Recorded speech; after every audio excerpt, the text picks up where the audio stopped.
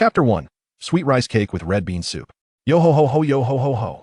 Hey, race a toast to Bing Sake. A melodious tune stirred Logan from his slumber, causing him to gradually blink his eyes open, only to be momentarily blinded by glaring light.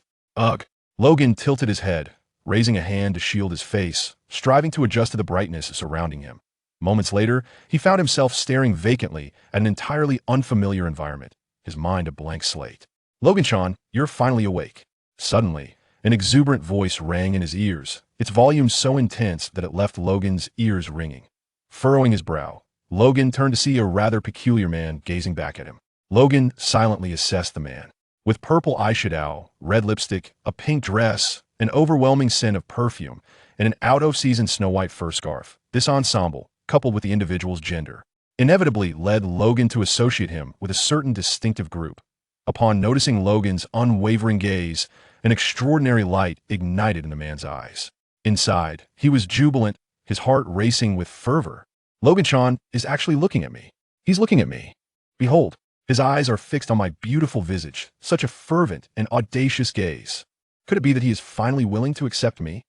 The mere thought sent waves of excitement through Nelson, causing him to tremble uncontrollably, tears streaming down his cheeks like a fountain as the tears splattered onto the bed covers. Logan jumped in surprise, instinctively curling up. With the blanket clutched tightly around him, he stared in alarm at the suddenly sobbing man, his heart sinking to the depths of despair. What in the world is this place? Wasn't I on my way home? Could it be that I was drugged at some point? Damn, I knew that water on the vehicle. Tasted off, there was indeed something amiss. That wretched driver, where have you sold me off to? Damn it. Just as Logan thought he was facing a dire predicament, a sharp pain erupted from the depths of his soul, accompanied by a barrage of fragmented memories. Logan instantly tensed, his body curling into a painful arc rip. As the fabric of the thin bedsheet tore under his grip, it disintegrated into a pile of tattered shreds. Nelson's cries abruptly ceased, his eyes widening in alarm at Logan's sudden expression of agony. Logan-chan, what's wrong? Ship's doctor. Ship's doctor. Nelson leaped from the bedside as if stepping on a red-hot iron, shouting frantically towards the door. The intense pain was swift, yet it vanished just as quickly, lasting merely a few fleeting seconds. However, to Logan, those seconds stretched on like an eternity. Weak and drenched in sweat, he lay sprawled on the bed, gasping for breath. He heard Nelson's shouts and managed to croak hoarsely. Don't shout. I'm fine, just be quiet. Although the circumstances remain unclear, the fatal wound that once plagued the abdomen of this body has miraculously healed. Should the ship's doctor become aware of this development, it would undoubtedly attract unwarranted attention, a situation Logan is keen to avoid. Nielsen, ever obedient to Logan's wishes, promptly covered his mouth and stood frozen in place, not uttering a single sound. Logan cast a weary glance at him and mustered his strength to speak softly. I apologize, Nielsen, but I find myself rather hungry. Would you be so kind as to fetch me something to eat? Nielsen's eyes brightened immediately, and he nodded vigorously, carefully retreating while still covering his mouth. The door clicked shut with a soft kacha. The room was left with only the sound of Logan's heavy breathing. Had he truly crossed over? Had he genuinely traversed into another realm? Logan stared blankly at the ceiling, his gaze devoid of focus. After a prolonged silence, he raised his arm, examining the body that evidently did not belong to him, his eyes gradually filling with bitterness. The cacophony of noise around him, the subtle tremors beneath him, the sudden influx of alien memories, and the unmistakably foreign body, all of these elements conspired to convey a harsh reality. He had indeed crossed over. Furthermore, through the distinctive terms within those memories, Logan was certain he had found himself in the world of One Piece, specifically during the year 1500 of the sea calendar. The realization struck him like a thunderbolt, leaving him utterly despondent. 2 years prior, spurred by a single utterance from Roger, dangerous individuals hidden in the world's shadows had surged towards the sea, embroiled in relentless conflict over wealth and chaos. Violence, disorder, oppression, and enslavement defined the ethos of this era. Only the strong could navigate the treacherous waters with ease, while the weak were devoured, akin to moths drawn to a flame, leaving no trace behind. Florentino Crotto Logan, at the tender age of 17, was merely a fragile moth fluttering into this merciless ocean that a year ago, Logan had set sail to become a pirate. 8 months passed, he had entered the Grand Line, joining the Barton Pirates as a combatant aboard their ship. Half a month ago, he had ventured into the new world with the Barton Pirates, engaging in plunder and pillage. 3 days prior, during the raid on a vast merchant convoy, the original host's abdomen had been pierced, leading to a fatal demise. The once vibrant youth had withered into oblivion. Logan sighed, both in tribute to the deceased boy and in reflection on his own destiny that he touched the bandaged area around his abdomen, where there was not a trace of pain. The wound had healed in a remarkable manner. Is this what one might call a benefit of being a transmigrator? Logan's lips curled into a faint, bitter smile. Creak. The door opened quietly. Nielsen, cradling a bowl of steaming rice like a precious treasure, approached Logan's bedside with a grin, saying, "Logan, this is a special red bean soup I personally made for you that I assure you, drinking it will revive your spirits instantly." The warmth wafting from the bowl enveloped him, and Logan inhaled, catching a subtle yet delightful aroma. His stomach growled audibly, betraying him. Indeed, this body had gone 3 days without sustenance. Hunger was to be expected. Nielsen listened intently to the sounds emanating from Logan's stomach, his eyes curving into crescent moons. "Logan, please eat," he urged. Logan did not immediately respond. Instead, he gazed at Nielsen with eyes as dark and shimmering as obsidian. Without the need for any extraordinary abilities, Logan could distinctly sense the kindness radiating from Nielsen, warmth akin to the sun's embrace on a winter's day. "Thank you," Logan said earnestly as he sat up, suddenly thrust into such a perilous world, becoming a pirate who danced on the edge of danger. Encountering someone who treated him with such kindness was truly a moment to cherish. Thank you? Logan actually said thank you to me? Nielsen stood there, utterly astonished, as if struck by lightning. Logan's bright laughter filled the air, gradually dispelling the shadows that had lingered in his heart. Nielsen's worldview was once again profoundly shaken this time. He was so astounded that his jaw seemed to drop to the ground as he murmured in disbelief, "Logan, you actually smiled at me." Logan recalled the reckless deeds of his former self and felt a twinge of embarrassment, turning his head slightly and scratching the back of his neck as he said, "Well, in the past, I was quite the jerk and treated you so poorly that I truly apologize for the distress I caused you." No, Nielsen exclaimed, tears streaming down his face. "I willingly accepted it all. I like you, Logan." Logan quickly grasped Nielsen's shoulders, interrupting him with a serious expression. "A romantic relationship is absolutely out of the question." "Absolutely, Logan," Nielsen said, his eyes glistening with tears, softly calling out Logan's name, a sound that tugged at the heartstrings. "Phew." Logan took a deep breath, steadying himself, and said earnestly, "Nielsen, while we may never be lovers, we can certainly be the best of friends. As long as we acknowledge each other, even without becoming lovers, it can be entirely fulfilling." "Best friends?" Nielsen repeated, lowering his head as he contemplated the words, his eyes gradually brightening.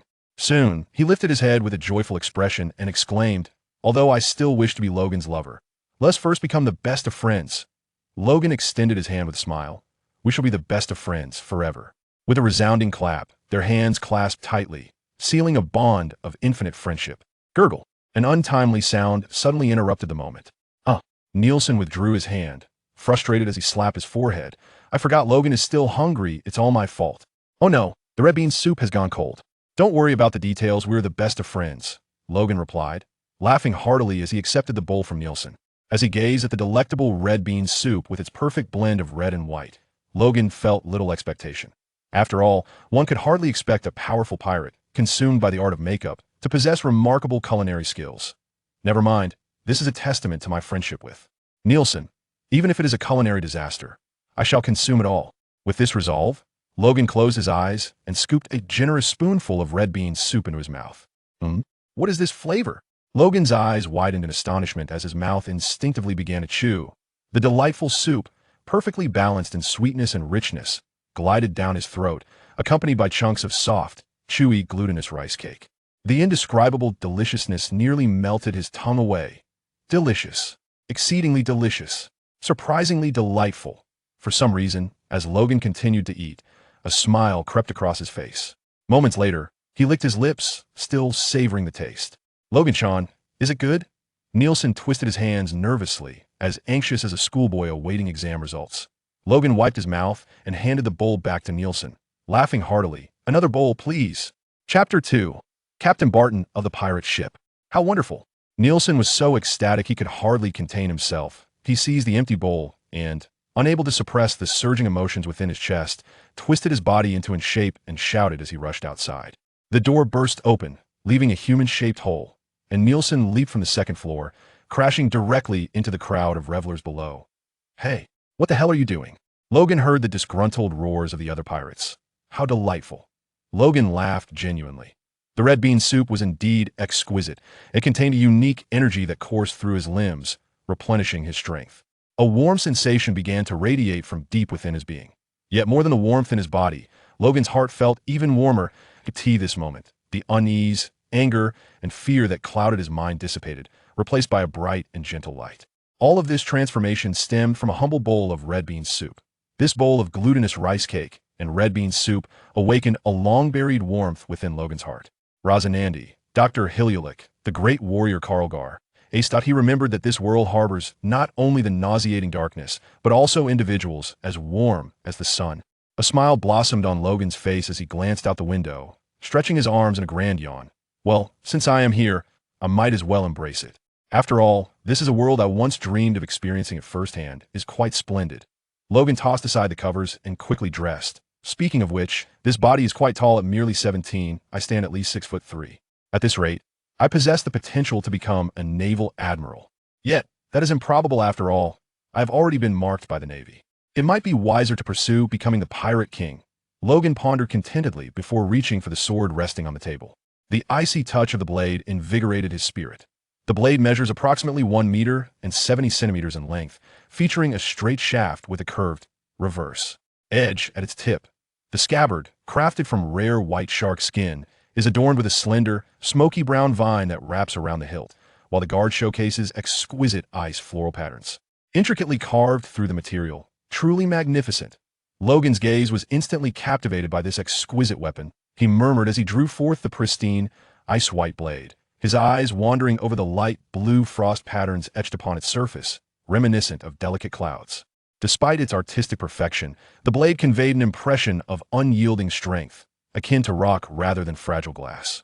Overwhelmed with excitement, Logan swiftly drew the blade entirely from its sheath and, within the confines of the not-so-spacious room, began to wield it with practiced precision.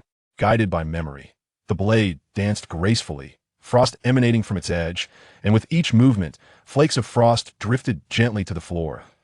As he completed a series of fluid strikes, Logan returned the blade to its sheath, extending his hand to catch a falling frost flower. Clad in a sailor's vest, Logan shivered momentarily, hastily brushing away the frost flower before sheathing the blade once more. Enchanting yet chilling, a beauty beyond compare. Standing before the window, Logan, like a child, traced whimsical patterns upon the frost-laden glass, while his fingertips grazed the scabbard. The blade, known as Ice Vein, was not one of the 83 renowned swords of the sea.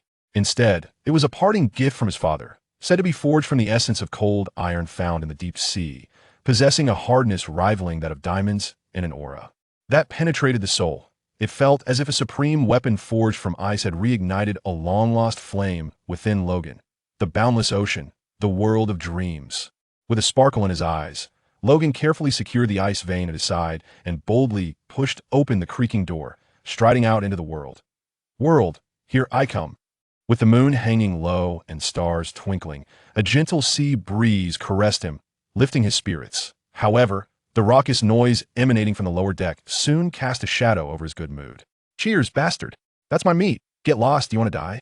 The cacophony of clinking glasses, shouts, songs, and even the clatter of blades was more discordant than 100 cawing crows. Amidst this raucous crew, a hairy pirate danced around the deck, his movements absurdly comical and his singing nearly unbearable, enduring kicks at every turn. Within this throng of pirates lay heaps of dazzling treasures, gold, berries, spices, and precious jewels upon which Logan's gaze lingered for a few moments. It was these very riches that had doomed the original owner's dreams of piracy. "Whitetooth, you scum are still alive?" A loud, drunken shout cut through the noise, striking Logan's ears directly. He focused his gaze, spotting a muscular man with arms as thick as a thigh, holding a bottle aloft while staring at him. After a moment's thought, Logan recognized him as Tuka, the ship's sharpshooter, known as Cold Shot, with a bounty of 20 million berries. As for the nickname Whitetooth that Tuka used, it was a moniker from Logan's bounty notice. The Navy's titles were, as always, remarkably straightforward. Although this name carries a certain narrative, I must admit I have a penchant for more flamboyant titles. Perhaps I shall persuade the Navy to change it someday. "Hey, you little bastard. I'm speaking to you, you know." Tuka suddenly erupted in fury, swinging his robust arm to hurl an empty bottle at Logan with ferocity. The sharp rush of wind startled Logan, who instinctively ducked to evade the projectile. Thud! The bottle, propelled by immense kinetic energy, grazed Logan's hair as it whistled past, shattering into pieces upon striking the stairs. Tuka swayed slightly, muttering, "Seriously, did I miss?" With that, Tuka resumed drinking from another bottle, gulping it down as though nothing had transpired moments before. Damn it! Logan felt every hair on his body stand on end, immediately gripping his knife, ready to charge down and give Tuka a close shave. But suddenly recalling something, he restrained himself, suppressing his rage. Criminal. Scum. Logan had now formed a concrete judgment about these pirates. Logan grasped the knife firmly, tempering his rage as he approached the crowd. He had no desire to engage with the scum, yet at times, one finds it unavoidable. Logan, with a stoic expression, navigated past numerous drunken pirates until he stood before a towering figure, a pirate who dwarfed him by at least a head. This man, approximately 50 years of age, bore hair streaked with gray, and possessed an exceedingly slender physique, so emaciated that Logan suspected, without that skeletal frame, he might appear even more frail. It was said that this condition stemmed from an ailment, and Logan found this to be true. For the old pirate's visage was perpetually marked with a sickly pallor. Yet, aboard this vessel, no one dared to underestimate this feeble-looking wretch. The reason was simple. He was the captain of the ship, Angor Barton, the notorious violent pig Barton, with a bounty of 128 million. Barton toyed with the goblet in his hand, his crimson eyes coldly scrutinizing Logan. The aura of a merciless pirate loomed heavily over Logan, instilling within him a palpable sense of dread, akin to standing before a prehistoric behemoth. Logan stifled the urge to place his hand upon the hilt of the knife and, with a steely resolve, declared, "Captain, I am awake."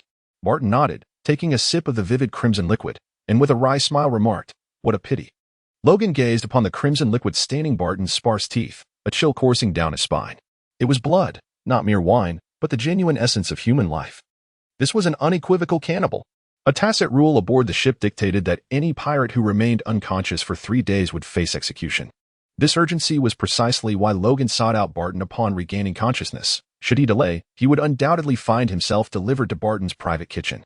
"Captain, if there is nothing of importance, I shall take my leave, for I feel a dull ache in my wounds." Logan wished to remain in the presence of this monster for not even a single second.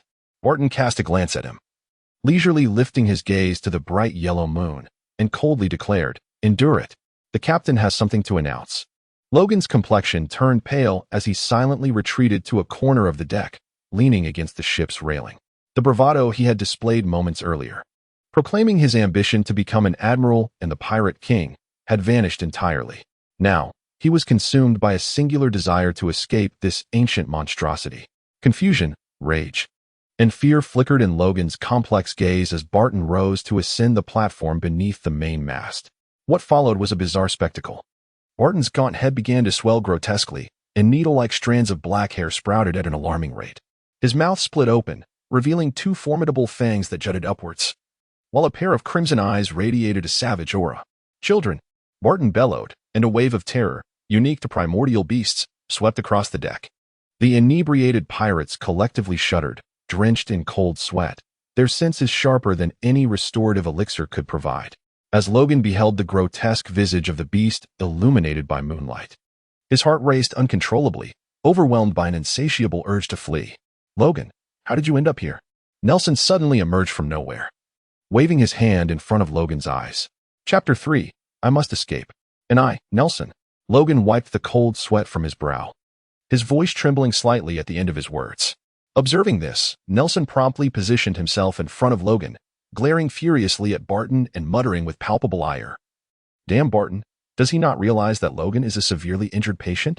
How dare he so brazenly exert his presence?" Logan stared blankly at his retreating figure, astonished, so formidable, completely unfazed by Barton's imposing presence.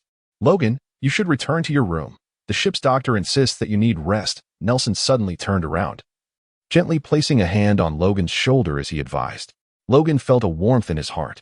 Just then, Barton bellowed once more, "Silence." The presence of the ancient behemoth once again instilled fear throughout the arena. However, with Nielsen by his side this time, Logan felt considerably more at ease. Logan patted Nielsen's hand, offering a faint smile as he remarked, "I am perfectly fine. Let us see what he has to say." Reluctantly, Nielsen nodded and plopped down in front of Logan, sulking while supporting his chin with his hand. Logan smiled and gazed up at Barton. "My little ones, did you enjoy the festivities over the past 3 days?" The pirates, recalling the wild revelry of those days, momentarily forgot their captain's fearsome reputation and erupted in enthusiastic shouts. "Yes, absolutely." Barton nodded with satisfaction, reverting from his beastly form to his human visage, and then inquired once more, "Do you desire more treasures? More exquisite wines? More beautiful women?" "Yes," the pirates responded with palpable excitement. Logan furrowed his brow and suddenly noticed a rolled-up piece of paper in Barton's right hand. This sight stirred a sense of unease within Logan, as he had a premonition that something unfortunate was about to unfold. Indeed, Barton opened his slender right hand, and the rolled paper unfurled in the wind. It was a bounty notice, adorned with the authoritative captain's hat, flowing golden locks, and a crescent-shaped white mustache. At this moment, the terror experienced by Logan was certainly no less than that of his initial encounter with the beast of Barton, Whitebeard. Although the visage depicted on this bounty notice bore a striking contrast to that of 2 decades hence, Logan nonetheless recognized his identity at a mere glance. Edward Newgate, the illustrious Whitebeard, the world's mightiest man in his prime, was depicted on that aged parchment, laughing heartily. Logan felt a sudden dizziness engulfing his mind as Barton's gaunt, elongated visage loomed infinitely larger before him. Surely, this foolish scoundrel could not be contemplating a challenge against Whitebeard, could he? It must be a ruse, a mere fabrication, surely. Barton brandished this bounty notice as a warning to the crew, imploring them to steer clear of provoking Whitebeard. Did he not? It must be so, it undoubtedly must. Logan clenched his teeth. Even though he knew it was futile and felt ashamed for harboring such thoughts, he couldn't help but cling to a flicker of hope. He did not wish to die. Although he had stumbled into this world in a haze, he certainly did not want to depart from it in a similar manner. However, Barton's subsequent words ruthlessly shattered his fragile hopes. "Listen, my comrades. After Roger's demise, Whitebeard is the man closest to the legendary treasure. If we eliminate him, we shall seize the fabled bounty of the Pirate King, the grand treasure that lies in one magnificent piece." Barton raised Whitebeard's bounty notice high aloft, his voice no longer calm, but rather imbued with a frenzied fervor. "At that moment, we shall attain immortality, wealth, power, fame, everything. Once we acquire the grand treasure, the world will be ours for the taking. All we need to do is slay Whitebeard and claim his head. And all of this will be within our grasp. Kill, kill, kill." Under Barton's incitement, the pirates erupted in fervor, shaking their fists towards the sky and shouting in unison. Barton was quite pleased with their reaction. He pressed his palms down to quiet them, then proclaimed loudly, "To celebrate the wise and momentous decision made by the Barton pirate crew, I, your captain, have decided to share the spoils of this plunder, granting each and every one their rightful share of my treasure." He emphasized once more, "That means all of you." The pirates paused for a moment, then erupted into thunderous cheers. Among them, the loudest were a few gaunt, pallid figures, the expendable pirates of the ship. On Barton's vessel, a strict hierarchy was maintained: captain, combatants, ordinary pirates, and expendables, each category distinctly defined. The combatants were those with bounties, while ordinary pirates were those who had joined the crew and achieved 10 kills. The lowest rank, the expendables, were mere commoners abducted from towns. The expendables served as slaves aboard this ship, devoid of any rights. In previous plunder distributions, they could only watch helplessly, without even the privilege to lick the plates clean. Yet this time, the captain had astonishingly decided to share his 60% allocation, a truly monumental fortune. The expendables were nearly overwhelmed with joy. "Now, let us revel, my comrades." Oh, in stark contrast to this vibrant atmosphere, Logan in the corner felt as though he were being engulfed by a shroud of gray. His spirits were utterly dismal. What captain? What ogre? What supernova? All utter nonsense. He was merely a jester, blind to his own identity. Bang! Crack! Logan turned sharply and struck the ship's railing with a heavy punch, splinters flying in all directions. Nelson, startled, looked at Logan with a mixture of confusion and concern. "Logan, are you all right?" he inquired. Logan, with his back turned to Nelson, replied in a deep tone, "I am fine." Nelson was about to say something further, but was interrupted by Logan's raised hand. "I apologize, Nelson, I just need some quiet." Nelson opened his mouth to respond, but ultimately spoke gently. If anything is troubling you, do share with me. We are the best of friends, after all. Also, I have placed the red bean soup on the table for you. Do remember to have some. After expressing his sentiments, Nelson reluctantly walked away. At that moment, a faint, almost imperceptible voice reached his ears. Can you defeat the old man? Nelson's ears perked up, and he widened his eyes, scanning his surroundings in bewilderment. What? Logan.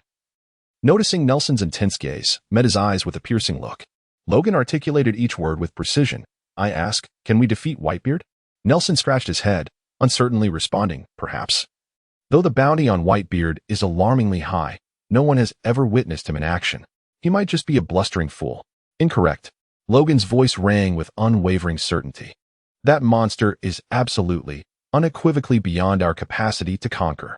Nelson stared blankly at Logan, suddenly feeling a sense of absurdity. The Logan he remembered was a fiercely rebellious spirit, one who never conceded defeat. His piercing gaze was as chilling as his blade. Yet now, Logan was uttering words of certain defeat. Had he surrendered? No, that couldn't be right. There was no hint of despondency in him. His brilliance had not been dulled, so why did he express such sentiments? Nelson found himself grappling with confusion. Nelson. Logan gazed intently into Nelson's eyes. His expression remarkably clear. The perception of one who has faced death differs vastly from that of one who has not. This boundless ocean is vast and infinite. At present, we are but a small fish, unworthy of touching the great whale. Logan approached Nielsen and, in a tone audible only to the two of them, said, Nielsen, I yearn to escape this vessel and forge my own pirate crew, starting as a mere fish and growing into a leviathan that swallows the heavens. Would you be willing to become my first crew member? Logan gazed intently at Nelson, his heart brimming with anticipation. Nelson appeared momentarily startled by Logan's perilous words. Standing transfixed in place, utterly motionless. In the distance, Barton scattered handfuls of gold coins into the air as the pirates clamored to seize them, the cacophony of their revelry rising in exhilarating waves. As time ticked away, Nelson remained rooted like a statue, unresponsive and seemingly lost in thought. Had he faltered? The light in Logan's eyes gradually dimmed as he resignedly closed them, unaware that he had clenched his fists tightly. He bore no resentment towards Nelson. The path of betrayal was fraught with peril, and moreover, the grand promises painted by Barton were undeniably enticing. Defeating Whitebeard would grant him the title of Pirate King and bestow upon him everything the world had to offer. What a splendid vision it was. Thus, he watched Nelson pursue his dreams, challenging Whitebeard, akin to a moth drawn to a blazing fire. No, I refuse to accept this. Logan's forehead throbbed with bulging veins. How could he possibly stand idly by and witness his dearest friend march towards certain death? I must persuade Nelson. Not merely for my own sake, but for his as well. With this resolve, Logan resolutely opened his eyes. To his astonishment, Logan was utterly taken aback by the scene before him. There stood Nielsen, tears streaming down his face, silently weeping, with his makeup smeared across his visage. Despite his tears, Nielsen's mouth was stretched wide in an exaggerated grin, rendering the sight utterly ludicrous. Logan, no? Captain, Nielsen choked out, this is my wish. Chapter 4. The Logan pirate crew. Logan suddenly felt as though his heart was seized by an invisible hand, his nose tinged with an unsettling sensation. Images, like bubbles, floated up from the depths of his memory, and he recalled the events from 2 months prior. On the tranquil surface of the sea, a peculiar figure clung desperately to a piece of driftwood, rising and falling with the waves. The individual, bloated from prolonged exposure to the salt water, was grotesquely adorned with an array of deep-sea vegetation, both repugnant and terrifying, yet it was discernibly human. Bored and restless, Logan wished to wager a bet on whether the person was alive or dead. However, due to his ignoble stakes, the irritable pirates were reluctant to engage in his gamble. In a fit of anger, Logan compelled a hapless pirate to bet against him. If he won, the pirate would perish. If he lost, the pirate would feast. The pirate, fearing for his life, had no choice but to retrieve the individual from the sea and summon a foul-mouthed ship's doctor for an assessment. It turned out that Logan had lost the wager. Enraged and humiliated, he executed the pirate and contemplated kicking the rescued figure back into the ocean. However, Barton recognized the individual as the notorious bounty of 43 million berries, the alluring Arisa Nelson. This was a formidable asset, and Barton intended to bring Nelson aboard. Thus he forcefully halted Logan's actions. Soon after, Nelson awoke and, upon learning the circumstances, readily agreed to join Barton's pirate crew. Yet, his reason for boarding was rather different from what Barton had anticipated. "I have fallen for Logan, and I wish to join his crew," Nelson declared. Perhaps the salt water had muddled his mind, for Nelson believed Logan to be his savior and had fallen head over heels for him. To some self-proclaimed insightful pirates, it appeared that Nelson was employing a rather unconventional method of revenge against Logan, likely intending to ensure that Logan suffered a torturous demise filled with disgust and dread. Logan shared this sentiment. However, a week later, due to a trivial incident, he became convinced that Nielsen was genuinely in love with him. And it was the most humble form of affection. Upon realizing this, Logan wore a twisted smile and began to shamelessly manipulate Nielsen, capitalizing on Nielsen's borrowed authority. He oppressed and plundered other pirates, offloading all arduous tasks onto Nielsen. Yet, regardless of how Logan treated him, be it trampling the meticulously prepared breakfast into the dirt, hiding a venomous beehive in his cupboard, or framing him for theft, Nielsen accepted it all with a smile. The images from his memory blurred with reality, and Logan's gaze grew increasingly hazy. He watched Nielsen, weeping like a child, and pretended to casually wipe his eyes, softly muttering, "What a fool. All right, stop crying. My first crewmate." With reddened eyes, Logan extended his hand to dry Nielsen's tears and sniffles. He has his own pirate crew too. Logan's pirate crew, Captain. Logan's pirate crew, you say? Logan chuckled. What a splendid name. The bright moon rose slowly, and a silvery mist enveloped the sea. Let us go to my cabin. Logan cast a glance at the raucous pirates and smiled at Nielsen. At such a late hour, to Logan's room. Nielsen suddenly became tongue-tied, his face flushed crimson, and wisps of steam seemed to emanate from his head. Smack. You're as red as a boiling teapot.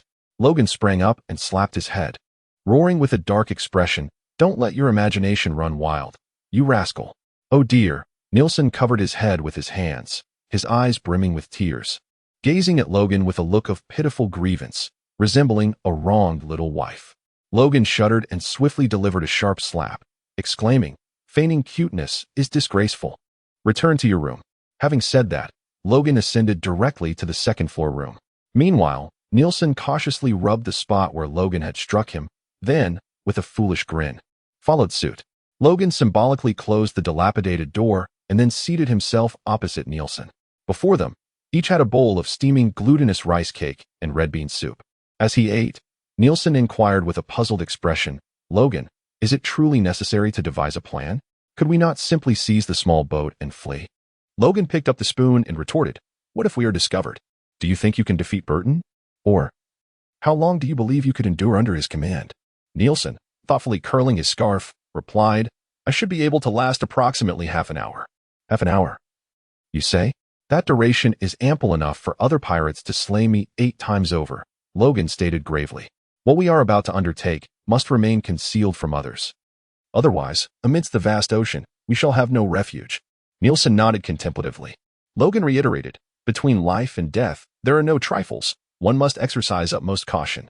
Nelson, with a grave demeanor, patted his chest and assured, "Rest assured, I shall heed your counsel from this point forward, exhibiting neither recklessness nor negligence. And I will ensure the captain's safety with unwavering commitment." Logan struck him once more, exclaiming with irritation, "Fool, prioritize your own safety before anything else. You are the most vital member of my pirate crew."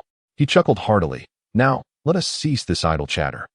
Logan wiped his mouth and pushed the bowls of the two aside, laying out paper and pen on the table. In an instant, Nelson was filled with fighting spirit. Clenching his fists, "Speak up, Captain. When shall we make our move? I am eager to flee."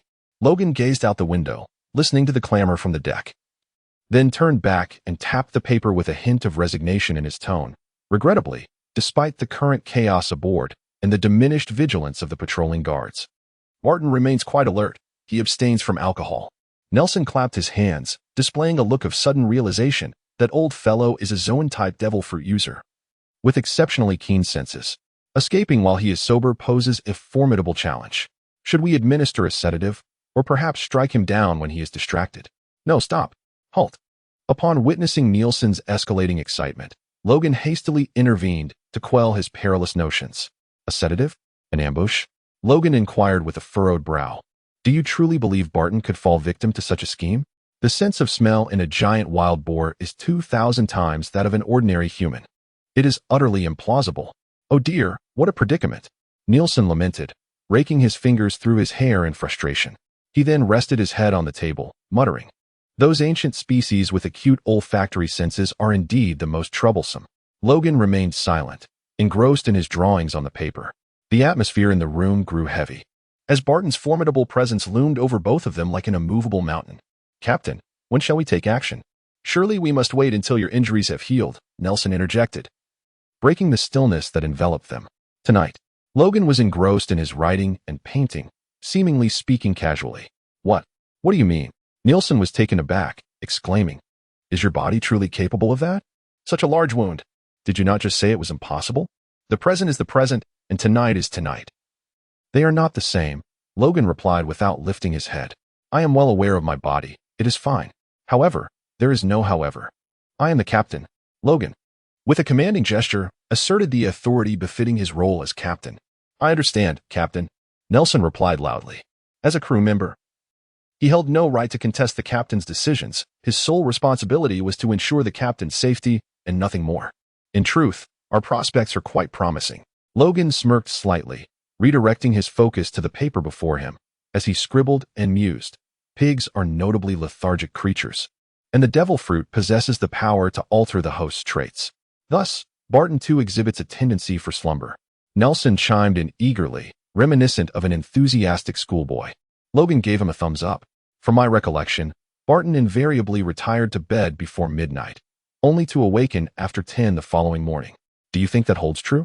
Nelson tilted his head in contemplation, recalling carefully, and responded, "Although my time aboard was brief, it indeed seems to be the case." "Then there is no issue. To be prudent, we shall commence our operation at 1 in the morning. Those fellows have been feasting for 3 consecutive days. Even the most resilient among them cannot possibly endure another all-nighter." As Logan placed the final stroke on the paper, he gently blew upon it to hasten its drying, simultaneously contemplating the timing of his next move. Nelson, of course, offered no dissent. Rather, he merely nodded in a perfunctory manner. His attention was captivated by something far more intriguing. "Well, Captain, what on earth are you writing?" Nelson leaned almost completely across the table, straining to discern the contents of the paper. "Ha!" With a proud expression, Logan handed the paper to Nelson, exclaiming, "This is the treasure of our pirate crew." In an instant, Nelson's eyes sparkled with the excitement of discovering a rare gem as he shouted exuberantly, "The pirate flag! The formidable skull emblem! The intercrossed blades of the ice-veined sword and its sheath, along with my beloved scarf! Captain, I am utterly enamored with this pirate flag." Nelson pressed the paper, adorned with the design of the pirate flag, against his chest with utmost reverence, as if he intended to etch its image upon his very being. "The pirate flag embodies the spirit of our crew. With this banner, we can truly declare the formation of the Logan Pirate Crew." "Logan Pirate Crew!" Nelson joyfully exclaimed. Logan pressed his hand down, reminding, all right, keep it down. We don't want Batten and the others to hear us." Despite his best efforts to stifle his laughter, Nelson appeared as though he was on the verge of leaping with joy. Logan shook his head with a chuckle, glancing at the wall clock, 11:45. There remains an hour and 15 minutes, a rather pleasing figure. Chapter 5, A Rough Plan. "Stop grinning like that. There will be plenty of time for merriment later." Logan beckoned with his hand, saying, "Come over, let us discuss the plan." "At your command, Captain." Nelson instantly adopted a serious demeanor, executing a formal salute with utmost sincerity. Logan produced another sheet of paper and began to write, stating, "In the most favorable scenario, after 1 o'clock in the morning, Barton will be in a deep slumber, and the majority of the pirates will be utterly intoxicated. The only areas aboard the ship that will continue to function are 3. The first is the expendable patrol team, comprised of 5 to 8 lowly pirates. They possess little combat prowess, yet they are dispersed throughout the vessel, making them difficult to evade. The second location is the lookout tower, manned by 2 battle-hardened pirates. By the way, who is on duty tonight?" Nelson tapped his head in thought and replied, "It's Beck and Lou Well." "That simplifies matters," Logan remarked. "They have never been diligent in their duties. They are likely engrossed in a game of cards at this very moment. Just watch as I send them flying with a single punch." Nelson flexed his muscles with great flair. Logan smiled softly and continued, "The final location is the guard station before the storage room.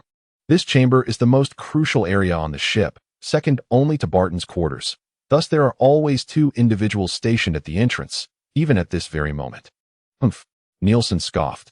Those fellows possess neither remarkable strength nor individuality. They are all staunch followers of Barton, obediently adhering to his every command. Resembling machines devoid of any semblance of a pirate's spirit, Logan remained noncommittal, extending 3 fingers. In any case, barring unforeseen circumstances, the forces we must contend with are the aforementioned 3 factions. We shall divide our efforts into 2 paths. Nelson immediately raised his hand in protest, expressing, "I wish to accompany the captain. Acting separately would expedite our endeavors." Logan coldly declined him, primarily out of fear that during the confrontation, Nelson might discern that he bore no visible injuries. Nelson did not oppose further, bowing his head momentarily before raising it again, earnestly stating, "Then, Logan, you must ensure your own safety." Logan nodded thoughtfully and then assigned, "Your mission is to eliminate all the eyes aboard the ship, including the expendable patrols and lookouts. Only by dispatching them can we secure more time for ourselves." Nelson, eager and full of vigor, replied, "Leave it to me." Logan, wary of his own carelessness, could not refrain from cautioning. The 2 pirates atop the lookout tower carry bounties on their heads and possess formidable strength, endowed with keen sight. They can sound the alarm at any moment, so we must remain vigilant in our approach and afford them no opportunity to raise the alarm. "Absolutely," Nelson exclaimed, flashing a grin that revealed 2 rows of gleaming white teeth as he raised a victorious hand gesture. Logan could not help but chuckle. "Nelson, you truly bring me great comfort." "Oh dear, you mustn't flatter me so. It makes me quite bashful." Nelson's scarf fluttered in the air, forming a heart shape, as he twisted like a serpent, drawing closer to Logan. All right. Logan quickly interjected, "Let us return to our plans. I shall handle the guards at the remaining storage compartment. Captain, perhaps I should take this route instead. Your injuries are quite severe, and I fear for your safety." Nelson hastily explained, anxious that Logan might refuse. "I do not doubt your ability to handle those 2 guards, but I am concerned that should your wounds flare up, it might afford the guards an opportunity to raise the alarm, jeopardizing our plans." "Fear not," Logan reassured, thumping his chest. "Thanks to your delightful rice cake and red bean soup, I now feel invigorated. Subduing those 2 guards will be a mere trifle." Nelson bit his lip, still apprehensive. Yet, he chose not to voice his concerns, silently resolving to dispatch the patrols and watchtower with utmost haste, so he could reunite with the captain, even if it meant risking his own life to ensure Logan's safety. Observing the worry etched on Nelson's face, Logan felt a pang of guilt. He was overwhelmed with the urge to unveil his shirt and reveal that he had completely healed. However, reason prevailed. How could he explain? Should he tell Nelson that the Logan he loved had perished, and the being conversing with him was merely an otherworldly entity inhabiting his body? The consequences of such revelations were too daunting for Logan to fathom. Thus, he resolved to keep this secret from Nelson until the opportune moment arose. "Oh, we also require a recording pointer," Nelson suddenly exclaimed. "Without a recording pointer in the New World, we cannot venture anywhere." This statement jolted Logan back to reality. After a moment's contemplation, he replied, "The sole pointer aboard is with the navigator, Ulysses. I shall retrieve it. Stealth is my forte." Nelson did not object. Ulysses, nearing 70, was a venerable man with vast maritime experience, but lacking any combat prowess. Logan's involvement brought him some measure of reassurance. However, an idea struck him, and he suggested, "Since you are off to procure the pointer, might I take charge of the ship acquisition task?" Logan smiled and pointed at him, saying, "You might as well conserve your strength for rowing. This is quite a laborious task." "Alas, very well," Nelson replied, his expression one of despondency. Logan smiled gently and glanced at the clock on the wall. It was already 12:05. He murmured to himself as he approached the window, where he could behold the deck in its entirety. The deck was as raucous as ever, with the exuberant pirates brawling and spilling their drinks everywhere. The haggard underlings flitted among the revelers, wearing forced smiles and occasionally casting greedy glances toward the piles of gold. However, Barton's presence was conspicuously absent, suggesting he had retired for the night, a promising sign indeed. Logan stood quietly before the window, meticulously counting the number of pirates. A total of 89 individuals. 33 lay sprawled on the ground, inebriated and oblivious to their surroundings, and this number continued to rise. Everything was unfolding according to Logan's design. At this rate, Success seemed imminent. Logan suddenly felt an overwhelming surge of strength, as though a brilliant light illuminated his surroundings. His heart raced with an indescribable excitement, prompting him to pace back and forth in front of the window. Then, just as abruptly, he sank back into his chair. No, he thought. It was imperative to remain calm at this moment. Logan patted his face, took a few deep breaths, and compelled himself to regain his composure. Nelson, observing the captain who resembled an elementary student on the verge of a holiday, could not suppress a chuckle. What is so amusing, you rascal? Logan inquired, unable to resist joining in the laughter. Nelson covered his mouth, yet a voice tinged with mirth escaped through his fingers. The captain is truly adorable. Ha! In my eyes, Nelson is equally charming. Really? Absolutely. Oh dear, you're making me blush. Logan hastily pushed back Nelson's approaching face and swiftly inquired, by the way, is there anything you need to bring? Hurry and prepare. Reluctantly, Nelson returned to his seat, gesturing to the scarf around his neck, and replied, aside from this, there is absolutely nothing else to worry about. Logan was somewhat intrigued. Does this scarf hold any special significance for you? Oh, it's not so much of a special significance, but it is indeed something quite important. Nelson chuckled, seemingly reluctant to elaborate further on the subject. Captain, you should gather your belongings. I will head down below to scout for any enemy activity and report back to you shortly. Before Logan could respond, Nelson had already dashed out the door. Logan scratched his head, evidently having discovered the appropriate method to maintain distance from Nelson. Chapter 6. The Wolf Pirates. At this very moment, in another part of the sea, aboard a pirate ship adorned with a wolf's head, dozens of battered pirates lay sprawled upon the deck, wailing in misery. Not far from them, the fearsome pirate, Klaus Jeremy, gasped for breath, collapsing beneath the wolf's head at the ship's prow. Am I so unworthy that you deny me even the chance to wield a blade? Jeremy's body bore stripes of bruises, and his weapon lay shattered beside him. Yet, the emotion surging within him was not fear, but an almost overflowing fury. Nearby, a broad-shouldered man with an open chest leaned gracefully against the ship's railing, nonchalantly polishing the blade of his sword before sheathing it. How dare you? Jeremy felt an unprecedented humiliation wash over him. Stumbling to his feet, he pointed his broken claw knife at the man, bellowing, answer me. Captain of the Whitebeard Pirates 5th Division. Flower Sword Vista. Respond to me. Vista adjusted the slightly wrinkled edge of his attire, a gentlemanly smile gracing his lips. The second ranked among the supernovas. With a bounty of 130 million berries, the fearsome wolf truly lived up to his fearsome reputation. Are you attempting to insult me? Jeremy roared. No, Vista. Stepping away from the ship's railing, let his open-collared cloak flutter in the sea breeze.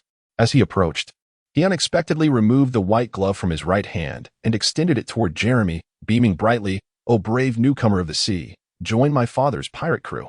Eh? This sudden turn of events caught Jeremy off guard, eliciting gasps of shock from his fallen comrades. The hand, a symbol of recognition and acceptance, hovered before Jeremy's eyes. Then, with a resounding crack, Jeremy thundered, What nonsense is this? I am your enemy. His cheeks revealed a hint of grizzled hair as his wolfish fangs glinted ominously.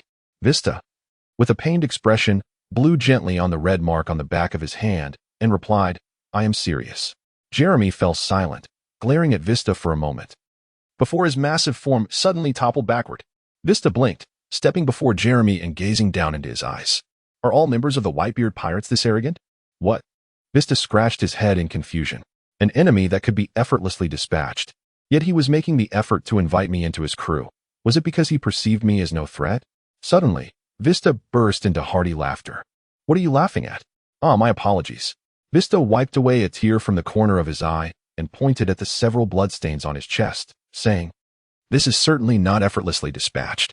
Jeremy's heart burned with fury as he bared his teeth and exclaimed, Are you mocking me, you scoundrel? Vista's gaze ignited as it locked onto Jeremy's eyes. Jeremy shut his eyes, suddenly exhaling 2 puffs of white vapor from his nostrils, then abruptly opened his eyes. Leaping to his feet, his form elongated, his mouth stretched, claws sprouted from his limbs, and a robust, fluffy wolf tail erupted from behind him. Animal species, dog fruit. Sandwolf form, human-beast hybrid. Damn it, I cannot yield. I am destined to become the Pirate King. How could I ever submit to another? Awoo. A savage aura swirled around the ship like a tempest. Oh, Captain! The pirates, who had been effortlessly defeated by Vista, suddenly sprang to life as if invigorated by a surge of adrenaline, scrambling to their feet and brandishing their weapons to encircle Bista. Jeremy laughed maniacally, roaring, "Come on, flower sword. Let us have another bout. This time, I will ensure you taste my blade." Ugh. Honestly, Bista sighed, shaking his head in exasperation, raising his hands in surrender. "Please spare me. I haven't had dinner yet." "What? Are you conceding? Say whatever you like." "Ah, I am so hungry. Is the kitchen this way? Do you have any leftover dinner?" As he spoke, Bista casually pushed through the circle of pirates, and to their astonishment, made his way to the kitchen with ease. After a while, he emerged carrying a plate of cold rice topped with meat. "I shall begin." Bista removed his other white glove, pressed his hands together, and commenced his meal like a true gentleman, utterly oblivious to his surroundings. Gulp. The pirates collectively swallowed hard. Though they were baffled by how Bista had so accurately located the kitchen, they knew this was not the time to ponder such matters. The first mate, Mike, leaned towards Jeremy and whispered, "Boss, are we still going to fight?" Jeremy glared, his voice gruff. "How should I know? And tell that cook to prepare some meat. I'm hungry too." "Huh. At once." 40 minutes later. "Hey, is this for real? The flavor rivals that of Sachi's cooking. Your ship as chef is quite remarkable," Bista exclaimed, chewing heartily on a perfectly cooked steak. Jeremy, seated across from him, was tearing into a bone-in cut of meat and merely grunted in response, slightly lifting his chin in acknowledgement. "Hey, what are you lot standing there for? Come over and eat."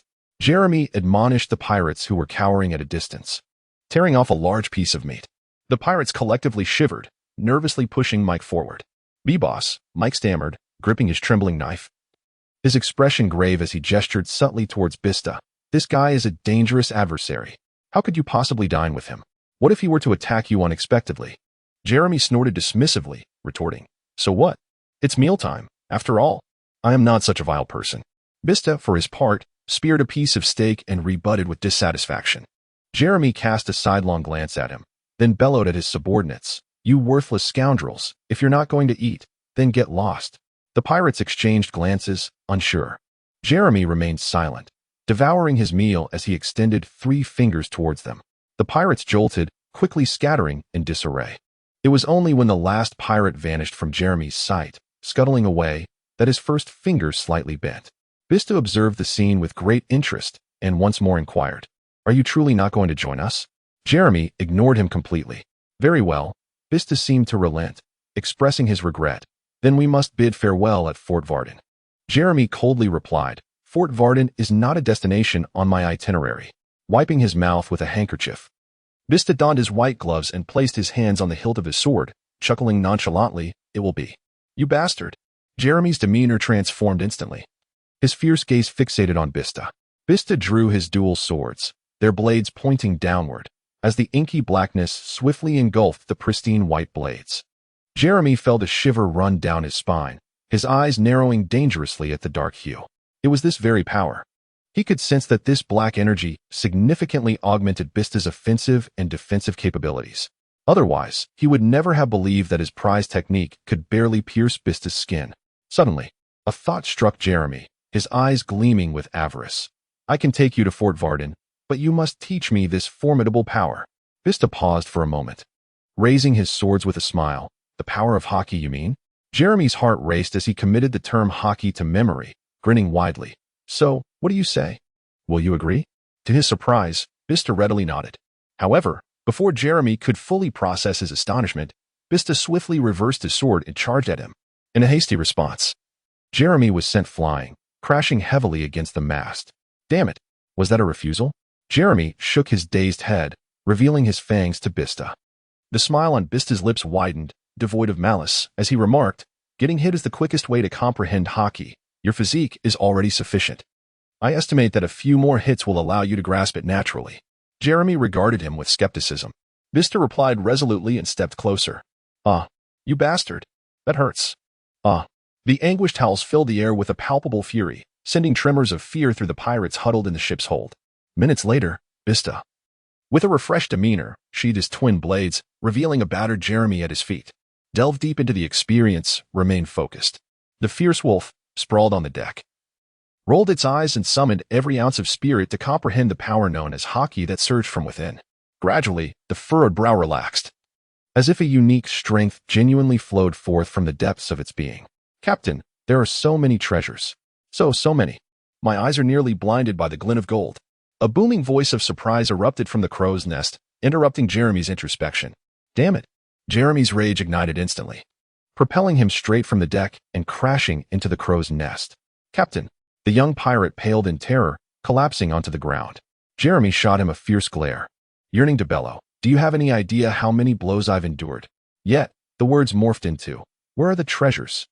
The young pirate exhaled in relief, trembling as he handed over the telescope and pointed in a direction.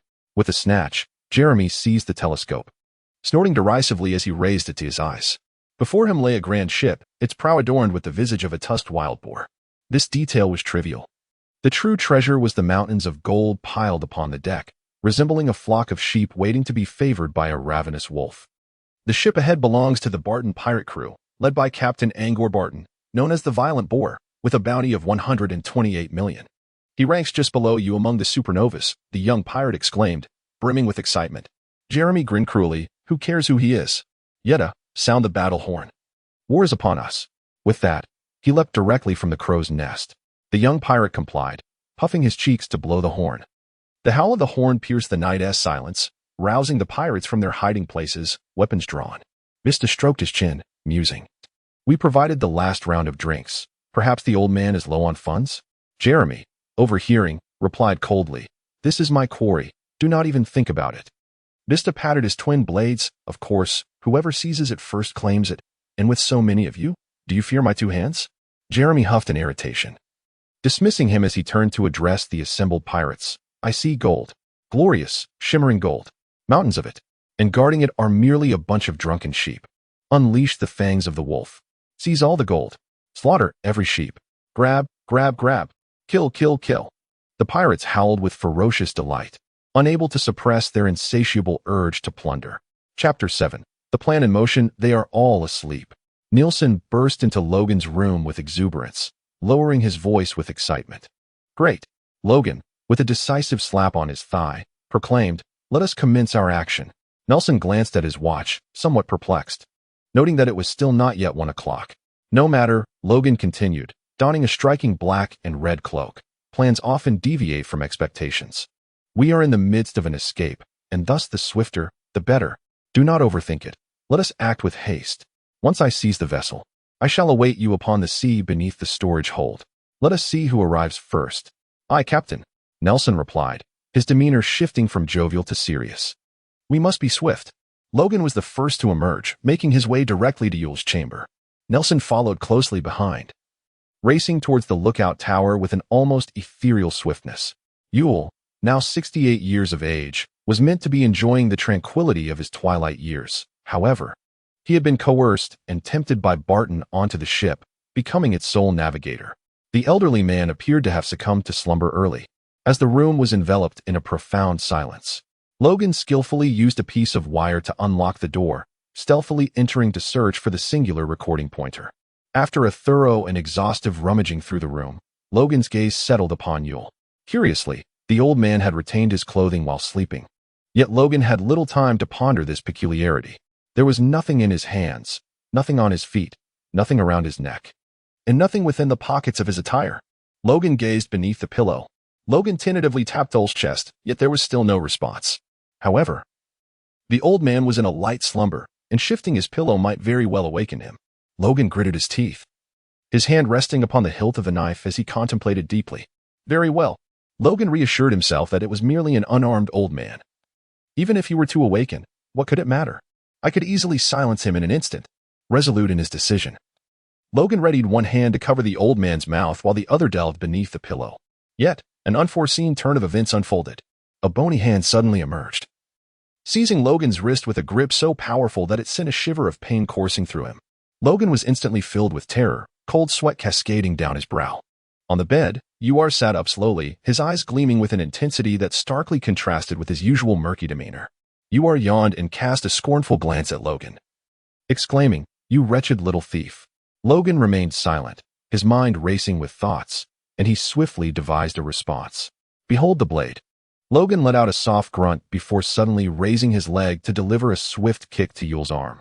The latter, caught off guard, could not evade in time, resulting in his arm being forcefully pushed away. Upon witnessing this, Logan swiftly withdrew his hand and drew his blade with remarkable speed. "Wait, you are," exclaimed urgently, quickly retrieving an object from his trousers. "The recording pointer is here." Logan hastily relinquished most of his strength. Yet the keen edge of the blade left a frosty blood mark upon Yule's nose. Yule shivered profoundly, trembling as he raised the object in his hand. "The recording pointer, indicating the direction to the next island, is here." Logan cast a cold glance at the object in Yule's hand, his lips twitching involuntarily. Surely, this would prove uncomfortable for sleeping, wouldn't it? Logan cleared his throat and, in a lowered voice, menaced, "Hand over the items, or I shall take your life." To this, all responded with an unexpected sense of relief. He calmly pushed aside the blade and, wiping the frost from his face, stated, "I can acquiesce. But you must agree to one condition." "Speak. Take the old man with you as well." Logan paused momentarily. "Take me away. I wish to return to the North Sea." Uar held the recording device tightly against his chest, raising his voice a notch. Logan glared at her, his grip on the hilt of his knife tightening and loosening in a restless rhythm. In a fit of defiance, clenched the recording pointer tightly in his right hand and declared in a harsh voice, "If you do not include the old man, I shall shatter this pointer. I am confident I can destroy it before you make your move." Logan's gaze sharpened, and the strength in his grip on the hilt of the knife loosened slightly. A glimmer of ecstatic hope flashed in Yule's eyes as he hastily implored, "I am but an old mariner. There lies a 7-day voyage to the nearest island. Without my guidance, you are in great peril. Take me with you. I possess invaluable skills." In Logan's mind, a fierce internal struggle ensued, ultimately leading him to grit his teeth and declare, "Very well. It is precisely because you resorted to threats instead of summoning others that I acquiesced to your request." Ulr's body trembled with surprise as he turned and earnestly performed the most profound act of reverence towards Logan. "Enough with the pretense. Hand me the recording pointer." Logan, with a sense of impatience, extended his hand. Uar, with a tone of regret, replied, "Pardon my boldness, but I can only grant it to you after you have taken this old man away from the ship." Logan had never intended to acquire it. He understood that the recording pointer was Uar's sole bargaining chip, one that would not be relinquished lightly. Thus, he nodded and stated, "Very well. But you must fully comply with my commands. Do not make any unnecessary movements." "Understood. Within 3 seconds, follow me out of this room." Having spoken, Logan turned and strode out. Ul flew off the bed, slipped on a pair of straw sandals, and swiftly followed him out the door. The series of movements flowed seamlessly, as if they had been rehearsed countless times before. Logan cast a surprised glance at him, but said little, silently quickening his pace towards the storage compartment. Along the way, he encountered several nameless pirates lying on the ground with their necks twisted, and it was evident without a doubt that this was the work of Nielsen. Logan silently mourned for them in his heart for a few seconds, casually grabbing 2 bottles of inferior liquor before swiftly departing. Uar clung closely to Logan's heels, like his second shadow. Soon, they approached the storage compartment. The two concealed themselves in the darkness, peering at the 2 pirate guards illuminated by a faint flicker of light in the distance. Though the pirate guard skills were rather unimpressive, their attitude was somewhat tolerable, far inferior to the temporary security Logan had encountered before, yet still significantly better than the scum on the deck. Logan concealed the frost-veined blade securely within his heavy cloak, turning his head to whisper in a hushed tone, "Remain here motionless. Only emerge when I summon you." Ola gave a silent nod of understanding. Logan patted his cheeks, forcing a faint smile as he emerged from the shadows, clutching 2 bottles of wine. "Dear brothers, on such a joyous occasion, how could we not indulge in a drink?" Logan approached the 2 pirates with a greeting. The drowsy pair abruptly snapped awake at the sound of his voice. "Who goes there?" One of the vigilant officers grasped the rope of the alarm bell. Logan quickly responded with a smile, "It's me, Logan." The 2 pirate guards edged closer, and upon confirming it was indeed Logan, they exchanged a glance before loosening the restraining ropes. "Mr. Logan, what brings you here at such a late hour?" A glimmer of disdain flickered in the eyes of the 2 pirates, yet, due to Logan's status as a bounty-holding pirate, which elevated him above them aboard the ship, they maintained a semblance of courtesy in their words towards him. Logan pretended not to notice their demeanor, offering a warm smile as he pressed 2 bottles of wine into their arms. "My door is broken. I came to fetch some tools to fix it." The guards stared at the items in their hands, jaws dropping in astonishment. They rubbed their eyes in disbelief, only for their mouths to gape even wider upon realizing it was indeed Logan standing before them. After all, who in the crew of the Captain Barton's pirates is unaware of Logan's nefarious disposition? To put it without exaggeration, terms like plundering by force, deceiving superiors and oppressing subordinates, and utterly shameless are but euphemistic adjectives that barely scratch the surface. Especially after gaining Nelson's backing, this fellow became utterly arrogant and looked down upon everyone. Yet now, he actually approaches with a servile smile, offering 2 bottles of fine wine. In an instant, these 2 rather simple-minded pirates found themselves somewhat taken aback. However, they were not entirely foolish, and they could not help but inquire with curiosity, "Mr. Logan, why not simply have the boatman attend to this minor issue? What compels you to make the journey yourself?" Logan sighed in exasperation, remarking that the fellow had fallen into a deep slumber, utterly impossible to rouse. "We shall attend to it tomorrow. It is far too late today. This simply won't do. Otherwise, I shall find myself unable to drift into slumber this very night." Logan's demeanor was exceedingly resolute. The 2 guards exchanged glances, each perceiving the other's sense of helplessness. "Very well, Mr. Logan, we concede defeat to you." One guard turned to open the door, while the other retrieved 2 goblets from beneath the table. With a sense of delight, he poured the wine and remarked, "To be honest, the aroma of this wine has tantalized us both throughout the evening, ha ha ha." Logan nodded along with a forced chuckle. Yet his hand stealthily rested upon the scabbard. The enemy remained oblivious. Now was the opportune moment. Logan acted with decisive swiftness. With a metallic hiss, his frost-edged blade leapt from its scabbard, delivering a lethal strike to the throat. As snowflakes swirled through the air, his form lunged forward with predatory grace, the gleaming steel pivoting sharply to impale another foe before delivering a second devastating slash. Thud! The guard whose throat was slit collapsed onto the table, as droplets of crimson blood splashed into the wine glass. The other guard, pierced through the heart, gritted his teeth against the pain and turned to glare at Logan, whose sinister smile still lingered. Thud! Logan drew his blade, excruciating agony tearing through his nerves. Torrents of crimson lifeblood gushed forth from his chest. The dutiful guard uttered not a word, merely gritting his teeth as he strained toward the police rope with fading strength, until the light in his eyes dimmed to utter darkness. Though it was his first act of homicide, Logan felt no peculiar sensation, as mundane as sipping water or washing his hands. Logan was aware that this was the influence of the original's memories. Although the sensation of regarding human life as insignificant was rather unsettling, Logan found himself harboring no disdain for it, at least not at this moment.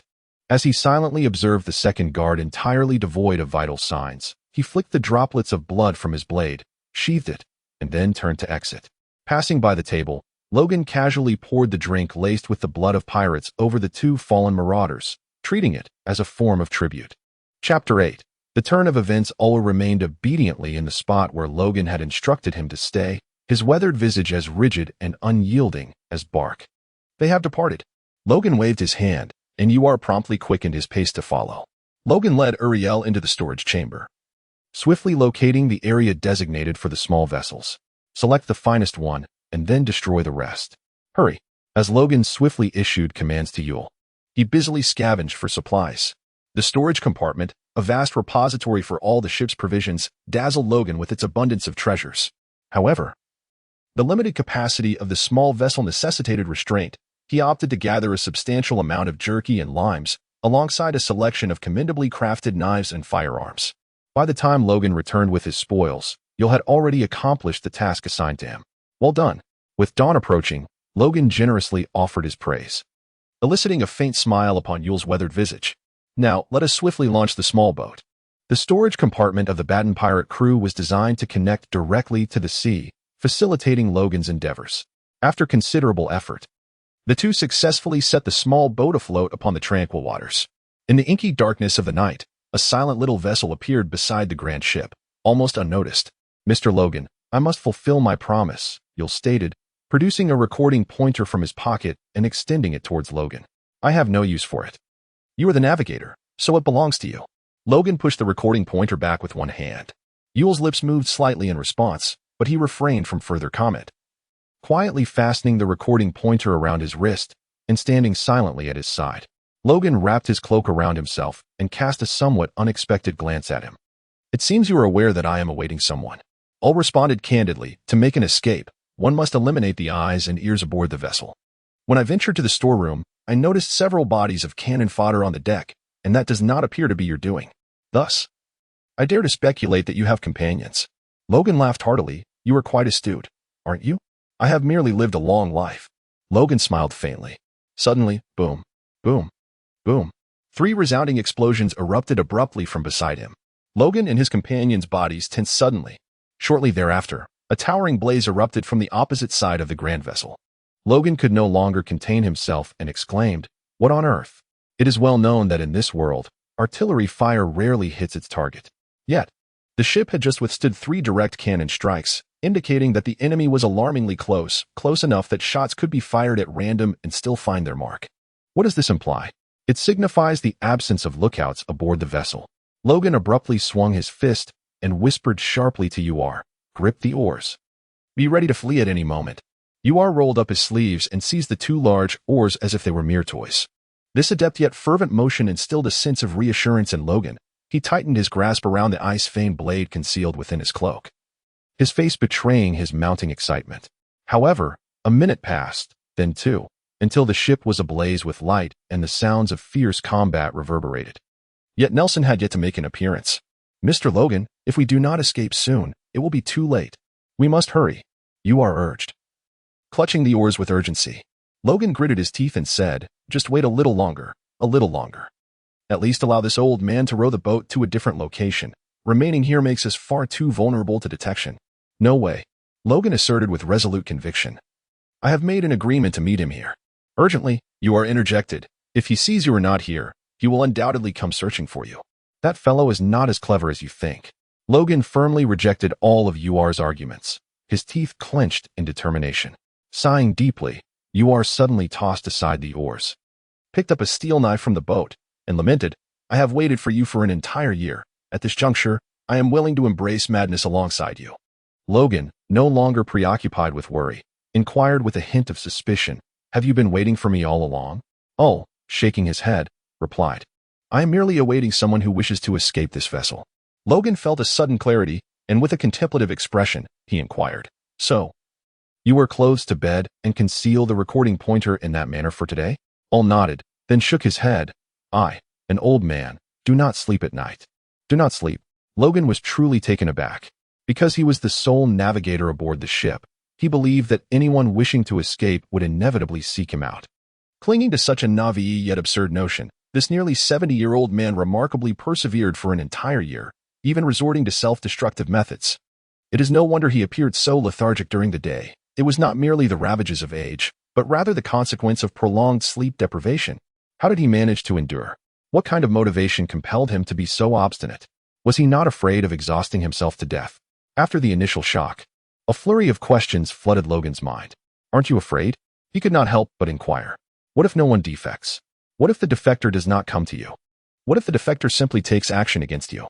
What if there are no what-ifs?" All interrupted Logan with unwavering resolve. "Old fool has an undeniable reason to escape from here. This fellow."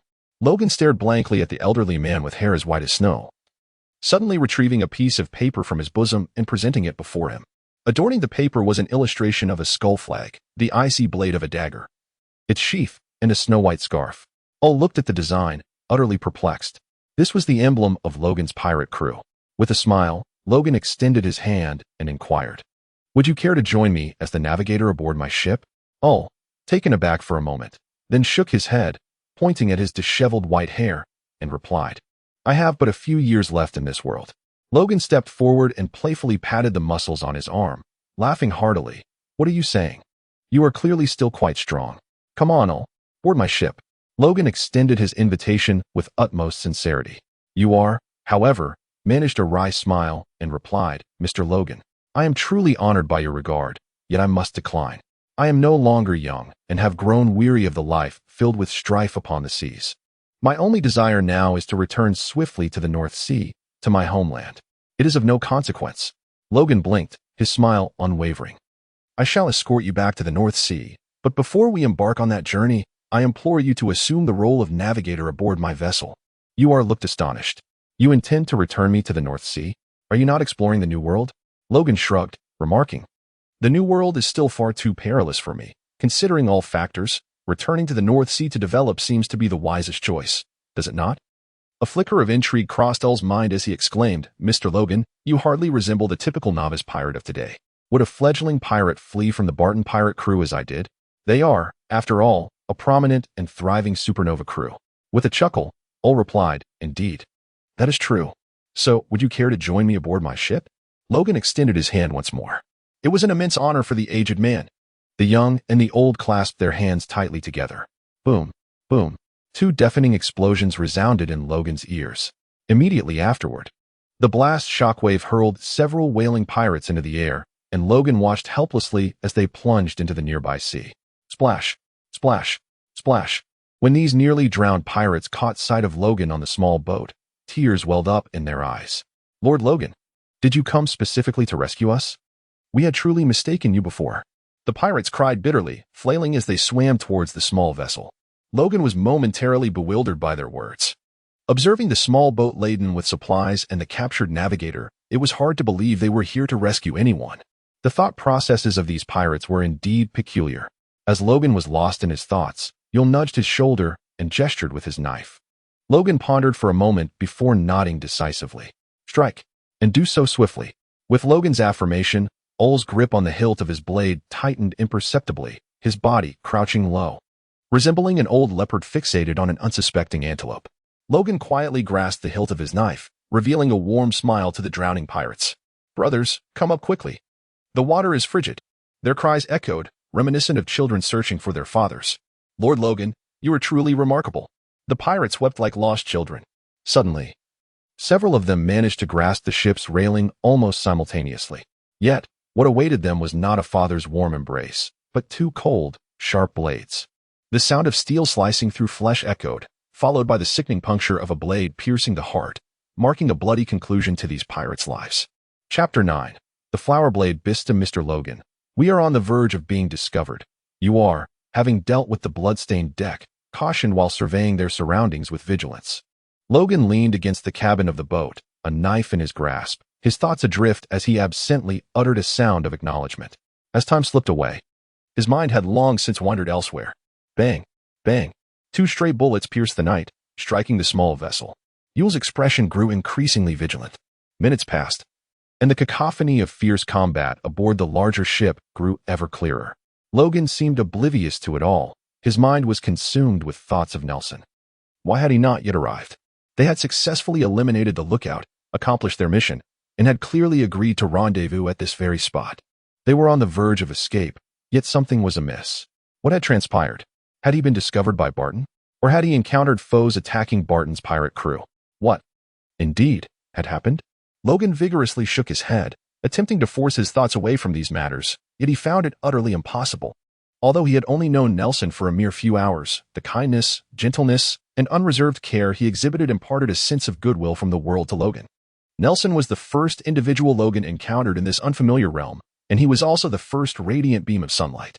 Though it was somewhat embarrassing to admit, Nelson had undeniably become a significant figure in Logan's heart. Therefore, my dear friend, you must not come to harm. Bang, bang, clash.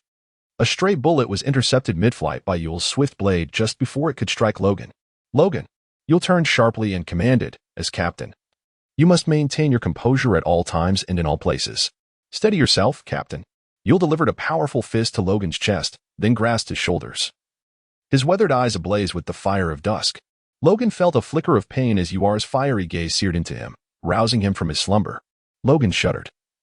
His gaze fixed intently upon the aged figure before him. After a prolonged moment, he pushed aside Yul's outstretched arms and drew forth the ice-veined blade, pressing its frigid edge against his forehead. The chilling sensation coursed through his entire being, and Logan took a deep breath, slowly exhaling as if releasing all his unease and trepidation.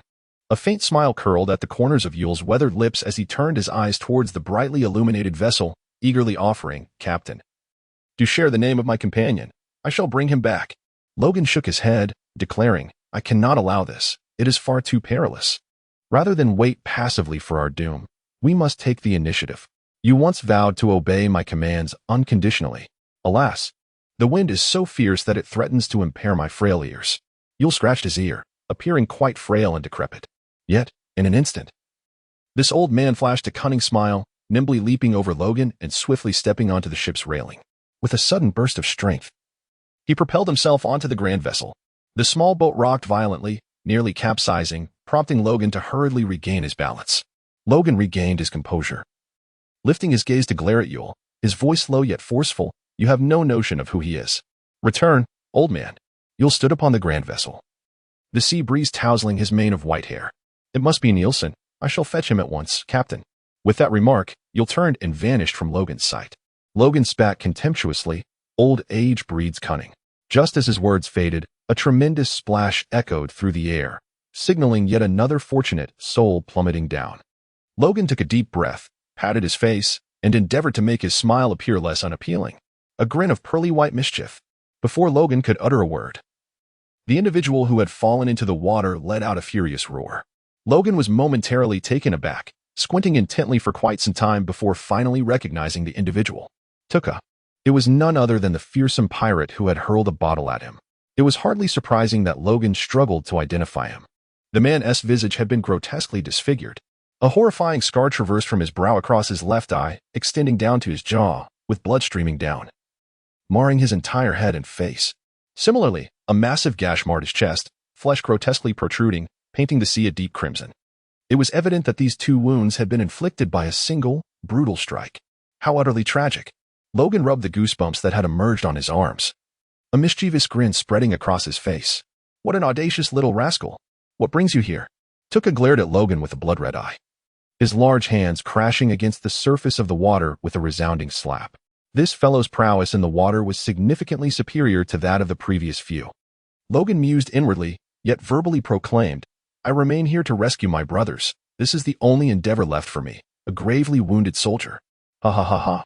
Suddenly, Tuka erupted into a maniacal laughter, causing blood to gush from his wound. "Are you jesting? A filthy scoundrel like you, who regards human life as mere fodder, would dare to save anyone? Do not make me laugh so hard that I lose my teeth." Bang. Tuka's raucous laughter abruptly ceased as a precise bullet hole appeared in the center of his brow. Logan gazed at the slowly sinking corpse of Tuka, nonchalantly blowing on the muzzle of his gun, disdainfully remarking, "A sniper, you say? After all this time, you failed to notice me, utter trash?" Despite his scornful words, Logan's heart raced, not out of concern for Tuka, but for those who had attacked the Barton pirate crew. Tuka was a veteran member of the crew, an experienced marksman who was always well-guarded during battles. However, the fact that even a crucial combatant like him had been incapacitated indicated that the enemy was formidable, a force that could pose a significant challenge to the Barton pirates. Had Nelson truly engaged in a fierce struggle with them? Should I refrain from taking action tonight? As the sounds of fierce combat and anguished cries echoed from the ship, Logan felt lost in thought. Suddenly, a pair of ancient eyes, seemingly ablaze, appeared in his mind. "You are the captain." "I am the captain," Logan whispered to himself. "I am the captain. I am here, always here, waiting for you." Logan dispelled the confusion within his heart, wielding a gun in his left hand and a knife in his right, standing resolutely at the bow of the ship. Moments passed in this manner. "Spare me, spare me," they cried. "Demon, demon, you are a demon." Several pirates tumbled from the great vessel like dumplings, their blood painting the sky in vivid splatters. Logan's gaze sharpened. It seemed he had discerned an extraordinary individual among them. Logan squinted, his eyes narrowing in focus, and suddenly his body jolted. It was indeed him, Maximilian Bavitz, the chief officer aboard the ship, the right hand of Barton's operations, a formidable pirate with a bounty of 67 million Baileys. To think such a man could be felled like a mere henchman, cast into the sea like a helpless chick. "Save me," Bavitz exclaimed, his dark eyes igniting with a desperate will to survive upon spotting Logan. "Save me." He reached out desperately towards the small boat. It was futile. Logan raised his gun, aiming at the center of Bavitz's forehead. Blood streamed from his body, particularly from a horrific gash torn into his chest, shattered internal organs spilling forth into the ocean. It was hopeless. This was a wound severe enough to claim the life of an ordinary man instantly. And even Bavitz could only linger for a few more minutes. Bang, bang, bang, bang, bang. Within mere moments, Logan had emptied the revolver, and Bavitz, along with the other fallen pirates, lay lifeless in the water. "Well, lad, you certainly have a ruthless streak." A light-hearted chuckle suddenly echoed from above. Logan was suddenly startled, swiftly redirecting the muzzle of his firearm, only to abruptly recall that it was devoid of ammunition. He promptly discarded the pistol and gripped the ice-veined blade firmly with both hands. Logan inwardly chastised himself for his carelessness. But when he looked upward and beheld the figure before him, his mind instantly went blank. The man stood there, silhouetted against the moonlight, Gripping in each gloved hand a western sword with hilt adorned in blue and red, the tips of the blades slowly dripping with crimson blood. Logan's Adam's apple shifted as he realized he had encountered an even more remarkable individual. He was robustly built, clad in a billowing cloak, with a straight fringe and a ponytail. His dual swords were sheathed at his waist, and a relaxed smile adorned his face. Although he had yet to grow the iconic black beard or don the gentleman's top hat and large earrings, Logan felt almost certain he had not misidentified him. It was none other than Bista, the captain of the 5th Division of the Whitebeard Pirates. Upon noticing Logan's reaction, Bista remarked with mild surprise, "It seems you are familiar with me?" Logan let out a bitter laugh and said with difficulty, "The formidable flower sword under the notorious pirate Whitebeard is a name that even the children of the North Sea are well acquainted with." Bista seemed to find this quite amusing. Bursting into laughter, his long ponytail swaying joyfully behind him, Logan exhaled a sigh of relief, feeling as though he had escaped peril. Indeed, considering that in the original work, Bista was not a bloodthirsty fiend, there was no necessity for him to eliminate a minor pirate like Logan, who posed no threat whatsoever. With this thought, Logan's gaze toward Bista softened considerably, and he lowered his weapon slightly. However, the next words uttered by Bista plunged Logan into an icy abyss. "Young man, your compliments bring me great joy." Bista raised his twin swords, a glimmer of cold light flashing in his eyes. "But my father detests those who harm their comrades." Chapter 10. Setting Sail. Under the piercing gaze of Bista, Logan felt a chill coursing from his tailbone straight to the crown of his head. He sensed a murderous intent, a cold, viscous, almost tangible crimson aura of death. Before him loomed a mountain of corpses and a sea of blood. The surging liquid creeping up to his ankles, engulfing his chest, and submerging him entirely. How outrageous, he thought. Isn't he the flower sword?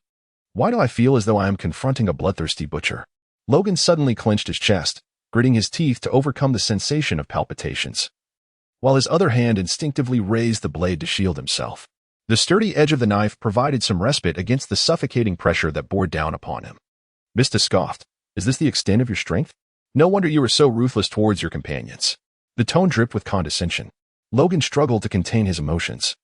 But upon reflection, he realized that there was little to be gained from restraint, so why bother? Suddenly, fueled by an inexplicable surge of courage, he thrust his sword into the ground, his furious eyes blazing with anger as he exclaimed, "How absurd! A distinguished fencer reduced to such childishness. To harm one's companions? Do those sharing the same vessel truly qualify as companions? Surely, even a 3-year-old would not believe that. Is this the caliber of man you are? Indeed, I am that kind of man. Am I foolish? Am I immature?" Bista, enraged to the point of laughter, raised his sword in a menacing gesture and questioned, "Do you wish to test the sharpness of my dual blades? My own sword is no less formidable." Logan issued a sharp command, abruptly raising his blade to point at Bista. In that instant, the piercing aura unleashed momentarily stunned Bista, who blinked as if lost in thought. Soon, to everyone's astonishment, Bista lowered his dual swords, the menacing energy around him gradually dissipating. "Well, never mind. I have more pressing matters at hand and shall not squander my time here," he said, a relaxed smile gracing his features. Without hesitation, he turned to leave. Yet, after taking a few steps, he paused, turning slightly to indicate the small vessel beneath Logan's feet. In the new world, one cannot survive long with such a contraption. "I wish you luck, young man." With that, Bista strode away with a light-hearted gait. Logan gripped the knife tightly, his face alternating between shades of pale and blue, an aura of hostility enveloping him. In that moment, the halo of admiration he held for the characters of the original work shattered violently. The Bista from the original narrative was gentle, graceful, and perpetually adorned with a relaxed smile, a figure both reliable and amiable.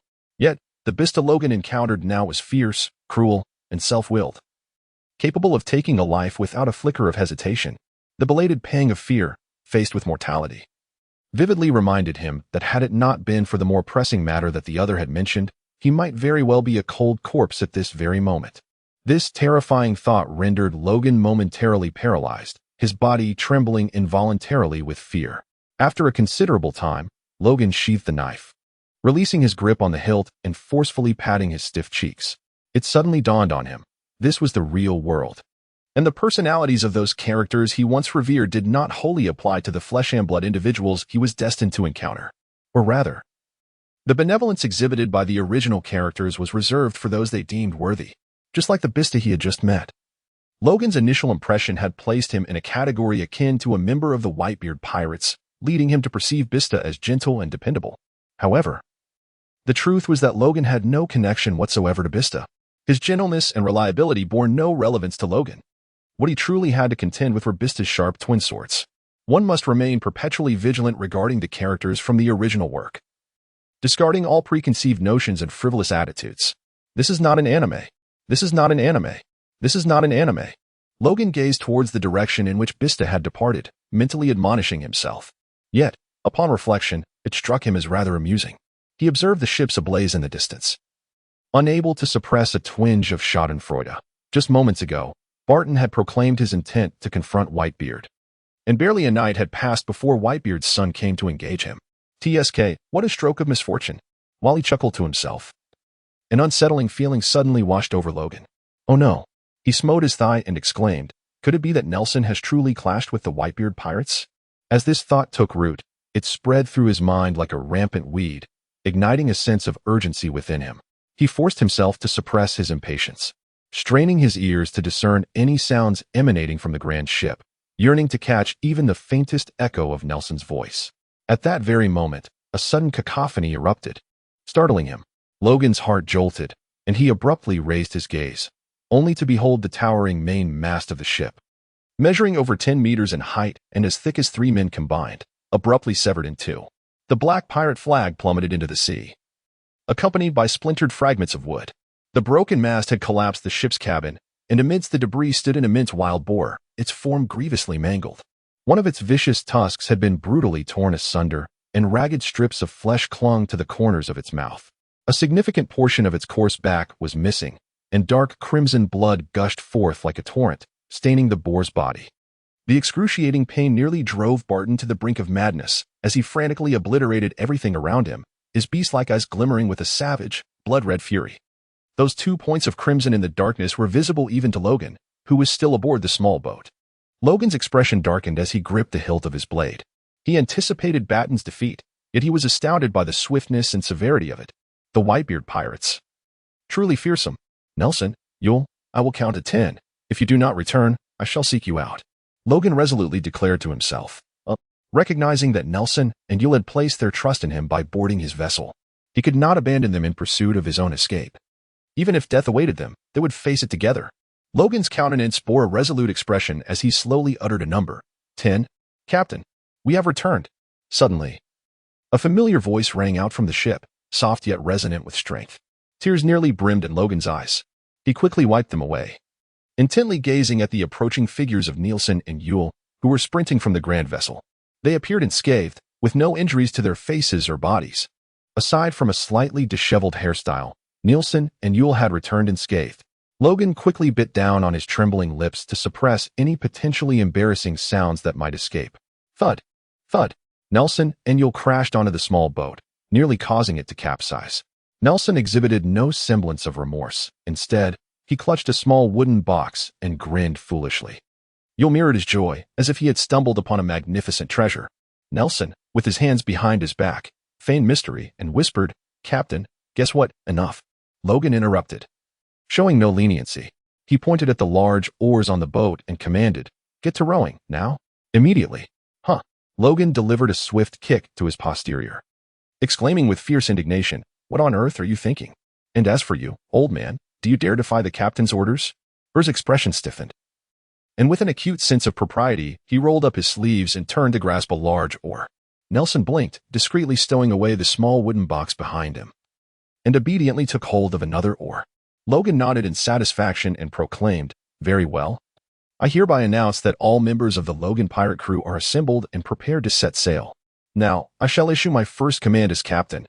Nelson and URU's expressions grew serious as they tightened their grips on the oars, their arms becoming tense with anticipation. Logan took a deep breath, suppressing the tumultuous emotions within him, and declared with fervor, I shall not lay my eyes upon that accursed Barton pirate crew for another 10 minutes. My comrades, set sail. The jubilant exclamations filled the air. Chapter 11. The Stolen Fruit Fool. It's the other side. Can't you see the whirlpool over there? The voice of the elderly and resolute URU echoed across the small vessel. Ah, Captain, let us cast him aside. This old man is utterly bothersome. Humph. If you dare to abandon this old fool, be prepared to feed the fish." Amidst their bickering, Logan, seated cross-legged at the stern of the ship, wore a slight smile, a shallow dimple appearing on his left cheek. He was in high spirits, for the silhouette of the Barton pirate crew had vanished from the distant horizon, leaving behind a serene and safe environment. With the ice-veined blade resting upon his knee, Logan gazed at the shimmering expanse of the sea, while his two companions continued their playful quarrel. In this tranquil atmosphere, he propped his chin on one hand, allowing a sense of appreciation for the scenery to blossom within him. Having lived in the inland regions in his past life, he had only ever seen the ocean through screens. This was his first encounter with the salty breeze of the sea in such an intimate manner. After squinting at the horizon for a while, Logan turned to inquire, "How long shall we drift upon the sea?" Without a moment's hesitation, "You replied, "At this pace, we shall reach Effie Island in 2.5 days. It is a splendid place indeed." Logan was about to nod when he suddenly recalled something, silently shook his head with a smile, and remarked, "You old rascal, weren't you the one who said it would take at least 7 days on the Broughton vessel?" Or realized he had let something slip and chuckled awkwardly. Who could have anticipated Mr. Nelson's strength?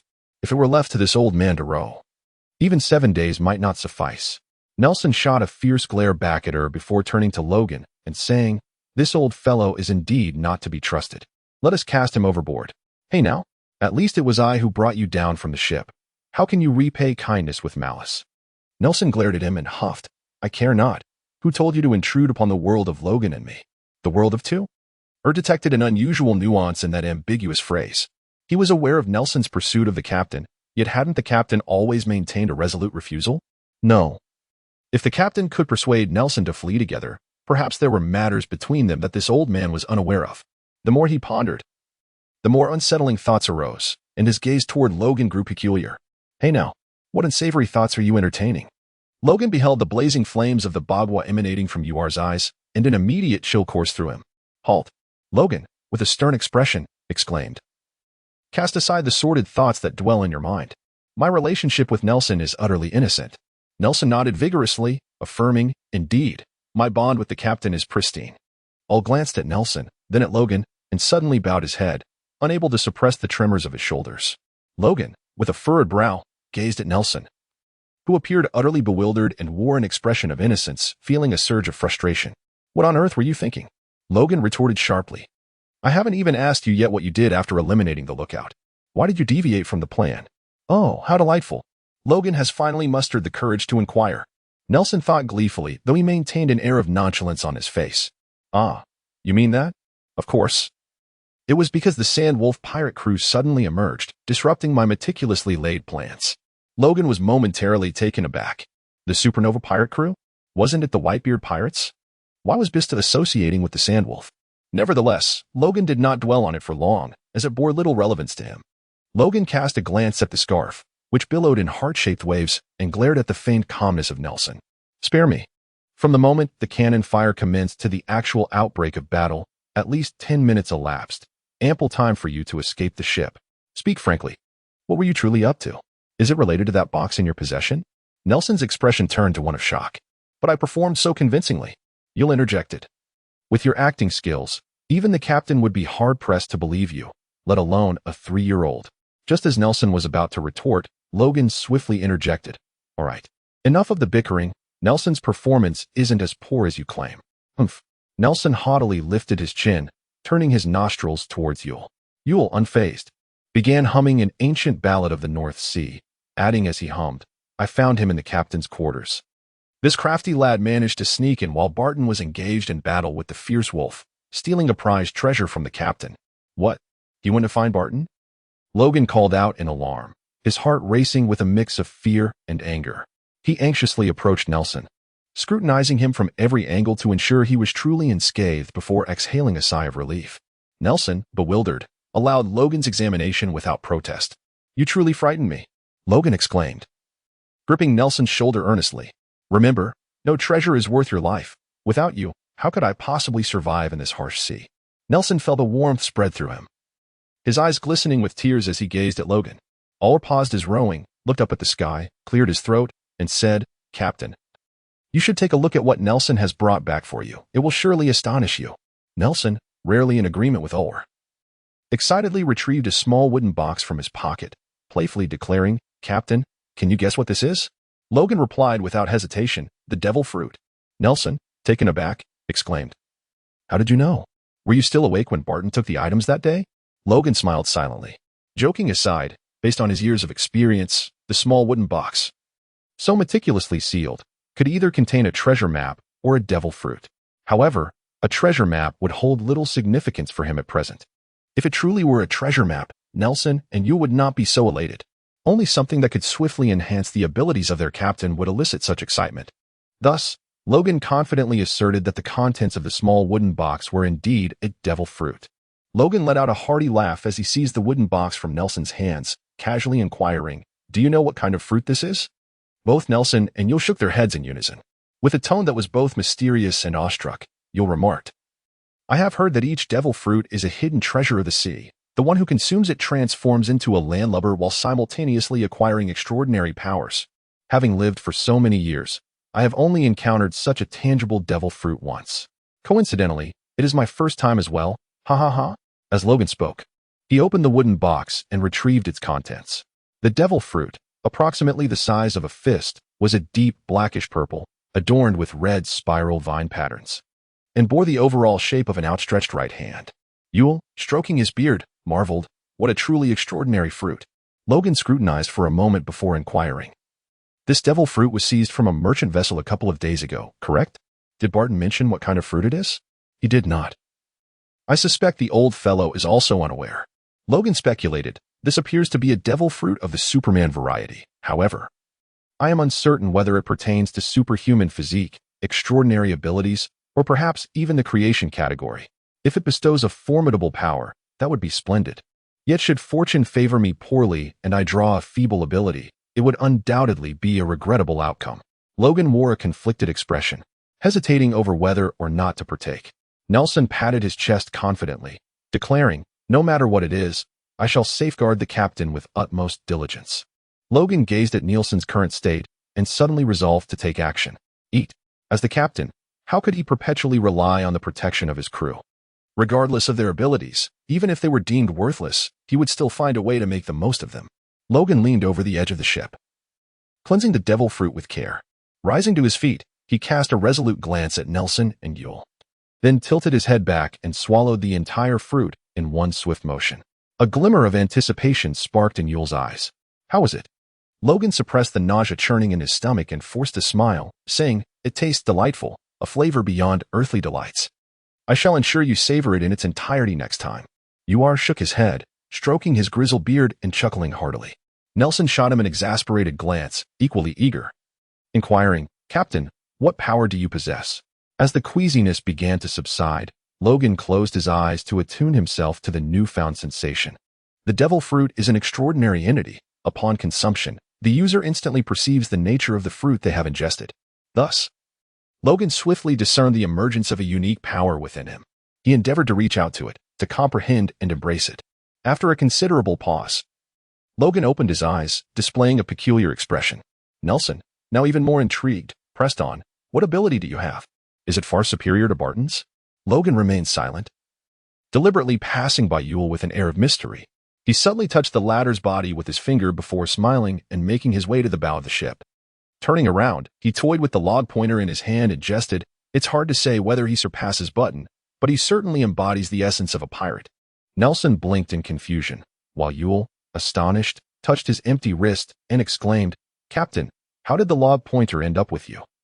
Logan erupted into hearty laughter as he tossed the pointer back to Yul, bowing with a flourish. From this moment forth, I shall be known as the master thief who has consumed the stealth fruit. Henceforth, please refer to me as the Grand Master of Thievery. To take without permission is to steal. The stealth fruit, a superhuman devil fruit of the paramecia type, grants the ability to pilfer anything in existence. However, 3 conditions must be met to activate this power. First, one must have a clear target in mind for the theft, which is quite reasonable. A thief with good professional ethics inevitably has a defined objective. Second, at the moment of activation, one must not be perceived as a threat by the target. Which makes sense as well. Taking something from a heavily guarded individual is not stealing, but rather robbery. Third, the ability must be activated within a certain proximity to the target, which is also logical. Otherwise, lacking distance limitations, Merely glancing at something on television would render it mine. Alas, the only drawback is that his current range is limited to a mere 30 centimeters. Overall, while the restrictions are considerable, the practicality is substantial, making it a commendable ability. What a splendid power! Nelson exclaimed, dancing with glee. To celebrate the Grand Master of Thievery's newfound ability, let us hold a banquet. Only wine, you say? No matter, let us revel in a feast comprised solely of wine. Chapter 12. An unexpected turn of events. The banquet concluded, and dawn had arrived. A crimson sun leapt from the horizon, painting the sky with vibrant hues and illuminating the vast ocean expanse. Logan reclined against the ship's railing, his eyes half closed as he reveled in the extraordinary seascape, contentedly stifling a yawn. In the center of the vessel, Nelson danced joyfully, while Yule, at the stern, crafted drift bottles from empty wine bottles and cast them into the sea. After releasing the final drift bottle, Yule stretched lazily and remarked, "This has been the most splendid night I have experienced in a year." Logan turned back with a gentle smile and said, "Ulwer, why don't you take a rest? Nelson and I will keep a vigilant watch over our course." Although he too felt fatigue, he recognized that Ulwer, at the age of 68, was in dire need of respite. Ulwer's heart warmed at Logan's words, and a greater smile spread across his face as he stroked his beard. Approaching Logan, he removed the recording pointer and handed it over, saying, "In my youth, I traversed this maritime route, where the seas were calm and the winds favorable, leading directly to the Isle of Ephesus." Logan took the pointer, listening as Uar continued to advise, "In my old age, I believe that as long as you follow the direction of this most stable pointer, you shall encounter no issues. Yet, considering the passage of so many years, it is possible that certain maritime areas may have undergone changes. Therefore, should the recorded pointer show any fluctuations, you must rouse me immediately." Logan placed the recording device on his wrist and solemnly remarked, "I understand. You should retire for the night. Then I shall entrust everything to the captain." Ulysses yawned and made his way towards the small cabin. Before long, the air was filled with his thunderous snores. Logan waved his hand, gesturing for Nelson to remain quiet, allowing all to rest more comfortably.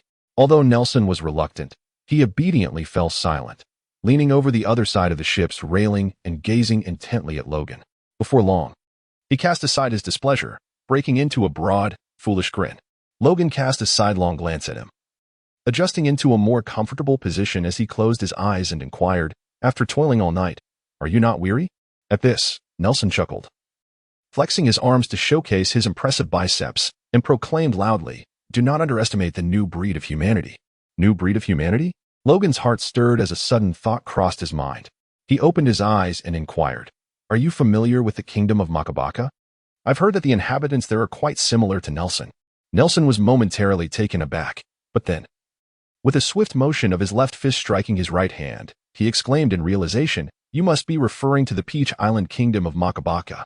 Indeed, it is a realm of new humanity. However, they found it rather dull and chose to venture out.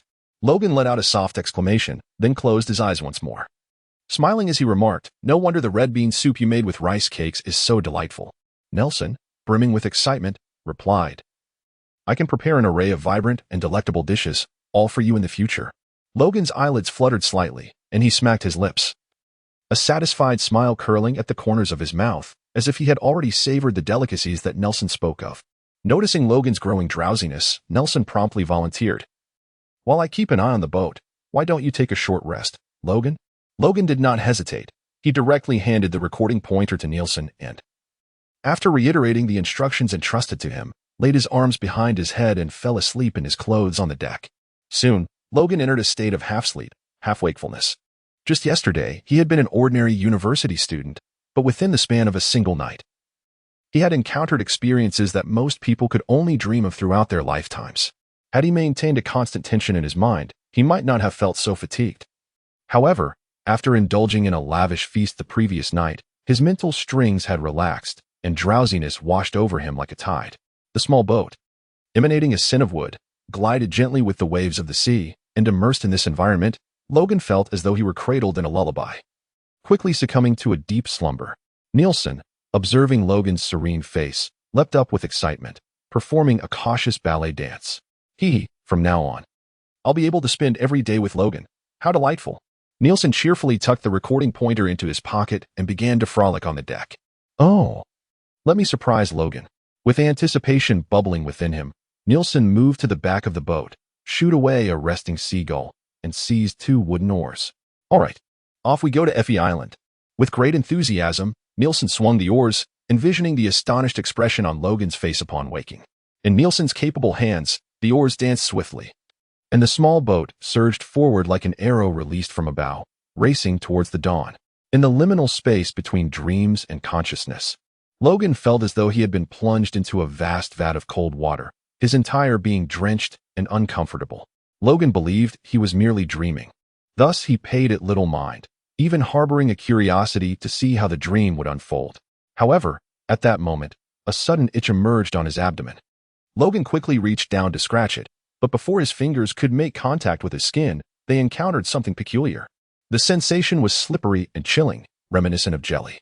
Logan instinctively squeezed, but the jelly unexpectedly coiled around his fingers, inflicting a slight pang of discomfort. Logan was abruptly awakened, his eyes snapping open as he sat up suddenly on the deck. It appeared to be dusk, and with the last rays of the setting sun illuminating the scene, he discerned what was ensnaring his hand. It was a smooth tentacle, adorned with tiny suckers diligently clinging to his fingertips. Following the tentacle's path, he beheld a pink octopus, approximately the size of a basketball, perched upon his abdomen, its 2 black eyes fixed upon him with an unsettling intensity. Logan blinked, and his somewhat sluggish mind promptly returned to a state of clarity. He swiftly removed the small octopus with its wide, innocent eyes from his person and cast it far into the ocean. However, he soon discovered another peculiar circumstance. It appeared that the vessel was inundated with water. The frigid sea had engulfed half of his posterior, and as he surveyed his surroundings, he noticed that a significant portion of the small boat had submerged beneath the waves. The bottom of the boat seemed to be leaking, and the cold seawater surged upward, rapidly enveloping Logan's entire backside. Logan glanced around once more, and to his dismay, he did not see Nielsen. He attempted to call out, but no one responded. It was merely a dream within a dream. It had been ages since he experienced such a vivid dream. Convinced he had uncovered the truth, Logan exhaled deeply, a relaxed smile gracing his face. He then rested his arms behind his head, closed his eyes, and leaned back. Suddenly, a chilling sensation enveloped him as he was submerged in water. The suffocating panic and the helplessness of a power user plunging into the ocean coursed through him. No, this is not a dream. Logan finally came to this realization. But it was already too late.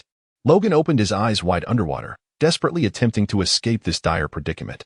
However, he soon realized with mounting terror that he was utterly immobile, unable to move even a single finger. The scant amount of water that enveloped him seemed insurmountable, and the mere few centimeters separating him from the surface felt like an insurmountable chasm. As time ticked away, the oxygen in his lungs dwindled, and an overwhelming sense of despair surged within him. Surely, I cannot be the first ability user to drown aboard this vessel. That would be the most lamentable demise among all travelers. Moreover, where has that fellow Nelson gone? How long have I been unconscious? I can scarcely breathe. The seawater is atrocious, suffocating, and utterly unbearable. Logan, in a state of despair, contemplated as darkness gradually enveloped his vision. Am I to perish? Just before the brink of losing consciousness, a pair of aged eyes resurfaced in his mind. You are the captain. Logan shuddered, suddenly becoming much more alert. I am the captain. I cannot perish. A powerful conviction surged within him, and he felt an inexplicable strength coursing through his veins. With wide open eyes, he desperately attempted to move his fingers. It worked. His fingers trembled slightly, and Logan sensed that he had shattered some invisible shackles, regaining a modicum of power. However, before he could revel in his moment of triumph, an overwhelming sensation of asphyxiation engulfed his chest. The oxygen was gone. Logan's face instantly flushed crimson, as if his lungs were on the verge of exploding. Is this where it ends? Am I truly the kind of man who has reached such a limit? I refuse to accept this. Logan's eyes widened with fury as a tempest of rage surged within him. At that very moment, the sudden sound of hurried splashes echoed from afar, rapidly approaching this direction. Someone was coming. Logan's heart trembled, his formidable instinct for survival keeping him alert in his final moments of consciousness. He was determined to discern the identity of his rescuer. Drawing nearer, the sound of hurried footsteps approached rapidly. A pair of strong hands swiftly broke through the water's surface, pulling Logan from the depths of the sea.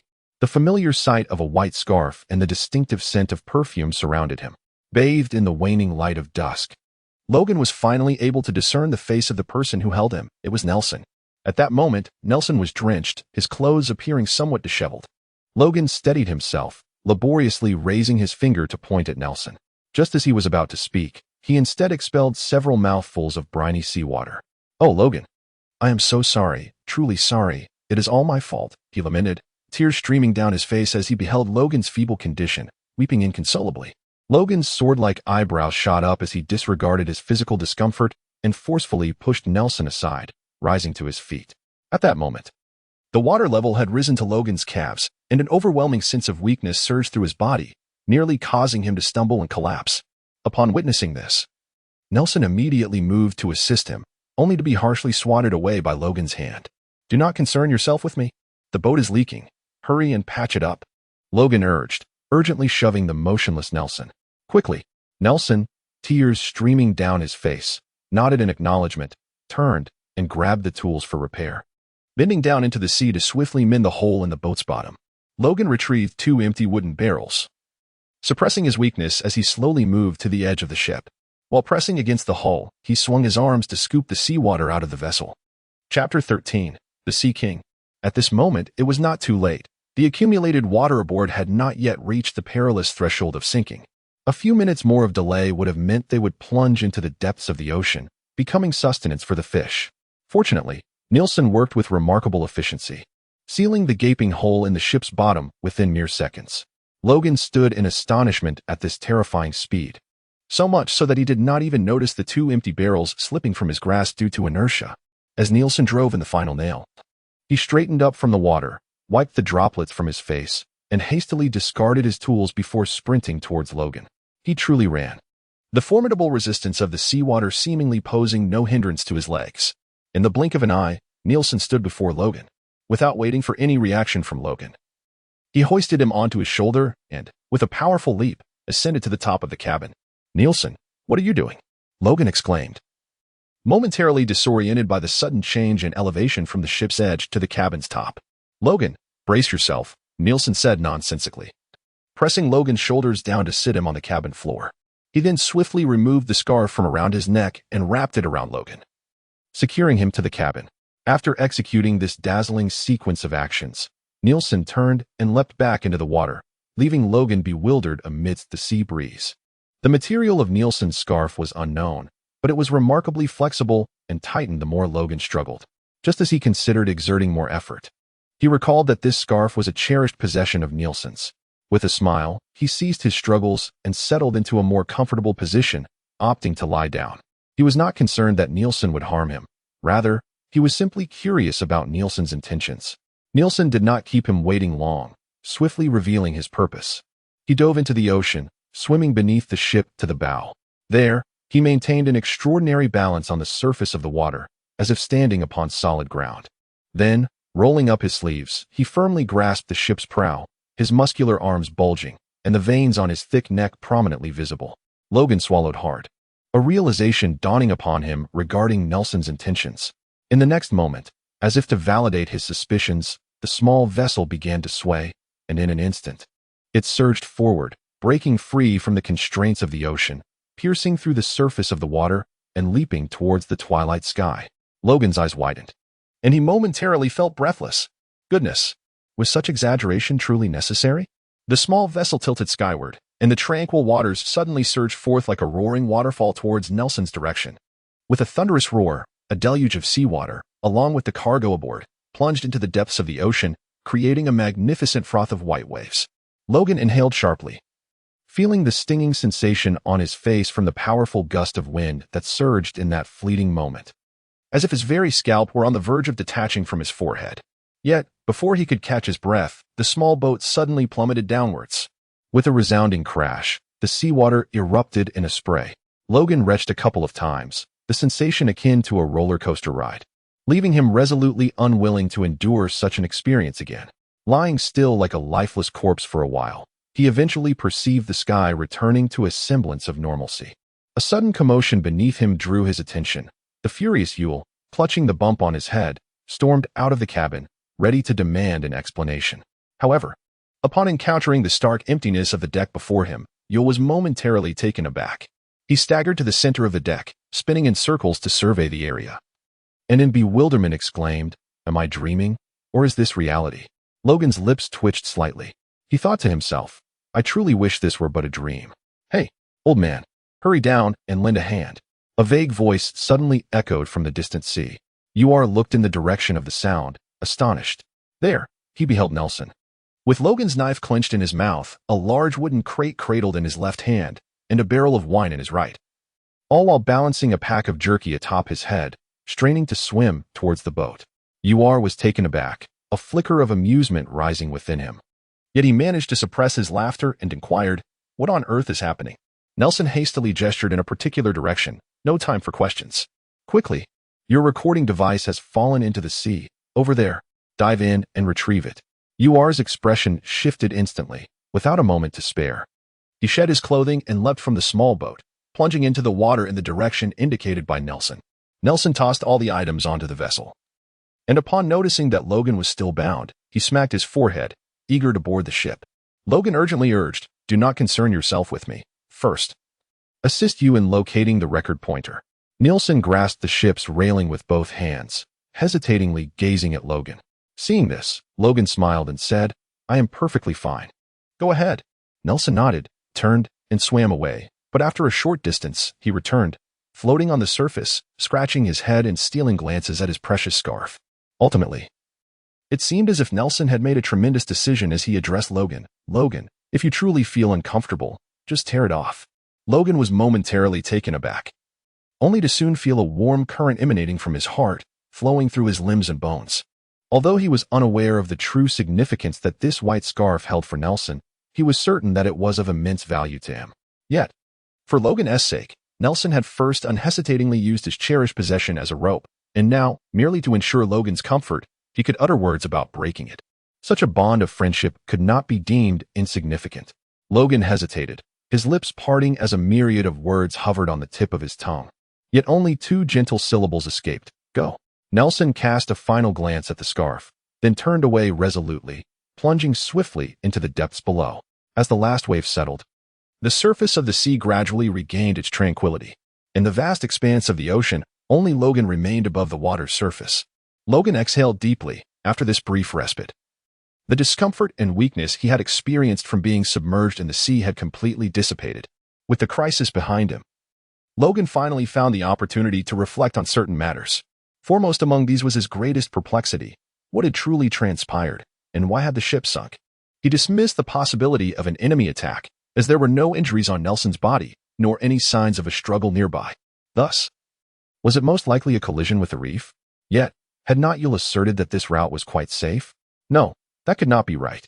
The climate of the New World is notoriously capricious, and it is entirely plausible for the geographical features of a particular sea area to shift dramatically within a mere few decades.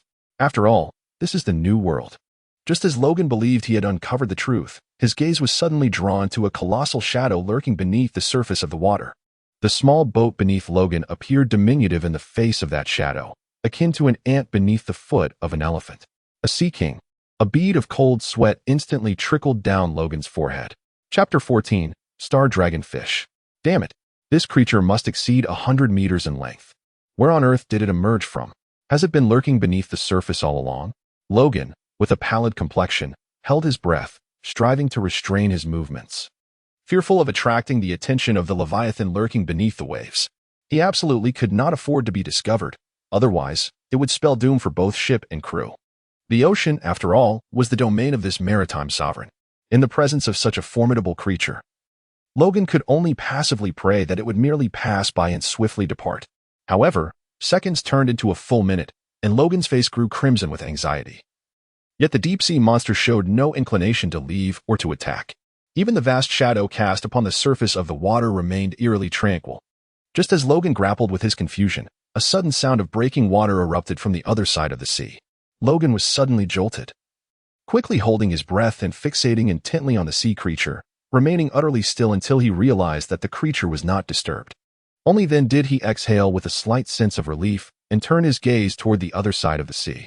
The source of the sound was Uar, that old fellow who had successfully located the recording device and was leisurely making his way over. Logan longed to shout a warning, yet he ultimately stood by, Watching helplessly as Ul climbed aboard the small boat, donned his garments, and began to survey his surroundings. Logan surmised that he was being sought after, and thus softly cleared his throat. "Captain, how did you end up there?" Ul, taking a few steps back, looked up at Logan and asked, somewhat bewildered. "Do not inquire so much. Quickly come up and free me. I am on my way," Ul replied, summoning strength in his legs and leaping to Logan's side. "Oh, is this not Nelson's scarf? How could he bind you here?" Ul questioned, perplexed, as he assisted in untying Logan. Logan remained silent, casting a discreet glance at the prominent bump on Yule's head. Yule was momentarily taken aback, but quickly comprehended the situation. In a fit of rage, he abruptly threw Nelson's scarf to the ground, exclaiming, "This accursed creature!" Logan stood up and chuckled, his gaze once more fixated on the vast shadow in the distance. "Or, do you see that? Could it be a colossal marine creature? Why is it so still?" "A colossal marine creature?" Or instinctively tensed at the mention. His eyes sharply directed towards the point Logan indicated. However, he soon relaxed, a peculiar expression crossing his face. "It is indeed a marine creature, but what?" Logan immediately pressed for an answer. Yor pondered for a moment, then suddenly shed his garments and executed a graceful dive into the sea, swimming towards the shadowy depths. Logan was about to intervene, but Yor managed to swim swiftly, and in the blink of an eye, he had reached the shadow above, then dove below. Mere seconds later, with a resounding crash, a colossal sea creature was hurled into the air by Yor. It was a peculiar being, with the upper half resembling that of a dragonfish. Yet where one would expect a fish's tail, there flowed an enormous and resplendent ribbon-like appendage extending nearly 100 meters. In the twilight of the day, that magnificent ribbon shimmered with a dazzling blue luminescence, as if the celestial river of stars had descended to Earth, creating a breathtaking spectacle. Logan was taken aback by this extraordinary sight, momentarily at a loss for words. Yor, with a smile, approached Logan once more. Wiping a bead of pale blue blood from his face, and, unable to contain his excitement, explained, "This is the star dragonfish, one of the most precious marine creatures that dwells solely in the depths of the ocean. It is said that its flesh is exquisitely delectable, and with merely a hint of cooking, it releases an enchanting aroma, possessing the miraculous power to instantly cure even those afflicted with severe anorexia." Logan listened in awe, his gaze fixated on the resplendent sash, murmuring, "Even without such wondrous magic, this star-like shimmering sash is surely enough to captivate numerous eyes." You chuckled, "Indeed. In my youth, I witnessed a mere foot-long sash fetch an astronomical price of over 10 million berries. 10 million berries. Logan's breath grew heavy in that instant. 10 million per foot? How many feet lay before him? And what was the value? 100 million? 1 billion? 10 billion? Logan's eyes transformed into the shape of Bailey's. It wasn't that the boy lacked composure. Rather, it was that he had given so much. However, just as Logan was reveling in a promising future, a voice suddenly resonated from below. "Logan, dear, do not let him deceive you." Logan, filled with confusion, leaned down to glance below, turning his head to exchange a knowing look with Yule before picking up the scarf and jumping down together. "Hey, you deadbeat. Who are you calling a fraud?" Yule, upon seeing Nelson, felt a dull ache in his forehead and couldn't help but retort angrily. Nelson, setting down the heap of items he was carrying, mockingly tightened his voice. "Oh, old man, just because you learned the name of the star dragonfish, you think you can show off? Do you even know what true bycatch is? Are you aware of its purpose? Do you understand the medicinal value of the star dragonfish?" A barrage of 3 questions left you speechless, infuriating the old man to the point of grumbling. Nelson displayed a triumphant smile, raising his middle finger in a gesture of derision, exclaiming, "What ignorance!" Coughing a couple of times, Logan patted Yule on the shoulder, then turned and shoved the scarf into Yule's embrace, glaring at him. "Stop fooling around. Yule is simply choosing not to engage with you on your level. Just think, if he were to ask you about expert knowledge regarding navigation, would you be able to respond? Remember, do not seek superiority over laymen using your own expertise." Nelson stuck out his tongue, feigning remorse. Yule huffed dismissively, stating, "At least the captain is reasonable." Logan, with a stoic expression, replied, "I simply wanted to prevent Nelson from questioning me, so I took the initiative." The other 2 paused for a moment, then burst into hearty laughter. Logan also revealed a faint smile. Once the 2 had finished laughing, he surveyed the somewhat disheveled small boat and inquired, "This must all be related to the star dragonfish, am I right? Pray tell, what transpired?"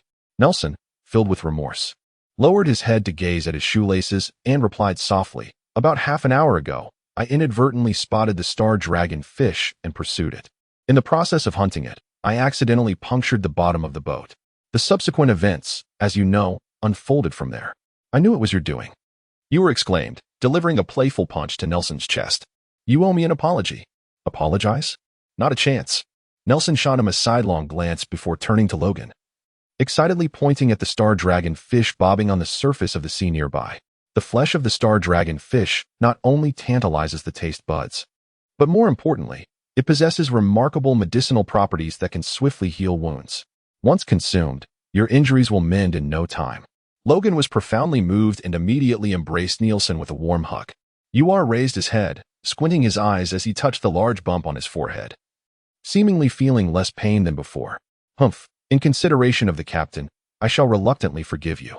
Nielsen, filled with happiness, emerged from Logan's embrace, wiped the drool from the corner of his mouth, and declared, without further ado, I shall now prepare this star dragon fish for you. Oh ho! Anticipation builds. Chapter 15. The Navy. The last rays of the sun vanished over the horizon, swiftly followed by the onset of night. Unlike last evening, today's sky was rather desolate, devoid of the moon, with only a scattering of stars visible. Yet, the dimness of the heavens only served to accentuate the resplendence of the star dragon fish's shimmering tail. Logan recalled the words that Nelson had just uttered, and with a hint of perplexity, he inquired, Nelson, what did you mean by true nepotism just now? Is what lies before us not genuine? Oh, too, subtly perked up, evidently intrigued by the unfolding mystery. Nelson chuckled softly, wielding a kitchen knife to gesture towards the star dragon fish, and with an air of mystery, he replied, this, my friends, you shall soon discover. Logan chuckled and shook his head, then leaped onto the top of the cabin, where the view is splendid, allowing him to take in the magnificent star dragon fish in its entirety. Uar followed closely behind, eager to witness how Nielsen would handle such a massive creature. For opportunities like this may only come once in a lifetime. Nielsen, filled with anticipation, moved his body, preparing to present the two with a spectacular dissection feast. At that moment, a tiny speck of light, akin to a grain of rice, suddenly appeared on the distant sea. Though small, it stood out starkly against the inky darkness of the ocean. Uar was the first to notice the glimmer, swiftly alerting Logan and the others. Logan momentarily lost his focus, swiftly leaping down from the ship's cabin, seizing the oar, and urgently commanding, hastened to sever the most valuable parts from the star dragon fish and prepare to set sail. All immediately followed suit, hastily retrieving a telescope from the cabin to gaze towards the distant glimmer. A seagull flag. It is the Navy. The fleet of the G7 Naval Division. Ull's expression darkened considerably as he shouted. 1 ship, 2 ships, 3 ships, 1 large standard warship, and 3 smaller naval vessels. Good heavens! Are they intent on obliterating a nation? Ull cried out in a frenzy, his hand trembling uncontrollably around the telescope. Logan felt as though he had plunged into an icy abyss, his hands and feet numb with cold. 4 warships loomed before him, one of which was equipped with the Demon Slayer order. Such a formidable display of military might was undoubtedly beyond their current capacity to confront. Logan's body trembled with fear as he gripped the wooden paddle tightly, casting his gaze towards the disheveled Yule and the hurriedly dissecting Nielsen, who was engaged in the examination of the star dragonfish. Logan gritted his teeth, the weight of his responsibility as Captain swiftly steadied him. Hand me the telescope and go row the boat. Nelson, forget about it and come up quickly. Logan set down his paddle, grasped the ice vein blade, and drew it from its sheath, his expression grave as he shouted, This is a moment of life and death. Logan's composure profoundly influenced the two individuals. You'll instinctively pass the telescope, then grasp the wooden paddle. Nelson swiftly emerged from within the body of the star dragon fish, clutching a heart the size of a palm, adorned with a shimmering ribbon of colors. Standing atop the star dragonfish, Nelson held a chef's knife vertically against his chest, bowing 3 times with utmost sincerity. Then, rising with an expression of deep regret, he sighed, I apologize for not allowing you to witness the utmost respect I hold for you. Logan could likely surmise that, as a chef, failing to make the most of premium ingredients constitutes the utmost disrespect towards the very essence of those ingredients. Logan did not rush Nielsen, allowing him to bid a quiet farewell to the sturgeon. With a deep breath, Nielsen leaped onto the grand vessel, handing over the heart he held. Logan, preoccupied, accepted it casually and placed it into his pocket. Nielsen nodded slightly before moving to the opposite side to grasp the wooden oar. Logan strolled to the stern of the vessel, gazing into the distance. The naval fleet was advancing rapidly moments ago. He could only discern a speck resembling a grain of rice. Yet now, he could faintly make out a silhouette emerging on the horizon. Logan immediately inquired, "Uller, are we still on our original course? Can you discern how far we are from Effie Island?" Uller promptly glanced at the navigation pointer, and after a moment of surprise exchanged with Nielsen, he replied, "Yes, we are still on track. The pointer has stabilized significantly, and we are nearing Effie Island. I estimate we shall see its outline in no more than 2 hours." "Excellent," Logan exclaimed, pointing towards the ship's bow with enthusiasm. "Full speed ahead. We shall make landfall." Meanwhile, the resplendent glow of the star dragonfish drew the attention of the lookout on the large standard warship. At the same time, he spotted Logan and his companions making their escape. The lookout immediately reported to Rear Admiral Corvin of the Navy G7 base. "Report to Rear Admiral Corvin. A small vessel has been detected 300 nautical miles ahead, carrying the bounty of 43 million berries for fragrant demon child Elisa Nielsen and 1.2 million berries for white Fong Florentino Crotto Logan. Both are affiliated with the Barton pirate crew, but no trace of Barton himself has been found." Rear Admiral Corvin, puffing on a cigar, nodded thoughtfully and gestured for the lookout to continue surveillance. His aide approached and inquired, "Admiral, shall we dispatch a warship to sink them?" Corvin exhaled a cloud of smoke, gazing into the distance with a serious expression. "No need. Our current mission holds greater importance." However, the lookout's voice rang out again. "Report to Rear Admiral Corvin. That pirate vessel is accelerating towards Effie Island." Corvin cast a sidelong glance at his aide and calmly stated, "Is there any room for however now?" The aide saluted and replied loudly, "None at all." Upon saying this, the aide gazed toward the distant Effie Island, a smirk of schadenfreude gracing his features. "Captain, is the Navy closing in on us?" Uller asked, straining as he rowed diligently. Logan stood at the stern of the ship, intently observing the naval fleet through his telescope while responding, "Not yet. There's no need for concern. The Navy will certainly not catch up with us." Nelson, on the other hand, appeared entirely unfazed, exuding confidence. "Ha ha ha, you are indeed quite the optimist." Logan's lips curled into a faint smile, and he felt a sense of tranquility wash over him. Ull's mood also brightened considerably. He shook his head and, with a cheerful grin, exclaimed, "Allow this old man to serenade you both." Without waiting for their consent, Ull began to sing with great fervor.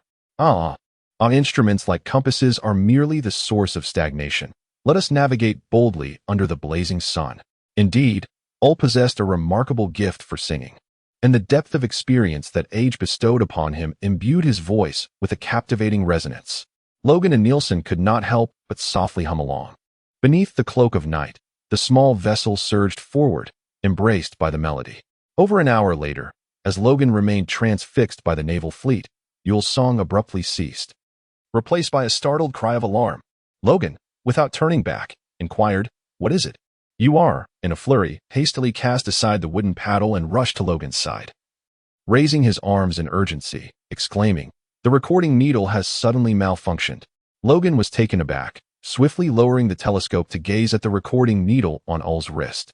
The indicators on either side remained unchanged, yet the central needle began to tremble violently, and to his astonishment, it tilted upward, pointing towards the sky. The sky. Logan gazed up at the pitch-black firmament, pondering whether there existed a vast floating island above this expanse of sea.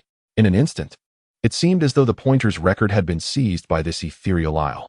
Having perused the original work, Logan could conceive of no other explanation. After all, it was inconceivable for Effie Island to ascend into the heavens, was it not?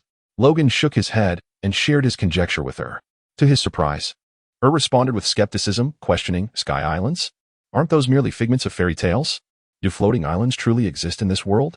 Even Nelson, who had always unwaveringly believed in Logan's words, found himself doubting the existence of such sky islands at that moment. Just as Logan was about to clarify, their small vessel was suddenly jolted by an unseen force. Nelson sprang forward, inspecting the disturbance, and remarked in astonishment, "It appears to be a pile of splintered wood." Logan pondered aloud, how could there be fragments of wood here? Has a ship sunk? Nelson crouched by the ship's edge, retrieving a shard of wood and scrutinizing it closely. With a hint of perplexity, he remarked, "This does not resemble wood from a ship. Rather, it appears to be from a rooftop, possibly crafted from an exquisite type of timber." "A rooftop?" Yule could not suppress a laugh. "Are you suggesting that someone has constructed a house upon the ocean?" It seems utterly implausible. Unperturbed, Nelson tossed the piece of wood towards Yule, muttering, "Take a look for yourself." Yule fumbled to catch it, retorting defiantly, "I will indeed." Curiously, Yule examined the wood from various angles and found himself bewildered. It truly resembled a section of a rooftop. How can this be? Perhaps it is merely the darkness that obscures my vision, he mused. Nelson scoffed. It is astonishing that after all these years, you cannot distinguish between roofing timber and that from a ship. Yule furrowed his brow, refraining from retort, as he meticulously traced each intricate grain of the wood. Suddenly, his eyes widened in terror, as if he had glimpsed something horrifying. He repeated his observations in disbelief, unable to comprehend the implications. How could this be? Yule whispered in shock. Logan furrowed his brow, pondering the situation. Yule's Adam's apple bobbed slightly as he handed the wooden plank to Logan, stating, "This is heart of lion wood, named for its internal grain resembling the visage of a lion. The inhabitants of Effie Island revere this tree as a sacred entity. It is an exceedingly precious timber. In his youth, my elder visited Effie Island, where only one edifice was deemed worthy of being constructed from heart of lion wood." At this juncture, Yule paused, his tone growing somber. That edifice is the sacred Lion Cathedral, situated at the very heart of Effie Island. In this plank is a fragment of the cathedral's roof. Chapter 16. Farewell. Effie Island. Logan's expression suddenly changed, and the splintered piece of wood slipped from his grasp, signifying that something had gone awry on Effie Island. Uar nodded solemnly, his countenance grave as he spoke. Moreover, it is certainly not a trivial matter. It is highly likely that they have faced an overwhelming catastrophe. Logan lowered his head and walked slowly, then suddenly raised it to inquire, "Where shall we go now?" Uar's expression darkened as he bowed his head, biting his lip in silence. A heavy atmosphere instantly enveloped the small boat. Nelson anxiously tugged at his ear. He cared not where they would go next, but seeing Logan's unhappiness, coupled with his own inability to assist, left him restless. Was there not a topic to lighten the mood? Nelson glanced around, seeking a subject to discuss when, suddenly, a peculiar sight on the horizon caught his attention. Clinging to it like a lifeline, Nelson exclaimed dramatically, "Logan, look! The sky over there is so strange. Is that a storm cloud?" Logan instinctively glanced up, offering a perfunctory "oh" before lowering his gaze once more.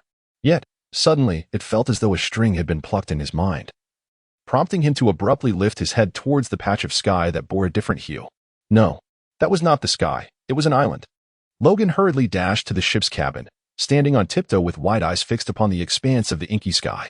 An island. It was indeed an island. Logan nearly shouted this phrase in a trembling voice. Upon realizing the gravity of the situation, Yule swiftly leapt onto the ship's deck. Casting a glance at the expanse of sky before his eyes fell upon the recording pointer on his wrist, a bead of cold sweat trickled down his cheek. And in an instant, his pupils constricted to the size of pinholes due to sheer terror. Yule grasped Logan's arm tightly, struggling to steady his violently quaking body.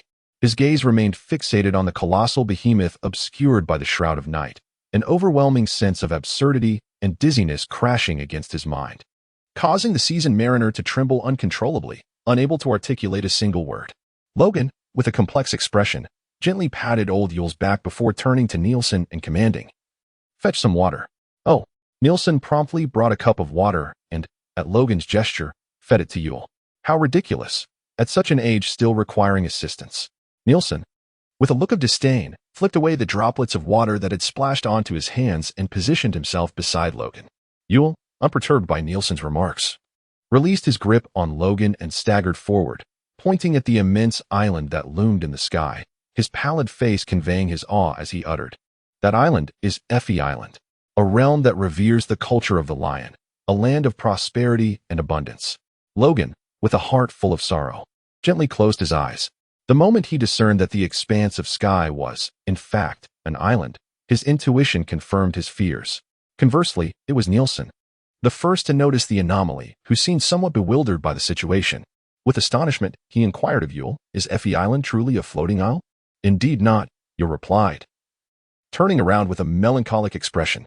"Effie Island is situated in the Strian Sea, where I, in my youth, spent 3 years of my life." Nielsen blinked in surprise and pressed further. "Then why does it float in the air?" "It is the doing of the legendary Captain Shiki, the Golden Lion," Logan interjected, elucidating Yule's earlier remarks. The possessor of the float fruit, Shiki was renowned alongside the pirate king Roger and Whitebeard.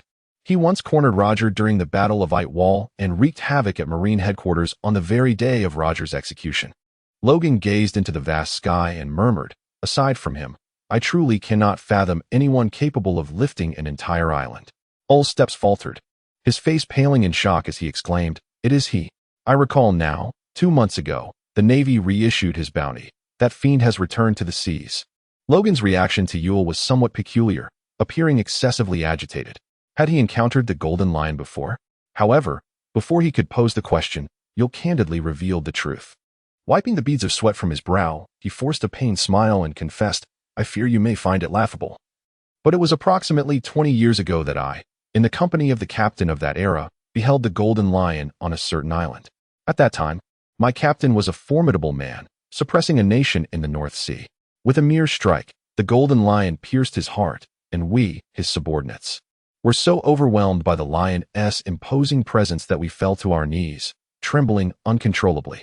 In the end, we lacked the courage to even retrieve our captain's remains, fleeing in a panic without a thought." Upon finishing his tale, Yule let out a low, self-deprecating chuckle. Logan patted him reassuringly on the back. While Nelson did not mock Yule, instead, he silently admired his courage to admit his fears. A creature capable of manipulating an entire island at will would surely instill terror in anyone who encountered such an adversary. Nelson, with a sense of assurance, thumped his chest, indicating that Yule need not dwell on his concerns. However, midway through his gesture, Nelson suddenly realized and pointed towards the vast expanse of the ocean behind them, exclaiming, "Surely those naval ships aren't here to capture the Golden Lion, are they?" Logan nodded solemnly, "And not only that. I believe there must also be a formidable naval presence on the distant Effie Island. So what shall we do now? Shall we still proceed to land on the island?" Logan, with a hint of skepticism, reached out to touch Nielsen's forehead, then compared it with his own. There was no fever. Why was he suddenly speaking nonsense? Nielsen shook his head and remarked, "Logan, you have yet to answer my question." Logan was directly amused to the point of exasperation, retorting with irritation, "What a ridiculous notion. Setting aside whether you can actually ascend, would you even dare to attempt it?" Nelson, with a solemn expression, replied, "As long as you go, I shall follow." Logan sighed in exasperation. "All right, enough with the banter. We still have UR to consider. Let's muster some enthusiasm." Logan gently patted Yule on the shoulder and, pointing to the recording pointer, calmly advised, "Choose another path. We must run swiftly while we are still outside the falling range of Effie Island." Yule quickly composed himself and decisively opted for the left-hand path. Logan wasted no time, immediately pulling Nelson to leap from the cabin, seizing the oar and setting his course. All was quick to follow suit, but when he attempted to take the oar from Logan, he was firmly rebuffed. Logan remarked, "Neither of us has ever set foot on Effie Island, yet you have spent 3 years there. Let us bid it farewell." UR did not refuse. With a somber expression, he turned and stood silently at the stern of the boat, gazing at Effie Island in the sky. In that moment, his silhouette seemed to sag under the weight of unspoken memories. Logan cast his gaze downward, observing the poised Nelson beside him, and softly commanded, "Set sail. Farewell, my unacquainted Isle of Effie." Chapter 17. What kind of pirate beneath the obsidian cloak of night? A proud golden figure loomed over the horizon, surveying the trembling island below. Aha! The Golden Lion, cigar clutched in his teeth, regarded the middle-aged Navy officer beneath him with disdainful laughter, exclaiming, "Kapu, how did you find me? Were you surveilling that old Whitebeard?" "Well done indeed." Kapu's eyes blazed with fury as he beheld the civilians he had fought valiantly to protect. Their numbers barely a fraction of the island's original inhabitants. The survivors stood helplessly amidst the ruins of their homes, their gazes vacant. Just moments ago, they had gathered joyfully with loved ones over a meal, but in the blink of an eye, relatives vanished, friends lost, and home was no more. The living among them had scarcely comprehended the loss before their homeland was reduced to ashes, tears, and cries still brewing in the air. "Shiki, I will kill you." Hearing the cries of an infant nearby, Kapu's rage ignited instantaneously. He tore off his navy coat, fists colliding forcefully against his chest. The darkness of his armament haki swirling forth, threatening to consume the very night around him. The trembling island quickly fell into silence under the overwhelming might, as if a kitten had encountered a tiger. "Ha!" The Golden Lion erupted into exaggerated laughter. "What an impressive display of haki. Come, let me witness it once more." Kapu shot forth from the island with blinding speed, the air igniting with sparks as he ascended like a meteor piercing the sky. The oppressive aura surged forward, Yet the golden lion stood firm, contorting his face as he raised both hands, commanding the island beneath him, bellowing, "Lion's might, earthquake." The uneven ground was uprooted entirely, swiftly reconfiguring into a colossal lion's head, which then lunged ferociously toward Kapu. "Get out of my way!" Kapu roared, accelerating with moonwalk, his fist striking like black and divine spears, effortlessly shattering the lion's head's obstruction. Unrelenting, Kapu surged toward the golden lion, flames of crimson igniting upon his fists, his eyes filled with an icy, murderous intent. Falling star, meteoric bone. The golden lion's expression twisted in terror, beads of cold sweat cascading down. However, as a true master of the seas, he quickly regained his composure. He raised his right leg high, channeling all his armament haki into the gnarled wood, a fierce sword energy surging forth, compressing until it was powerful enough to annihilate the very air. Lion's battle, sword of might. The golden lion extinguished his cigar, a manic gleam in his eyes, and surged forward to meet the enraged Kapu with reckless abandon. The clash of black-red against gold-white erupted violently. Suddenly, the world was engulfed in an eerie silence. The bewildered civilians gazed in confusion at the two combatants, but in the next moment, a brilliant light erupted violently between them. Boom! Accompanied by a radiance as fierce as the sun, a wave of destructive force surged outward from the battling figures, sweeping across the surroundings with terrifying speed. The civilians collapsed in agony, blood streaming from their tightly shut eyes and ears. The naval soldiers, led by Bogart, gritted their teeth as they shielded the civilians behind them, even as their bodies were mercilessly cut by the fierce backlash, refusing to retreat a single step. The golden lion, Carp. The two clashed fiercely in midair, their fists like raging winds and swords slicing through the air, brilliant flashes of light intermittently illuminating the pitch-black night as the intense shock waves ravaged Effie Island, leaving it riddled with devastation. Thud! From a distance, Uru sank to his knees, powerless. His murky old eyes reflected the distant radiance, and the needle on his wrist, pointing towards Effie Island, trembled slightly. He realized that Effie Island was crumbling. The island that had existed for millennia and held the cherished memories of 3 blissful years from his youth was on the verge of turning to dust. Logan sighed deeply, furrowing his brow in contemplation.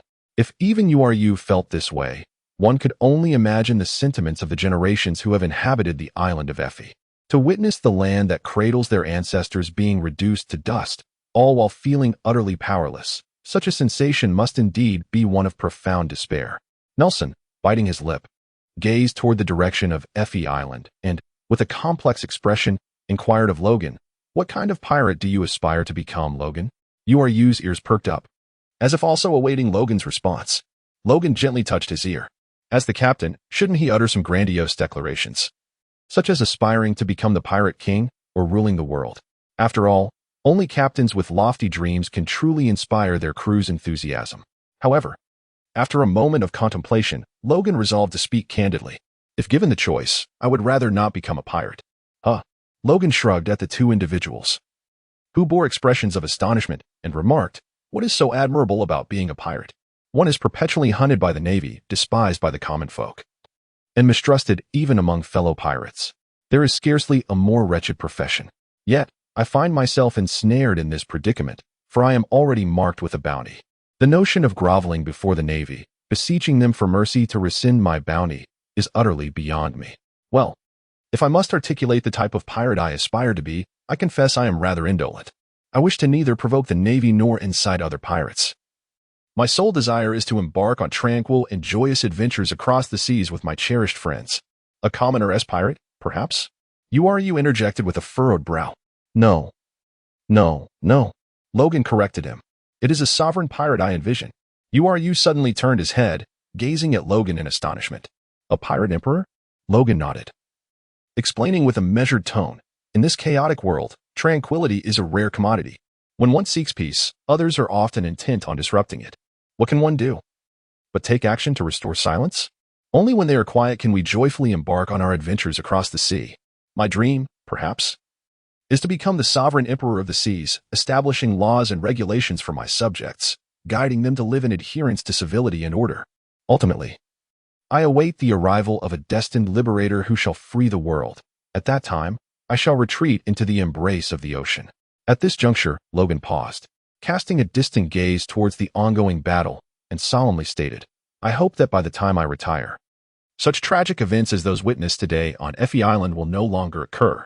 Ulwer, taken aback, sighed deeply after a long silence. When aboard the Barton, I perceived you as nothing more than a pirate scoundrel, yet upon joining your ship, I discovered a man of restraint and wisdom.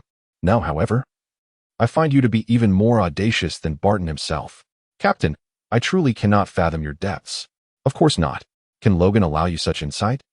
Nelson's eyes sparkled with enthusiasm as he gazed at Logan, exclaiming, An emperor? Does that not make me a minister in due course? An effeminate minister? Ulwer interjected without mercy. You scoundrel. That makes you the old man minister. Effeminate minister. Old man minister. Chapter 18. No fisherman. Logan smiled warmly and raised his fist, proclaiming, For the sake of our imperial dreams and the aspirations of our ministers, we must strive to endure. Nelson and exchanged a glance, simultaneously raising their fists and exclaiming, We shall endure. Captain, allow me, said, rolling up his sleeves to reveal his robust muscles, eager to take the wooden oar from Logan's hands. Logan shook his head, retrieving a pair of binoculars from his pocket and handing them to him with a smile. No need for that. Your task now is to keep a vigilant eye on the compass. Our lives depend entirely on you. You'll felt the weight of responsibility heavily upon him. He nodded solemnly and moved to the bow of the ship to direct their course. The trio was diligently exerting their utmost efforts for the future of the Logan pirate crew. Minutes later, as the small vessel surged through the waves, the thunderous sounds from Effie Island had diminished to a mere whisper, leaving only the intermittent flashes of light shimmering brilliantly against the pitch-black night behind them. The danger seemed to have receded from their vicinity. However, before Logan could even breathe a sigh of relief, Yul spotted a new development. A ship. Damn it. It's the Navy. Yul shouted, raising the binoculars in alarm. Logan's expression shifted as he greeted Nielsen, simultaneously pausing his rowing. Which branch is it? He inquired, taking the binoculars from Yul. The Navy's G5 branch, also comprising 4 warships. Logan nodded and peered through the telescope at the approaching warship in the distance. In the original narrative, the naval G5 branch had been permeated by the Don Quixote family to the extent of resembling a sieve, and the conduct of its forces was rife with issues. They exhibited a complete lack of organization and discipline, shamelessly mocking their superiors, and engaging in the cruel slaughter of pirates, embodying a band of rogues entirely contrary to the traditional ideals of the Navy. However, the naval personnel before Logan now bore a striking resemblance to those of the G7 branch. Their sailors donned standardized naval uniforms, and their discipline appeared remarkably stringent, failing to impart any sense of laxity to Logan. Had something transpired prior to the onset of the narrative? What could possibly have prompted such a profound transformation in the values of this military force? A flicker of doubt emerged in Logan's heart. However, he did not delve further into the matter. After all, regardless of the demeanor of the Navy's G5 branch, they were the adversaries he was soon to confront. URU glanced at the navigational pointer, his aged brows knitting together. The climate of the New World was capricious and unpredictable, and the ocean currents were largely abnormal. To recklessly choose an alternative route would indeed be perilous. Nelson clenched his fist and licked his lips, brimming with a fierce resolve. In light of this, it seemed there was no choice but to engage in battle. Logan, leave it to me. Logan pondered for a moment, then smiled with composure, exuding a sense of grandeur as he declared, Since the Navy has traversed this route, it signifies that their passage is secure. This confirms that our choice is indeed sound. Therefore, let us not flee, but rather confront them head-on. Nelson ascended to the bow of the ship, his fist cracking ominously as he laughed heartily. Let us create a ruckus. Hey, do not adopt such a Luffy-like demeanor. Logan shook his head, pulling Nielsen down from the bow of the ship, and then tossed him a piece of black cloth. As Logan tied the black cloth around his face, he remarked, We are not heading to rob a gallows. So why must we engage in a brawl? Isn't it exhausting? Although Nelson mimicked him by wrapping his own face in the black cloth, he remained perplexed by Logan's intention. Logan patiently explained, We shall masquerade as the unfortunate fishermen who, after a day of fishing at sea, return only to find their home vanished, and in their fright, flee in haste. Their minds are preoccupied with the golden lion, and given the darkness of the night, they are unlikely to interrogate us too closely, thus allowing us passage. Both you and I are notorious pirates with bounties on our heads, so cover your faces. Focus solely on rowing the boat, while you, all, will engage with the Navy. Do you understand? Only. What do you mean only? All replied, a hint of exasperation in his voice as he pointed at Nelson's flamboyant attire. This hardly resembles that of a fisherman, does it? Nelson immediately bristled, his hands emerging from the darkness to create two openings, glaring at all in protest. I was known as the Little Prince of Fishing back in the kingdom of Makabaka. All chose not to argue, turning to Logan with an expression of helplessness. Logan pondered for a moment before shedding his cloak and draping it around Nelson, gently advising, "Bear with it for a while. Once we surpass this hurdle, I shall remove it."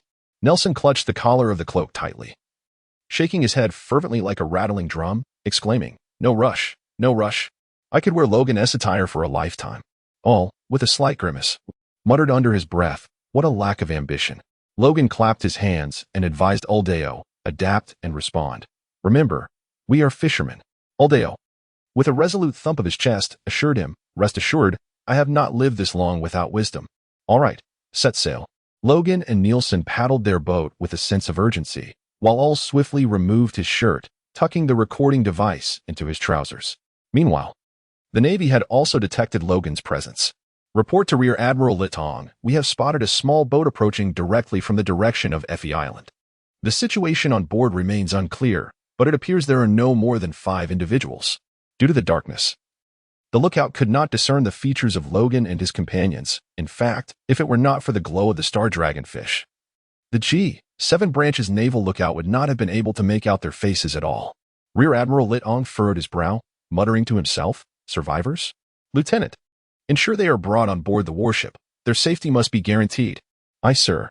10 minutes later, Logan could easily distinguish the stern face of the naval officer on the leading warship. "Halt!"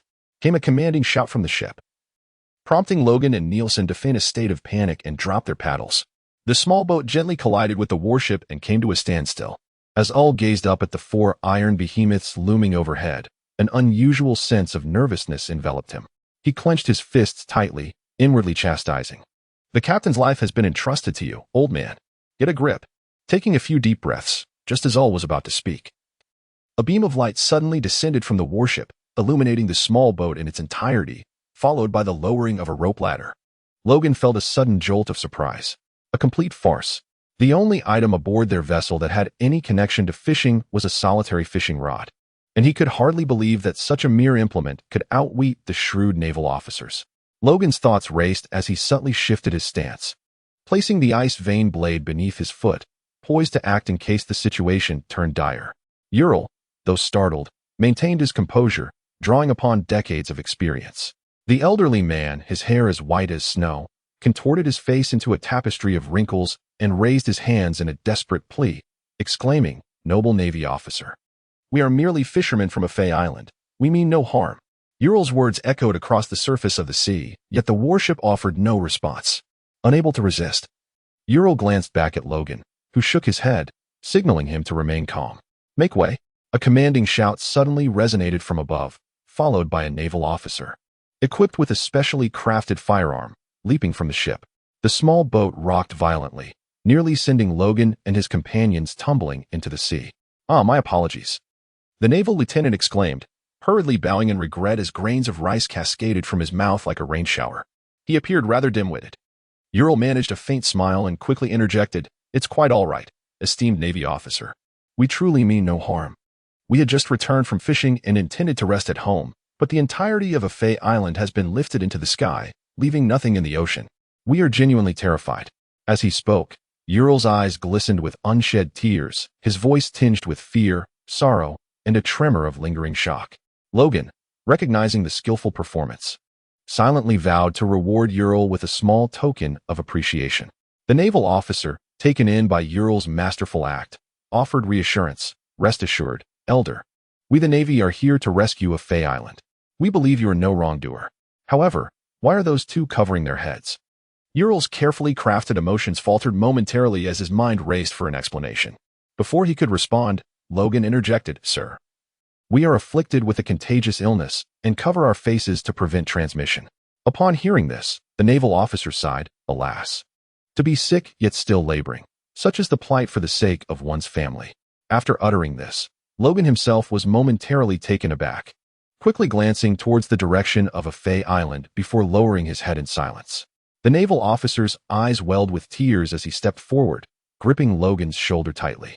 His voice choked with emotion, uttering simply, "Brother." Meanwhile, aboard the warship, Admiral Lytton observed this poignant scene, his grip tightening around the hilt of his sword as he gazed toward Fey Island, gritting his teeth and muttering, "Damnable pirates." Suddenly, the sound of hurried footsteps approached from behind. Frowning, Admiral Lytton turned to see a young deckhand racing towards him, broom in hand. Upon recognizing the newcomer, his expression softened somewhat. After the deckhand came to a halt and saluted, Lytton adopted a stern demeanor, reprimanding, "Are you unaware of the regulations aboard the ship?" "Yes. My apologies." The auxiliary soldier, with reddened eyes, saluted and inquired, "But why has the warship come to a halt? The island of Effie is clearly within sight." General Lytton's expression softened slightly as he extended his hand to adjust the disheveled collar of the auxiliary soldier. He then gestured below, explaining, "The warship has spotted a small boat, carrying fishermen who have escaped from your homeland. I presume you would be eager to meet them." "Fishermen?" The auxiliary soldier paused, a look of suspicion crossing his face. "But the church issued a fishing ban 10 years ago." Chapter 19, Exposed. A fishing ban? General Lytton furrowed his brow and took a few steps forward, gazing down at Logan and the others, who appeared as forlorn as stray dogs. Doubt lingered in his mind regarding their honesty, prompting him to mutter to himself, could they be poaching? Upon hearing this, the auxiliary soldier hastened to the bow of the ship, peering down, and immediately sensed something amiss. He swiftly turned to General Lytton, exclaiming, "Sir, they are lying. They are not from Effie Island at all. State your reasons." The auxiliary soldier saluted, maintaining a respectful gaze ahead as he articulated, "Firstly, their small boat is not a legitimate fishing vessel. Secondly, they possess no fishing gear aboard. While the first 2 points may have some justification, the third was indisputable evidence of their deceit." After a brief pause, he declared emphatically, that is to say, their boat bears no blessing from the sacred lion. Regardless of the vessel, all boats from Effie Island are inscribed with a prominent lion's head on the deck to seek divine favor. The absence of such a symbol on this boat is utterly inconceivable to the Effie people. General Lytton momentarily appeared dazed, but quickly regained his focus. He patted the auxiliary soldier's shoulder, commending, "Soldier, you have done well." However, the auxiliary soldier's face bore no joy from the praise. Rather, he shouted with the fervor of one risking his naval career, "General, please resolve this matter swiftly. I can almost hear the anguished cries of my family." 2 soldiers tasked with maintaining military discipline approached, intending to escort the auxiliary soldier away, but General Lytton waved them off dismissively. With his calloused fingers, General Lytton wiped away the tears from the soldier's eyes, solemnly stating, "Child, I promise that I will not allow any pirate who harms civilians to escape justice. For the sake of righteousness." With that, General Lytton leaped directly from the warship, landing squarely in the center of the small boat. The beleaguered vessel creaked under the sudden weight, as if invisible cracks were spreading from within. Nelson's eyes widened, a surge of anger swelling within him, his fists clenched tightly. Logan swiftly signaled to Nelson, halting the imminent surge of his combative instincts. UR promptly positioned himself in front of Nelson, bowing and gesturing with deference, "Admiral, we are not mere fishermen. Certainly not the fishermen from Effie Island." However, Admiral Lytton's demeanor was notably stern, as he brusquely interrupted UR's words with an icy retort. His voice resonated like a thunderclap, startling Logan and his companions, rendering them momentarily dazed, their hearts racing uncontrollably. Observing their reaction, Admiral Lytton became increasingly convinced of the veracity of the information provided by the errant soldiers.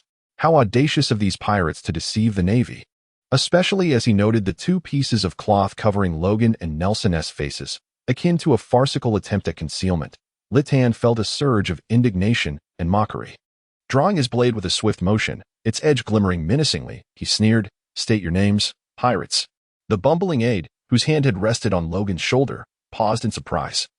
Blinking as realization dawned upon him, he quickly withdrew his hand and retreated to the side of Admiral Lytton, instinctively placing his right hand on the grip of his weapon. Logan swallowed hard, striving to maintain his composure as he addressed the officer, "Sir, we truly are fishermen. Why do you insist that we are not?" Lytton approached menacingly, a cold smirk playing on his lips as he retorted, still pretending, "The fishing ban was enacted on Effie Island a decade ago. What sort of fisherman are you?" As these words hung in the air, Logan had yet to respond when all stood frozen, as if struck by lightning. "No fisherman? It is I who have brought harm upon us all." A wave of guilt surged within the old man's heart, overwhelming him entirely. Logan cast a fleeting glance at the disheartened Ull, his mind racing as a plausible excuse swiftly materialized in his thoughts. Adopting an air of reckless abandon, he gritted his teeth and proclaimed, "Indeed, there is a fishing ban in effect. Since we have already been discovered, there is no longer anything to conceal. We have been poaching." Major General Lytton stamped his foot on the small boat, continuing to smirk disdainfully. "And just how much could you possibly steal with this tiny vessel?" Without hesitation, Logan retorted, "Our larger fishing vessel was demolished by a falling rock from the sky. This small boat is merely our means of escape." Logan recalled the abundance of supplies in the cabin and gritted his teeth, emphasizing, "This is merely an escape vessel." Admiral Lytton paused, furrowing his brow, and inquired, "The people of Effie Island?" "Indeed," Logan replied without hesitation, "thanks to yours guidance." Lytton surveyed the surroundings, even casting a glance at the corners of the small boat to ensure he had not overlooked anything significant. Satisfied, he coldly remarked, "Then why is there no blessing of the sacred lion aboard your vessel? How dare you claim to be of Effie Island?" Logan's mind raced, beads of cold sweat forming on his forehead, yet he could not conjure words sufficient to mask his ignorance. Primarily, he was not well acquainted with Effie Island and was at a loss for what to say. "Who says there is none?"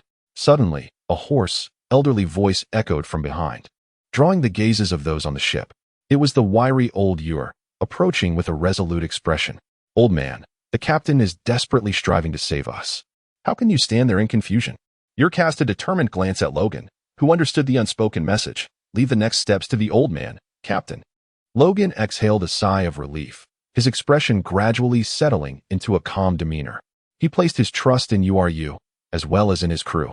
Admiral Lytton regarded URU, who was approaching him with measured steps, with a mixture of skepticism and intrigue. He sensed an oddly familiar essence emanating from this elder, who had just moments ago been effusively deferential towards him. What was it? It seemed to be a resolute determination to fiercely protect that which one holds dear. This elder was no ordinary man. Out of a reverence he could scarcely articulate, Admiral Lytton slightly withdrew the edge of his sword. "Noble Admiral," URU proclaimed with a resonant voice, "we are but poachers. We do not wish to bring shame upon the divine, hence we bear no marks of blessings upon our vessel." Yet, URU's voice suddenly surged with fervor, imbued with an emotion akin to unshed tears, as children of the gods. "How could we ever bear to leave the embrace of our mother?" No sooner had he spoken than URU abruptly turned, placing his hand upon his belt and swiftly yanking it down. In the blink of an eye, Logan found himself shielded by Nielsen, who kindly covered his eyes. Meanwhile, General Lytton and his aide were subjected to an overwhelming barrage of shock. You, the aide exclaimed loudly, quickly turning away and covering his mouth tightly. General Lytton took a few steps back, disdainfully pointing his sword at Yule, exclaiming, "You shameless old man. What are you doing?" With tears streaming down his face, Yule pointed without looking back at a tattoo on his rear, vociferously declaring, "Did you not say that I, an old man, am not of Effie descent? Then pray tell, what is this? Oh heavens! Open your eyes and behold your child. Your child is being subjected to baseless accusations." His impassioned lament resonated deeply, causing hearts to ache and eyes to well with tears. In that moment, Yule felt an immense gratitude for the woman he had met in his youth on Effie Island. "Marina, I misjudged you. How prescient your decision was. Surely, it must have been divine providence that guided you on that fateful night." As Yule reminisced about the golden days of decades past, General Lytton fell into a contemplative silence. This did not seem to be a ruse. He glanced at the black cloth covering Logan and Nielsen's faces, contemplating whether to have them remove it, but the sight of the heartbroken Yule made him waver. Just as General Lytton hesitated, an abrupt and thunderous roar shattered the tranquility of the air. The aide quickly retrieved a telescope from his pocket and handed it to General Lytton. Upon peering through it, cold sweat instantly beaded on his forehead. He witnessed the distant Effie Island suddenly shatter into pieces, engulfed by a tremendous force, plunging into the sea and unleashing a colossal tsunami in every direction. The wave was so immense that it filled the entire lens of the telescope. With a crack, General Lytton crushed the telescope in his grasp, revealing the shock coursing through him. "All hands, prepare to return at once," he bellowed to the crew, then swiftly vanished from the small vessel. However, the tremendous recoil from his movement shattered the deck beneath his feet. Water gushed up through the cracks. "Damn it! Aide, bring them aboard." General Lytton, frustrated with the destruction of his own vessel, slapped his forehead and shouted down to his aide. At once, the aide promptly reached for Nielsen's shoulder, but unexpectedly. Nielsen instinctively recoiled, causing the aide's hand to move towards the black cloth covering Nielsen's face. Logan had just regained his senses from the deafening noise, and upon witnessing this scene, his heart nearly leapt from his chest. Logan hurriedly reached out to grasp Nelson, but it was already too late. With a swift motion, the black cloth was torn from Nelson's face by the aide. The aide scrutinized Nelson's visage, a hint of perplexity crossing his features. Your face seems somewhat familiar. Chapter 20. The struggle of a cornered beast. It feels as though I have encountered you before. The aide tapped his head, furrowing his brow as he earnestly delved into the recesses of his memory. Meanwhile, Logan's body tensed abruptly, cold sweat cascading down his form. Given this predicament, the arrow is on the string and must be released. Engage. Logan suddenly let out a fierce roar, activating his fruit ability without hesitation. The specially crafted gun, hanging from his officer's waist, instantly transferred into Logan's grasp. In the very next moment, without a hint of doubt, he pulled the trigger. Bang! The resounding gunshot echoed as a specially designed lead bullet, nearly the size of a naval cannonball, burst forth, hurtling towards the officer's chest with a fierce velocity. As the gun fired, the officer instinctively tensed his body. Yet, in that fleeting instant, the lead bullet, having claimed countless pirate lives before, was already closing in on him. At this critical juncture, the officer, disregarding the shock, quickly engaged his muscles to unleash the Navy's most formidable defense technique, iron block. Thud! The bullet pierced through, and the tremendous impact sent the officer flying backward, a vivid spray of blood erupting from his chest, staining the night sky. Ultimately, the hastily executed iron block proved inadequate to withstand such a sudden and ferocious assault. From the moment Logan struck until the officer plummeted into the sea, only a few fleeting seconds had passed. Nelson and Yule reacted instantly, the latter hastily adjusting his trousers and joining Nelson at Logan's side. Lieutenant General Lytton stood frozen, watching helplessly as the officer was struck by the bullet and plunged into the abyss, his fate uncertain. He witnessed the pirates swaggering brazenly before him, feeling as though he was being toyed with by them. Consumed by an uncontrollable rage, he, who had always loathed pirates, chose to disregard the impending colossal tsunami, abandoned the 4 waiting warships, and ignored the calls of his soldiers behind him. With a thunderous roar, he leaped down, drawing his blade with ferocity, aiming to strike down at Logan and his companions. Logan, retreat, Nelson cautioned, carefully removing Logan's cloak and laying it on the ground. Undeterred, he raised a single leg, forming a stance of the orchid fist, and shouted defiantly as he charged forward. The demonic fist technique, toe kick. Lieutenant General Lytton's eyes were bloodshot as he gripped the hilt of his sword, forcefully bringing it down, crescent moon slashing. In an instant, it seemed as though countless beams of sword light materialized, weaving an impenetrable web of sword energy aimed directly at Nelson's head. Logan exclaimed in surprise, ready to draw his ice-veined blade to assist, when Yule swiftly grasped his arm and said solemnly, "This is a battle beyond the reach of you and me. The small vessel can no longer withstand the strain. We must board the warship, for that is where our true battlefield lies." Yule shouted, pointing towards the rope ladder hanging from the ship. Logan clenched his teeth, abruptly shaking off Ewer's grasp, and dashed towards the rope ladder with fervent urgency. In the very moment they ascended the ladder, Major Litan fiercely breached Nelson's defenses, crashing violently onto the fragile vessel, shattering it into countless pieces. That wretched pirate. Major Litan clutched a piece of wood, his right hand brandishing his sword, unleashing a ferocious wave of sword energy directed at the rope ladder. Our battle is far from over. Suddenly, Nelson erupted from beneath the waves, positioning himself defiantly before Logan, shattering that sword energy with a single kick. Subsequently, Nelson plunged back into the sea, gripping another piece of wood, resolutely confronting Major Litan. Nelson, Logan's eyes brimmed with tears, for upon Nelson's body lay a myriad of minute wounds, the crimson blood staining the surrounding sea a deep red. The angle and ferocity of the sword's arc were indeed merciless. "Captain," All gripped Logan's pant leg, his voice urgent with intensity. "A tsunami is swiftly approaching. We must seize a warship before it arrives, or we are doomed." Logan's body trembled as he gazed at Yule's aged white hair and resolute visage, nodding heavily in response. "What are you still dawdling for? Cut the rope ladder." Major General Lytton suddenly bellowed towards the warship. Thud! The naval soldiers swallowed hard, jolted back to reality from a series of intense events, and hastily drew their swords to sever the ropes. Alas, it was too late. Logan had already ascended to the top of the rope ladder, mere inches away from the naval soldier. Activate ability. Rat stealth. Gravity. A beam of white light surged from the soldier's body and entered Logan's form, causing him to feel an immediate heaviness, allowing him to stand more firmly against the fierce ocean winds. In stark contrast, the naval soldier felt an abrupt lightness, buffeted by the sea breeze from the warship, nearly lifting him off his feet, prompting him to drop to his knees and cling desperately to his sword. Corporal Will, be cautious. A panicked voice suddenly rang out. Yet it bore no weight. Gritting his teeth, Corporal Will lifted his head, only to be met with a chilling, icy blade. Swoosh. Blood gushed forth as Logan mercilessly sliced open the young corporal's throat. In that fleeting moment when the sailor lost his life, Logan immediately dissipated the weight of the sailor. His gaze fixed intently on the dozen or so naval soldiers encroaching upon him, while vigilantly analyzing their combat capabilities.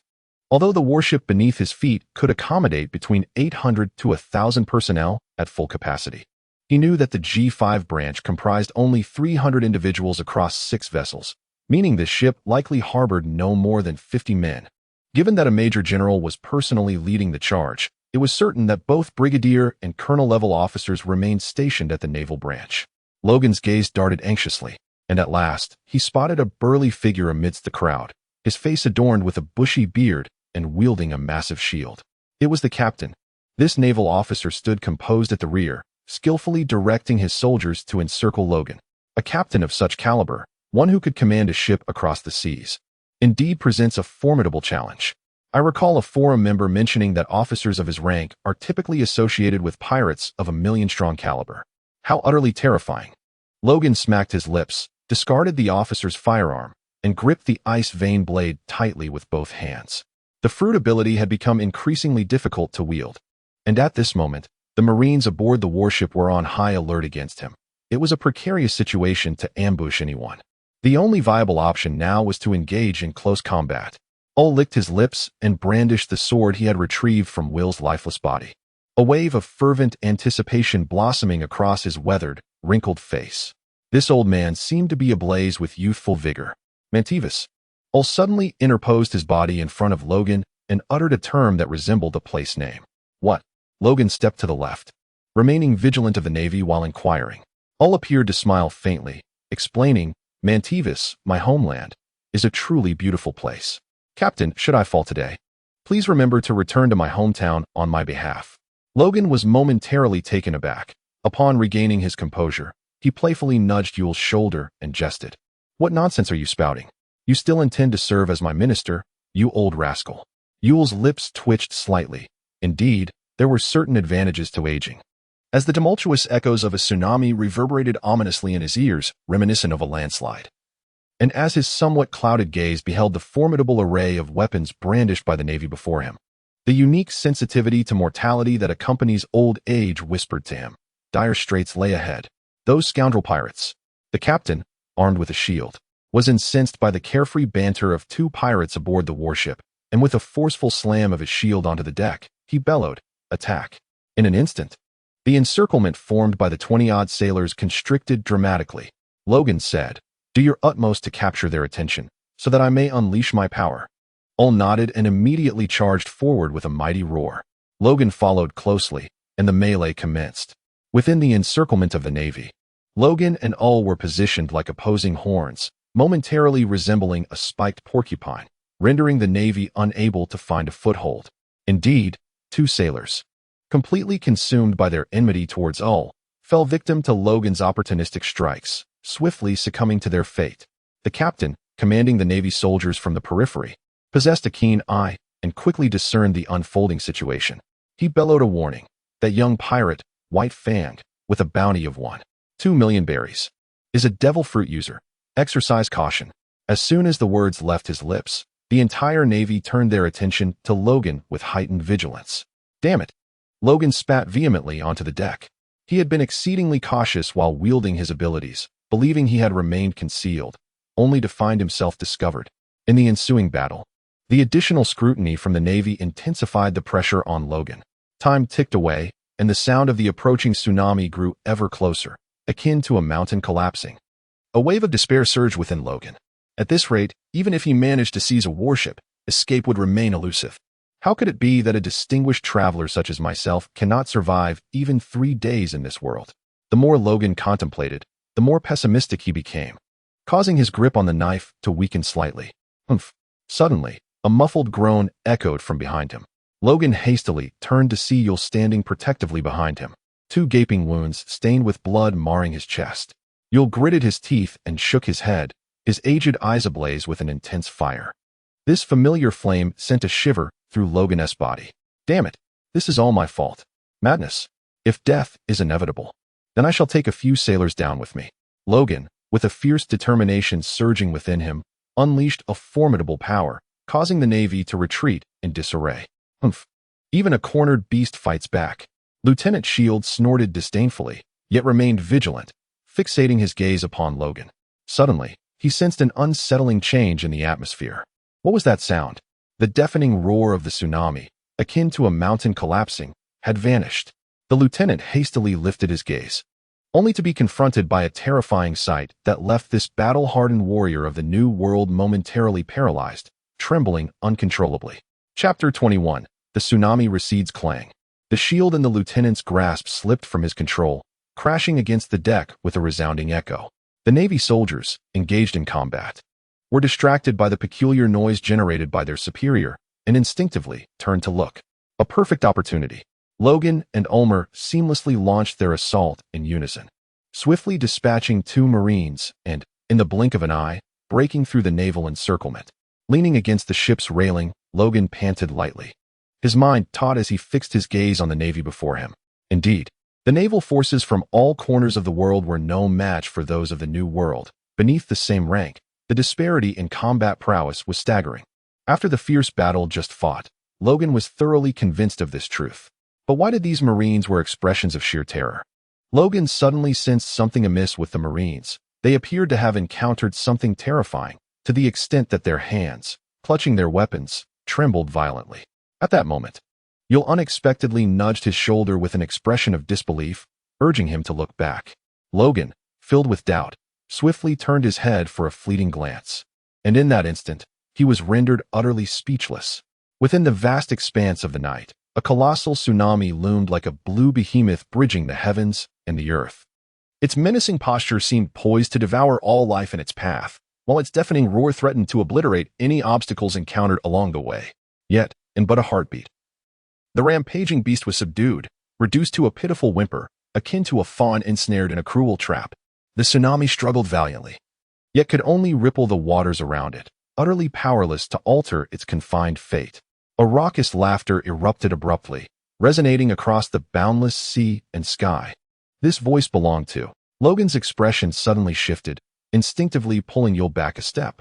In the next moment, a proud man, crowned with a ship's helm, soared towards them from afar, halting abruptly above the tumultuous waves. Ha ha ha ha.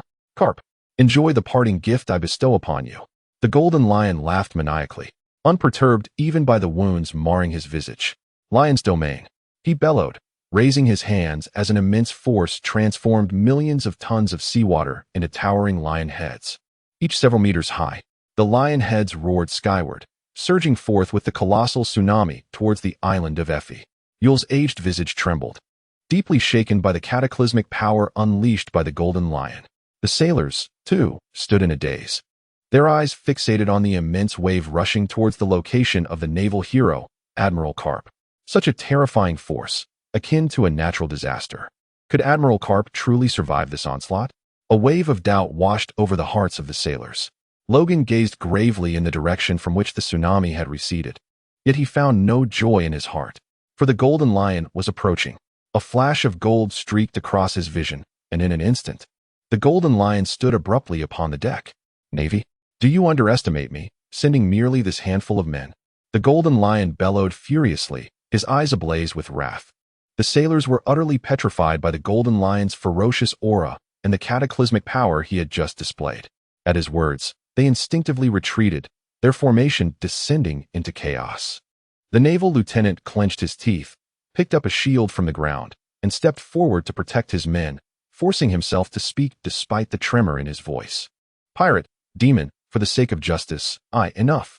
The The Golden Lion's expression turned icy as he lifted his right leg, unleashing a colossal slash that tore through the ship's deck, hurtling towards the lieutenant with lethal speed. The lieutenant clung desperately to his shield, only to be sent flying backward, the steel shield cleaved in twain, blood spraying into the air. Gulp! The sailors were drenched in cold sweat, gripping their weapons tightly, knowing that only by doing so could they stave off the paralysis of fear. Was this the terror of a top-tier pirate? Logan pondered quietly. At that moment, a figure suddenly leapt onto the warship, swiftly raising a blade to strike at the Golden Lion. The tiger's gale of destruction. The sword's energy surged forth like a tempest, hurtling toward the Golden Lion. The Golden Lion's gaze sharpened, and he immediately ascended, slashing forth 2 waves of sword energy to counter. Bang! Bang! The energies erupted in midair, dissipating into nothingness. Ha ha ha ha. A rear admiral, is it? The Golden Lion mocked Admiral Lytton, yet his eyes wandered into the distance as he boisterously declared, "Today, by sheer fortune, I am in high spirits. Let us play a little longer." Wait. Just as the Golden Lion was about to unleash his skill, an aged voice abruptly halted him. The Golden Lion, bewildered, scanned his surroundings, his rooster-like head swiveling. "Who dares to command me?" You, disregarding Logan's puzzled gaze, stepped forward respectfully and said, "Lord Golden Lion, we are also pirates. Please take us with you." Logan's heart quivered as he beheld the aged Ull. Bowing before the Golden Lion, a wave of emotion washed over him, rendering his nose tinged with bitterness. He could hardly perceive Ull's actions as a display of cowardice. On the contrary, to humbly plead for mercy from a former adversary, solely to carve out a path for the others, exemplified a remarkable courage. The Golden Lion finally acknowledged Ull, erupting into a comically exaggerated shout. "Ah, so there are pirates here? How peculiar indeed. What was it you just uttered?" With a submissive demeanor, Ull responded, "Please take us along. We are also pirates, my lord." "Pirates? Ha ha." The Golden Lion suddenly burst into uproarious laughter. "Such spineless pirates. Roger. Oh, Roger, what sort of detritus has your grand pirate era brought forth to this realm?" He guffawed heartily, reveling in his mirth. However, once his laughter subsided, a dark shadow fell across his face as he raised his hands menacingly, declaring with cruel intent, "I refuse. Go meet your demise alongside the Navy. The pirates of the new era. Vipers." In an instant, the Golden Lion surged upward, causing the warship to tremble violently, as if losing its buoyancy. It ascended into the sky. The sailors were thrown to the ground, tumbling helplessly upon the deck. Logan grasped the anguished Ull with one hand, while firmly anchoring himself to the ship's railing with the other. "Damn you, Golden Lion." Lytton strained to maintain his balance, raising his sword and unleashing an enraged shout towards the Golden Lion soaring above. Ha ha ha ha.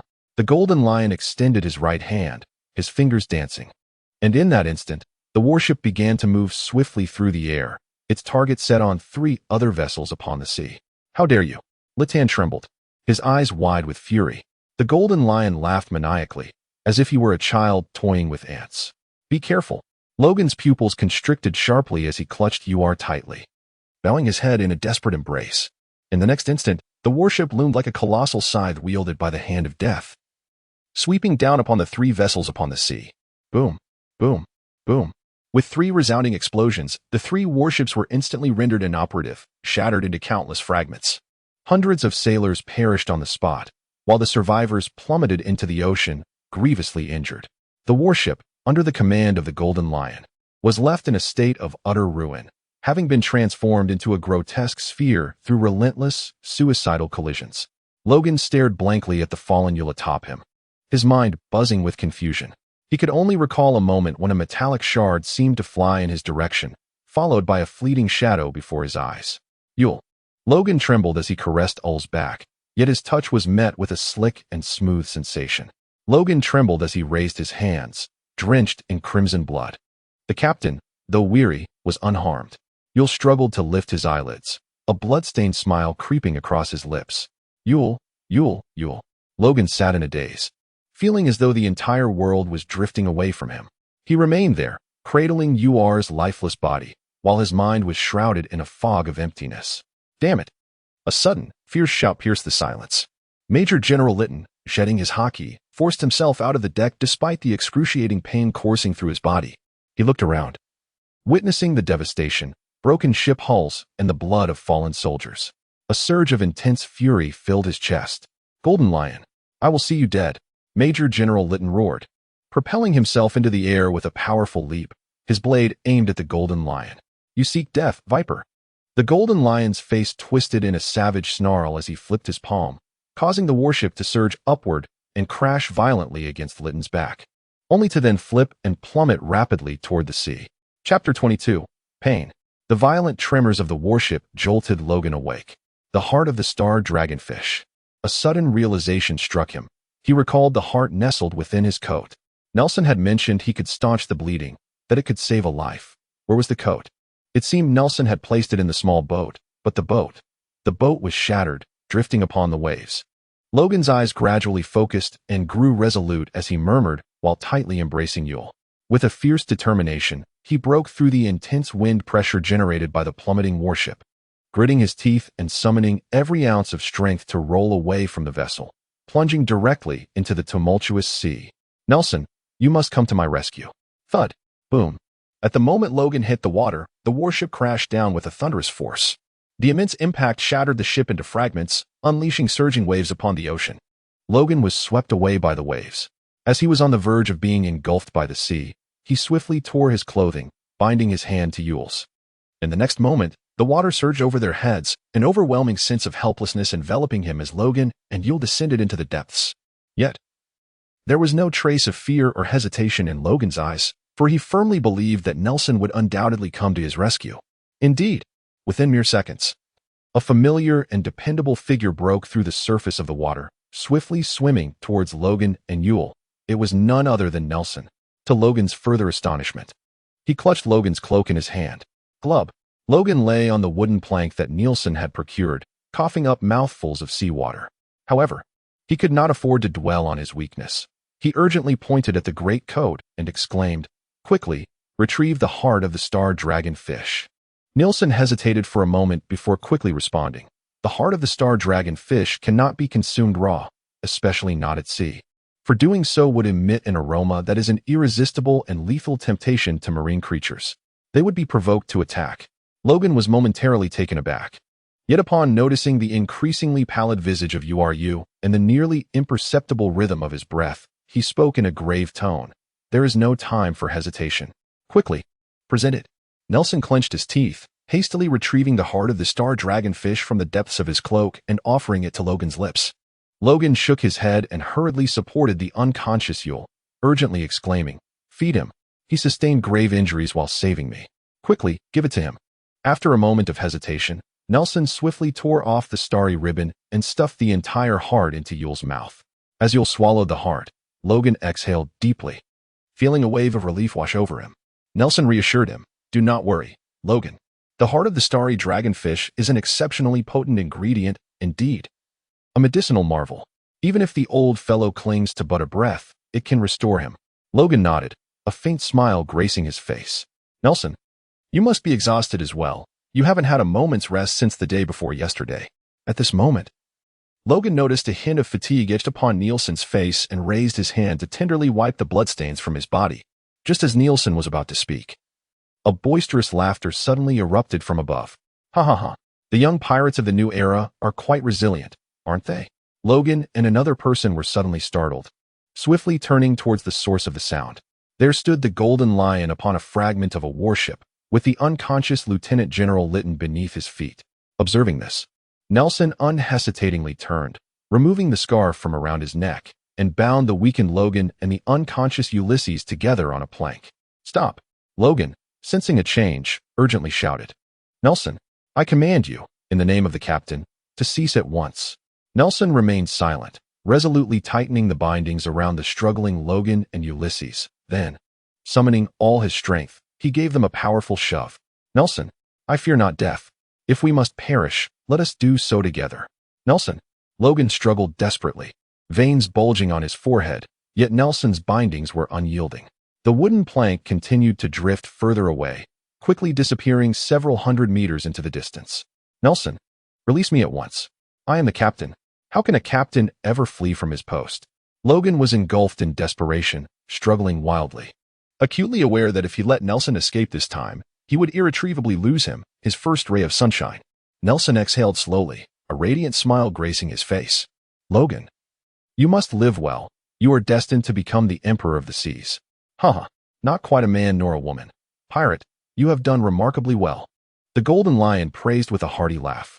Bah, Nelson retorted, forming a delicate orchid fist. I am a new breed of humanity. The Golden Lion chuckled, shaking his head, dismissing Nelson's battle stance with indifference. His gaze drifted toward Logan and who were drifting away, a mocking smile curling upon his lips. Truth be told, I never intended to kill you. However, since you harbor such distrust towards me, I shall reluctantly oblige. With that, the Golden Lion began to ascend. A brilliant pale golden sword energy slicing through the air. Cutting wave. Nelson hurriedly dove down to evade, yet the Golden Lion's strike cleaved through the ocean itself. Despite exerting every ounce of strength to evade, Nelson felt the cutting wave tear through his left arm, exposing bone as blood spurted forth. Hiss! Nelson gasped, stifling the pain as he swam downstream toward the Golden Lion. He intended to launch an attack, not to inflict harm, but to buy Logan a moment longer.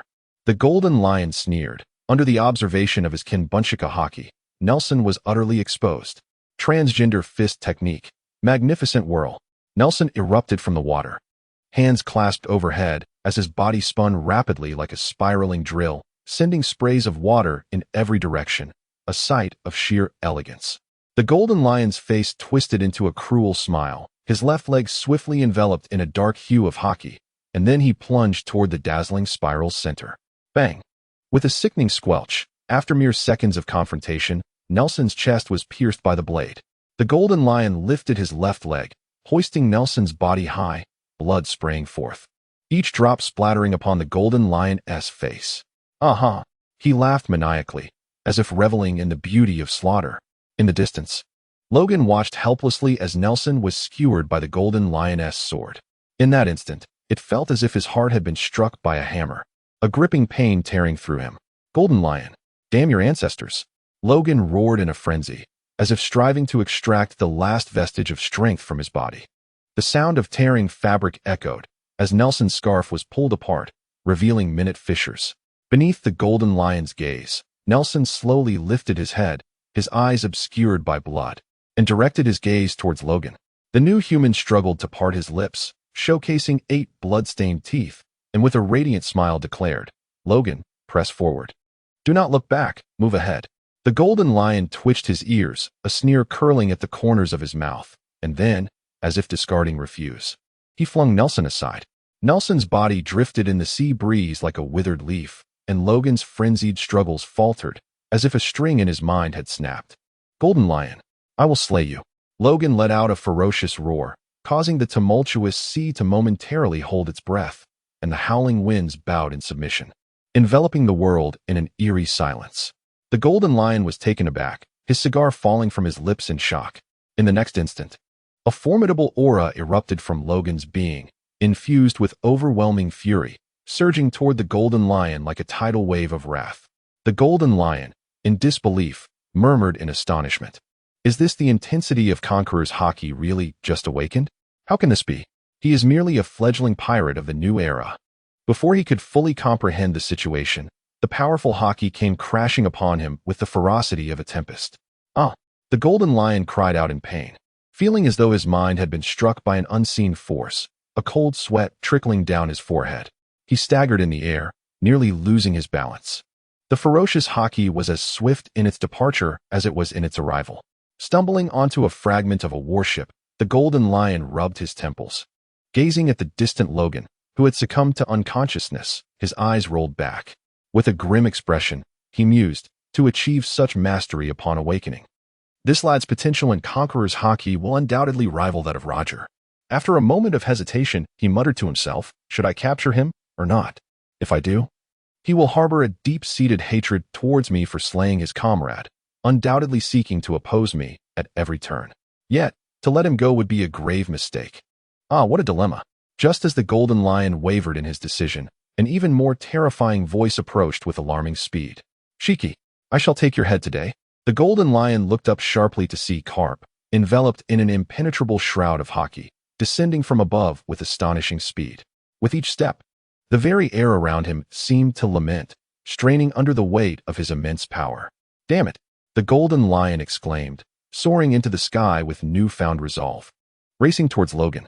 "If I cannot deal with Roger, surely I can handle a mere fledgling of the new era. I shall do it."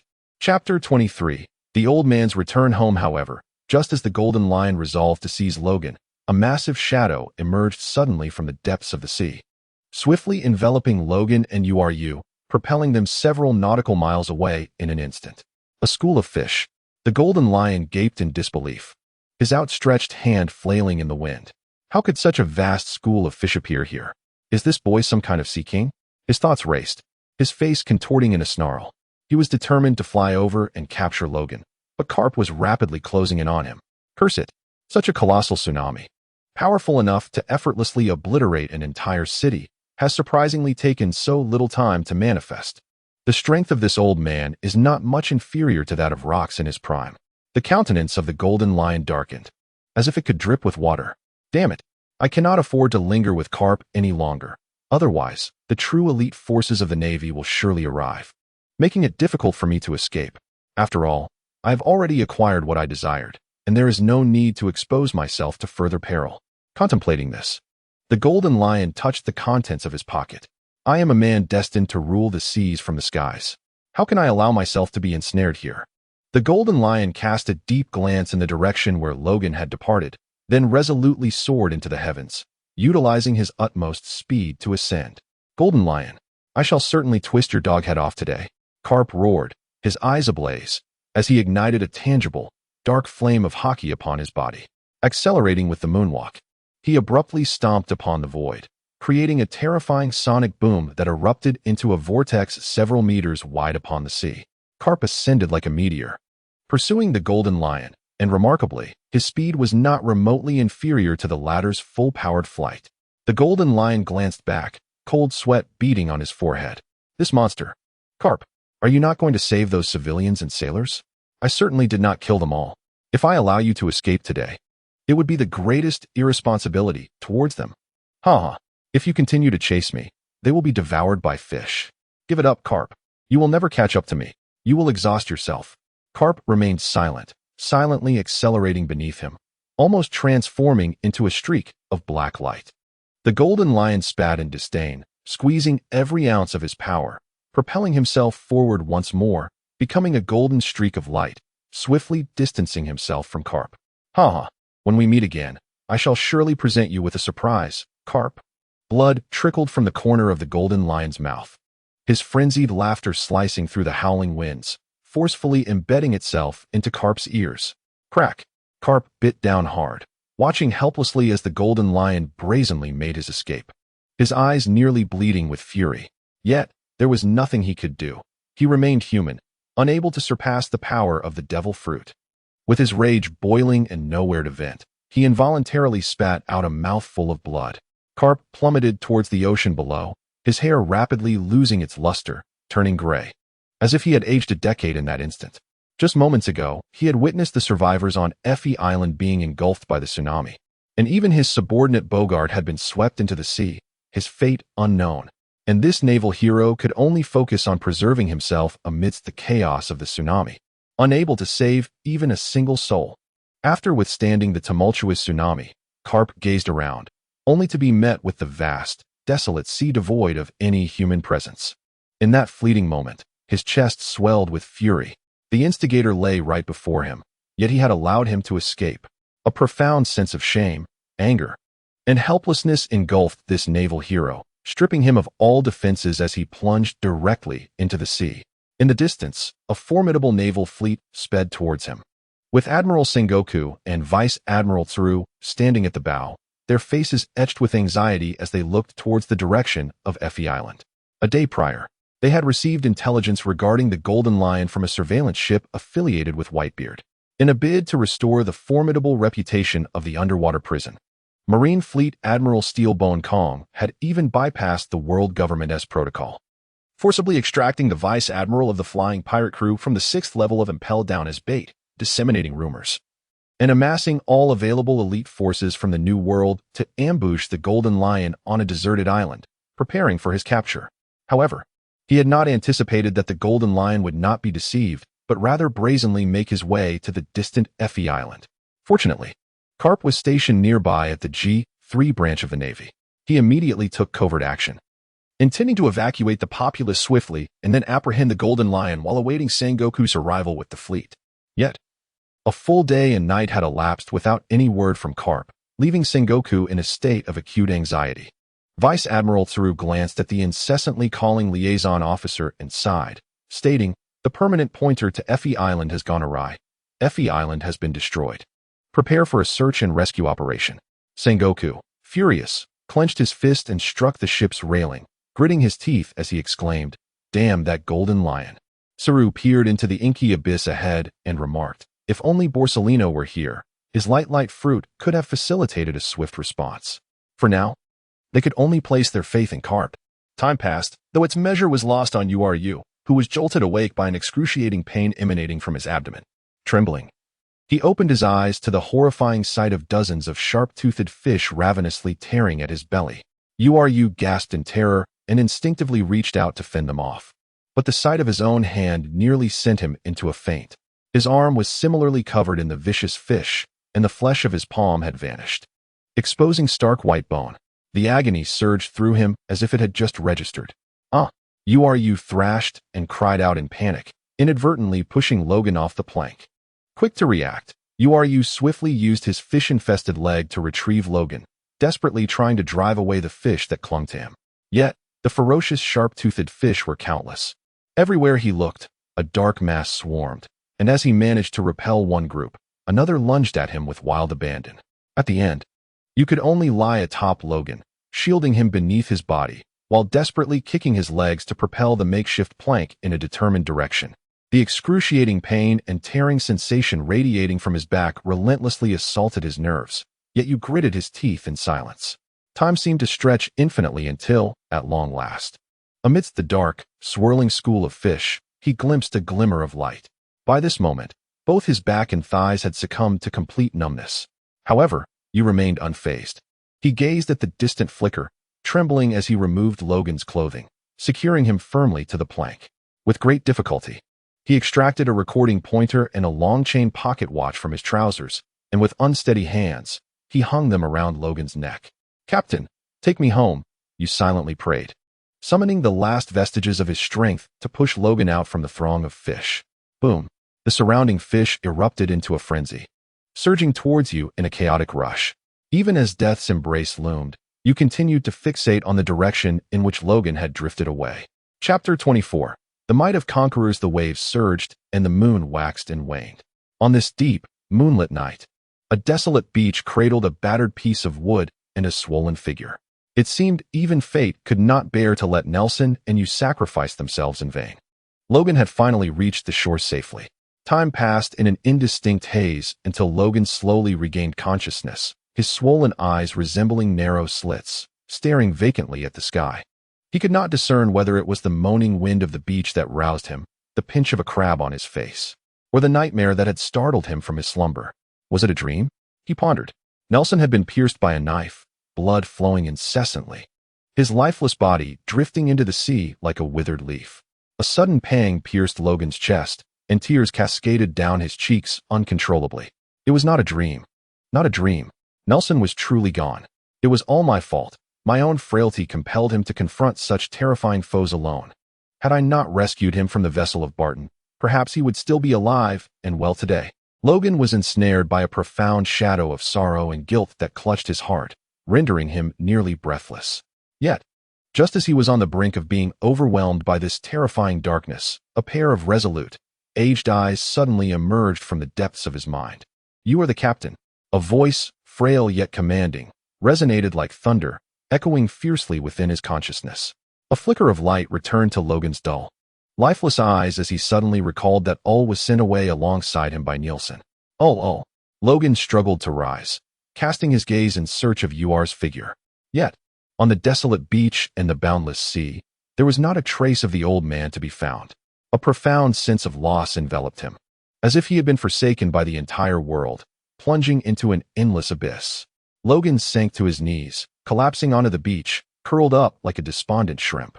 His heart ached with a profound sorrow. He opened his mouth, yearning to scream, yet no sound escaped his lips. Everything was lost, utterly lost. Damn the captain. I am but a fool. A complete fool. Silent tears welled up in his eyes, cascading into his heart, piercing it with an unbearable agony. Time passed unmeasured until Logan's face unexpectedly brushed against something cold. Through the haze of tears, he beheld a sight that struck him like a bolt of lightning. It was a compass and a pocket watch. Logan sprang to his feet in a frenzy, calling out Ol's name with wild desperation. Yet, no one answered. Logan's countenance darkened, resembling a mere shell of a man as he removed the pocket watch from around his neck. He set aside the recording hand and lifted the cover, revealing its contents illuminated by the moonlight. Inside lay a yellowed photograph, depicting a small boy adorned with an oversized naval cap that obscured his entire forehead. Engraved upon the watch's casing were the words, "To my dearest grandson, with all my love, your grandfather, Clib Ul." Logan was struck as if by a bolt of lightning. Tears once again blurred his vision as he clutched the pocket watch to his chest with every ounce of strength he possessed, weeping uncontrollably. Thank you, Yul. I am truly grateful to you, Yul." Before laying eyes upon the timepiece, Logan had contemplated ending his own life. Yet it was this watch, this photograph, and Yul's profound love for his grandson that pulled him back from the brink of death. He resolved to persevere, to return to the North Sea, and to seek out Yul's homeland of Mantivus, where he would personally present this cherished watch to Yul's grandson. Logan wiped the tears from his face. Struggling to rise to his feet, he staggered momentarily before finding his balance, raising the pocket watch above his head. With closed eyes, he silently murmured, Nielsen, rest assured. I remain alive and well. I shall return to the North Sea to fulfill Ulr's final wish. I will seek out the golden lion and sever its canine head in your honor. I shall ascend as the sovereign of the sea, ensuring that my name resounds throughout the heavens. Watch over me from above." Logan carefully donned the pocket watch around his neck, placing it close to his heart. Alas! Logan suddenly felt a sharp pain in his foot. Glancing down, he beheld a crab leisurely pinching his toe with its claw, which was as large as a hammer. Upon seeing Logan, he immediately recognized the very creature that had once pinched his face. It had been cast aside by him, and now it had returned to exact its revenge. Logan muttered, "To encounter me without any guard, how fortunate." As he spoke, he activated his fruit ability, meticulously sensing the essence within the crab. He declared, "Life theft." A diminutive, emerald-green sphere, visible only to Logan, emerged from the crab's body and entered his own. The crab fell silent, its massive claws helplessly dropping at Logan's feet, while the color of its shell rapidly dulled to a lifeless gray. Life theft is a technique that encompasses a wide range, siphoning the crab's vitality, regenerative capabilities, stamina, and all the forces that sustain its existence. With a single strike, the crab was instantly rendered lifeless. The primary reason for such a devastating effect was the vast disparity in life levels between Logan and the crab, compounded by the crab's utter lack of defense. Had anyone else attempted this, even without preparation, the most they would suffer would be a mere loss of immunity or stamina. Death would not be the consequence. However, Logan neither reveled in triumph nor succumbed to despair. After all, his mastery of the stealth fruit was still in its infancy, and he had ample time ahead to hone his abilities. Upon consuming the crab's life essence, Logan felt a significant improvement in his injuries, and the swelling in his body diminished considerably. Logan exhaled deeply, bending to retrieve the recording pointer and fastening it around his wrist. A flicker of solace amidst his sorrow came from the realization that his ice vein blade remained intact. Despite the numerous damages to its sheath, it was still by his side. Logan lifted the ice vein blade to his cheek, softly calling out, "Ice vein, oh ice vein." The blade appeared to possess a spirit of its own, shimmering with a soft blue glow through the tattered scabbard. Logan trudged heavily to the side of the wooden plank and knelt down. Upon the surface of the plank lay indelible stains of blood, tattered fabric, some belonging to him, others to Yul and Nielsen. Logan knelt in silence for a while, and then suddenly began to dig a pit in the sand, burying the fabric within to form a small mound. He then lifted a wooden plank and, with an ice vein blade, inscribed the words, "In memory of my dear friend Nelson, here lies the grave of Yul, captain of the Logan pirate crew." Logan rose to his feet and positioned the wooden plank before the mound of earth, treating it as a makeshift gravestone. Logan lingered in silence for a moment, gazing up at the sky before turning to stride into the dense forest. Though his steps were unsteady, they were resolutely determined. From this moment forth, He bore the weight of 3 destinies upon his shoulders. As night fell, the wilderness teemed with beasts. Logan had not ventured far when he was suddenly met with the chilling howl of a wolf. Logan drew forth his ice vein blade, casting a vigilant gaze around him. 2 emerald green lights emerged stealthily from the depths of the night, their 4 claws pressing silently upon the thick carpet of decaying leaves. Inching closer to Logan's rear under the cover of the dense forest. Logan's ears twitched, keenly discerning the intentions of the lone wolf. He was, after all, a notorious pirate with a bounty of 1.2 million, capable of wreaking havoc in any village within the North Sea, even in his weakened state. Dispatching a wild wolf should be well within his capabilities. However, just as Logan prepared to swiftly turn and confront the beast, a sudden thought flashed through his mind. He recalled that before losing consciousness, he seemed to have awakened a certain power. That power appeared to be the Conqueror's Haki, an ability that could not be acquired through mere training, but rather was a mark of royal lineage. Emerging only once in countless millions. In a fit of rage over Nielsen's demise, Logan awakened his kingly potential. Reflecting on this moment, he fell into silence. He would rather live his life devoid of the Conqueror's Haki than unleash it at the cost of his dear friend's death. Just then, taking advantage of Logan's distraction, a fierce wolf leapt from the underbrush, its sharp claws aimed menacingly at the vulnerable spot between Logan's shoulder blades. Logan's back bristled with sweat, and he jolted awake in an instant. In a frantic motion, he swiftly turned and brandished his blade. Clang! The ice vein blade clashed against the wolf's claw, producing a sound akin to metal striking metal. Howl! The biting chill emanating from the ice vein blade sent a shiver through the wolf. The beast leapt back several meters in alarm, lowering its foreboding, revealing its menacing demeanor, baring its teeth, and displaying its gleaming fangs. Realizing that its ambush had failed, the wolf chose to launch a fierce assault, leaping forward with lightning speed, its powerful form rushing towards Logan's neck with its gaping maw ready to devour him. Logan let out a cold snort, abruptly raising his blade and glaring fiercely as he bellowed, seeking death. An invisible aura of dominance surged forth from him in an instant, causing the wild wolf to falter, whimpering as it rolled its eyes and fell heavily to the ground. Wherever his formidable presence swept through, the myriad sounds of the dense forest vanished without a trace, leaving an eerie silence within a radius of several hundred meters. Logan blinked in astonishment, clearly taken aback. He had not anticipated that he would truly awaken the Conqueror's Haki. This was, after all, his first attempt following his awakening, and it had succeeded remarkably. After a moment of bewilderment, Logan, undeterred, activated the Conqueror's Haki several more times, and to his amazement, each attempt was successful. This was nothing short of extraordinary. It is worth noting that even the world's chosen one, Luffy, could not achieve such mastery upon his initial awakening of the Conqueror's Haki. However, Logan did possess certain limitations. He required a fierce glare to unleash the Haki, and could not direct it with precision. Nevertheless, he felt a deep sense of satisfaction. After a few more attempts, feeling slightly dizzy, he sat down and recalled some information he had encountered online in his previous life regarding the Conqueror's Haki. In the world of One Piece, there is no fixed standard for the levels of Haki, but a certain forum had classified the Conqueror's Haki into 4 tiers. The first level, Basic, can only be released randomly, relying on heightened emotions and luck after awakening.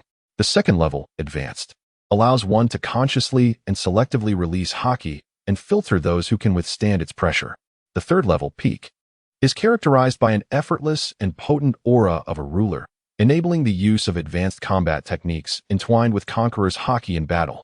The final tier, Divine, referred to as the Emperor's Domain, is rumored to be an immense power that can only be unlocked after the full awakening and eruption of the Conqueror's Haki. Under the influence of this power, its wielder can merge with the surrounding nature, communicate with all living beings, and gain their loyalty, even altering the natural laws of the surrounding world. Undoubtedly, this is the realm of the divine. Logan assessed himself according to this standard and concluded that he still belonged to the novice category. After all, he had only managed to unleash his aura at will, without yet mastering the selection of his targets. Nevertheless, he was likely among the elite of beginners, and with the defeat of a few more formidable foes and the cultivation of his spirit, he might soon ascend to a higher level. This realization invigorated Logan, revealing his exceptional talent in the realm of aura mastery. The Logan conjecture posits a connection between charisma and the potency of one's soul. By merging with his original self's essence, he possesses an innate strength that surpasses that of others, thus endowing him with a remarkable talent for charisma. This is indeed a fortuitous circumstance. Only by amplifying his own power can he fulfill the pact made with Nielsen and Ull. Chapter 25. The King of Yundelik. Contemplating his two crew members, Logan's gaze turned resolute. Logan gazed at the dazed wolf, extending his hand to unleash his power. A luminous sphere of vibrant emerald, twice the size of a crab, emerged from the wolf's body and gracefully entered Logan's being. The wolf's vitality swiftly waned, its fur losing luster, and in an instant, it resembled the withered, grayish remnants of winter's desolate underbrush. Logan emitted a contented sigh, feeling a refreshing coolness permeate his very being. As every cell within him rejoiced in euphoric delight, Logan spun around in place and discovered that the swelling had subsided, and even the feeling of weakness had alleviated significantly. A hint of amusement flickered at the corners of Logan's brows as he leaned down to probe the breath of the wild wolf. Not dead, it seems. Logan once again unleashed his abilities, siphoning away the last vestiges of life from the wild wolf. A noble beast. Logan rose to his feet, nodding in admiration at the lifeless wolf, before turning to venture deeper into the dense forest. After approximately half an hour of wandering, he had fully restored his health by absorbing the vitality of the animals that had been rendered unconscious. However, his stomach began to growl. He had initially contemplated indulging in the satiety of those creatures to deceive his own hunger, only to discover, to his dismay, that the beasts were even hungrier than he was. Alas, self-reliance is the key to abundance and sustenance. Logan grasped the ear of a rabbit and sighed in resignation. Just as he contemplated the prospect of kindling a fire to roast the creature, he unexpectedly spotted a stone spear lodged in a large tree. Logan furrowed his brow, discarding the wild hair as he unsheathed the crude stone spear. Though primitive in nature, it indicated that this was no deserted isle. There were inhabitants here. One must remark, the technological progression in the world of One Piece is indeed peculiar, with the Marines employing warships, pirates sailing on galleons, and now even the emergence of stone spears reminiscent of primitive man. Logan understood that the difficulties in transportation were to blame. The cultural exchange among the islands along the Great Maritime Route was largely fraught with challenges. Some islands, such as the diminutive aerial island of Visalia, had achieved remarkable advancements, mastering the technology of artificial rainfall and even capable of conjuring massive storms.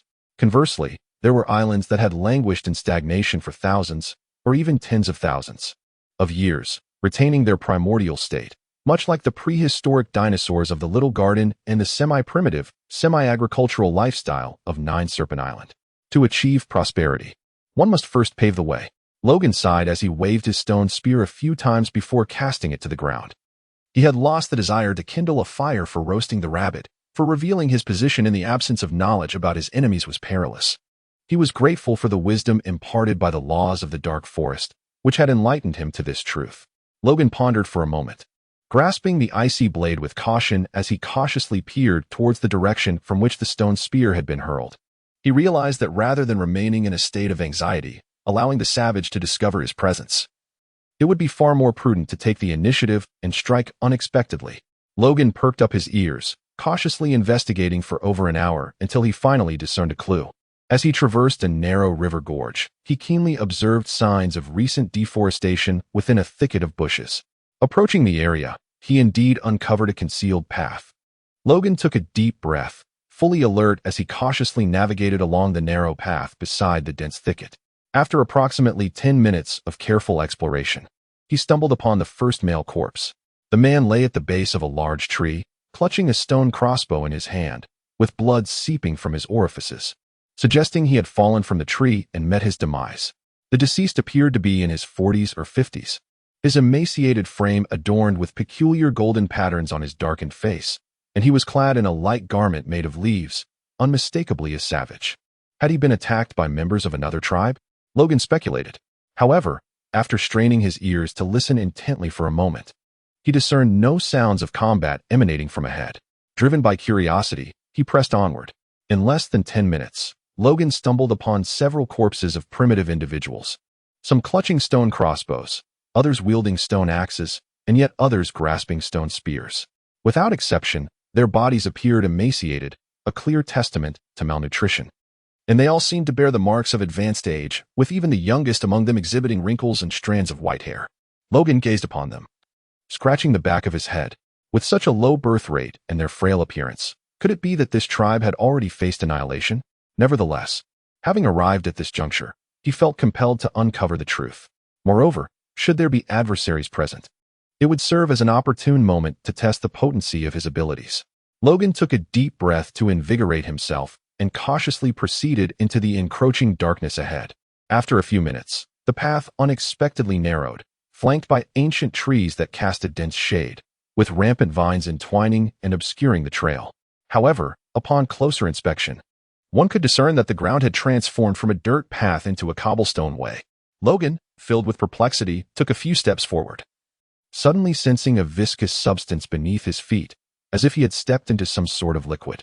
His shoes had been battered by the sea, leaving his bare soles to make direct contact with the ground, intensifying the chilling and sticky sensation. Logan lifted his foot, his nostrils flaring, and suddenly his expression changed drastically. Blood. This viscous liquid was indeed blood. In the pitch-black forest where the moonlight was obscured, the acrid stench was unmistakable and utterly pervasive. Logan immediately crouched down, his eyes widening as he scanned the surroundings with vigilance. A few minutes later, having found no trace of the enemy, he let out a slight sigh of relief. However, this discovery of blood did not quell Logan's curiosity. Instead, it intensified his desire to uncover what lay ahead. Logan swiftly darted into the dense forest, persistently pushing aside the tangled vines and underbrush as he advanced. However, with each step forward, the stickiness beneath his feet intensified, and the metallic scent of blood grew increasingly potent, overwhelming his senses to the point where his eyes felt as though they might close involuntarily. Yet, Logan kept his eyes wide open, determined to uncover the source of the carnage that had resulted in such a copious flow of blood. Was it a massacre? As a citizen of the Celestial Empire in his past life, Logan harbored no fondness for the notion of slaughter. Logan could not help but clench his teeth, his movements quickening considerably. Suddenly, beams of light pierced through, and Logan pushed aside the final tendrils, emerging from the dense thicket. Logan gazed up at the moon, inhaling deeply several times, only to be momentarily choked. Stripped of the fragrant veil of foliage, the air unveiled a faint yet pungent stench, provoking a wave of nausea. Nevertheless, Logan did not succumb to retching, for the scene before his eyes was so astonishing that it rendered him spellbound, causing him to forget everything else. The pale moonlight cascaded down, illuminating the sight with startling clarity. Before him lay a dilapidated square of approximately 100 meters in diameter, encircled by 8 fractured stone pillars, entwined with withered vines, emanating an aura of desolation and antiquity. Hundreds of emaciated figures knelt in unison around the square, bowing reverently towards its center. Inexorably, their hearts had been pierced by stone blades, stone swords, stone spears, even stone spikes. Blood flowed along the square's weathered patterns, seeping into the dense thicket, such that after the demise of these hundreds, the square bore little trace of their blood. They had taken their own lives. What a harrowing tragedy. Logan covered his mouth, involuntarily making his way to the square. Standing at the edge, he found himself amidst this breathtaking scene. "Young friend, please come closer and speak," a feeble voice suddenly resonated, piercing through the stillness of the night with striking clarity. Logan was startled, instantly drawing his sword and standing firm. "Young friend, please come closer and speak." The feeble voice echoed once more, reiterating the earlier words. Logan discerned the direction of the sound, which astonishingly emanated from the very center of the square. Logan looked up, where perhaps once stood a grand statue. Now only a half-ruined and desolate pedestal remained. However, atop the pedestal sat an individual, a gaunt old man clad in samurai attire, with his hair styled in the traditional topknot. Logan scrutinized the old man carefully, refraining from approaching, and with a knife held aloft in vigilance, inquired, "Are you a warrior from Wano country? What brings you here?" The gaunt old man's murky eyes flickered momentarily, and his lips moved weakly as he replied, "I am not a warrior from Wano country, but rather the king of the kingdom of Undelik." Logan cast a glance up and down, perceiving that the frail old man, apart from the violet katana resting on his lap, resembled a destitute samurai in every aspect, rather than the king he professed to be. Logan, with a piercing gaze, remarked, "Your countenance hardly befits that of a king. Moreover, where is Undelik?" "Right here," replied the frail elderly man. Logan blinked in disbelief, questioning whether he had misheard, and inquired once more, "Where?" "Here," the gaunt old man replied once again. Logan surveyed the surrounding dense forest, the dilapidated square, and the lifeless bodies, an expression of incredulity immediately manifesting on his face. "Where is your kingdom? Where lies your palace? And where are your subjects?" Logan inquired without mercy. The frail old man fell silent for a long while before weakly replying, "Since your arrival on the island, what you have witnessed is the kingdom of Yundelrick. The ground beneath your feet is none other than the royal palace of Yundelrick, and the individuals before you are indeed the subjects of Yundelrick." Logan initially wished to retort, yet upon witnessing the gaunt old man's resolute expression under the moonlight, the words he intended to utter were swallowed back. Perhaps he truly is a king. Such an absurd notion arose within the depths of Logan's mind.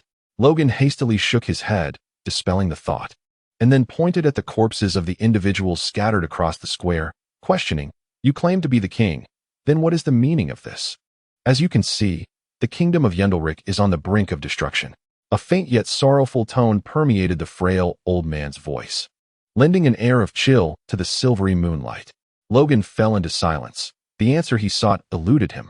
Yet, upon hearing the desolate tone of the gaunt old man, the questions that surged within him remained unuttered.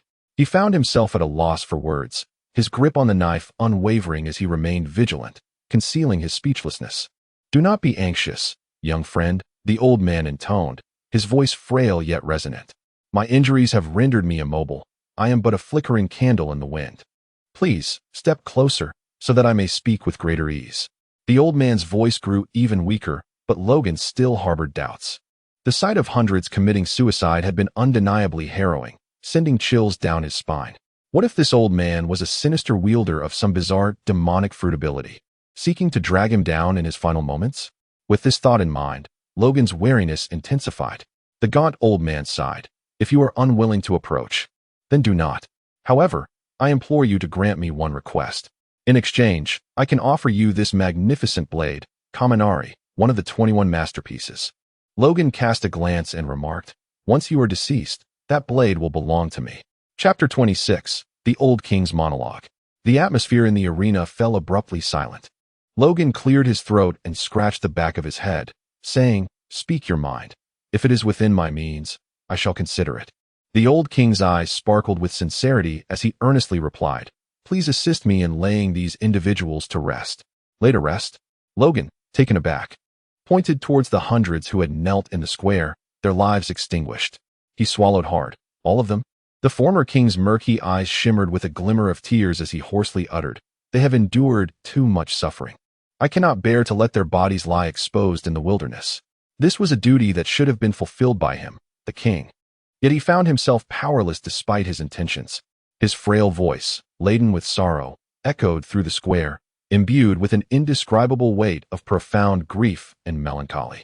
Logan abruptly set down his knife, seated himself cross-legged upon the ground, and gazed longingly at the king, his voice laden with melancholy as he inquired, "Can I understand why they chose to take their own lives?"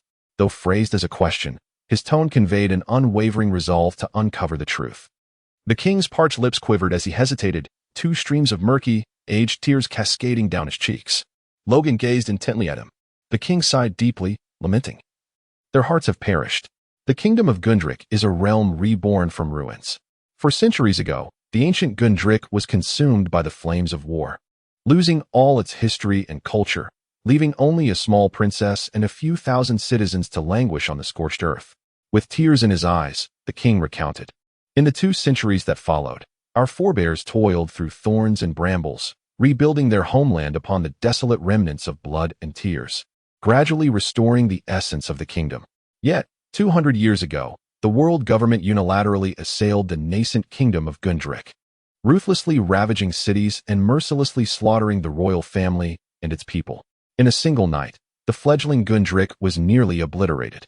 After that fateful night, only a handful of souls remained, retreating into the depths of the forest, surviving amidst the beasts, nearly regressing into savagery.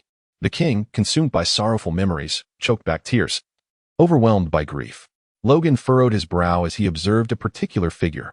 For 100 years, the renowned city of gold, the fabled El Dorado, seems to have been thrust into the heavens 4 centuries ago, much like the ethereal Pandora that still drifts in the sky today. What connection might exist between these two extraordinary events? As Logan's confusion lingered, the old king's weeping gradually subsided. Taking the opportunity, Logan inquired, "Why does the world government harbor such animosity towards you? Even if the kingdom of old Yundelric stands in opposition to the world government, it should not concern the new Yundelric kingdom. After all, you are merely united by a name, with the cultural heritage that forms your essence long since severed." Upon hearing Logan's words, the old king seemed to have touched upon a sensitive subject. His previously lifeless gaze suddenly flickered with intense emotion.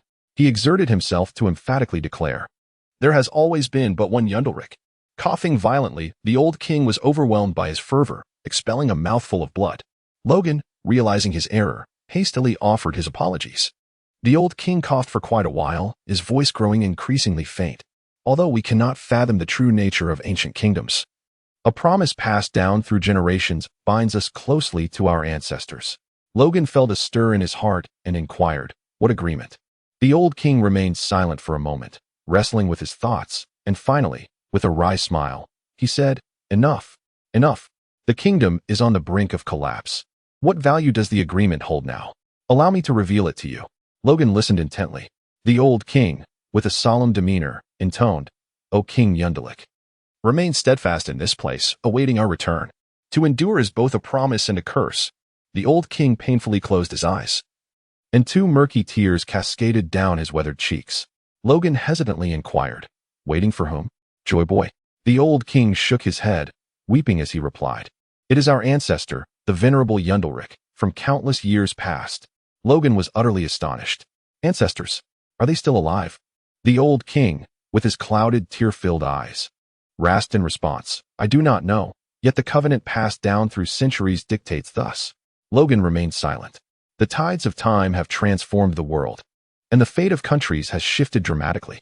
Yundelric has faced ruin twice, and perhaps the promises passed down through generations have been distorted. It is indeed a lamentable nation. Yet, when Logan beheld the emaciated figures in the square, he could not restrain his anger and questioned fervently, "To wield a great sword, you must be no ordinary person. Why do you not lead your people to rebuild their homeland? Why must you watch them perish by their own hands?" Upon hearing Logan's inquiry, the old king's face contorted with profound remorse. He painfully closed his eyes and murmured, "40 years ago, I discovered an ancient text on the island, a glimpse into the illustrious past of our nation. Thus, I vowed to restore our homeland, regardless of the repercussions from the world government. I was foolish, not confiding in anyone, secretly departing from Yundelric to seek wisdom in the land of harmony. 20 years ago, I completed my studies, only to fall victim to treachery, rendered powerless and imprisoned underground. It was not until 3 years ago that I escaped amidst the chaos, wandering in exile until I returned to my homeland just 2 days prior." But alas, the old king suddenly became incoherent, his voice choked with sorrow. Logan rose to his feet in silence, taking measured steps from the edge of the square towards the old king. Only then did he discern the frailness of the king's form, emaciated to a degree surpassing even those who knelt in despair before him. The garments he wore were tattered and stained with blood, exuding an unbearable stench. What struck Logan most profoundly, however, were the 4 9-inch iron spikes driven mercilessly through the old king's arms and legs. Logan sighed and settled beside the aged king, listening to his sorrowful weeping. The old monarch, suppressing immense grief and anger, spoke with a trembling voice. "Upon my return, I beheld my subjects clad in rags, emaciated, regarded by the nobles of neighboring kingdoms as mere beasts for the hunt. How utterly powerless I feel." Logan spoke with a heavy heart, deeply empathizing with their plight. The old king bit his lip, his withered skin trembling slightly. They found themselves devoid of strength, retreating deeper into the forest, only to be regarded as prey by the formidable beasts that roamed. They had long wished for death. 40 years, indeed, 40 long years since the king's departure. They had lost their final glimmer of hope, enduring 4 decades without progeny. They could not bear the thought of their children living a life of savage survival, perpetually in fear. The only reason they continued to exist in a state akin to the living dead was to await the return of their king, yearning to hear him utter the words, "My liege, let the ancient pact cease with our generation. The future of Yundelik should not be burdened with such a weight." They were utterly exhausted, unable to persevere any longer. This was their final farewell. The old king's eyes were reddened as blood-stained tears cascaded down his cheeks. Logan silently gazed upon the recently deceased elderly man, whose heart had been pierced by a stone blade, a gesture so resolute and absolute. Upon the old man's numb visage lingered a hint of a liberated smile. Logan couldn't help but ponder. Is a baseless promise truly more significant than one's very life? He contemplated for an extended period, unable to grasp or comprehend the notion. Logan, in a fit of resignation, turned his gaze towards the elderly king and declared, "I promise you, I shall ensure the burial of these individuals." The old king's face illuminated with gratitude as he repeatedly expressed his thanks. This marked the first instance since Logan encountered the king that he sensed a wave of positive emotion emanating from him. Logan pondered for a moment and inquired, "What should be inscribed on the tombstone?" The old king closed his eyes and, after a lengthy pause, finally replied, "Do not write anything. Let there be no inscription at all."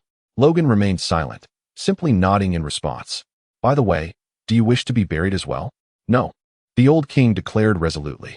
"Once the tomb is completed, allow me to kneel before the gravestone. Yundelik perished at my hands. I owe them an apology, as well as to the sovereigns of generations past." Logan pressed his lips together, remaining silent. A heavy silence enveloped the two once more. Ahem. The old king suddenly cleared his throat twice, his vital signs growing ever fainter. Logan, seated beside him, sensed his breath fluttering like an invisible thread. This must be what they call a breath as light as a wisp. "My young friend, after my demise, please treat it with care. I once wielded it to vanquish a malevolent deity." Logan nodded, aware that the old king referred to the renowned blade known as Jian Yushin. However, Logan suspected that the king's claim of having slain deities and demons was somewhat exaggerated. Nevertheless, one must concede that such bravado might be indicative of considerable prowess. Logan pondered for a moment and casually inquired, "Is your swordsmanship quite formidable?" The old king, perceiving Logan's underlying intent, mustered a weary smile and replied, "Regrettably, I cannot impart it to you, my young friend." "No matter," Logan said, a faint smile gracing his lips as he rose and approached the old king from behind. He gently advised, "Do not resist, relax, and endeavor to forget my presence." Although the old king felt a twinge of confusion, he complied with Logan's words, closing his eyes, lowering his guard, and striving to erase the awareness of another's presence behind him. Logan continuously murmured the word swordsmanship in his heart, while his fingers pressed against the crown of the old king's head, instantly invoking his ability. Soon, a purple orb, approximately the size of an infant's fist, floated out from the king's mind and entered Logan's forehead. Boom!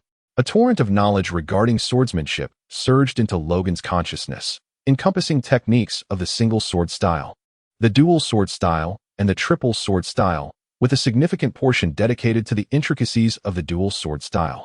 Logan skimmed through the pages, discovering insights into various swordsmanship styles, fundamental techniques, an array of sword moves, and the profound realizations of a great swordsman accumulated over decades. Indeed, the aged king before him was an eminent master of the sword, a delightful surprise. "What have you done to me?" the old king inquired, sensing an unfamiliarity with the sword in his hand. At that moment, he remained oblivious to the erosion of his memories. Yet his keen intuition as a seasoned swordsman detected something amiss. Logan pressed his hand against his throbbing temple, his mind experiencing a slight ache from the sudden influx of countless memories. He did not respond to the old king's words, but instead countered with a question. "Are you proficient in dual wielding?"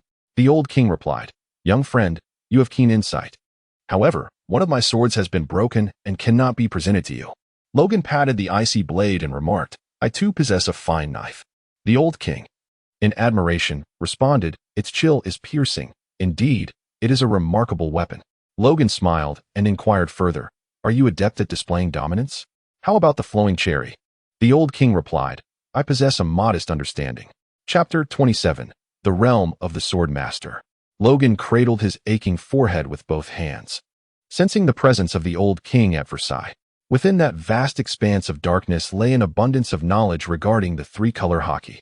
The most intricate details pertain to the armament hockey, encompassing the intricacies of envelopment, projection, flow, and internal destruction. This understanding unfolded and fragmented, providing a comprehensive suite of services akin to a top-tier experience. Coupled with his prior mastery of swordsmanship, the sheer volume of information momentarily overwhelmed him. nearly causing his mind to short-circuit. Logan found himself collapsing beside the old king, groaning and rubbing his temples. Despite the physical pain, his heart swelled with exhilaration. This opportunity was undoubtedly a tremendous windfall. The swordsmanship of the great swordsman and the commanding presence of high-level prowess. Each alone could easily elevate him to a formidable figure upon the seas. However, as the excitement waned, Logan gradually regained his composure and began to contemplate deeper truths. What he had acquired was merely the knowledge of the old king. He had not usurped the king's essence. In other words, he had been given a set of essential points by an instructor rather than a complete examination filled with correct answers. Much like the vision of universal connectivity that Vegapunk aspired to realize 2 decades hence, which involved collating the knowledge of all into a single repository for everyone to access. For instance, if the swordsmanship of Mihawk were to be downloaded into the minds of naval soldiers, they would receive the inheritance of the world's greatest swordsman in its entirety. Yet, could they all truly ascend to the heights of being the world's greatest swordsman? Absolutely not. The soldier's physical attributes, comprehension abilities, and the indomitable spirit of a true warrior could never rival Mihawk's. They could, at best, circumvent numerous obstacles and save considerable time, ultimately achieving a greater success than if they had relied solely on their own efforts. Yet, they could never become Mihawk. Logan is somewhat more fortunate than them. He possesses the stealing fruit, which allows him to appropriate the physical prowess of others when his own is lacking, and to acquire their comprehension abilities when he struggles in that regard. To extract the essence of all things is to enrich oneself entirely. Such is the domineering nature of the stealing fruit. However, every advantage carries its own disadvantages. While embarking on the path of expedited cultivation, one risks forfeiting the tempering of their mental state, which may lead to a descent into madness. Therefore, it is imperative to exercise self-restraint continuously. Engage in sparring with the formidable and refine one's mental fortitude. Only thus can one aspire to become a true powerhouse. There remains a long journey ahead. As Logan winced in pain, he envisioned the path that lay ahead. Meanwhile, as he pondered a multitude of thoughts, the old king's mind began to drift away, gradually carried off by Logan's cries of discomfort. Suddenly, a realization dawned upon him. He understood the sacrifice Logan had made on his behalf, prompting a faint smile to grace his lips. After a lifetime of toil, he found himself ultimately crafting a garment for another. How capricious fate can be. Alas, my subjects are weary, and so too am I. Let it be as it is. Lost in these reflections, 2 tears, stained with the murkiness of despair, involuntarily rolled down the old king's cheeks. The moon descended in the western sky, and a cool breeze stirred the leaves of the surrounding trees, creating a soft rustle. After my demise, you shall be the last soul in this world to remember Yunderic. The old king suddenly regained his composure, his eyes gleaming with intensity as they fixed upon Logan, uttering a cryptic statement. Logan pressed one hand against his forehead while the other obstructed the old king's face, silencing any further words from him. Enough. Spare me the melancholy, and do not attempt to shackle me with your sentiments. I have acknowledged your kindness. I shall merely ensure that your nation's cemetery is adorned with grandeur and elegance. Beyond that, let us not dwell. The old king, with a sigh of regret, refrained from pressing the matter further. Instead, he lifted his gaze towards the square, observing those citizens who had sought liberation through their own demise, and the fractured columns standing at the periphery.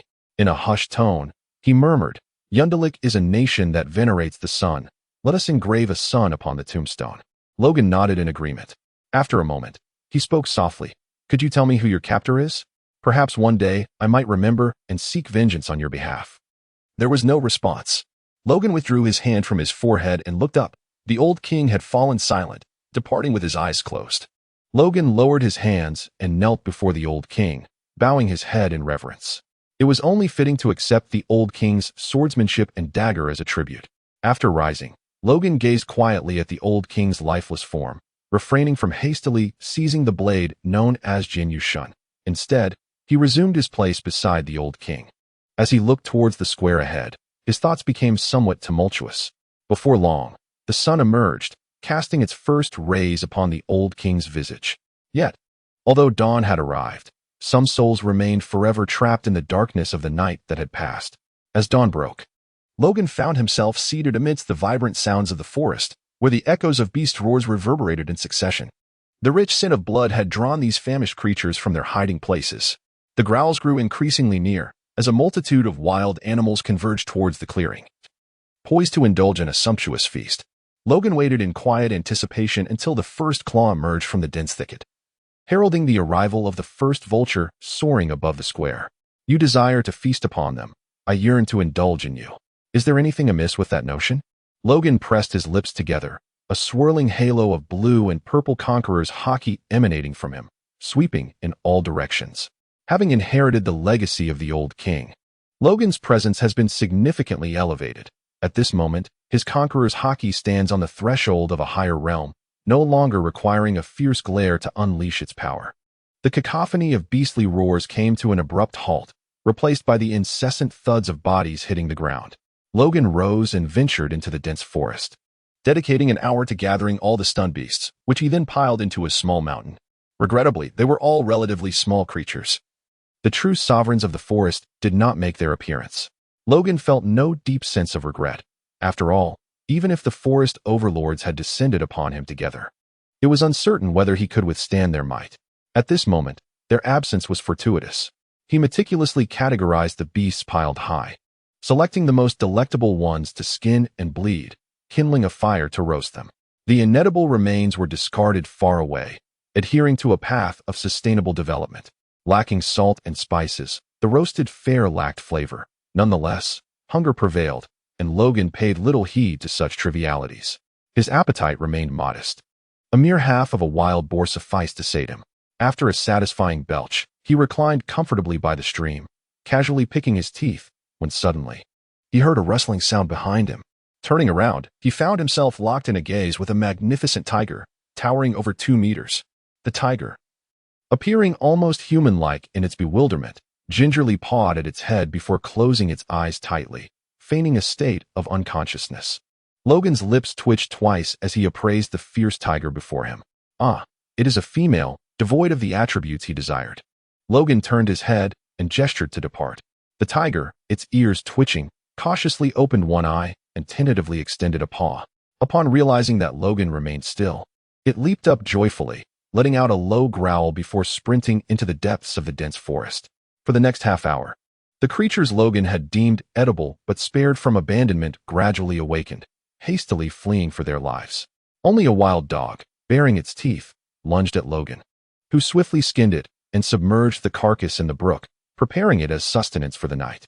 After stretching his limbs and feeling a slight alleviation of hunger, Logan gazed toward the square. It was time to fulfill his promise. Those few individuals who were destined to perish alongside Logan had also relocated to the square. After counting heads, they selected a spacious thicket to the east of the square, commencing the task of felling trees and clearing underbrush in preparation for the establishment of a cemetery. Logan did not wish to merely excavate a mass grave and hastily dispose of the individuals within. Rather, he aspired to construct a tomb for each of them, inscribing a sun upon every stone. Given how arduous life can be, is it not fitting that they should enjoy some semblance of comfort in death? Naturally, Logan's motivations were not solely altruistic. Throughout the process of tending to the cemetery, he also reaped some unexpected rewards, such as an enhancement in his swordsmanship. Within the worldview of One Piece, there exists no distinctly defined hierarchy of swordsmanship, yet, based on the appellations bestowed by those at sea, one can generally categorize practitioners into swordsmen, sword masters, grand sword masters, and the world's foremost grand sword master. Among those who wield blades upon the ocean, even those with a modicum of skill may be deemed swordsmen. Logan was previously a swordsman of this caliber, though he established his identity under the moniker of White Fang. His proficiency in swordsmanship was rather lackluster, a bounty of 1.2 million berries, with a staggering 1 million attributed to the ice vein blade. His foundational skills were precarious, leading to a precarious balance. The instability in his swordsmanship was evident in his grip, stance, and the mechanics of his strikes, all of which were somewhat misguided. This significantly curtailed both the speed and power of his blade, and over time, it could even jeopardize his physical well-being. Fortunately, he received the swordsmanship legacy from the old king, which allowed him to rectify these issues at the tender age of 17. Unlike the basic sword techniques Logan had learned in his youth, the old king's teachings incorporated a breathing technique known as the Divine Path breathing method. This method is a complementary breathing exercise associated with a sword style called the Divine Path Thundergate, forming part of the old king's swordsmanship legacy. Logan resolved to study the art of the one-sword style within the Shinto Ramen school. Although the old king excelled in the two-sword technique and possessed limited insights into the single-sword approach, Logan chose the one-sword style without hesitation. The reason was simple. He favored the elegance of the one sword over the dual wielding of the two-sword style. Moreover, the names of certain techniques in the Shinto Ramen school sounded remarkably impressive, such as Shinto, Divine Illusion Manifest, Ramen, the Tiger's Fall, and Essence, Shadow General's Phantom Servant. These names not only conveyed immense power, but also instilled a sense of dread in adversaries. However, these formidable techniques necessitated a robust physique and countless hours of sword training. A realization that Logan deemed premature for the moment. His immediate task was to solidify his foundation by practicing swordsmanship, striving to join the ranks of the iron-cutting sword masters at the earliest opportunity. The journey to solidify his foundation began with the regulation of his breath. With this understanding, Logan dispelled all distractions and devoted himself wholeheartedly to the seemingly mundane yet profoundly significant act of breathing.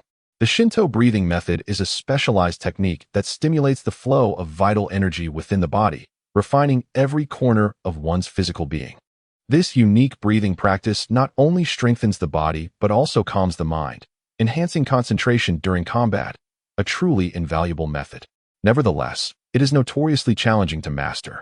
The technique demands precision in the duration and depth of each breath, neither too fast nor too slow, neither too shallow nor too deep.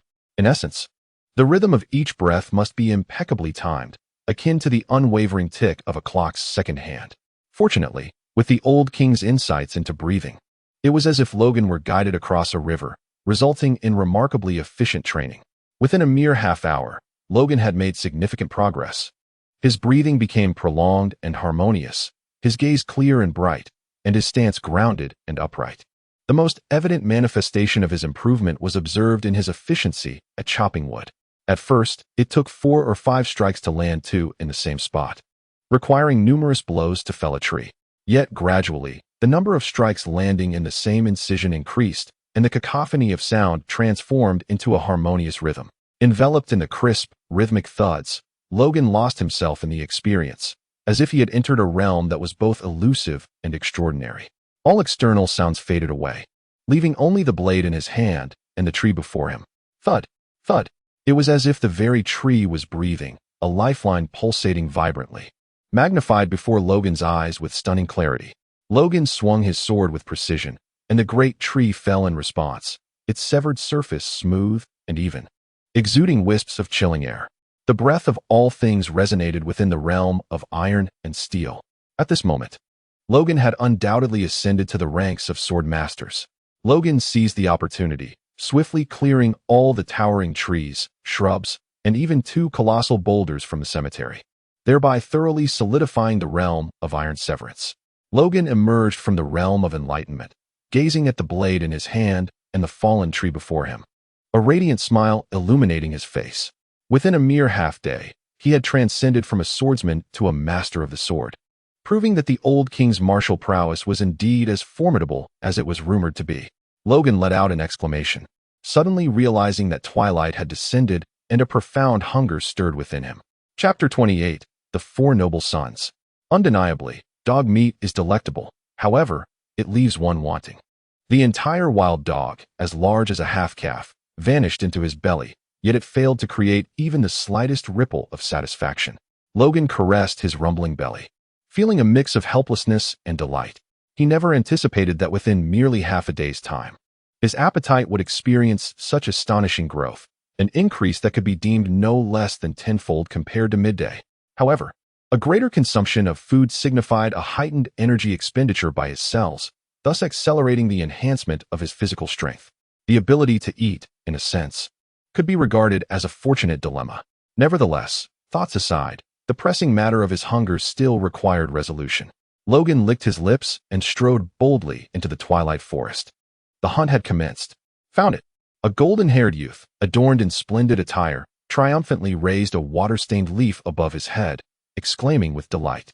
The others, hearing the commotion, immediately abandoned their tasks and hurried over to join him. Another elegant young man, barely able to conceal his excitement, exclaimed joyfully, "Now we can truly save the princess." Once we find it, we shall see the princess smile once more. What a grand achievement this will be, Turnad. A rugged youth, bearing a prominent scar upon his face, patted the golden-haired boy on the shoulder and laughed heartily. No, Ewan, that isn't quite right, Turnad replied, shaking his head. This is the result of everyone's efforts. It is a collective triumph that has brought us to this day. Upon hearing this, the elegant youth, with a hint of pride, touched his nose and stepped forward to firmly grasp Turnad's raised hand, proclaiming, as you say, Turnad. It is precisely because we have all worked together that we achieved this outcome. I, Lucy, wholeheartedly believe in this. Indeed, the faces of the group radiated with smiles of assurance. However, since Turnad had already discovered the clue, they needed to summon Bave back. Lucy pondered for a moment and instructed the burly man standing respectfully behind him, who bore a massive axe. Baru, please go fetch Bave. At your command, Master Lucy.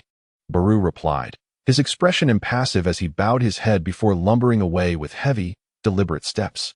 Meanwhile, Lucy, Turnad, and Ewan eagerly inhaled the marvelous fragrance emanating from the leaf, their faces reflecting sheer ecstasy. Truly, the reputation was well-deserved. Merely inhaling this faint, lingering aroma transported them to a warm, heavenly garden, evoking a sense of blissful oblivion. Only such an exquisite scent could render the beautiful princess so utterly entranced and longing. I feel the same. Soon, the crescent moon hung upon the branches, and amidst the subtle drifting fragrance, its ethereal elegance became even more pronounced. Suddenly, Lucy shook his head vigorously, stepping back with determination, pushing the leaf away with great effort, and exclaimed, No, we cannot indulge ourselves so. We are here for that fellow. We cannot be halted by this mere fragrance. Ewan, startled, nodded emphatically and mimicked Lucy, pinching his nose as he scampered away. Turnad, taking in a couple of deep breaths of the aroma, carefully tucked the leaf into his inner lining, agreeing, Indeed, we came for that fellow's foxtail scent. We mustn't allow a mere whiff to impede our progress. Lucy cautiously surveyed the shadows of the surrounding dense forest, declaring, That creature only leaves its fragrant essence around its territory. It must be nearby. Turnard, detecting the subtle aroma emanating from his own body, cautioned, The fox-tailed fragrant raccoon is not only swift in its movements, but its scent can also compel fierce beasts to fight on its behalf. We must tread carefully, lest we lose it and squander our efforts. Ha! Turnard, you remain as vigilant as ever. A boisterous voice rang out from the thicket beside them. Lucy and her companions exchanged knowing smiles as they beheld a diminutive gray-haired youth who was perched upon the shoulder of a brawny man wielding a giant axe, parting the foliage as he advanced toward them. As long as the four noble sons unite, there is nothing we cannot achieve. We have been invincible since time immemorial. The gray-haired boy, Byway, exclaimed with a grin, leaping down from the giant's shoulder and nonchalantly draping his arm behind his head. Ewan scratched his head, his expression earnest as he gazed at Lucy's face with admiration. We may not be invincible, but brother Lucy certainly is. He is a prodigious talent capable of incapacitating the kingdom's foremost warrior with a single hand. Turnard and Byway exchanged glances and nodded in agreement, clearly sharing the same conviction. Oh, that was merely General's benevolence towards me, allowing a junior like myself a stroke of luck to gain recognition. Without his assistance, I would not be so formidable. Lucy's cheeks flushed as he shyly rubbed his nose. Lucy, haven't I often warned you that excessive humility can be off-putting? Byway remarked, gazing up at Lucy with a frown of discontent. My apologies. If there were to be a singular flaw in Lucy, it was his excessive modesty and gentleness. One day, this gentleness may lead to your own downfall, Turnard added, adopting a mock-serious expression as he chided him. Indeed, I shall keep that in mind. Hee. Thank you all for your concern. The stern expressions of Turnard and Byway melted away, and the four of them shared a hearty laugh. Suddenly, the rustling of leaves broke the light-hearted atmosphere. A girl from the cat-hair tribe, adorned with stunning snow-white fur, emerged from the thicket. She was petite, with ears that barely reached Lucy's chest, yet her beauty rivaled that of the finest human maidens. Her round, endearing eyes, long and taut legs, and alluring curves were captivating. The girl was breathless, her hair entangled with twigs and leaves, and she stumbled under the weight of a backpack that seemed disproportionate to her small stature. You're too slow. Filthy cat. Byway, shedding her playful facade, scolded with disdain, I am truly sorry for being late, meow. As she bowed her head in apology, the girl stumbled momentarily. Meow? Clang. Several exquisite golden utensils, hanging from her backpack, scattered chaotically on the ground. The flustered girl hastily set her backpack down and nervously bent to retrieve the utensils. However, a fierce gust of wind struck her face, followed by a sharp pain in her chest. Becky. Lucy's lips quivered with rage. Meow. Becky's back crashed violently against a large tree, a wave of excruciating pain enveloping her, yet she bit down hard on her lip, suppressing any sounds of suffering. Becky helplessly slid to the ground, collapsing. Get up. The diminutive byway seized Becky's arm, dragging her along the ground before forcefully tossing her in front of Lucy. Trembling with fear, Becky looked down, while Lucy's fists shook uncontrollably. The four gazes fixed upon Becky were icy, imbued with anger, contempt, and loathing. Those utensils were personally selected by Her Highness for us upon learning of our arrival. Even if we cannot cook, we should not have discarded those that the princess painstakingly chose for us. Turnard's furious eyes blazed, his handsome face contorted in revulsion. Why, oh why, do you, Valkat, always commit such egregious acts? Becky, trembling and anxious, knelt on the ground, her fearful eyes fixated on the weeds beneath her, stammering, I am profoundly sorry, meow. Mr. Turnard, and everyone else, Becky should not have acted so outrageously, meow. I have sincerely reflected on my actions, meow. You always merely utter empty words. Ewan spat disdainfully, his expression cold. Turnard then savagely stepped on Becky's hand. Meow. Unable to contain her pain any longer, Becky cried out, yet dared not resist, allowing Turnard to mercilessly crush her hands. You have not truly reflected at all. You think that kneeling suffices for a heartfelt apology, yet you never demonstrate the essential sincerity. I am very sorry, meow. As everyone has said, Becky is rather foolish and does not comprehend how to sincerely apologize, meow. In any case, I'm truly very sorry, meow. Still as bothersome as ever. Why can you not manage even a semblance of genuine effort? Byway scoffed, turning away to gaze into the distance while absently scratching her head. Lucy suddenly stomped on Becky's head. Your head is too high. Your forehead isn't even touching the ground. Do you really consider this an apology? I am truly very sorry. Meow. Becky pressed her forehead against the ground, pleading, You are all correct. I beseech you to forgive me. At that moment, Babe, who was intently focused on her fingernails, let out a resigned sigh, reflecting on the lack of initiative displayed by this creature. Such matters should not wait for others to speak up. One ought to recognize them proactively. It is truly disheartening. Do you not possess the capacity for thought? A small stone hurled by Ewan struck Becky on the temple. Meow. Do not make such sounds, as if I were the villain here. Rise, foul cat. If you could kindly remove your foot, Becky would be immensely grateful, she replied. Now is the time to demonstrate your resolve. Turnard pressed down harder on Becky. The resolve is utterly lacking. Do you look down upon others? Stand up. Turnard continued to roar with irritation. Enough. Lucy lifted her foot from Becky's head, her sharp gaze piercing through Becky. Stand up, Becky. Turnard, remove your foot as well. Turnard obediently complied and, along with Ewan, grasped Becky's arms, pulling her to her feet. At last, Becky managed to rise. Foul cat, I shall grant you a chance for redemption. What conditions must be met if you wish to continue serving as a slave to our noble quartet? Thus far, you have failed to provide the correct answer, and my patience is wearing thin. Quickly. Sincerity, meow? Incorrect. With a resounding thud, a punch, enveloped in a fierce gust, struck Becky, sending her hurtling backward to collide violently with a sturdy tree trunk. Crack. The tree splintered in response. Becky's head suffered a brutal blow as well. You better reflect on this. Foul cat. Lucy roared in fury. Yet, Becky lay motionless beside the fractured trunk. Hey, foul cat. Get up. Are you still alive? Ewan furrowed his brow and commanded the towering figure of Baru, who had remained like a lifeless statue. Go check on her. As you wish, Master Ewan. Baru lumbered forward with heavy steps toward Becky. Chapter 29. The young masters in action. Baru flipped Becky over as if she were a lifeless fish, extending his rough fingers to probe beneath her nose. Her ashen eyes betrayed no sign of life, and Baru stood up to report to Ewan.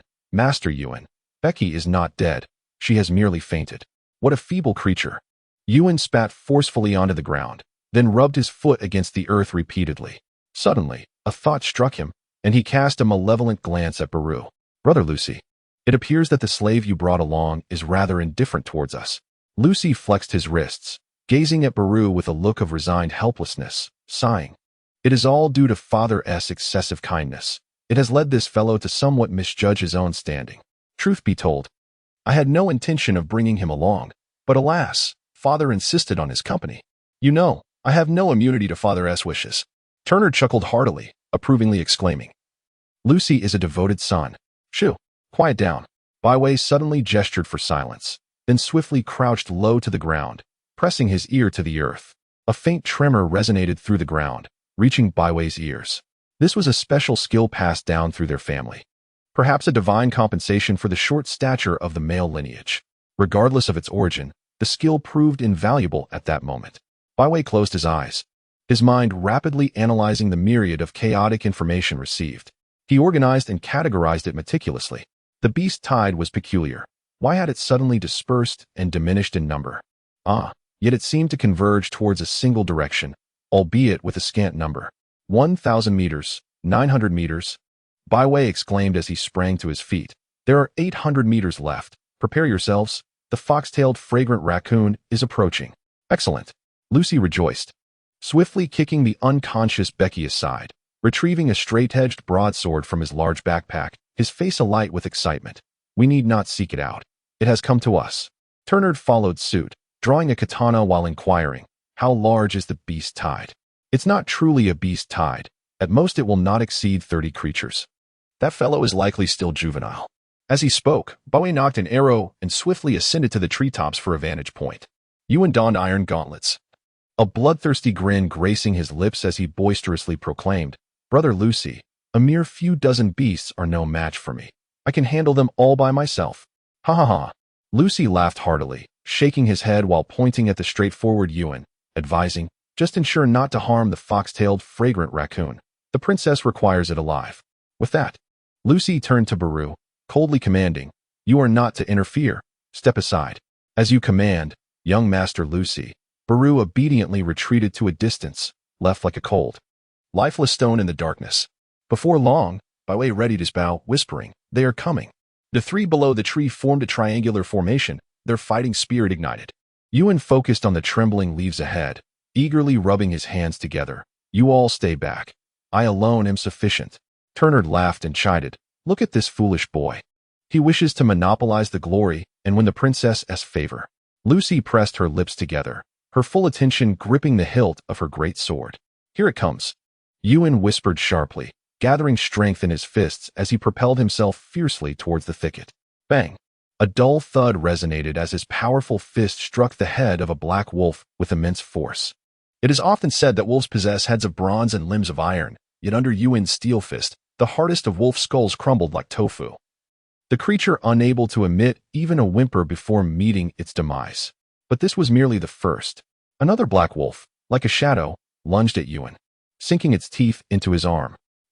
Rather than being startled, Ewan's face broke into a wild, exaggerated grin, and he swiftly raised his other iron fist, bringing it crashing down upon the wolf's head. Boom!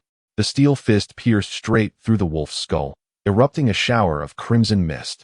Ewan tossed aside the lifeless body of the black wolf, meticulously plucking the fangs embedded in his arm, and then extended his tongue to taste the salty blood, the scar on his face twisting grotesquely like a centipede. The remaining beasts, witnessing Ewan's ferocity, hesitated, whimpering in fear. However, a soft yet resonant roar emerged from the depths of the dense forest, igniting the eyes of the beasts with a blood-red fury, transforming their fear into a reckless aggression as they charged towards Ewan. Come, let the wildness unleash. Ewan bellowed like a beast, raising his fists in a stance of ferocious combat. Bang, boom, thud, a woo, roar.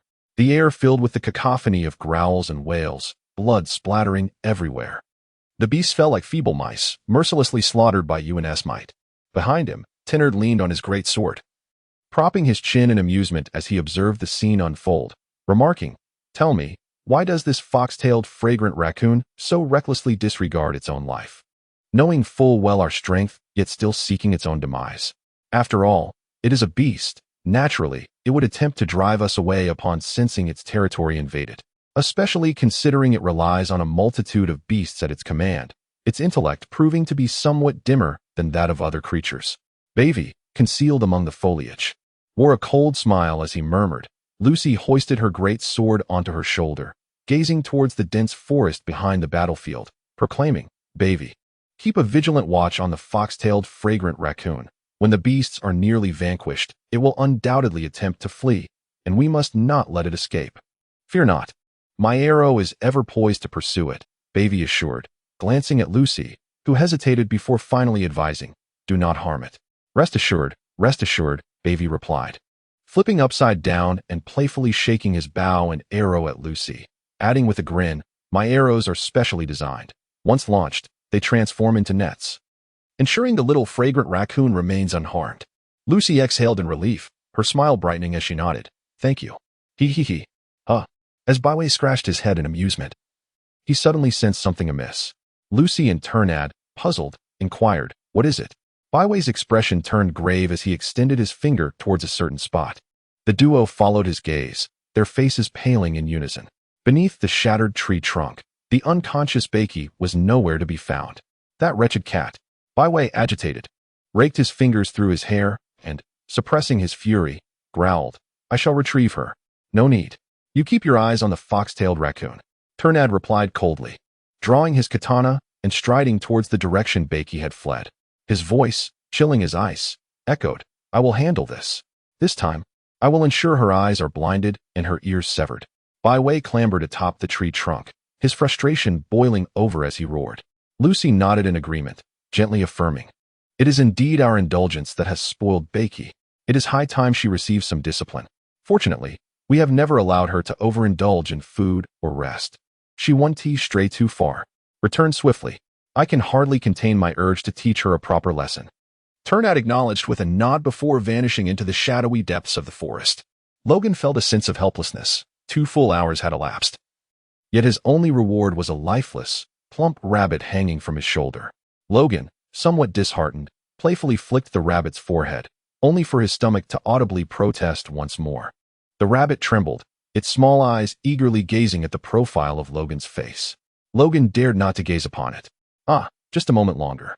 Logan has uttered these soothing words to his stomach countless times over the past 2 hours. The stomach, growing increasingly impatient, yearns intensely for the plump rabbit resting upon his shoulder. Yet, Logan refrains from indulging this desire, fully aware that should he act upon it, the rabbit would scarcely satiate his hunger. Such an outcome would undoubtedly exacerbate the turmoil within him, possibly rendering Logan too weak to even walk. Thus, he opts to retain the rabbit in its current state, providing his stomach with a tantalizing hope, much like dangling a carrot before a donkey, a strategy to stave off hunger. Logan, in a state of utter ennui, found solace in his thoughts. Alas, he realized that he would not have even captured this single rabbit. It was perplexing. The moment he stepped into the dense forest, an eerie silence enveloped the surroundings, with not even a single insect daring to chirp, let alone the larger beasts. Perhaps it was due to the betrayal of the very animals he had released at midday. How foolish of me to show you kindness, a group of ungrateful creatures. Had I known, I would have dispatched you all without hesitation. Perhaps fate had a hand in this. Just as Logan continued to brood in his indignation, what do you think happened? A surge of beasts, a torrent of wild creatures, a veritable feast of fragrant prey, surged toward Logan. At that moment, Logan was so taken aback by surprise that he found himself momentarily speechless. Yet, in the blink of an eye, the tide of beasts caught sight of him. And as if they had encountered a ghost, they abruptly halted, only to scatter in a frenzy within less than 0.01 seconds. In that fleeting instant, Logan hastily unleashed his conqueror's haki. However, the wild creatures fled with such swiftness that they almost instantaneously escaped the reach of his formidable aura. Logan was infuriated. Fortunately, there lay a fainted rabbit at the very edge of the territory enveloped by his overwhelming presence. Logan hastily picked it up, carefully selecting a sturdy vine to bind it, and hefted it onto his shoulder. It is indeed quite embarrassing for this rabbit to disgrace its ancestors. They say that a creature moves as swiftly as a hare, and one would expect a rabbit to be the fastest of all. Yet, in Logan's fleeting glance, he even spotted a wild boar, and surprisingly, the last to arrive was a mere rabbit. Alas, what a disgrace. Just imagine how he will explain this to his forebears. Logan cast a significant glance at the plump rabbit, causing it to hastily lower its ears to shield its face. However, upon noticing the claw marks on its long ears. A surge of indignation welled up within the rabbit. Curse that wretched tiger. You run your own race, yet you trample upon me and send me flying with your slip. You have escaped, but what about me? Just wait. In my next life, if I do not turn your home into a sieve, my offspring shall bear your name. The rabbit trembled with fury. Logan cast a peculiar glance at the trembling rabbit. Chapter 30. The Young Master's Countdown. Just moments ago, it was so careful and cautious. How could it suddenly be so audacious? Has it given up? Alas, young master still requires your presence for a while longer. Logan shook his head and strode deeper into the dense forest. Soon, a rustling sound emerged from the thicket ahead, causing the leaves to scatter and dance in disarray. This was. Logan paused momentarily, a glimmer of joy illuminating his features as he swiftly grasped his blade, ready to confront the challenger. There was no need for the use of the conqueror's haki. It was a rare occasion that someone so audacious dared to charge directly at him, and he felt compelled to accord this brave soul the respect they deserved. Shortly thereafter, a shadow darted forth from the dense thicket. Logan was poised to strike with his blade, yet upon discerning the silhouette before him, he hesitated. It was a person. The surge of delight that had filled his heart dissipated like a punctured balloon, leaving disappointment etched upon his brow. Meanwhile, from the thicket emerged a chilling blade, startling Becky with its sudden appearance. However, as she observed the weapon retract, a wave of relief washed over her, prompting her to lift her gaze and open her mouth in astonishment. What she beheld was a ragged youth, his expression one of deep sorrow, as if something of paramount importance had been taken from him. After a brief moment of pause, Becky spoke. Please escape quickly, meow, meow. An odd habit of speech. Logan felt a moment of confusion. He had only discerned that a figure had rushed out, yet the details of its appearance remained elusive. Driven by curiosity, Logan leaned forward to peer into the moonlight, hoping to discern Becky's features. Startled, Becky shut her eyes tightly, her petite form trembling. I am sorry, she exclaimed, with a hint of trepidation. Huh. Logan paused in confusion, raking his fingers through his hair as he stepped forward, narrowing the distance between them to a mere step. At last, he beheld Becky's visage clearly. Cat ears. Before him stood a striking young maiden of the feline fur tribe, adorned with a cascade of beautiful snow-white hair. Logan's eyes sparkled with excitement.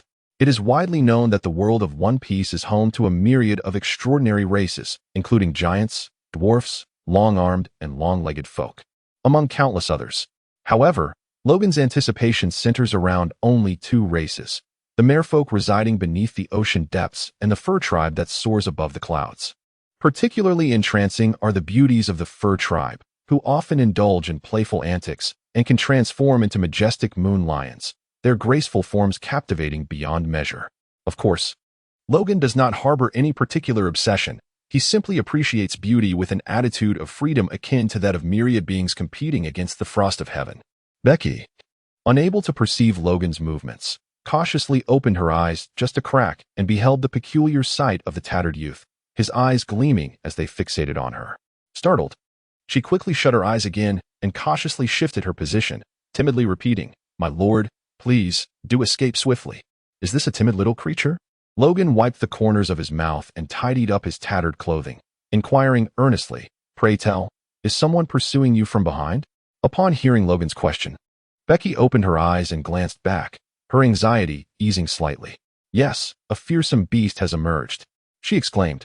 I came to this vicinity to gather a rare herb, only to be ambushed by the creature, forcing me to flee desperately to this very spot. Thus, I implore you to escape at once. Becky, is that the name of this cat-eared maiden? She pointed to the left, declaring, If you head that way, you shall find your way out of the thicket. Then, with a voice imbued with a contrasting determination to her earlier timidity, she pointed in the direction behind Logan and insisted, Becky shall flee that way. Logan blinked and said, Will you not flee with me? Meow. Although she was uncertain whether the master would believe her, Becky insisted on diverting the ferocious beasts, urging the master to escape during this interval. Meow. Logan narrowed his eyes in skepticism. Just moments ago, when the cat-eared girl had not yet lifted her gaze, she seemed to be on the verge of voicing something.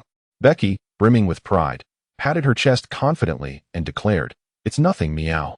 Becky is incredibly swift.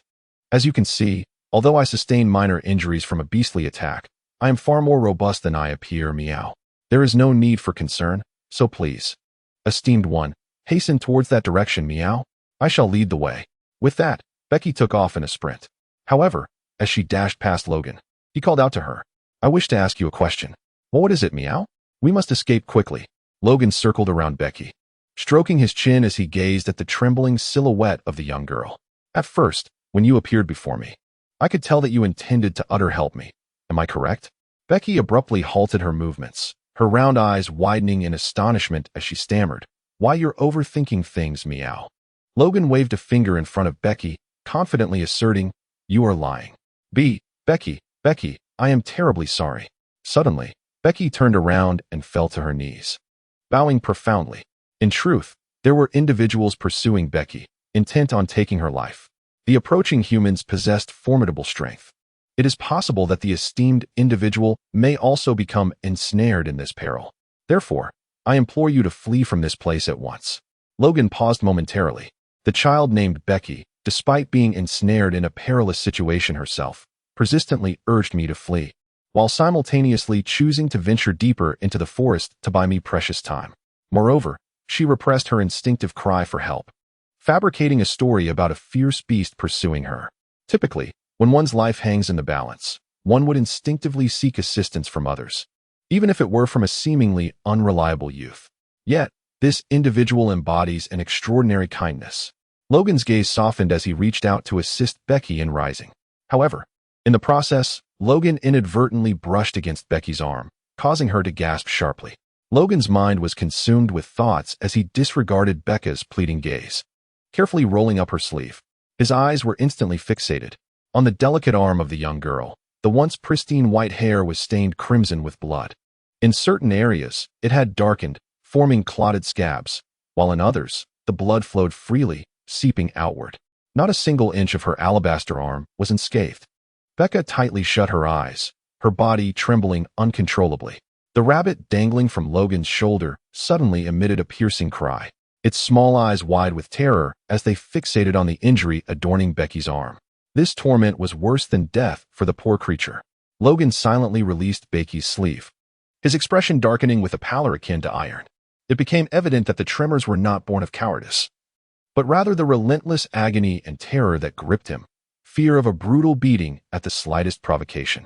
Mister, please run away, Becky implored, attempting to distance herself from Logan while offering a strained smile. They are closing in on us. Logan nodded, lifted the rabbit resting on his shoulder, and gently placed it into Becca's hands, saying softly, I apologize for wasting your precious time to escape. You should hurry. Yet, Becca remained rooted to the spot, motionless.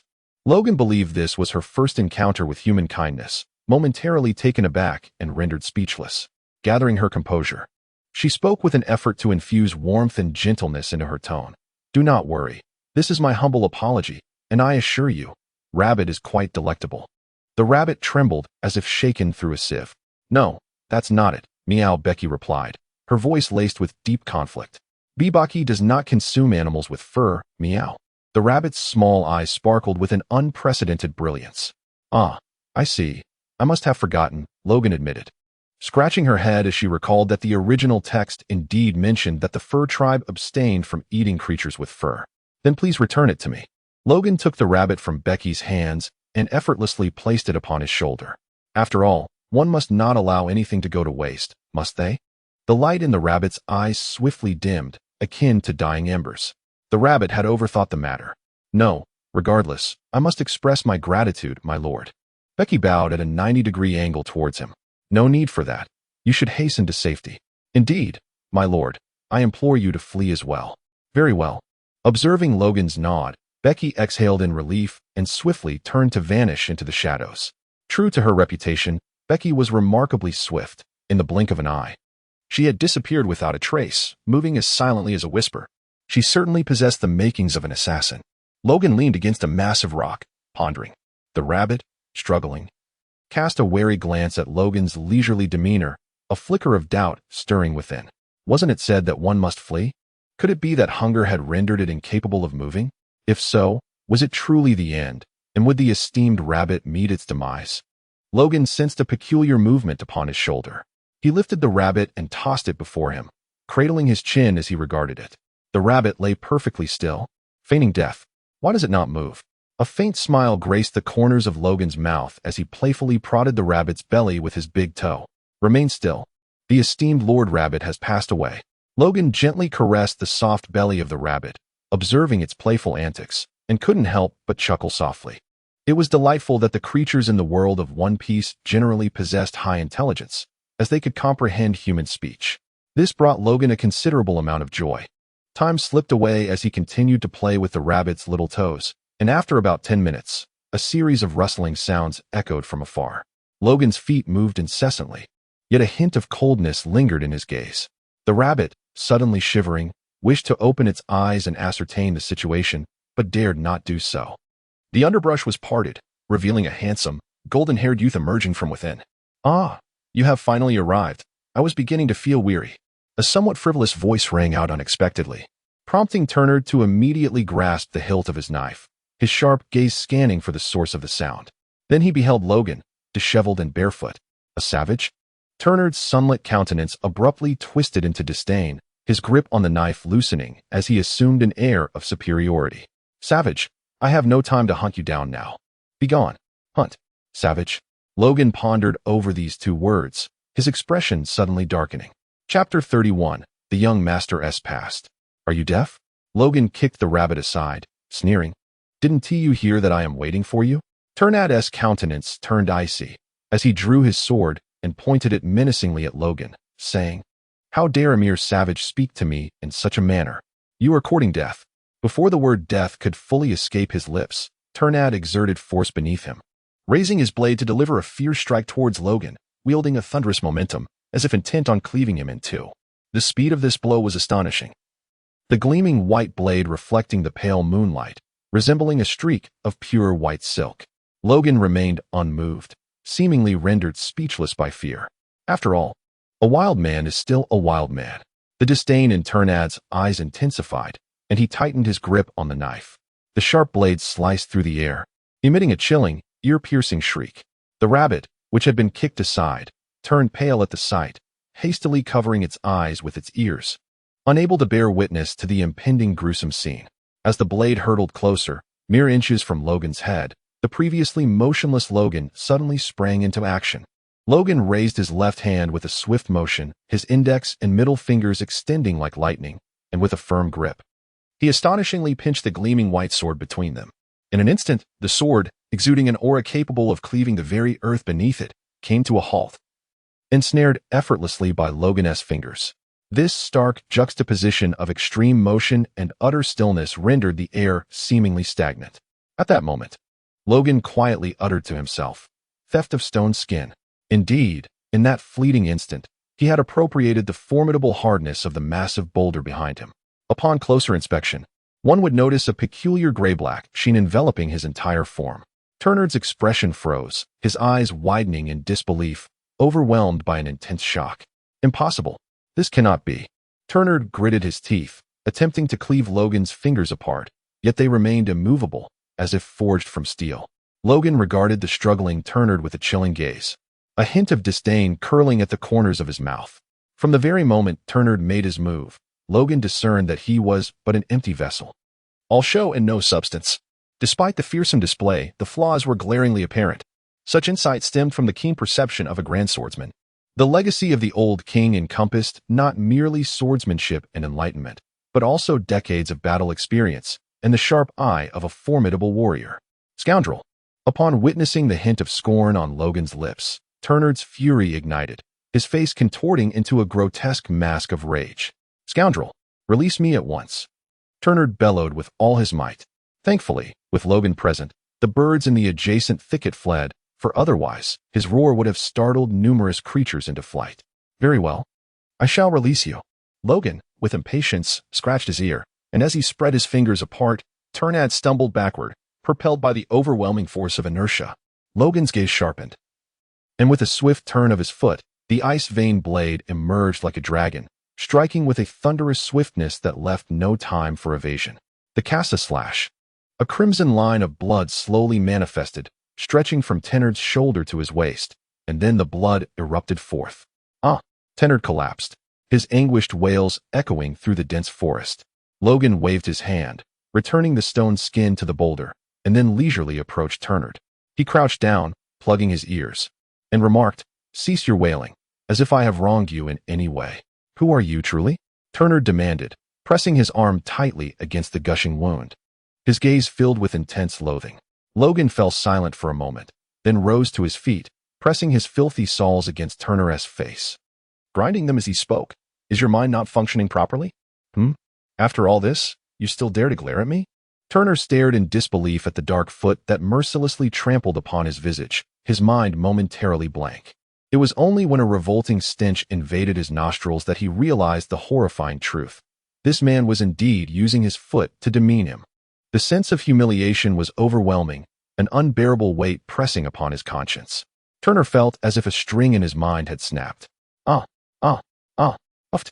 Logan, with a look of disdain, retracted his right foot and wiped the saliva from his toes on Turnard's clothing. However, Turnard suddenly sat up, startling Logan. Then, Turnard furiously dug at his mouth until he expelled blood, only ceasing when he could bear it no longer. Subsequently, Turnard frantically rubbed the dark footprints on his face, roaring with unrestrained fury, "Savage! Beast! Despicable creature! How dare you treat me in such a manner? Do you have any idea who I am?" Bang! Logan forcefully knocked Turnard to the ground, the icy blade of his weapon pressed against Turnard's throat. "I care not who you are. Are you pursuing a creature named Becky from the Fur Clan?" The chilling aura of the icy blade sent shivers down Turnard's spine, silencing his venomous growls and dousing his anger like a bucket of ice water. However, upon hearing Logan's inquiry, he was momentarily stunned, incredulity washing over him as he exclaimed, "You attacked me for that wretched feline?" Logan nodded, acknowledging that he owed her an apology. Initially, he intended merely to intervene, but he was taken aback by her fragility. Turnard trembled violently, his expression morphing into one of greater shock than when Logan had effortlessly defeated him moments ago. Suddenly, veins bulged on Turnard's face as he struggled fiercely, screaming, "You are human. I am your kind. Why do you hate a mere beast? Why?" Bang! Logan forcefully pressed his face into the earth, cold words escaping his lips one by one. "Humans? Do you even deserve this? I had initially intended to spare you, but it appears that such mercy is unwarranted." A muffled whimper emanated from Turnard, whose mouth was buried in the soil, his palms gripping the ground tightly, carving chaotic, deep furrows. Logan sneered, "Rest assured, I shall not take your life just yet." With that, he swiftly delivered a fierce kick, rendering Turnard unconscious. Logan gazed in the direction where Becky had departed, exhaling deeply before sheathing the frost blade back into its tattered scabbard. Had he known the pursuers were so feeble, he would not have allowed Becky to escape. After all, she was a cat-eared maiden. Logan muttered to himself, when suddenly a strong protest emanated from his stomach. In the distance, a rabbit jumped in surprise, hastily ceasing its furtive movements towards the thicket. After a while, feeling no hand lifting its neck, the rabbit summoned its courage and quickly glanced back, its little heart racing wildly. It discovered that Logan was fixated on the human lying on the ground, completely oblivious to its presence. The rabbit was nearly overwhelmed with joy, almost letting out a cry, but it restrained itself, cautiously inching into the thicket until it was entirely concealed. Its heart continued to thump vigorously, as if it might leap from its throat. The rabbit gazed at Logan, who remained unaware of its presence, tears nearly welling in its eyes. "Father Rabbit, Mother Rabbit, ancestors of the rabbit. The rabbit has made progress." The rabbit believed that Logan had overlooked it. In truth, Logan was indeed unaware of its existence. At this moment, Logan's attention was entirely focused on Turnard. He sought to experiment with his hypothesis regarding the abilities granted by the stealth fruit, aiming to further develop its powers. The devil fruit is a wondrous phenomenon. The instant Logan consumed the stealth fruit, he instinctively acquired the skills of a thief. Thus, the term development refers to the exercise of one's intellect to conceive novel applications for the fruit's abilities, followed by relentless practice to enhance proficiency in these new methods. This process is a test of creativity. Naturally, human imagination can be boundless, and some ideas may not be feasible with the devil fruit, necessitating the user to gradually experiment and discern which concepts are viable and which are not.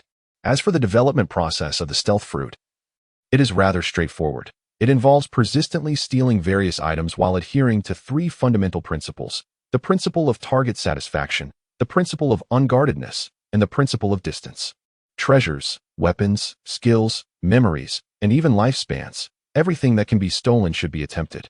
The next step is to enhance the speed of theft and expand the range of capabilities. Ultimately, if one can steal swiftly enough to act before the target becomes wary, that would signify true mastery. In pursuit of this dream, Logan resolutely fixed his gaze upon the unconscious and unsuspecting Turner. First and foremost, he needed to address his hunger.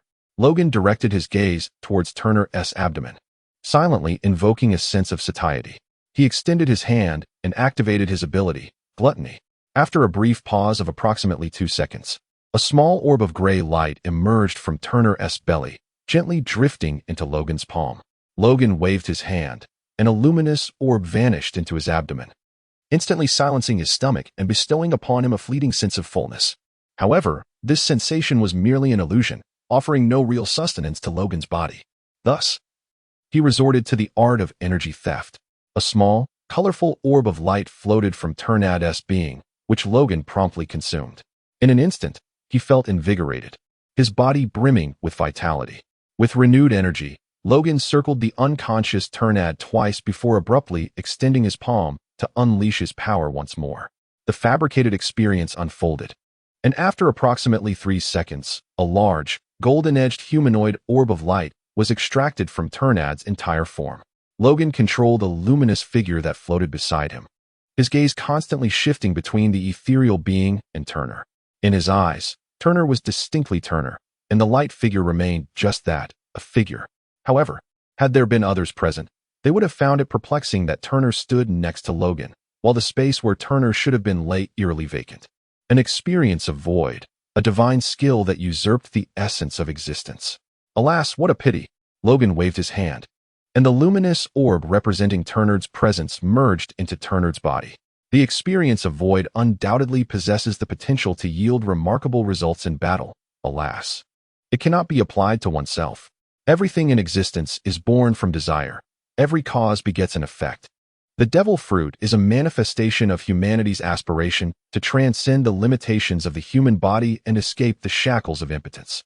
The stealth fruit, in turn, emerges from the desire to effortlessly appropriate all things at will. Thus, the stealth fruit embodies selfishness, permitting the theft of items beyond oneself, yet forbidding the appropriation of anything intrinsic. Even employing tricks like hypnosis to circumvent the 3 fundamental principles of ability activation proves futile. The inability to utilize one's powers on oneself is an unyielding law that Logan comprehended the moment he consumed the stealth fruit. Well, in life, one must learn to be content. Logan rapped his forehead, admonishing himself not to overthink and to seize what was essential. With renewed determination, he extended his hand towards Turner. Heart of the thief. As the words left his lips, Turner's chest quivered, and soon after, a heart the size of an infant's fist slowly emerged, drifting towards Logan's outstretched hand. Logan meticulously examined the heart, observing a luminous orb of white light that interrupted the veins, enveloping the organ within. In Logan's grasp, the heart continued to pulsate vigorously, maintaining a mysterious connection with its original form. Logan stroked his chin, crouched down, and lifted Turner's garment. At first glance, there appeared to be no difference, yet when Logan pressed against the chest, a portion where the heart should reside caved in. Logan, lost in thought, suddenly squeezed the heart in his hand. Turner, in the depths of unconsciousness, let out a muffled groan, a trickle of blood escaping from the corner of his mouth. Logan chuckled, reminiscent of Law's abilities. Chapter 32, Fruit Development. Reflecting on Law's techniques, Logan recalled a particular move, personality transformation. It was the very technique that fulfilled Sanji's dream in the original story. Logan gazed at the fallen Turner, stroking his chin as he extended his hand, silently affirming his objective, to seize the essence of his being.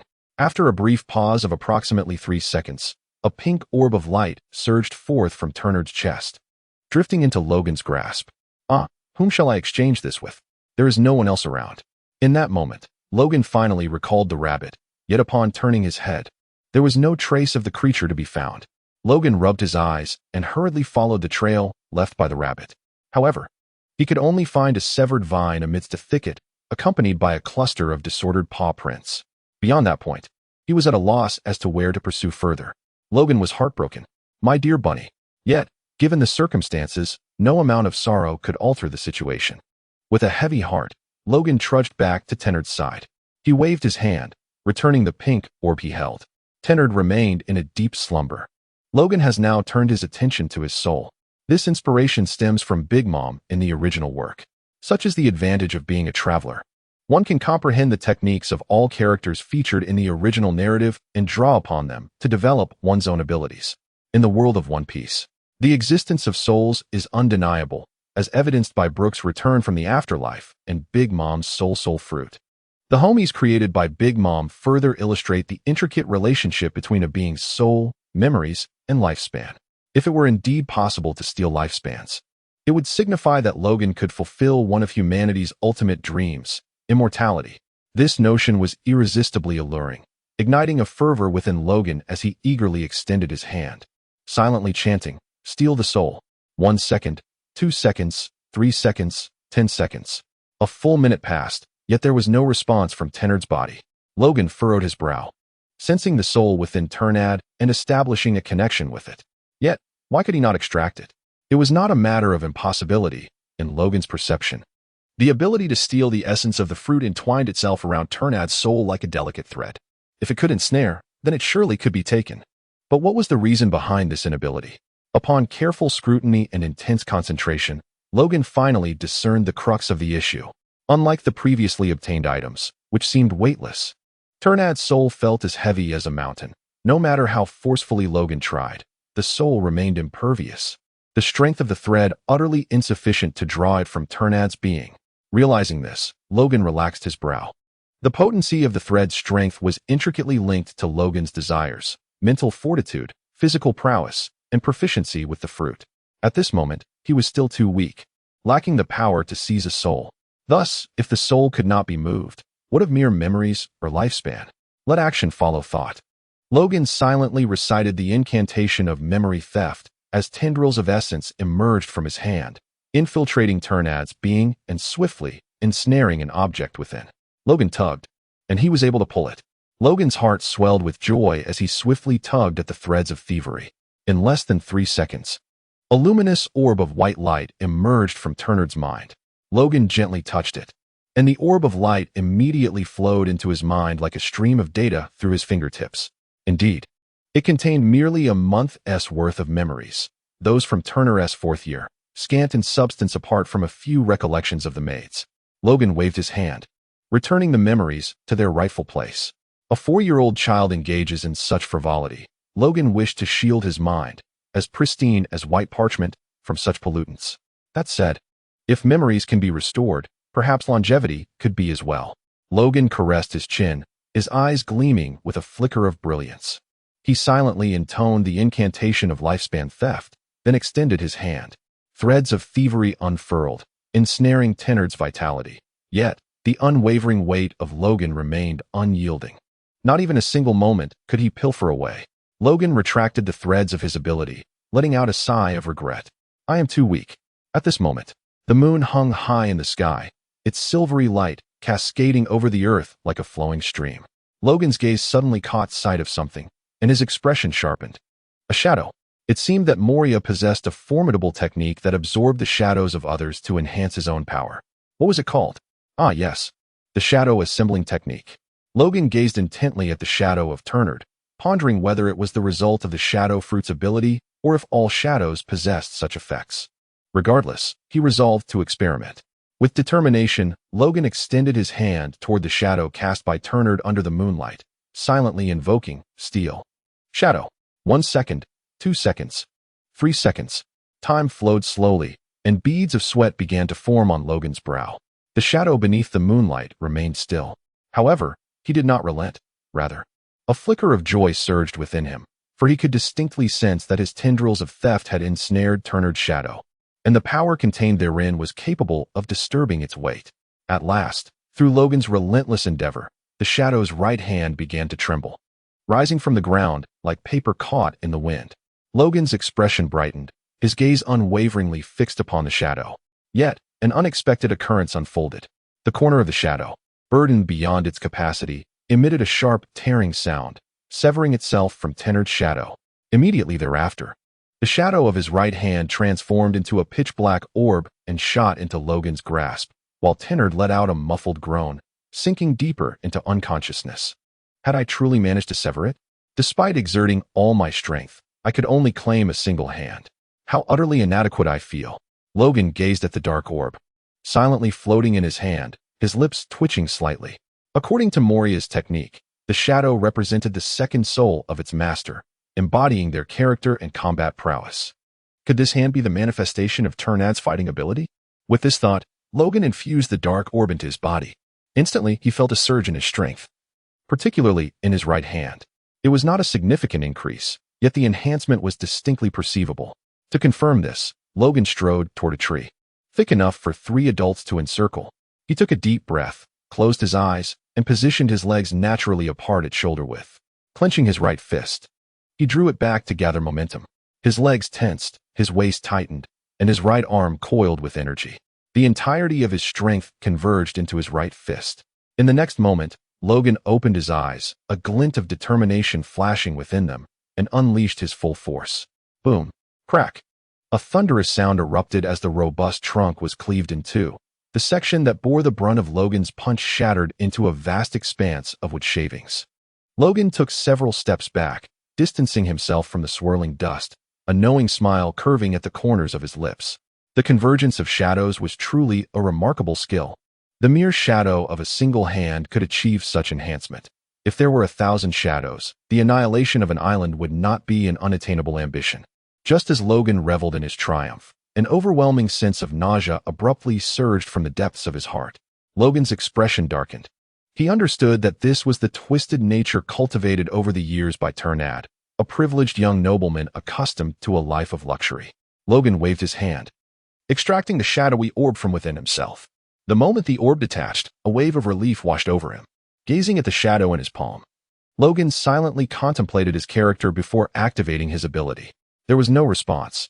It was not that he was unable to manipulate it, but rather that the essence of the shadow simply did not manifest. Logan pondered deeply, is it impossible to wield power over something acquired through the theft of abilities? Upon grasping this notion, he waved his hand, sending the shadowy orb back into Ternard's being. Although he could effortlessly suppress Ternard's disposition, he was aware that, over time, it would inevitably lead to contamination. Logan had no desire to harbor another's essence within his own body, while enduring it momentarily during combat was manageable. Prolonged suppression would eventually become unbearable for him. The shadowy orb transformed into a streak of light, seamlessly reintegrating into Ternard's shadow, perfectly restoring the position of his right hand without a hint of discord. Just then, Logan abruptly sensed Ternard's breath rapidly diminishing. Logan was momentarily taken aback, hastily crouching to assess Ternard's condition. His vital signs were rapidly fading. How could this be? That slash had been delivered with restraint, at most. It should have resulted in severe injury, but how could it pose a threat to his life? Logan found himself in a state of perplexity.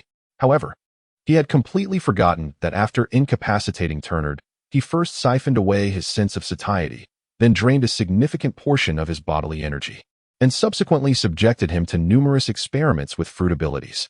After such relentless torment, grievous injuries had transformed into fatal wounds. How utterly fragile. Logan, with a hint of irritation, rolled his eyes at Ternard, then proceeded to remove the latter's clothing to dress the wound. Although he had nearly exhausted his fruits application, Logan recalled that the cat-eared girl had mentioned they rather than he when fleeing. This implied that the incompetent noble had accomplices. Logan had intended for these scoundrels to accompany Yundrik to the grave, and he could not allow Ternard to perish so easily. Yet, despite the bandaging, Ternard's vital signs continued to plummet rapidly. Logan scratched the back of his head, exuding an air of impatience as he approached a towering tree. He extended his hand, invoking his ability, Life Thief. A vibrant orb of emerald light was drawn forth by the tendrils of his power. The tree trembled, its withered leaves cascading like rain. And soon, only the gnarled, cracked branches remained. Logan brushed off the fallen leaves from his body and turned back to Turner, transferring the entirety of the life force into Turner's being. Instantly, Turner's complexion flushed with vitality, and his breath grew steadily stronger. However, before Logan could exhale a sigh of relief, Turner's countenance abruptly paled, and his breathing became as faint as before. It was as though Turner's body resembled a leaky vessel, with the recently infused life essence swiftly escaping through its fissures, unable to be retained. Was his injury too grave? Logan furrowed his brow. Suddenly, he recalled the abilities of Bartholomew the Bear from the original work. It seemed that he possessed a healing technique known as the Shadow Healing Bullet, capable of expelling all injuries from his body. If the Tyrant Bear could achieve this, then I have no reason to believe I cannot as well. Logan declared, "Let us act." He murmured the incantation for the ability, extending his hand to unleash his power. The threads of theft gradually unfurled from his fingertips, penetrating into Tenard's body. Soon, these threads made contact with their target, swiftly wrapping around it. However, just as Logan intended to extract the injury, his movements suddenly froze.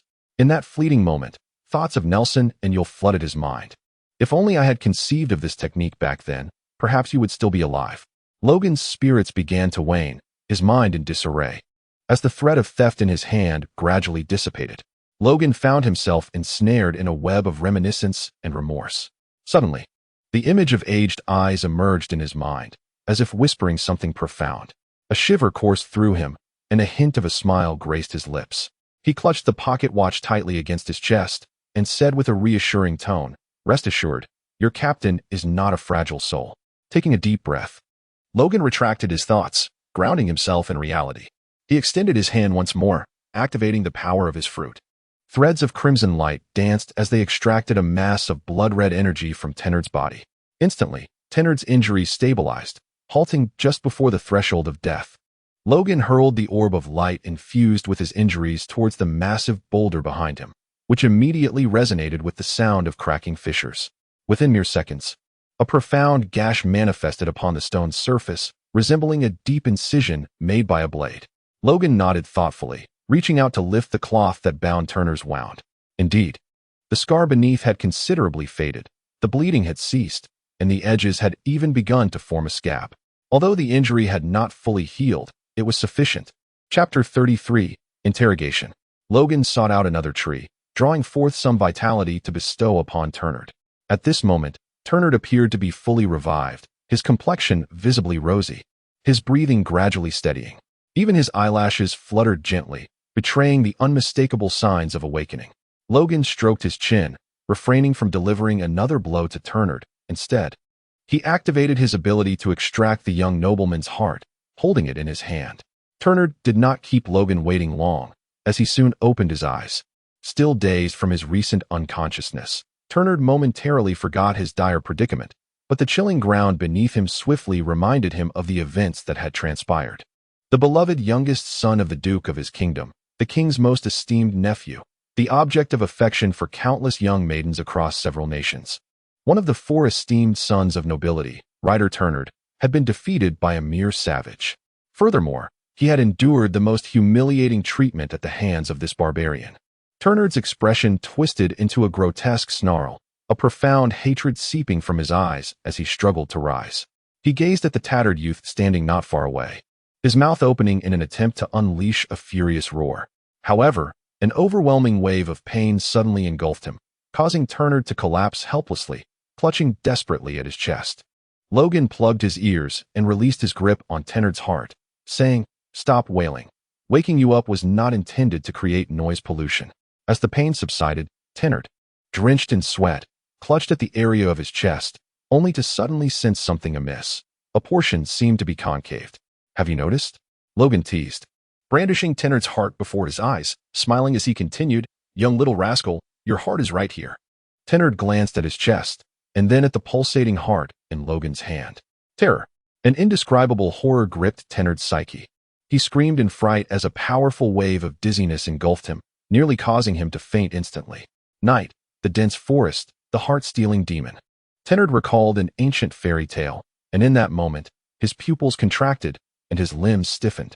He resembled a wild dog with broken legs, desperately attempting to rise and flee, yet his limbs, paralyzed by fear, felt as weak as strands of spaghetti, preventing him from moving at all. "Hey, why are you so cowardly?" Logan frowned and approached Turnard. Please, don't come any closer. I beg you, don't come near. I was wrong. Please, just stay back." Turnard suddenly shrieked, weeping uncontrollably, utterly terrified. A sudden unpleasant odor wafted into Logan's nostrils, causing him to freeze momentarily as he glanced down at Turnard. Warm liquid dripped from Turnard's trousers, pooling on the ground into a small, acrid puddle. Logan pinched his nose and took a few steps back, opening his mouth as if to utter something, only to find himself utterly speechless in the presence of the creature before him. Turnad, as if driven mad, was howling frantically, his hands raised defensively before his face, his limp body writhing in the puddle, a truly repulsive sight. Logan could no longer bear the sight and firmly grasped Turner's heart, his voice laced with authority as he commanded, "Stand up." Ugh. Turner clutched his chest, emitting a hoarse groan, his expression one of utter anguish. "I will count to 3. And if you remain on the ground like a dog, I shall crush your heart." Logan's tone was frigid. Upon finishing his words, he extended the hand that clutched the heart forward, allowing Turner to clearly see the pulsating veins on the organ. Under the moonlight, Turner once again beheld the heart that had accompanied him for nearly 2 decades. In an instant, his pupils constricted, his breath quickened, and an uncontrollable tremor coursed through his entire being. Logan furrowed his brow, applying a slight pressure with his hand, and coldly uttered, "2." Turner let out a muffled groan, desperately battling the sharp pangs in his heart as he hurriedly attempted to rise to his knees. Yet, the moment he managed to do so, his body succumbed once more, collapsing helplessly. The opportunity proved futile. Logan shook his head, uttering the final judgment, 3. No, trembling uncontrollably. Turner's instinct for survival compelled him to summon every ounce of potential within him, managing to rise to his knees once more, despite his exhausted body. However, his legs quaked violently, rendering him unable to stand. With tears streaming down his face, Turner pleaded with Logan, "I am willing to give you anything. Please spare me. I beg of you." Logan furrowed his brow, manipulating the heart that floated beside him, before turning to stride towards the colossal stone.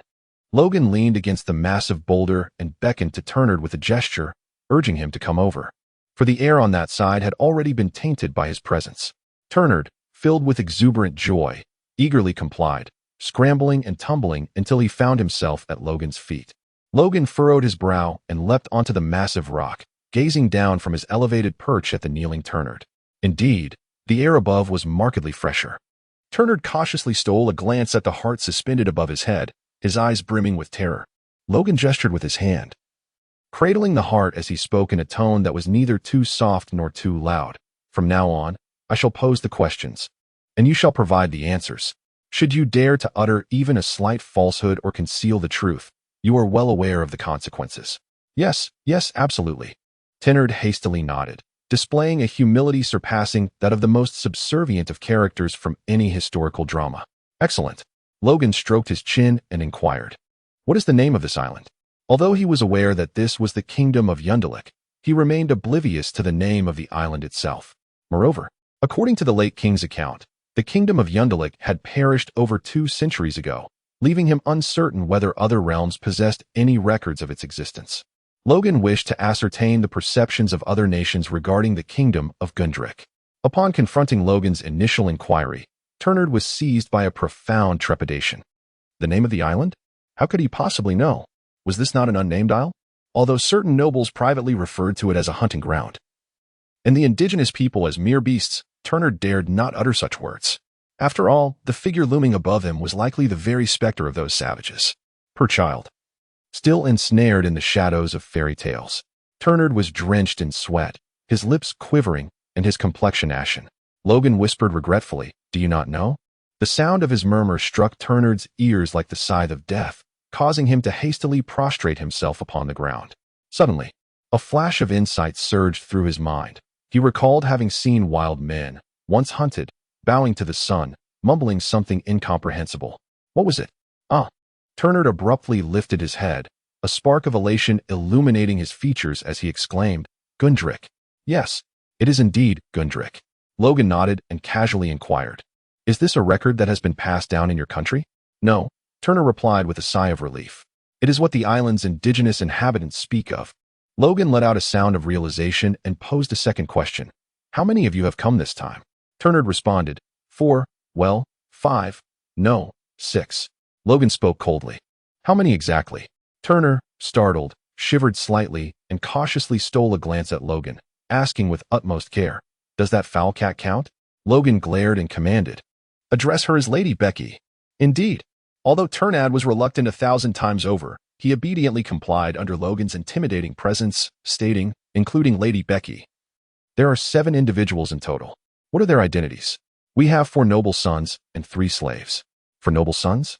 Logan chewed thoughtfully, pondering to himself, what a fantastical name this is. A trace of pride appeared on Turner's face, momentarily overshadowing his fear. Yet he remained mindful of the virtue of humility. It is nothing to boast about, merely a trivial honorific title. Logan stroked his chin in acknowledgement and then inquired, "Where do you rank among the 4 noble young masters?" With a proud expression, Turner was about to respond, but Logan brandished the ice-veined blade above his head, his voice laced with a hint of coldness. "Think carefully before you answer." Startled, Turner shivered, his pride instantly frozen. After a moment of contemplation, he tremulously replied, The last position. However, my lineage is the most esteemed," Turner added defiantly. Logan remained noncommittal, probing further, "How formidable are they? How many moves would it take to defeat you?" Turner's lips twitched slightly as he extended a single finger and replied, "One, just 1 move." After all, Lucius was a prodigy capable of besting even the kingdom's generals. Losing to him was hardly a matter of shame.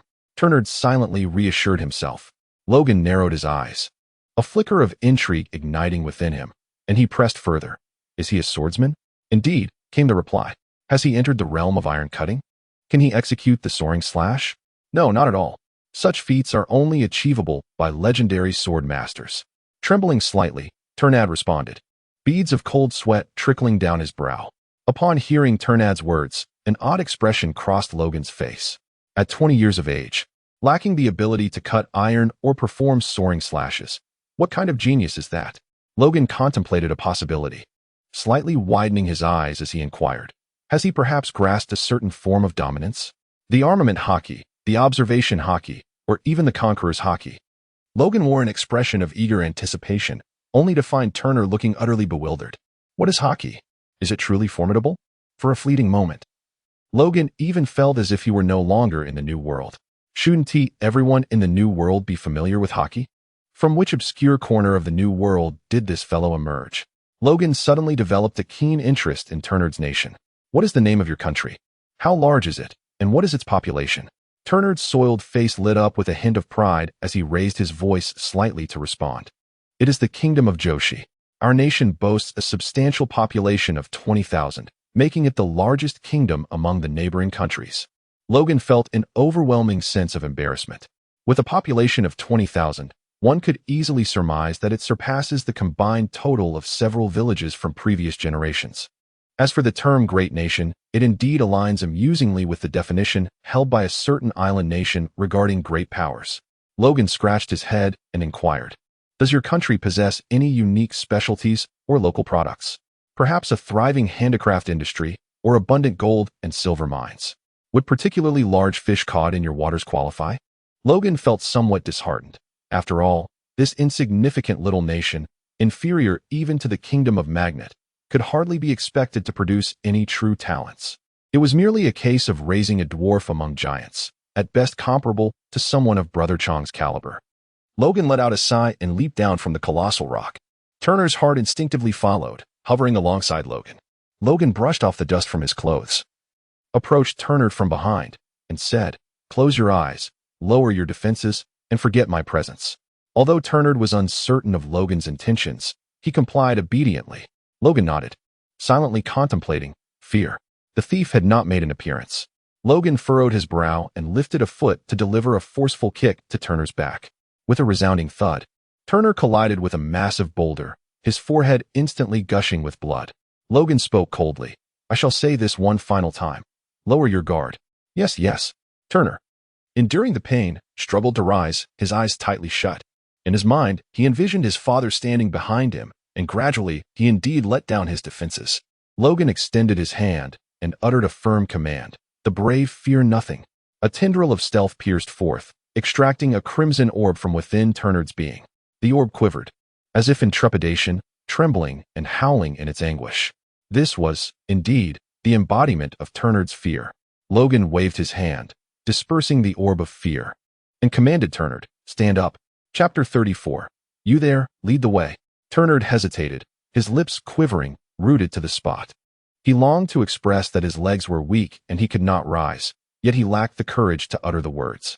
Logan showed him no mercy, delivering a swift kick to his head, and coldly commanded, "Stand up." "Yes." Turner shuddered involuntarily, instinctively exerting force in his legs, and with a whoosh, he sprang to his feet. To his astonishment, he began to stomp his legs, realizing they were surprisingly steady. He glanced at Logan again and found him not as fearsome as he had imagined. In fact, he appeared to be a strikingly handsome youth, perhaps even younger than himself. Suddenly, Turner noticed something on the ground.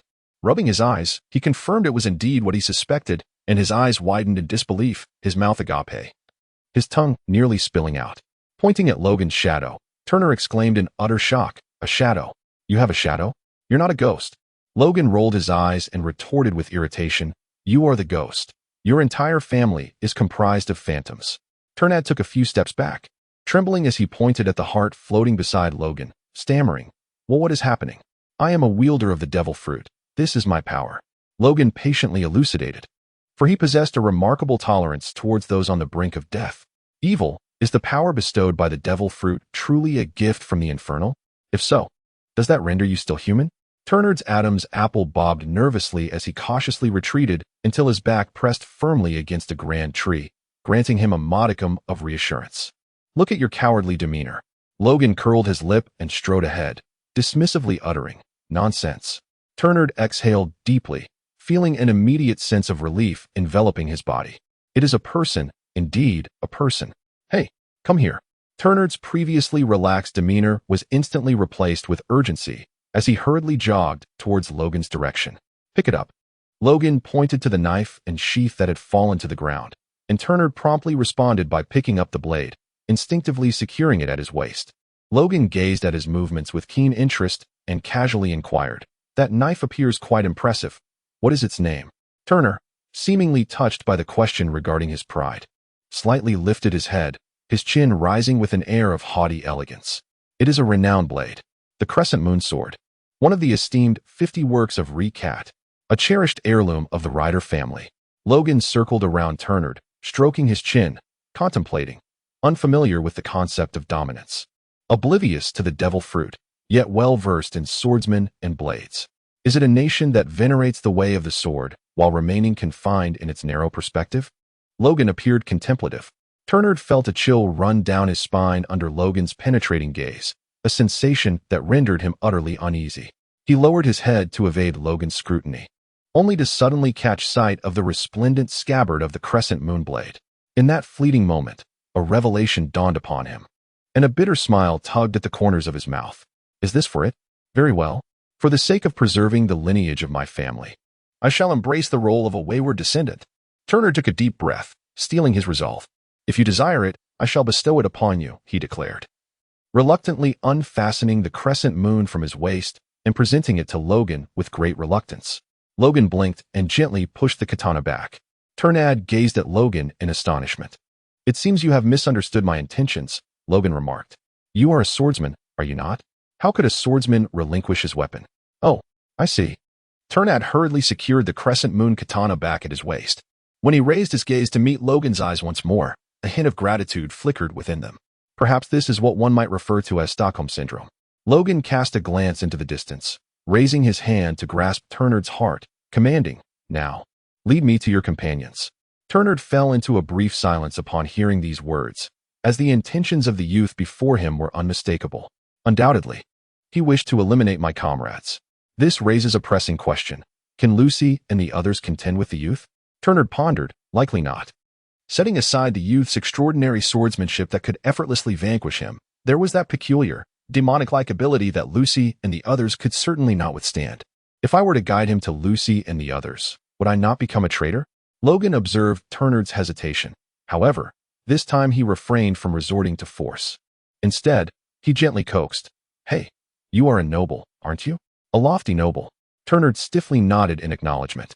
Logan stepped back a few paces, raising his hands in a gesture of exuberant celebration, his gaze intensely fixed upon Turned.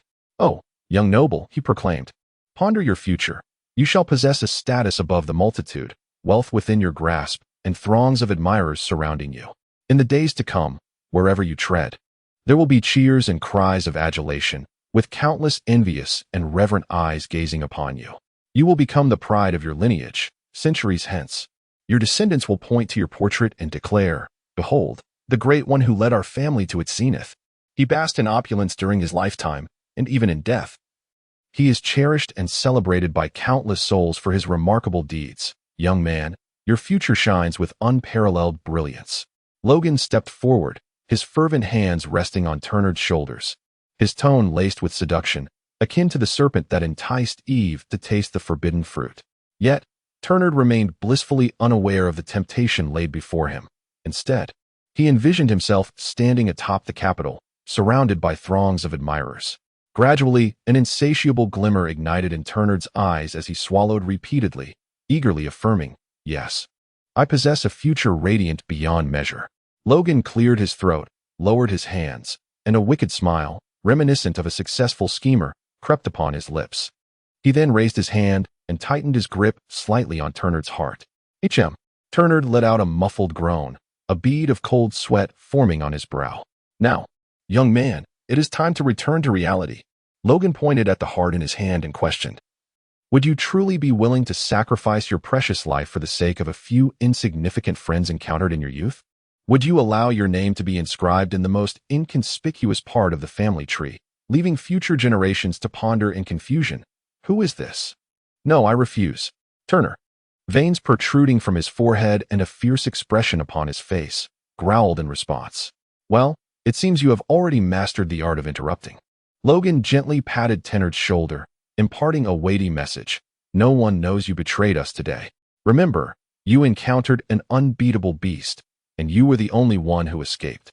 "The beast, yes, indeed, we faced a beast," Turnard murmured, his eyes growing increasingly bright as he engaged in a self-affirming mantra. Suddenly, he raised his head, his gaze fixed fiercely upon Logan, threatening, "You must swear to return my heart and not kill me. Otherwise, I shall take my own life."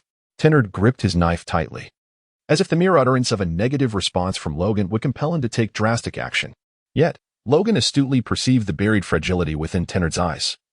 The fellow was too frightened to die. However, Logan chose not to expose him. Instead, he raised 4 fingers before Turnard, his expression serious, and declared, "I swear by the glory of the northern god that I shall return your heart once this matter is concluded, and I will not lay a hand upon you. Not even with my foot. You could simply say you won't kill me. Very well, I absolutely will not kill you." Only after witnessing Logan's solemn vow did Turnard exhale with a sense of relief, as if a great weight had been lifted from his shoulders. Logan pointed ahead and said, "Shall we proceed now?"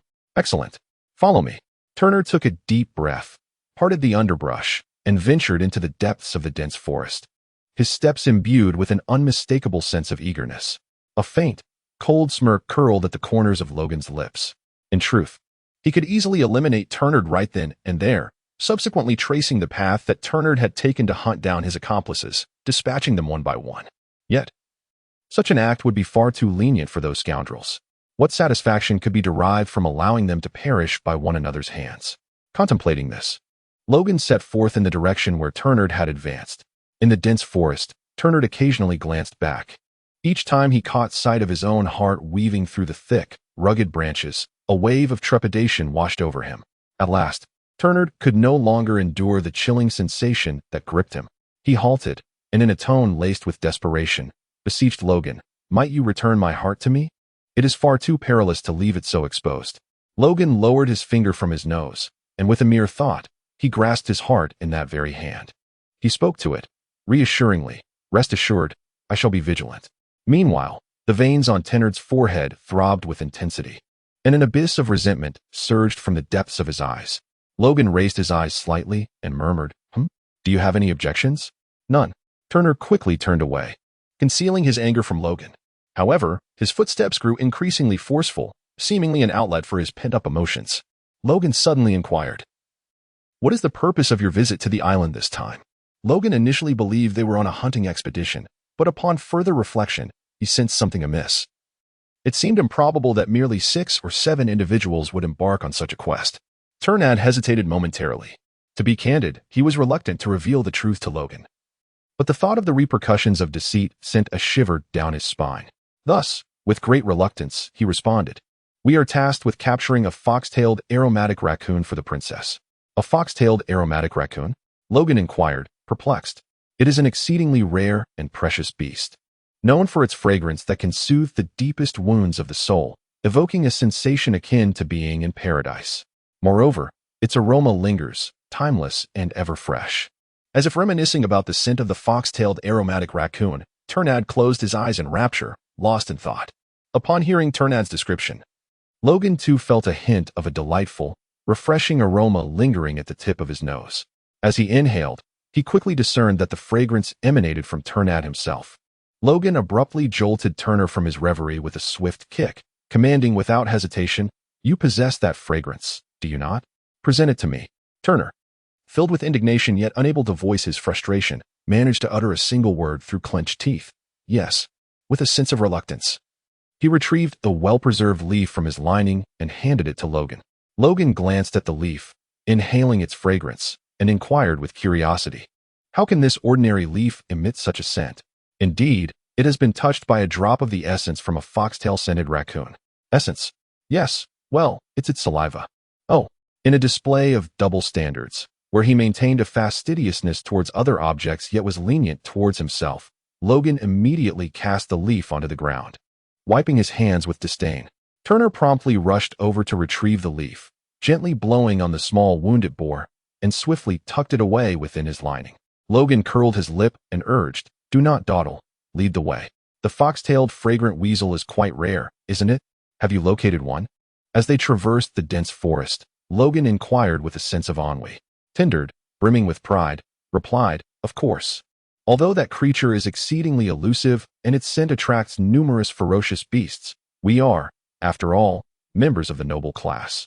Before Tindard could finish his sentence, an icy chill crept down his spine, and the hairs on his neck stood on end, as if he were being scrutinized by a primordial beast. A wave of panic enveloped his heart. Tindard swallowed hard, his movements stiff as he turned his head. What a radiant glow! In Logan's eyes, it seemed as though a fierce blaze was ignited, making Turnard feel as if his very skin were about to catch fire. "What did you just say?" Logan inquired, licking his lips and articulating each word with deliberate precision. "What can its fragrance accomplish?" Turnard hastily averted his gaze from Logan's searing stare, trembling as he responded, "It lures ferocious beasts." Logan fixed his gaze intently upon Turner, his eyes growing increasingly bright. Turner, feeling a sense of unease, stammered, Is there something you wish to inquire about?" Logan wiped his mouth and grinned. "Nobleman, your speed is far too slow." Chapter 35. Beware of what lies above. Although Turner was perplexed by Logan's sudden display of urgency, he obediently quickened his pace. Even when his stomach voiced a vehement protest, Turner gritted his teeth and pressed on, feigning ignorance of his discomfort. After all, he was apprehensive that Logan, in a moment of excitement, might inadvertently jeopardize his heart. Time slipped away quietly as Turner hurried along. Approximately 20 minutes later, he halted, wiped the sweat from his brow, and turned to Logan, declaring, "We have arrived." Logan nodded, his gaze unwavering as he fixed his eyes upon Turnard. After a moment of hesitation, Turnard, regaining his composure, inquired uncertainly, "Aren't you going to eliminate them?" Logan nodded, then pointed at Turner's chest and declared, "I want you to go." Turner instinctively took a step back, his complexion changing drastically. Alas, Logan, upon witnessing his reaction, let out a sigh of exasperation, expressing, "I do this for your own good." Turner, with an expression of keen intellect, retorted, "You cannot possibly think I am deceived by your words." Logan shook his head, expressing deep anguish as he inquired, "Do you have an older brother? Is he not more accomplished than you? Will it not be your brother who inherits your father's title?" Turnard pondered for a moment, a shadow of discontent clouding his gaze, and reluctantly nodded. "Although I am my father's most favored child, and the king holds me in high regard, it is my brother who is the firstborn son and will ultimately inherit the dukedom of the kingdom, not I. I cannot accept this. It is clear that I possess greater merit. Why must my ineffectual brother hold a higher status than I? I refuse to acquiesce." The gloom in Turnard's eyes deepened, and his expression grew increasingly wrathful. Logan nodded in satisfaction and imparted his wisdom. Throughout history, those who have achieved great things have invariably possessed a heart of steel and a resolute demeanor. If today you cannot even eliminate a few friends, how shall you confront your elder brother in the future or wield authority over the lives of others? Before you lies a trial, should you succeed. It will demonstrate your capacity to bear significant responsibilities, while failure shall not be an option. I am here for you. Logan patted his chest and gestured to Turner to compose himself. Turner lifted his head, intending to speak, but was abruptly interrupted by Logan's words. Among us stands one who has defeated you with a single move, does he not? Eliminate him. Sever the chains of your inner demons and embark on the path of strength.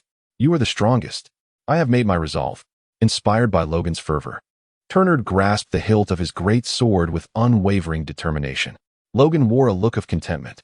However, he was reminded hesitantly by Turner, but you see, Byway possesses exceptionally acute hearing.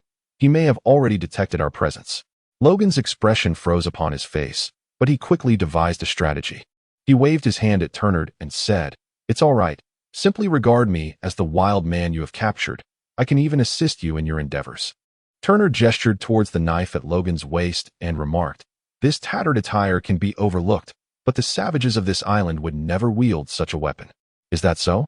Logan scratched his head, extended his finger to tap the hilt of the ice vein blade, and quietly exclaimed, "Illusory experience." In the next moment, a sphere of icy blue light erupted from the ice vein blade, soaring into the heavens under Logan's command. Turner rubbed his eyes, astonished as he exclaimed, "The knife has vanished?" Logan beckoned with his finger, a wicked grin playing on his lips. "It's right above your head." Turner, suspicious, glanced upward, only to see the glimmering tip of the ice vein blade radiating a menacing light. An icy chill coursed from the crown of his head down to his very spine, causing his entire body to tremble in fright as he hurriedly fled from the spot. Logan chuckled softly twice, beckoning with a finger as the luminous silhouette of the ice pulse blade surged once more into the heavens. For reasons unknown, he found himself able to manipulate this stolen orb of light at will, its reach extending to several hundred or even 1,000 meters. Yet, he was unable to exert the same control over external objects like the pilfered recording pointers, which could only be transmitted in a straight line between his palm and their original owner. It was indeed peculiar, but Logan chose not to dwell on this enigma, considering it merely a curious limitation of the stolen fruit. Meanwhile, Turnad, witnessing the ice pulse blade vanish into the sky, wiped the cold sweat that had sprung forth from fear and stammered, "Please refrain from such jesting in the future." Logan smiled ambiguously and remarked, "It is time to move on." Tinder took a deep breath, meticulously adjusted his attire, and then nodded while resting his hand on the hilt of his weapon. "Remember, a single strike must be decisive. Do not afford them a chance to retaliate." Logan kindly reminded him. "Yes," Turner responded, puffing out his chest and striding towards the camp with an air of pride. Logan lifted Tennard's heart high into the air, then followed closely behind. His head bowed and shoulders hunched, resembling a captured slave. As he navigated through dense thickets, an expansive clearing came into view. A pungent scent of blood wafted through the air, inducing a sense of nausea. "Ah, Tennard has returned. I heard your footsteps long ago." Bave greeted with a grin as he sat on the ground, cheerfully addressing Tennard, who emerged from the underbrush. "Now, there's another set of footsteps. Let me see where that foul cat is," Bave sneered, rising from the ground and tilting his head to gaze behind Tennard, only to be met with the sight of a ragged boy. Bave's expression froze, and upon regaining his composure, he pointed at Logan, demanding, "Where's that foul cat?" At this moment, Lucy and Ewan also took notice of Logan. Ewan stood amidst a sea of dismembered limbs, his body smeared with entrails, shredded flesh, and blood. His eyes a deep crimson, still echoing madness. Ewan sniffed the air, detecting Logan, and immediately strode over, stepping through the viscous blood while removing his steel gauntlets. Perplexed as he asked, "Why did you bring back a beast man? Where's that foul cat?" Tennard sighed. "She got away." Ewan's eyes widened in shock as he bellowed, "She ran away?" Nearby, Lucy furrowed his brow but relaxed when he noticed the small creature caught in his animal net. "If she ran away, then so be it. It's not a grave matter. After all, she was bestowed by the king. Next time, bring more guards and we'll find her," he remarked. "Indeed. Indeed." Ewan nodded vigorously, offering consolation. "After all, the foul cat is a four-legged beast. It's only natural she eluded us. Don't take it to heart too much." Tennard observed Ewan's blood-stained hands, a flicker of disgust crossing his features. However, he knew Ewan was resilient and incapable of a swift kill, so he suppressed his feelings and nodded in acknowledgement. Seeing Tennard's gesture, Lucy and the others responded with friendly smiles. Forget that. Tennard, come here and see what this is. Lucy beckoned merrily, raising the animal net in his hand. Aha. Maeve ceased his inquiries about Becky, playfully darting to Lucy's side. Pointing at the struggling fox-tailed creature in the net, exclaiming, "This will surely delight the princess. She will definitely look upon the noble for young masters with newfound respect." Taking a deep breath, Tennard grasped the hilt of his knife and approached Lucy, leaving Logan behind, who was now attracting Ewan's extraordinary interest. Ewan scratched his head, fixing a bloodthirsty gaze upon Logan, grinning broadly to reveal his gleaming white teeth, as a strong scent of blood filled the air.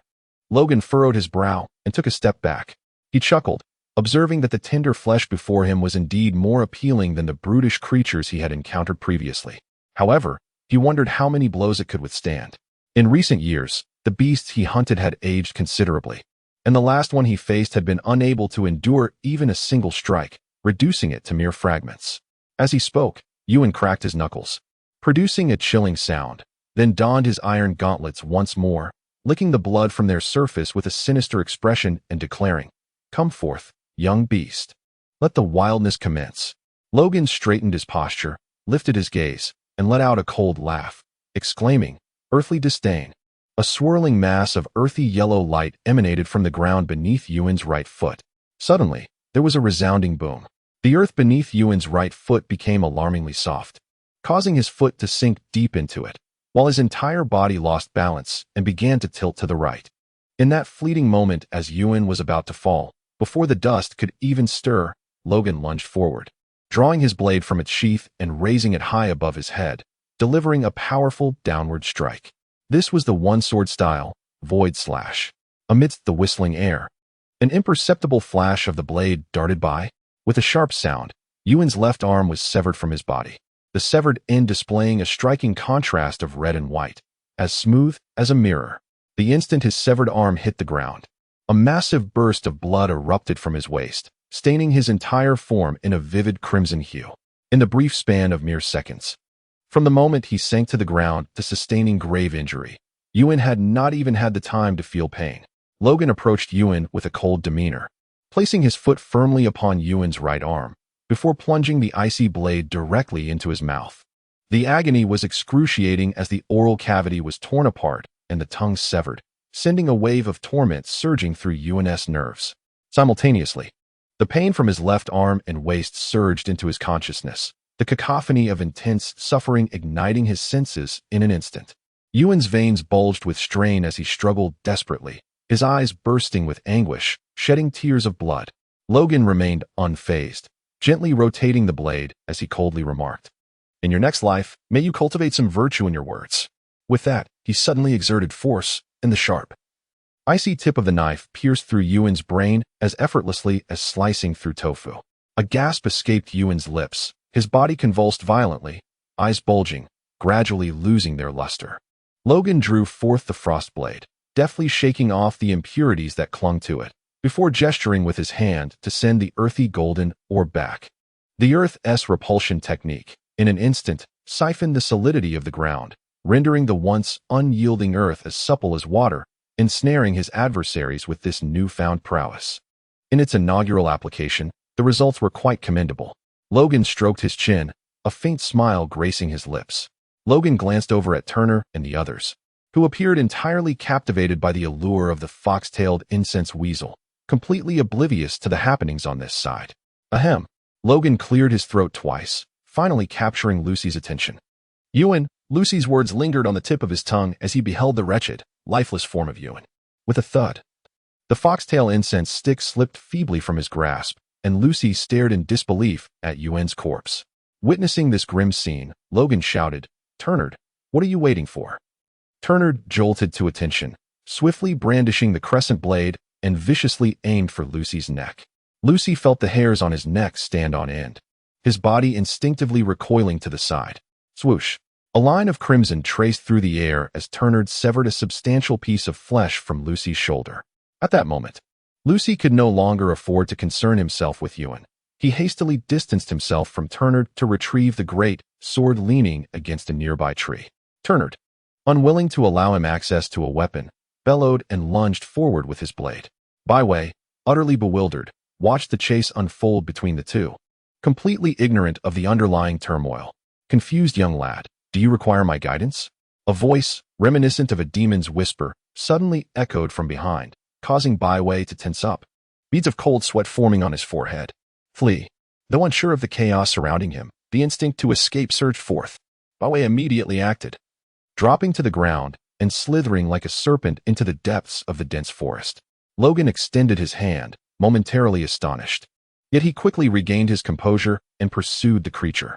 However, he was taken aback by Byway's swiftness, which surpassed that of any serpent. Vanishing into the thicket in the blink of an eye, a sudden flash of insight struck Logan, prompting him to shout, "Hey, young man, watch your head." Chapter 36. Annihilation. Byway was acutely aware that this was Logan's cunning ploy and resolved not to be deceived. However, in the very next moment, an icy chill unexpectedly surged from above. Byway, filled with terror, glanced upward, only to behold a chilling weapon adorned with ethereal blue patterns plummeting from the sky at an alarming speed, aimed directly at his head. "Baru, save me. Kill him." Byway's eyes widened in desperation as he bellowed towards the towering figure of the axe-wielding giant in the distance, then promptly twisted his body to the right to evade the impending danger. Logan's eyes sparkled with intensity as he seized the fleeting opportunity to accelerate and catch up with Bave, then unleashed a swift strike. The one-blade technique, serpent's head slash. With a swift sound, a head was severed and sent flying, the final image captured in its eyes being the twitching form of its own headless body. Logan flicked the blood from his blade, but at that very moment, a howling tempest suddenly descended upon him. Logan swiftly sidestepped, as the colossal battle axe crashed down just inches from his nose, cleaving into the ground and creating a dark fissure several meters long. Logan's gaze sharpened as he swiftly retreated, creating distance between himself and the approaching figure. Before him stood a towering man, measuring an impressive 3 meters in height, wielding a formidable battle axe, his eyes fixed intently upon Logan. "You must be the slave," he remarked. "Baru, you possess quite a remarkable strength." Logan licked his lips, and a fierce determination ignited in his eyes. Only by battling the formidable can one ascend to greatness. "Come forth." Logan let out a low growl. Barrow, devoid of any emotion, stepped forward and raised his heavy battle axe, channeling immense strength as he swung it down towards Logan. Logan sidestepped with agility, his legs surging with sudden force, darting to the left of Barrow in a flash. In the same breath, he pivoted the blade, gripping the hilt with his palm, and fiercely slashed across Barrow's robust thigh. The technique was none other than the one-sword style, tiger cut. A splatter of crimson erupted as a deep gash, 5 centimeters in length, appeared on Barrow's leg, blood gushing forth uncontrollably. Yet, before Logan could reveal a hint of satisfaction, Barrow's massive axe came crashing down from above. The thundering sound of the axe slicing through the air resonated ominously as the dark war axe, propelled by immense momentum, struck the ground with a violent force. Dust billowed, and a black fissure, 5 to 6 meters long, tore open beneath the axe's might. Logan rose from the ground, brushing his fingers against the few strands of hair that had been severed from the crown of his head, his expression reflecting a hint of distress. Had he not reacted swiftly and rolled to the side just in time, he would undoubtedly be gravely injured at this moment. Logan gazed intently at Barrow's expressionless face, reminiscent of a marionette, and a flicker of astonishment arose within him. Did this fellow possess no sense of pain? With such a significant wound, how could there be not the slightest ripple of emotion? Yet, undeterred, Barrow continued his relentless assault on Logan, wielding his battle axe with frenzied fervor, striking downwards, sweeping horizontally, and thrusting upwards. Logan evaded. Amidst dodging the onslaught, Logan finally discerned something peculiar about Barton. It was as if the light had long since extinguished from his eyes, remaining utterly unperturbed by the turmoil of the outside world, enveloped in an aura of desolation. Logan was engulfed by a surge of fury. This wretched noble slave had long endured torment that had irrevocably shattered the defenses of his soul. Now, this individual existed merely as a marionette, his mind consumed solely by the imperative to dutifully execute his master's commands, devoid of any other thought. How could a person descend to such depths of cruelty? Logan leaped into the distance, his gaze unwavering as he watched the advancing Barrow. With a resounding crash, the battle axe swung down, yet this time, Logan did not evade. The heavy axe collided fiercely with the ethereal blade of ice, causing Logan's body to sink, his feet becoming rooted to the earth. Nevertheless, Logan's eyes shone brightly, his resolve firm.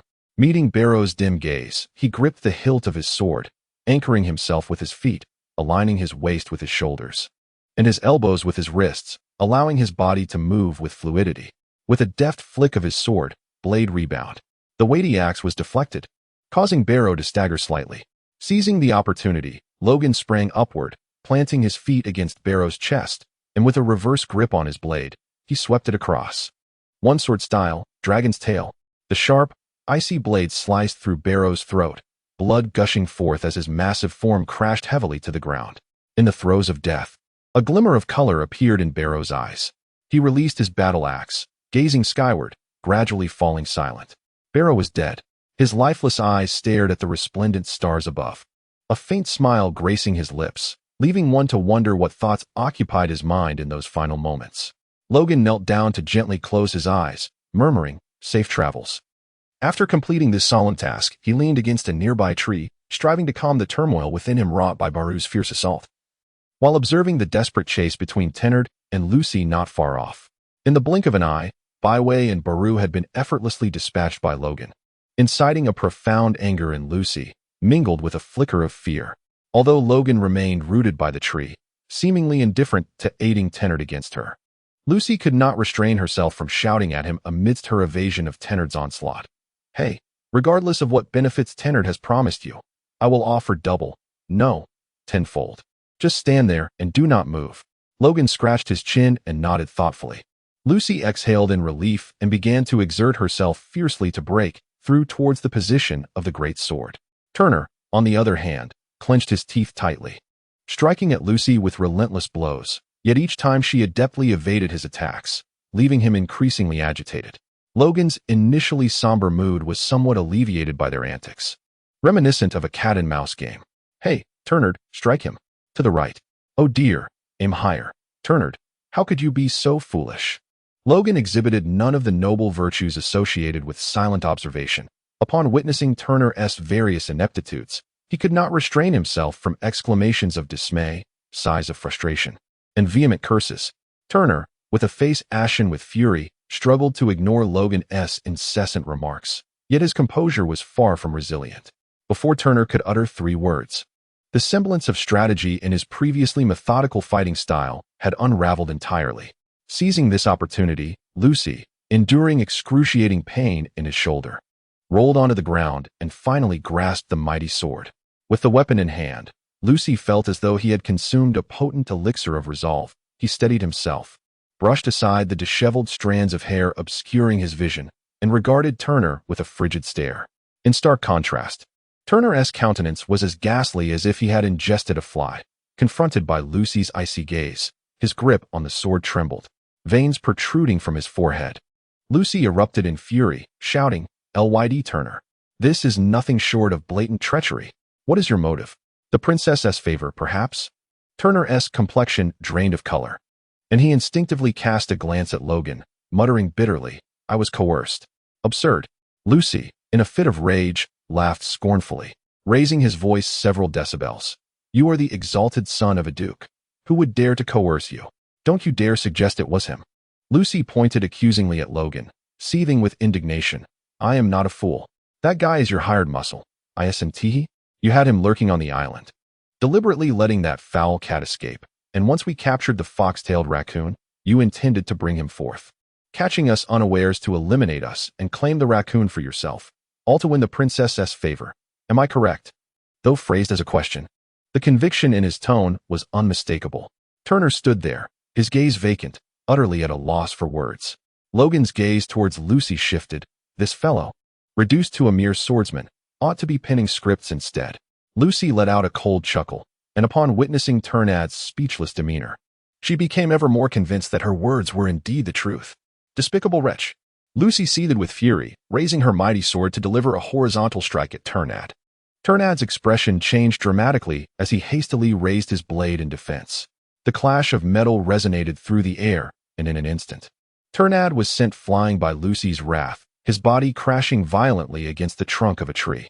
Half kneeling on the ground, he coughed up blood, his face a mask of terror as he gazed at the advancing Lucy, tremblingly shouting, "Someone, save me." Logan shook his head and warned, "Consider where your heart lies." Heart. Lucius, with bloodshot eyes, fixed an unwavering gaze upon Turnard, sneering, "Today, I shall extract your heart and discover its true nature." Turnard's face turned ashen as he beheld Lucius advancing with the ominous gait of death. While cursing Logan inwardly, he threatened aloud, "I am the son of a duke.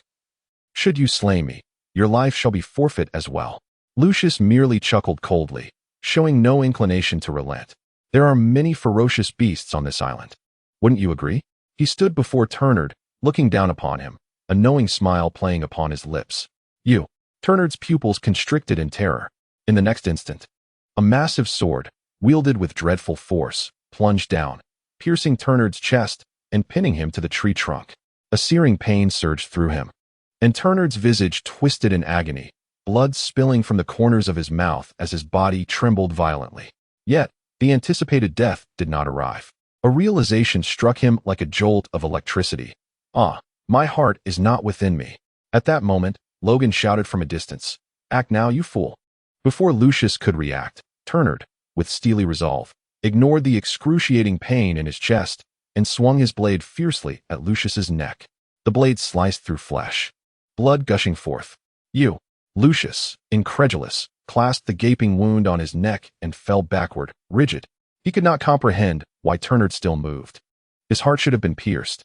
With a thunderous crash, dust billowed as Turnard, drenched in blood, gasped for breath, relief flooding his face as he narrowly escaped death.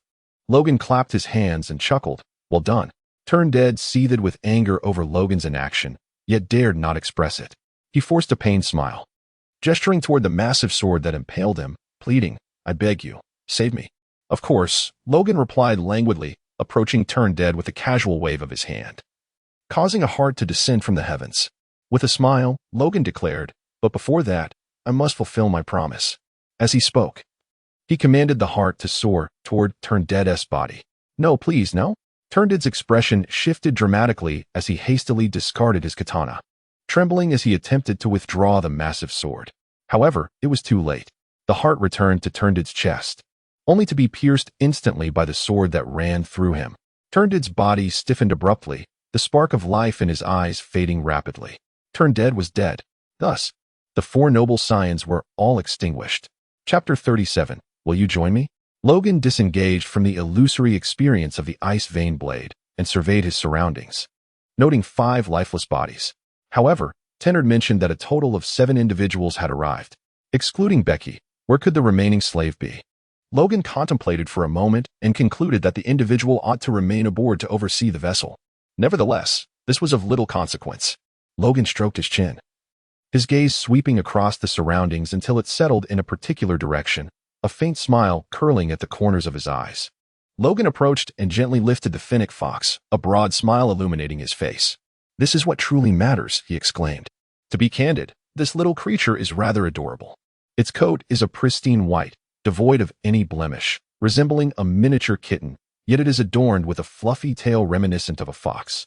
The frightened fennec fox curled itself into a tight ball, its elongated tail shielding its body, revealing only a pair of cautious, sparkling eyes peering at Logan. "Fear not, my little treasure, I mean you no harm." Logan squeezed out what he believed to be his most benevolent smile and greeted the fox-tailed incense raccoon. However, the raccoon was so terrified that it let out a shriek, tightly shut its eyes, and trembled in fear. Logan's trembling hand hovered in midair, his lips twitching slightly. However, for the sake of his long-term prospects, he suppressed his emotions and, with a friendly smile, said, "I am aware that your kind can comprehend my words. Shall we strike a deal?" The fox-tailed fragrant raccoon lifted its tail, revealing a pair of inquisitive little eyes. Upon realizing the opportunity, Logan promptly declared, "I can release you. But you must bring me 10, no, 20 beasts each day from now on. What say you?" The fox-tailed fragrant raccoon, upon hearing this, repeatedly shook its head, its little head swaying to the point of creating an afterimage. Logan's expression stiffened. If he refused the toast, he must not blame me for the consequences. Logan's expression darkened, revealing a menacing gaze fixed upon the fox-tailed fragrant mongoose. With a threat in his voice, he declared, "If you refuse to comply, I shall consume you." As he spoke, He exaggeratedly mimicked the act of devouring. Alarmed, the fox-tailed fragrant mongoose swiftly rose from the snare, bowing repeatedly towards Logan. Clenching its tiny paws, it straightened its body. Its tail arched upward, and its cheeks puffed out in a display of determination. Logan blinked in confusion, failing to grasp the meaning behind its actions. Observing this, the little raccoon became flustered, frantically gesturing with its tiny paws. First, it pointed to the base of its tail, then mimicked an explosion of fireworks with its front paws, before shaking its little head vigorously. Ultimately, it lay flat on the ground. However, it quickly rose again, placing its front paws on the animal trap, its misty eyes gazing pitifully at Logan. Logan fell into deep contemplation, and after a considerable pause, he scratched his head and said, "Are you implying that those creatures were lured by your, flatulence? But now that you have exhausted your means, you can no longer attract the beasts?" Oh. The little fragrant raccoon's eyes sparkled with understanding as it nodded vigorously. Logan, however, felt a chill run down his spine. This fellow was indeed a peculiar character, attracting both humans above and beasts below. What a combination! Nevertheless, in pursuit of his culinary ambitions, Logan stifled the urge to cast aside the little fragrant raccoon and managed to force a smile as he inquired, "How many days will it take for you to once again attract the beasts?" The little fragrant raccoon tilted its head, extended one paw, pondered for a moment, and hesitantly extended another paw. "Woo-woo, 10 days?" Logan's expression darkened as he grasped the nape of the little civet through the trapping net, locking eyes with it. "How many days has it been?" he inquired. The little civet shivered, hastily retracting one of its forepaws and retreating a couple of fingers. 3 days, it whimpered, a shy yet endearing smile gracing its adorable face. Logan gently hummed to himself as he untangled the animal trap, cradling the little raccoon and placing it on the ground. The charming creature joyfully leaped about for a moment before obediently sitting down, gazing up at Logan with its clear, innocent eyes that sparkled with a hint of adorable foolishness. It did not run away. What a truly perceptive little being it is. Logan chuckled slightly, crouching down to point towards the west, and said, "There lies a stone square. You know?" Xiao Xiangli scratched its ear and nodded. "Approximately 1,000 meters south of the square, there is a small river. Henceforth, you shall drive 30 wild beasts over to me every 3 days. Is that acceptable?" Xiao Xiangli tilted its head, extending 2 fingers, and curiously exclaimed, "Woo-woo? Didn't you just agree on 20? Think about it," Logan replied earnestly, grasping Xiao Xiangli's tiny paw, while meticulously counting out 6 fingers. "Previously, you were to herd 20 beasts to me each day, which would amount to 60 over 3 days. But now, you shall only need to bring me 30 every 3 days." Logan bent down 3 of Xiao Xiangli's fingers, gesturing towards the remaining 3 with a serious expression that conveyed his concern for its well-being. "Isn't the workload now reduced by half?" Xiao Xiangli gazed at its little paw, contemplating, before hesitantly nodding in agreement. "Woo-woo, it seems to make sense." Logan, fearing that it might overthink, gently tapped its little forehead with his slender fingers and said, "Let us go. Remember, we must not be absent from each other 3 days hence." With a soft sound, the little fox patted its diminutive chest, pledging its assurance. Then, it extended its delicate pink tongue to lick Logan's finger before swiftly turning and darting into the dense forest with remarkable speed. Logan inhaled the faintly moist scent emanating from his fingers, and indeed, there was an indescribable freshness to it. However, his mental fastidiousness prompted him to instinctively wipe his hands, only for a sudden, jarring sound of fabric tearing to pierce the air. Logan's movements froze as he cast a glance at the tattered remnants of fabric draped over him, if one could even call it clothing. He swore that his previous actions had been exceedingly gentle. However, this was to be expected. After drifting upon the sea for such an extended period, this already subpar attire had long reached its limits, and one might say it had met its inevitable end. Logan let out a sigh, casting a fleeting glance at the 4 lifeless bodies sprawled on the ground before swiftly turning his head away. The thought of stripping them of their garments was utterly inconceivable. Suddenly, beside a shattered tree, Logan stumbled upon an enormous backpack, nearly 2 meters in size, surrounded by several pieces of seemingly valuable kitchenware scattered around. Logan paid no heed to the pots and pans, proceeding directly to unfasten his backpack. A fragrant aroma wafted forth, reminiscent of Phrygia, uplifting the spirit and invigorating the senses. Logan's lips involuntarily curled into a gentle arc as he gazed into the depths of his backpack. Within, there were 4 compartments, each meticulously labeled with a name. Each section housed an array of items: clothing, footwear, a compass, illumination tools, moisture-resistant mats, and emergency medications. Clearly, these belonged to those 4 scoundrels. No, let me rephrase that. They now rightfully belonged to Logan. Logan sifted through the 4 compartments, methodically dismissing each option. Standing at 6 feet 3 inches, he possessed the physique of a top model. The garments belonging to Ewan were excessively large, while those of Bave were too small. Only the attire of Turner and Lucy barely met his standards. However, after careful consideration, Logan ultimately opted for Lucy's selection, as Turner's clothing was predominantly in shades of yellow and white, whereas Logan had a penchant for black. Although Lucy's collection in black was not abundant, it sufficed to assemble 2 sets for his needs. Yes, the decision was made. Logan slung his large backpack over his shoulders, grasped the katana, remnant moon, and the grand sword belonging to Lucy, attaching them securely to his pack. He then turned in the direction of the small river, which, notably, was the very path that Becky had taken in her flight. Perhaps he might even encounter the cat-eared maiden, he mused quietly to himself. After traversing roughly half the distance, Logan suddenly halted, his senses heightened as he fixated on an unusual rustling in the thicket to his left. Who goes there? Show yourself. To his astonishment, from the dense underbrush emerged the head of the very cat-eared maiden who had previously fled in haste. Logan was momentarily taken aback, but soon lowered his guard, smiling as he waved his hand. High upon seeing Logan, a glimmer of tears sparkled in Becca's captivating, round eyes. The young girl, overwhelmed with excitement, rushed out from the bushes, only to stumble over a stone beneath her feet. Logan, with remarkable quickness, deftly caught the falling Becky. In that moment, he also noticed the object she was clutching. Oh my, it was a large, plump rabbit. However, the creature was in a rather pitiable state. Wisps of white smoke emanated from its 3-part mouth. Its fur stood on end as if electrified, exuding a distinct charred aroma, and its corpulent body twitched intermittently. Yet, astonishingly, the rabbit clung to consciousness, its dark, expressive eyes spinning around until they locked onto a pair of somewhat familiar ones. Once again they met. Logan greeted it with a smile. However, the rabbit was so startled that its pupils contracted, nearly gasping for breath in its fright. Logan chuckled softly, disregarding the rabbit on the verge of petrification. Instead, he released his grip on Becky's hand and inquired, still observing her startled demeanor. Shouldn't you be fleeing in the opposite direction? How did you end up here?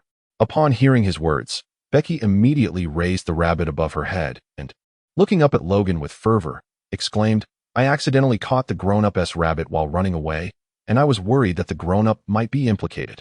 So, I recklessly rushed back. Were you not aware that those villains were after you? Logan spoke gently, his gaze soft. Becky trembled in fear, lowering her head as she whispered, But if you were to be hurt because of me, I wouldn't be able to go on living. Logan paused momentarily, and upon regaining his composure, gently placed his palm upon her delicate head. Logan distinctly sensed the young girl's body stiffen, as she struggled to suppress the tremors that urged her to flee. Logan gently caressed her head, speaking in a soft tone, You do not even know my name. To you, I am merely a stranger. Is this truly worth your effort? Meow? Without a moment's hesitation, Becky nodded resolutely. Mother says one must not trouble others, meow. What a truly kind-hearted child. Logan's movements grew increasingly gentle. Becky stood there with her eyes tightly shut, hesitant to resist. Initially, she felt a strong aversion, yet gradually, an inexplicable sensation began to blossom within her heart. She perceived Logan's palm radiating a warmth that was both familiar and foreign. It was comforting and tender, reminiscent of the sun's embrace on a winter's day, making her yearn to draw near, to seek solace, to lean on him. Echoes of a maternal warmth buried deep within her memories. With a sense of ease, Becky partially closed her round, expressive eyes, emitting a soft, purring sound. Just as she believed she was drifting off into slumber, a voice resonated in her ear once more. So, would you like to join me? Chapter 38, Becky boards the ship. With a lazy drawl, Becky mewed, meow. Logan smiled gently and repeated, Would you like to join me? Meow. Suddenly, Becky's eyes flew open as if startled, and she leaped back like a frightened kitten, breaking free from Logan's tender caress. Logan's hand hung suspended in the air, a look of despondency crossing his features as he inquired, "Are you unwilling?" The warmth above him dissipated rapidly, and a profound sense of loss welled up within Becky's heart. Yet, the young girl resolutely bit her lip and shook her head, declaring, "Becky would only be a burden to you. Since you are unharmed, I must continue my escape." With that, Becky placed the rabbit into Logan's hands and turned to flee. Eek! The rabbit let out a startled cry, squirming restlessly in Logan's embrace. Logan cast a fleeting glance at it, then disdainfully kicked it away with a swift motion. "Hey!" Logan called out to Becky, then effortlessly tossed the large backpack that hung from his back in front of her.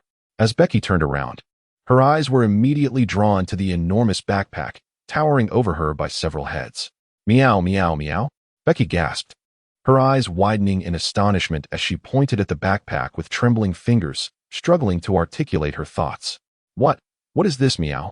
Logan peeked out from behind his backpack, a smile gracing his face as he inquired, "You are curious how this object came to be in my possession, aren't you?" Becca nodded vigorously in agreement. Logan did not respond. Instead, he erupted into laughter, gesturing towards the two swords hanging from his backpack. "What do you think these are?" he retorted.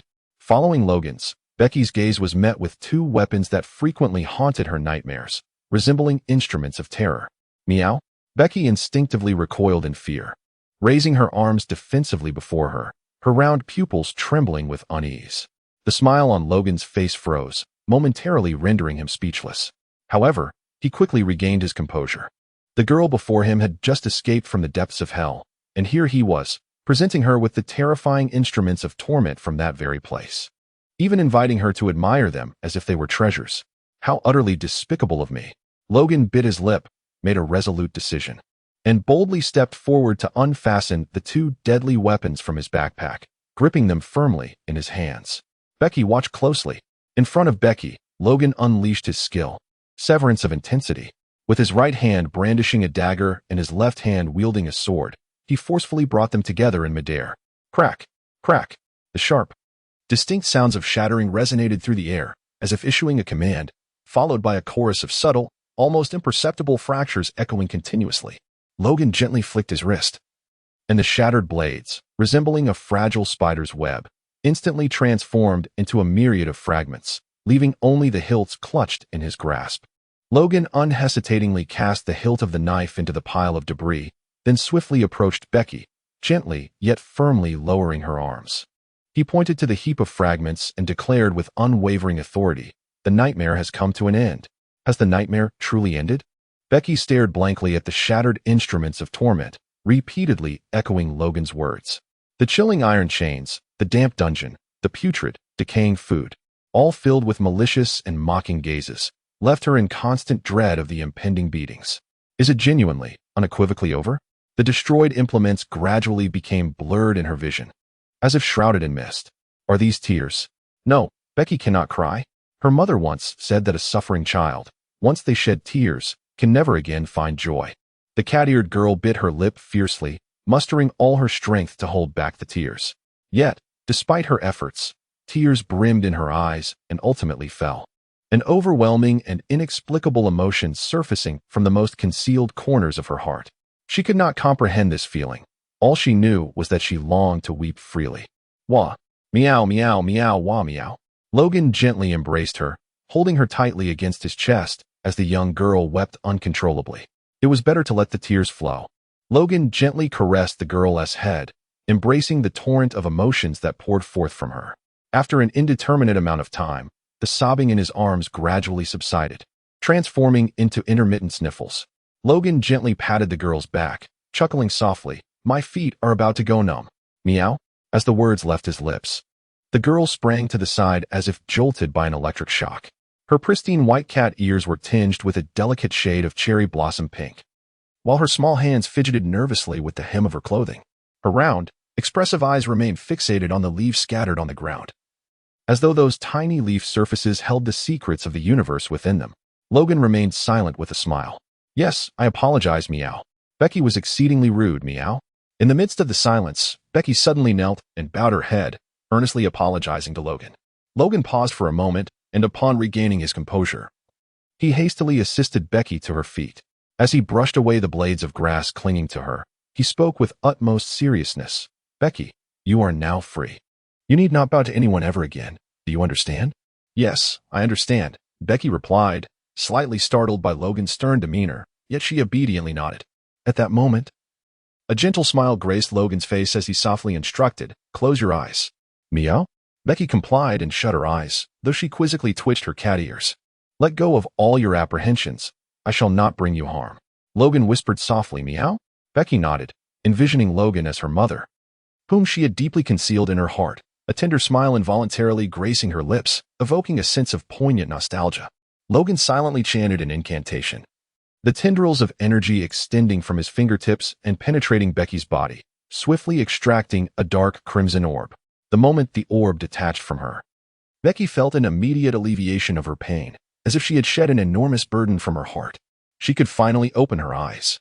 As soon as she spoke, Becky eagerly opened her eyes and cautiously rolled up her sleeve, her beautiful gaze instantly filled with astonishment. The wound had faded significantly, and her chest felt entirely free of pain. Thrilled, she moved her arms with the exuberance of a child. You are truly remarkable, Becky exclaimed, clasping her hands together and looking up at Logan with admiration, her eyes sparkling like tiny stars. Logan smiled subtly, stealthily extracting a sphere of life energy from a nearby tree and presenting it to Becky, saying, if you consume this, you will be completely restored. Becky, now possessing unwavering trust in Logan, instinctively opened her mouth to swallow the luminescent orb of life. The abundant life energy detonated in Becky's mouth, swiftly permeating her body and coursing through her limbs and bones, mending her injuries with astonishing efficiency. My, how marvelous! Becky exclaimed, her small mouth agape in astonishment as she experienced the miraculous transformation within her body. Logan gently tousled her hair, then turned to hoist the large backpack onto his shoulders. Laughing heartily, follow me, and you shall encounter even more wondrous experiences. With that, Logan extended a hand towards Becky, his gaze unwavering and resolute. Becky stood frozen in place, whispering, follow the adult, meow. She rubbed her reddened eyes, lifted her gaze to the starry sky, and reached out to grasp Logan's outstretched hand, nodding emphatically. Logan gazed towards the distant firmament, observing the twinkling constellation of stars, and mused, Nelson, the Logan pirate crew has welcomed new members. As captain, I assure you, I have not been idle.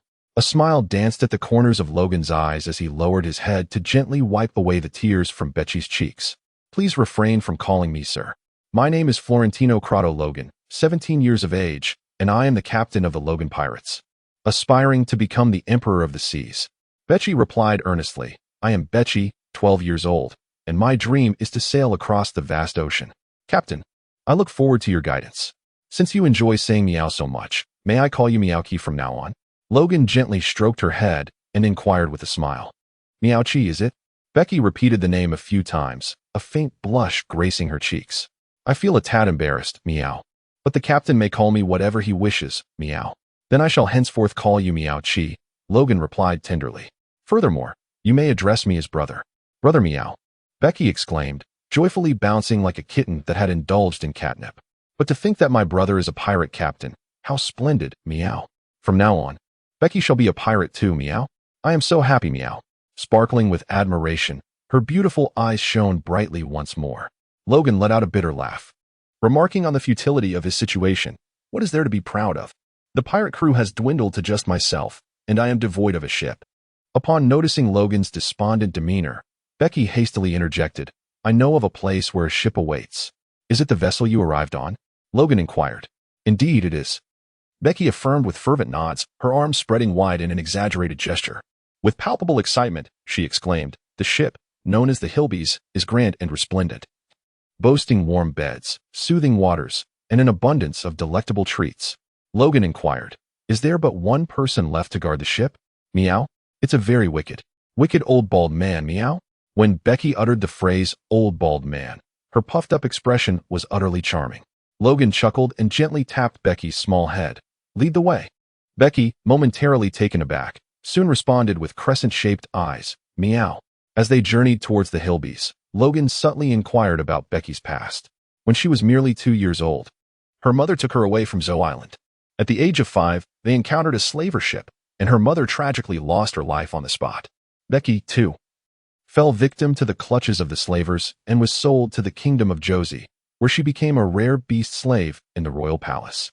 3 months prior, she was bestowed upon the noble fourth young master by the king, enduring unspeakable torment. Despite her tender age, she had already faced the dark shadows of her era and the malice of the world. Yet, remarkably, this did not extinguish the kindness within the girl's heart, undoubtedly. This is Becky's triumph. Time flowed quietly as Logan and Becky engaged in conversation. Before long, they emerged from the dense forest, and Becky pointed to the distance, exclaiming, "There lies the Hillbees, meow." Logan nodded, his gaze fixed upon the grand, three-masted sailing ship docked by the seaside.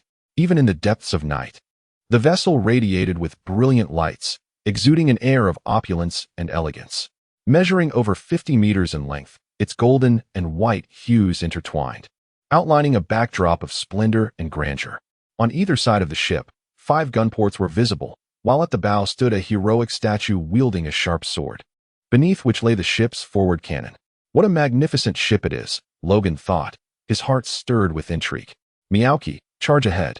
Meow. Old Dailu, hearing the commotion from below deck, swiftly scrambled up from the deck, hastily kicking a chicken bone beneath the table and wiping his mouth with a sleeve that shimmered, obscuring its original color. He then hunched over, donning a sycophantic smile. However, when the footsteps halted before him, he looked up only to find Becky standing there. Instantly, old Dailu's expression darkened, and he straightened up, towering over Becky with a cold demeanor. "What brings you here, you foul cat? Where are the masters?" Becky replied truthfully. "They are not here." "You." Old Dailu glared with fury, shouting, "How dare you curse the masters? You seek death, do you?"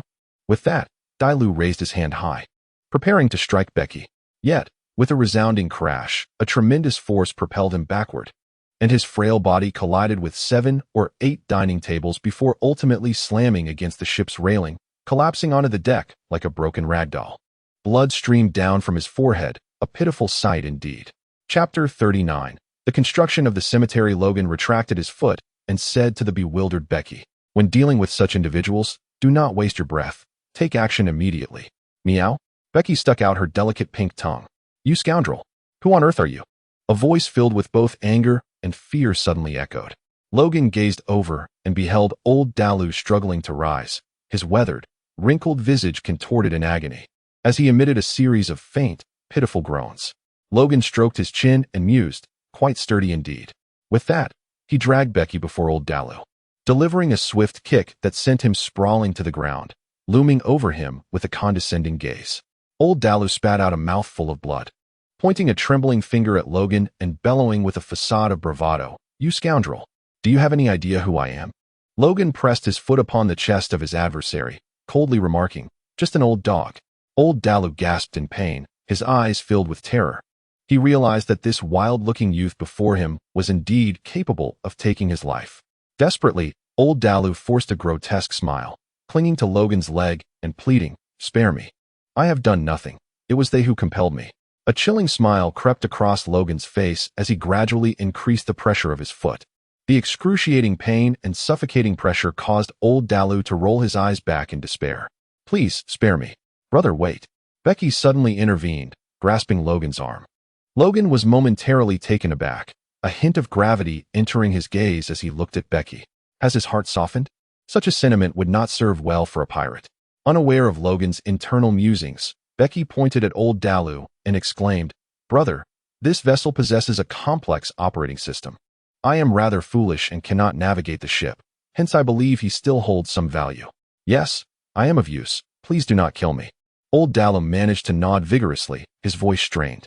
"I see." Logan fixed his gaze upon Becky's eyes and asked earnestly, "Tell me, disregarding this factor, do you wish for him to perish?" Becky clenched her teeth and nodded emphatically, "Of course. This scoundrel has caused the demise of countless innocent companions. I have long desired his death." Logan discerned no telltale glimmer of deceit in her gaze, and he felt a wave of relief wash over him. With a light-hearted chuckle, he remarked, "That makes things easier." Having said that, Logan delivered a swift kick, rendering old Dailu unconscious. He then extended his hand to activate his ability, skill theft, navigation. A luminous orb of white light emerged from old Dailu's body and seamlessly integrated into Logan's mind. In an instant, A plethora of information regarding wind direction, steering, and vessels flooded his consciousness, enabling Logan to master the art of navigation. A glimmer of brilliance flickered in Logan's eyes as he savored the taste of success, discreetly extracting vital information regarding the Hilby's vessel. With a gentle exhale, he stepped back, turning to Becky and declared, "He is of no further use. Proceed." Becky blinked, unable to perceive the radiant orb and thus unaware of the events that had transpired in such a brief interval. Nevertheless, she harbored no doubts regarding Logan's assertion. If he deemed old Dalu to be of no value, then indeed, he was worthless. With this thought in mind, Becky advanced, locking eyes with old Dalu, who was filled with fear and desperation. She unleashed a fierce electric punch, striking him squarely in the chest. Crack! The sharp sound of bones fracturing echoed. As old Dalu's vitality swiftly evaporated, his head tilted, and he breathed his last.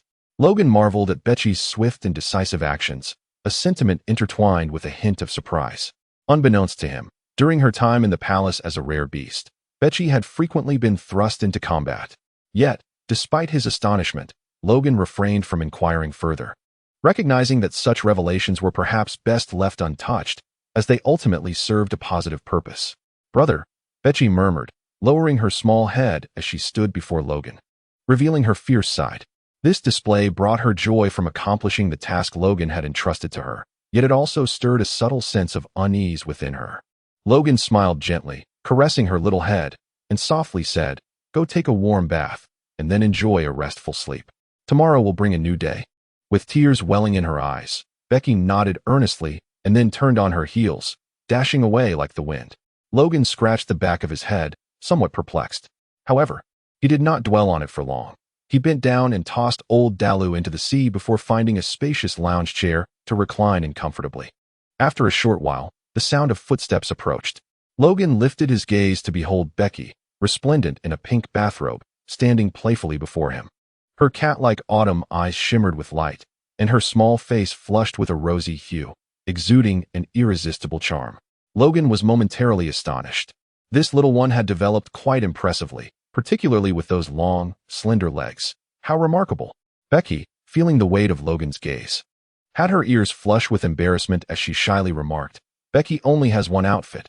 Meow. So I can only wear a bathrobe, meow." Logan erupted into hearty laughter, pointing at his tattered attire. "Ha ha ha. I am utterly devoid of clothing." Becca's ears flushed an even deeper shade of crimson.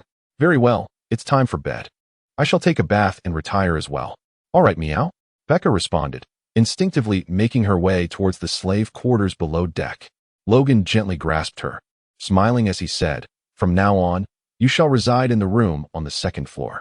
The SS Hilbert was a luxurious vessel of commercial nature. The first floor housed the grand dining hall and entertainment area, while the second and third floors comprised the living quarters. The third floor featured 4 opulent suites, and the second floor contained 32 standard rooms. Below deck, the first level contained the helm, and the second level was designated for storage and the slave quarters. Becky had previously curled up in the dark, damp, and cramped confines of the slave quarters, instinctively yearning to return there just moments ago. However, in the instant Logan held her back, she realized she was finally free. "Meow," Becky exclaimed joyfully, her heart light as she ascended to the second floor with a buoyant step. Logan stretched languidly and made his way to the Western-style bathhouse in the cabin, indulging in a delightful hot shower. Upon finishing, he donned a luxurious bathrobe and ascended to the second floor, feeling refreshed and invigorated. Logan was not inclined to venture into the VIP suite on the rooftop, considering it a den of iniquity, potentially harboring unsavory elements. The first room on the left side of the second floor was illuminated, but Logan chose the first room on the right instead. Upon entering, he was pleasantly surprised. Although it was an ordinary room, it exceeded his expectations. The patterned carpet, plush bed, private bathroom, and a wooden wardrobe containing pristine pajamas, along with a bedside table adorned with fresh flowers and books, created a delightful ambience. Logan threw himself onto the grand bed, releasing a sound of pure bliss. He then closed his eyes, turned off the lights, and succumbed to slumber. The following day, as the first rays of sunlight streamed through the luminous window, they gently illuminated Logan's face. Logan turned over in bed. The sun was high in the sky when a knock echoed from outside the door, causing Logan to spring upright with a sudden jolt. Rubbing his disheveled hair, his gaze appeared somewhat vacant. Strictly speaking, last night marked the first peaceful slumber Logan had experienced since his arrival in the world of pirates, leaving him with a disoriented sensation upon waking. Knock, knock, knock. The sound resonated once more as Becky's voice floated in from outside. Brother, it's time for breakfast, meow. Logan's thoughts gradually returned to normal as he called out. I'll be right there, wait for me downstairs. With that, he donned the black attire he had selected from the spoils of victory, fitted black trousers, a sleek black shirt, and a pair of sturdy black hiking boots.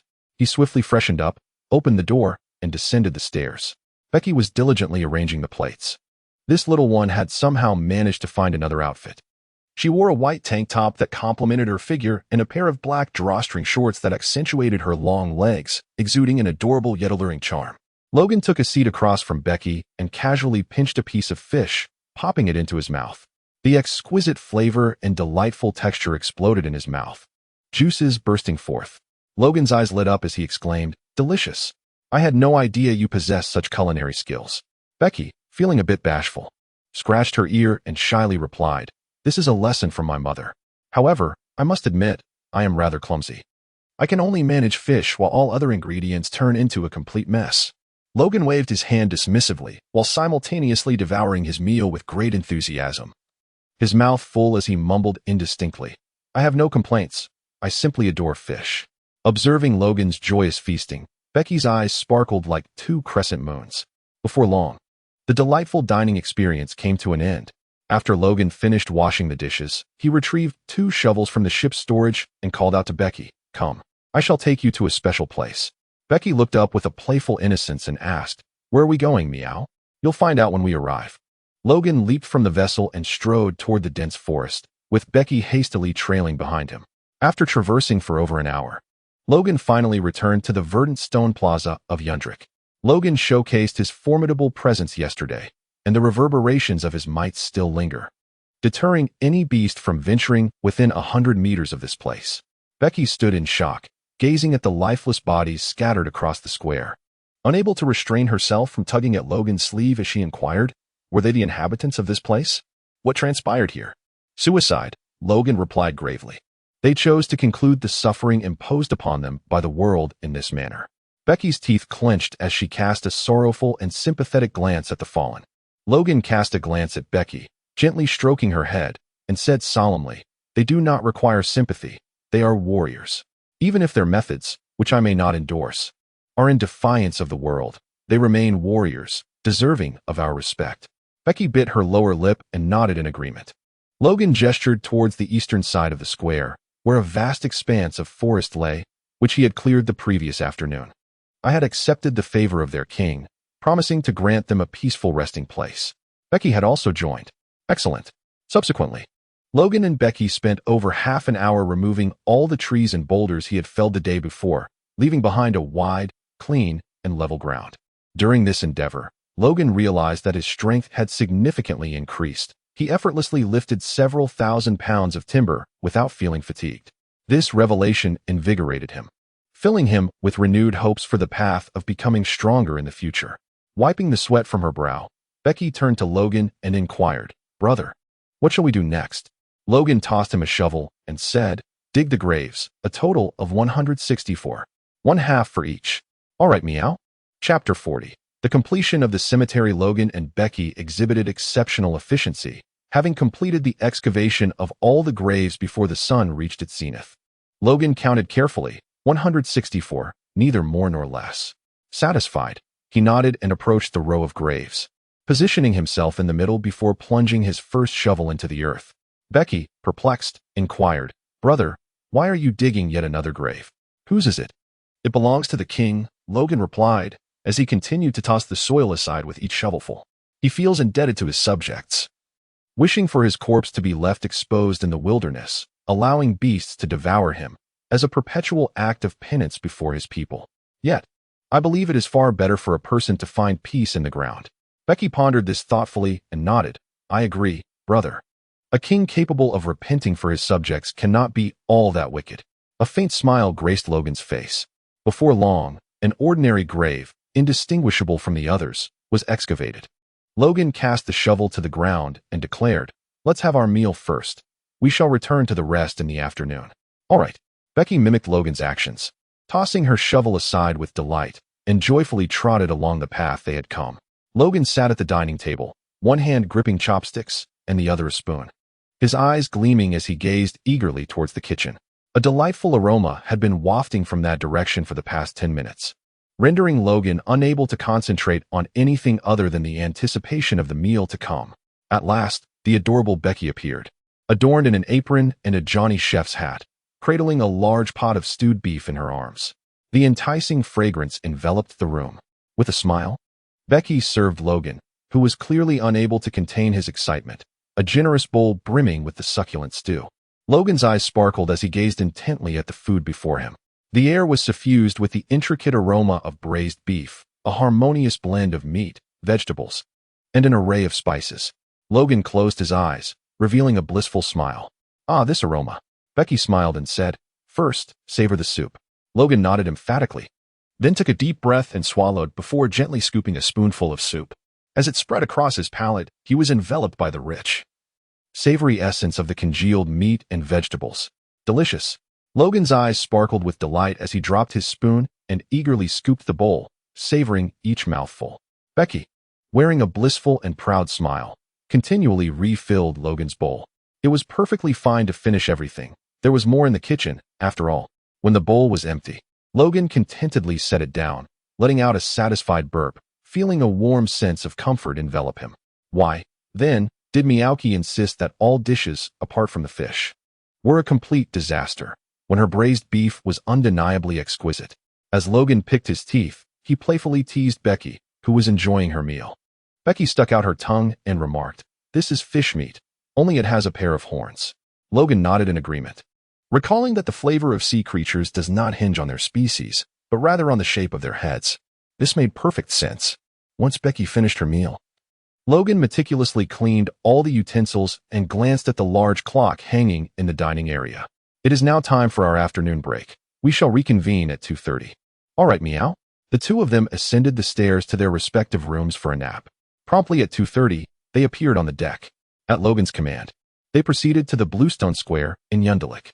Logan surveyed the square strewn with lifeless bodies and deemed that the ensuing task was ill-suited for a young girl like Becky.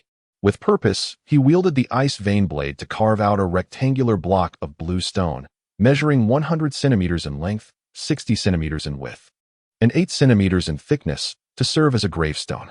Upon completing this endeavor, Logan etched an abstract representation of the sun upon the front of the gravestone. After this, he handed the ice vein blade to Becky and said, "Becky, could you take my blade and carve out 165 stones like this?" Becky glanced around the square and replied earnestly, "No problem." Yet, when she struck the stone, only a faint white mark emerged. Both were left in a state of astonishment. Becky tilted her head back, her expression one of embarrassment. Logan stroked his chin, contemplating the activation of his power to siphon a portion of the hardness from the blue stone. Just then, Becky surprised him. A flurry of blue arcs of electricity erupted from her body, enveloping the blade of the knife she held, transforming the icy vein into a blade of thunder. Gripping the knife with both hands, Becky forcefully sliced down along the previously marked white line. With a sizzling sound, it was as if a searing hot knife had effortlessly sliced through butter. The once formidable bluestone surface offered no resistance against the thunderous blade, which swiftly carved out a perfectly rectangular block. Brother, Becky exclaimed, her excitement causing her to leap into the air, pointing at her masterpiece on the ground while fervently shaking Logan's large hand. Logan chuckled, "Well done, meow."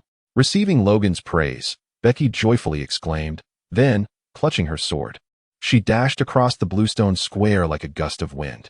Logan smiled faintly as he carried the first corpse to the initial grave and interred it. Time slipped away quietly amidst the relentless toil of Logan and Becky. As the sun dipped below the horizon, they finally completed their labor. 165 new graves stood in orderly rows, with 165 tombstones rising silently. As dusk descended, a hazy mist began to rise, enveloping the cemetery, while the blood-red sunset pierced through the fog, staining the tombstones crimson. An indescribable weight settled heavily upon the two of them. Becky, who had worn a smile since the afternoon, now stood silently, her expression solemn. Logan caressed the gravestone of the old king, his spirits somewhat subdued. Farewell, brother. Becky stepped forward, tugging at Logan's sleeve, a hint of concern etched upon her face. Let us return.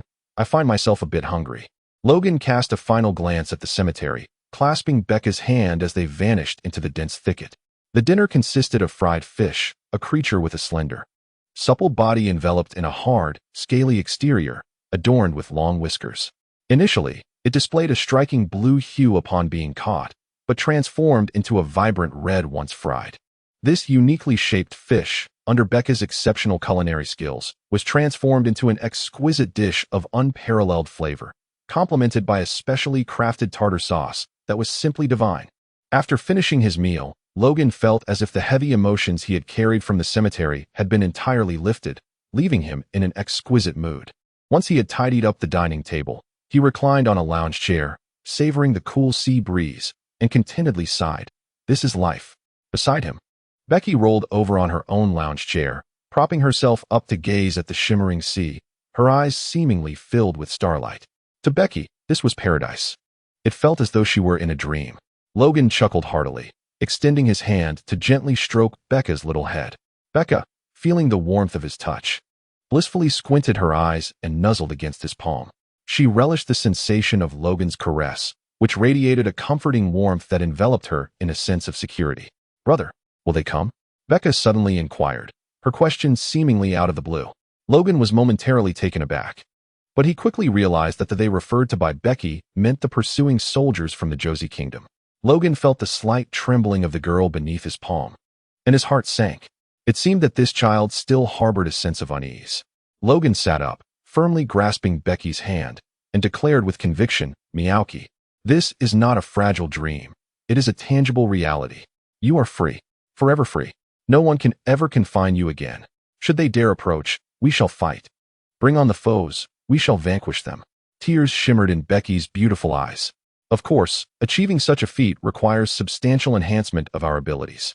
Logan scratched the back of his head and winked at Becky, saying, your potential is immense. This afternoon, your lightning blade took even me by surprise.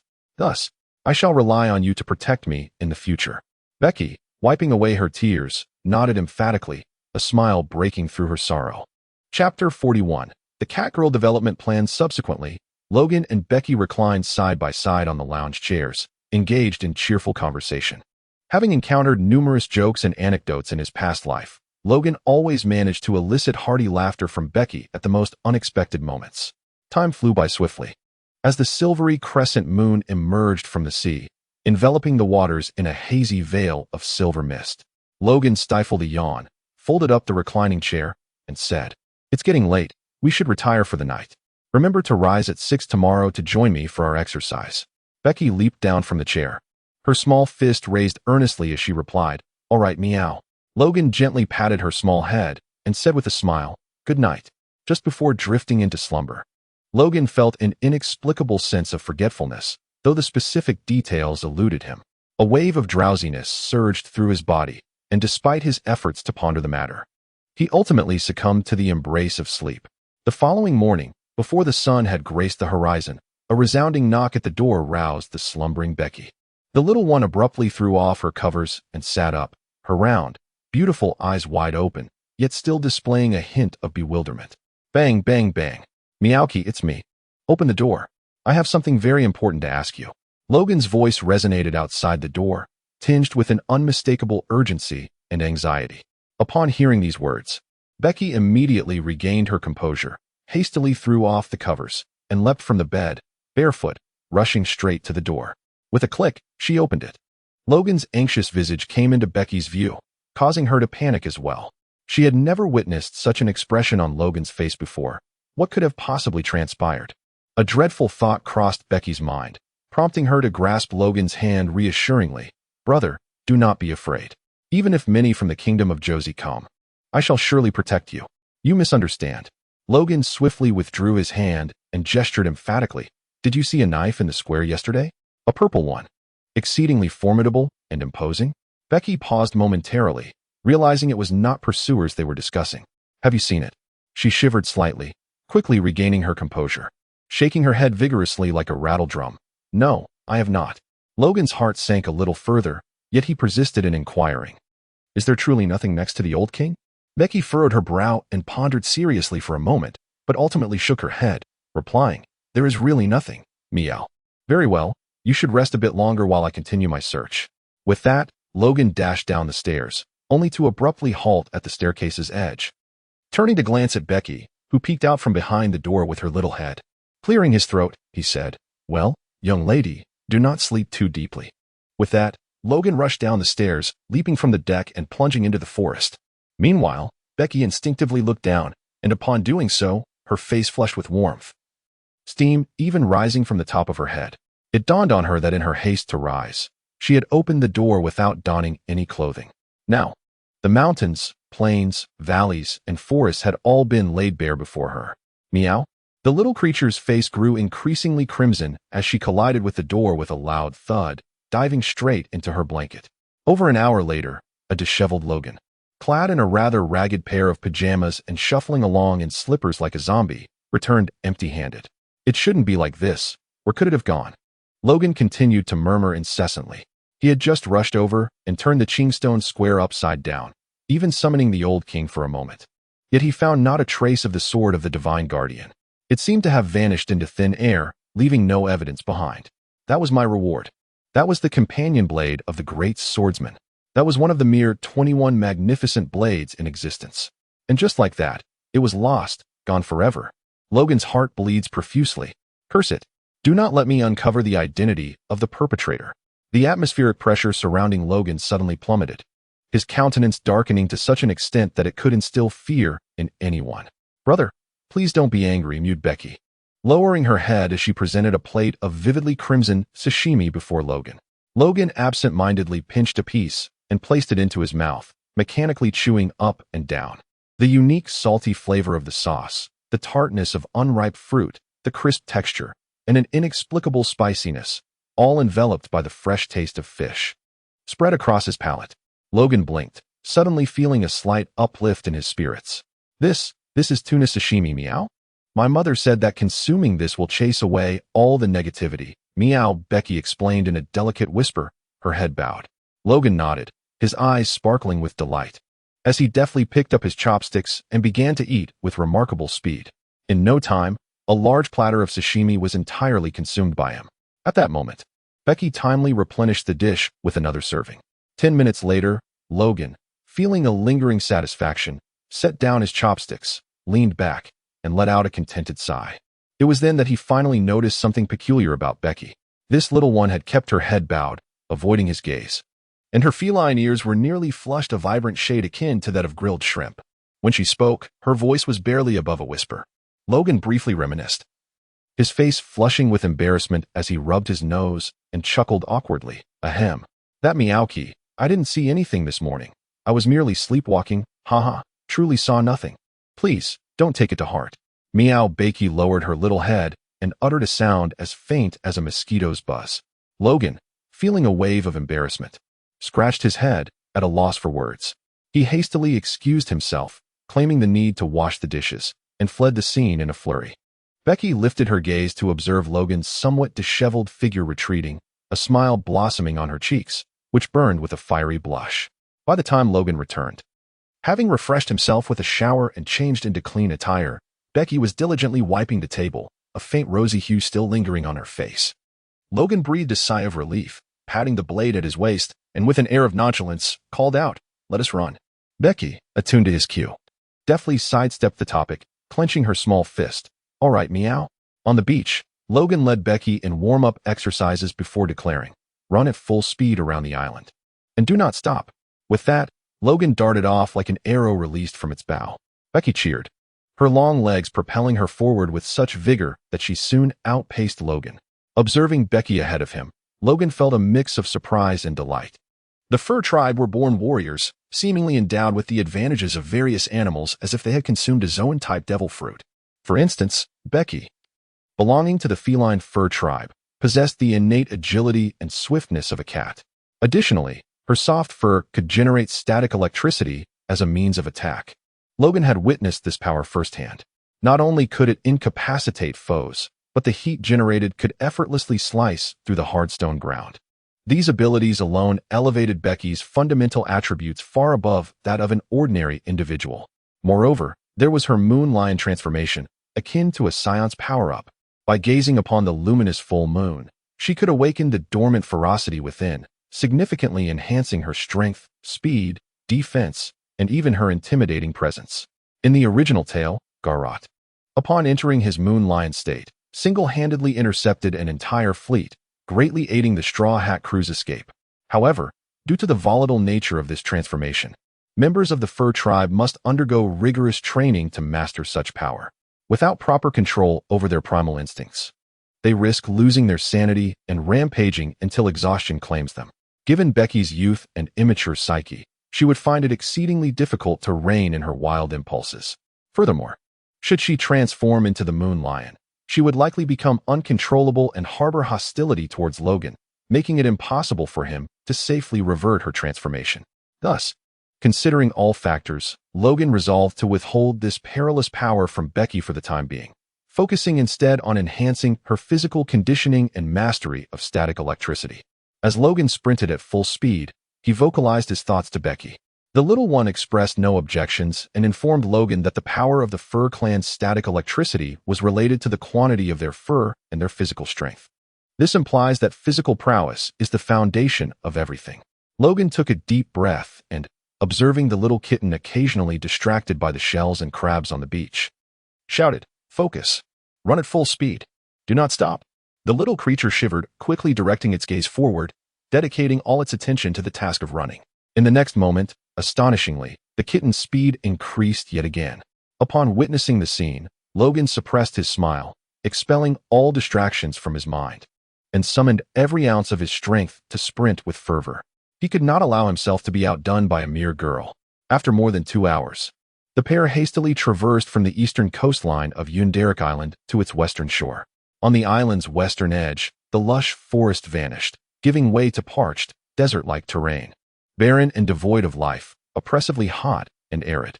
The sun hung high in the sky, unleashing a terrifying heat that mercilessly scorched the earth. "Meow, I can't go on.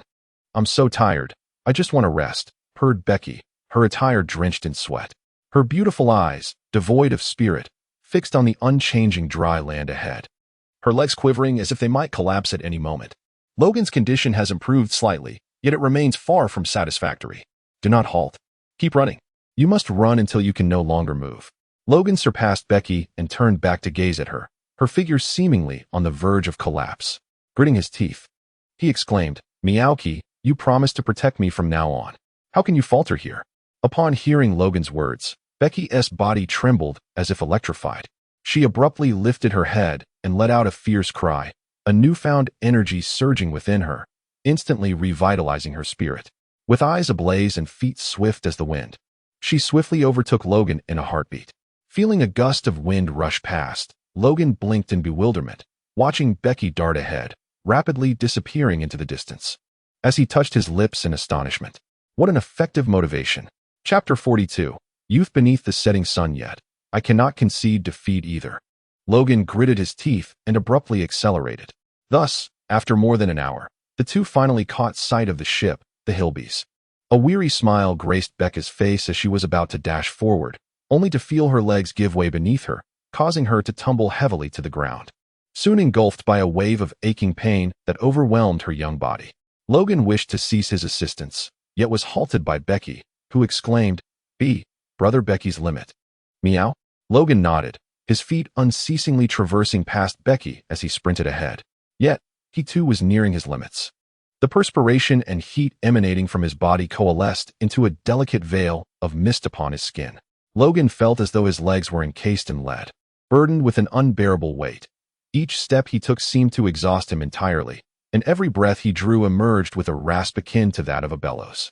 Gradually, his movements slowed, and his muscles trembled under the strain of their own limitations. After 10 minutes, Logan sensed that his body no longer belonged to him.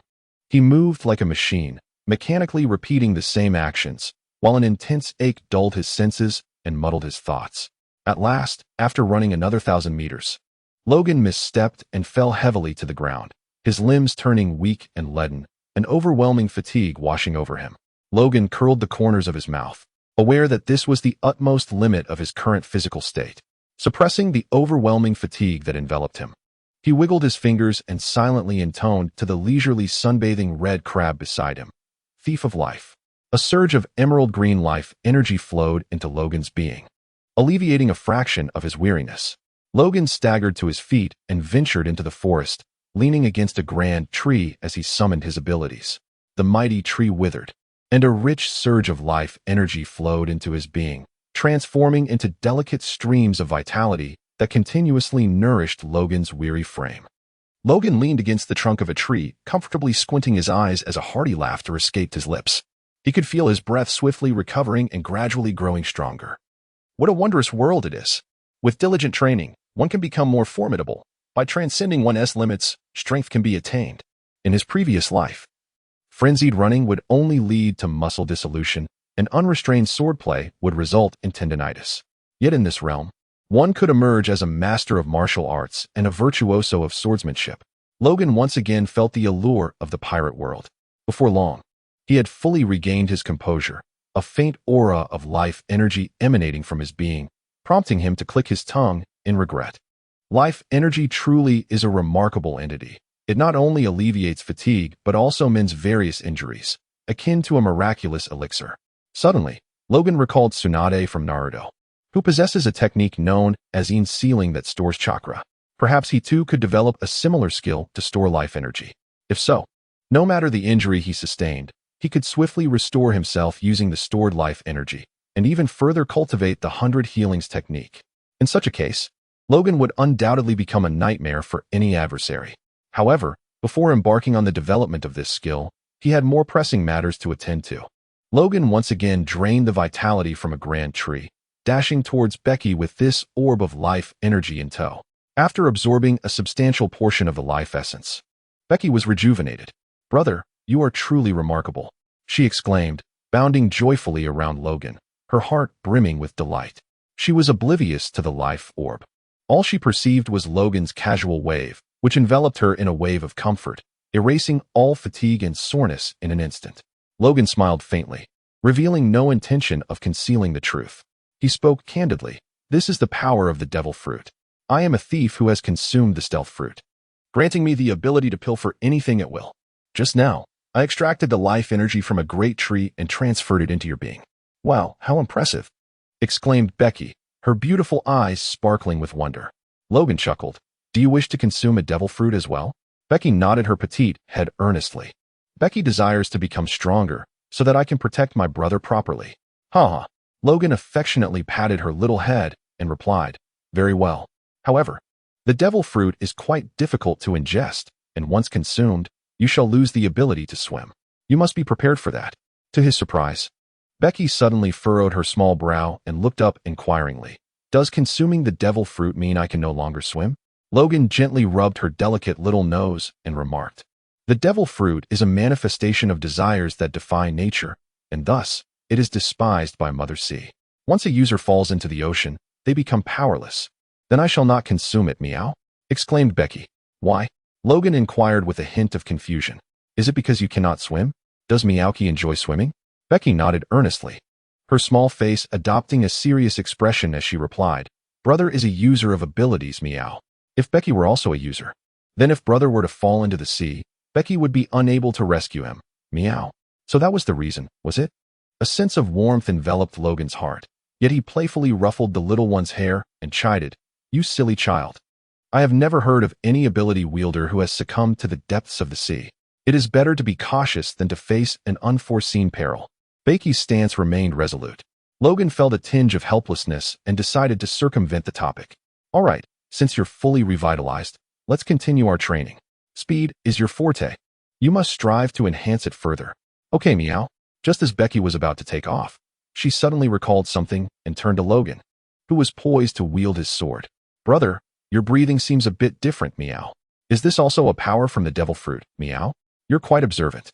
Logan relaxed his stance and smiled as he explained, "This is a breathing technique that complements swordsmanship. It refines the physique, conserves energy, and heightens focus. In short, it is a remarkably effective method of breathing. Would you like to learn it?" Eh, Becky can learn too, meow. Of course.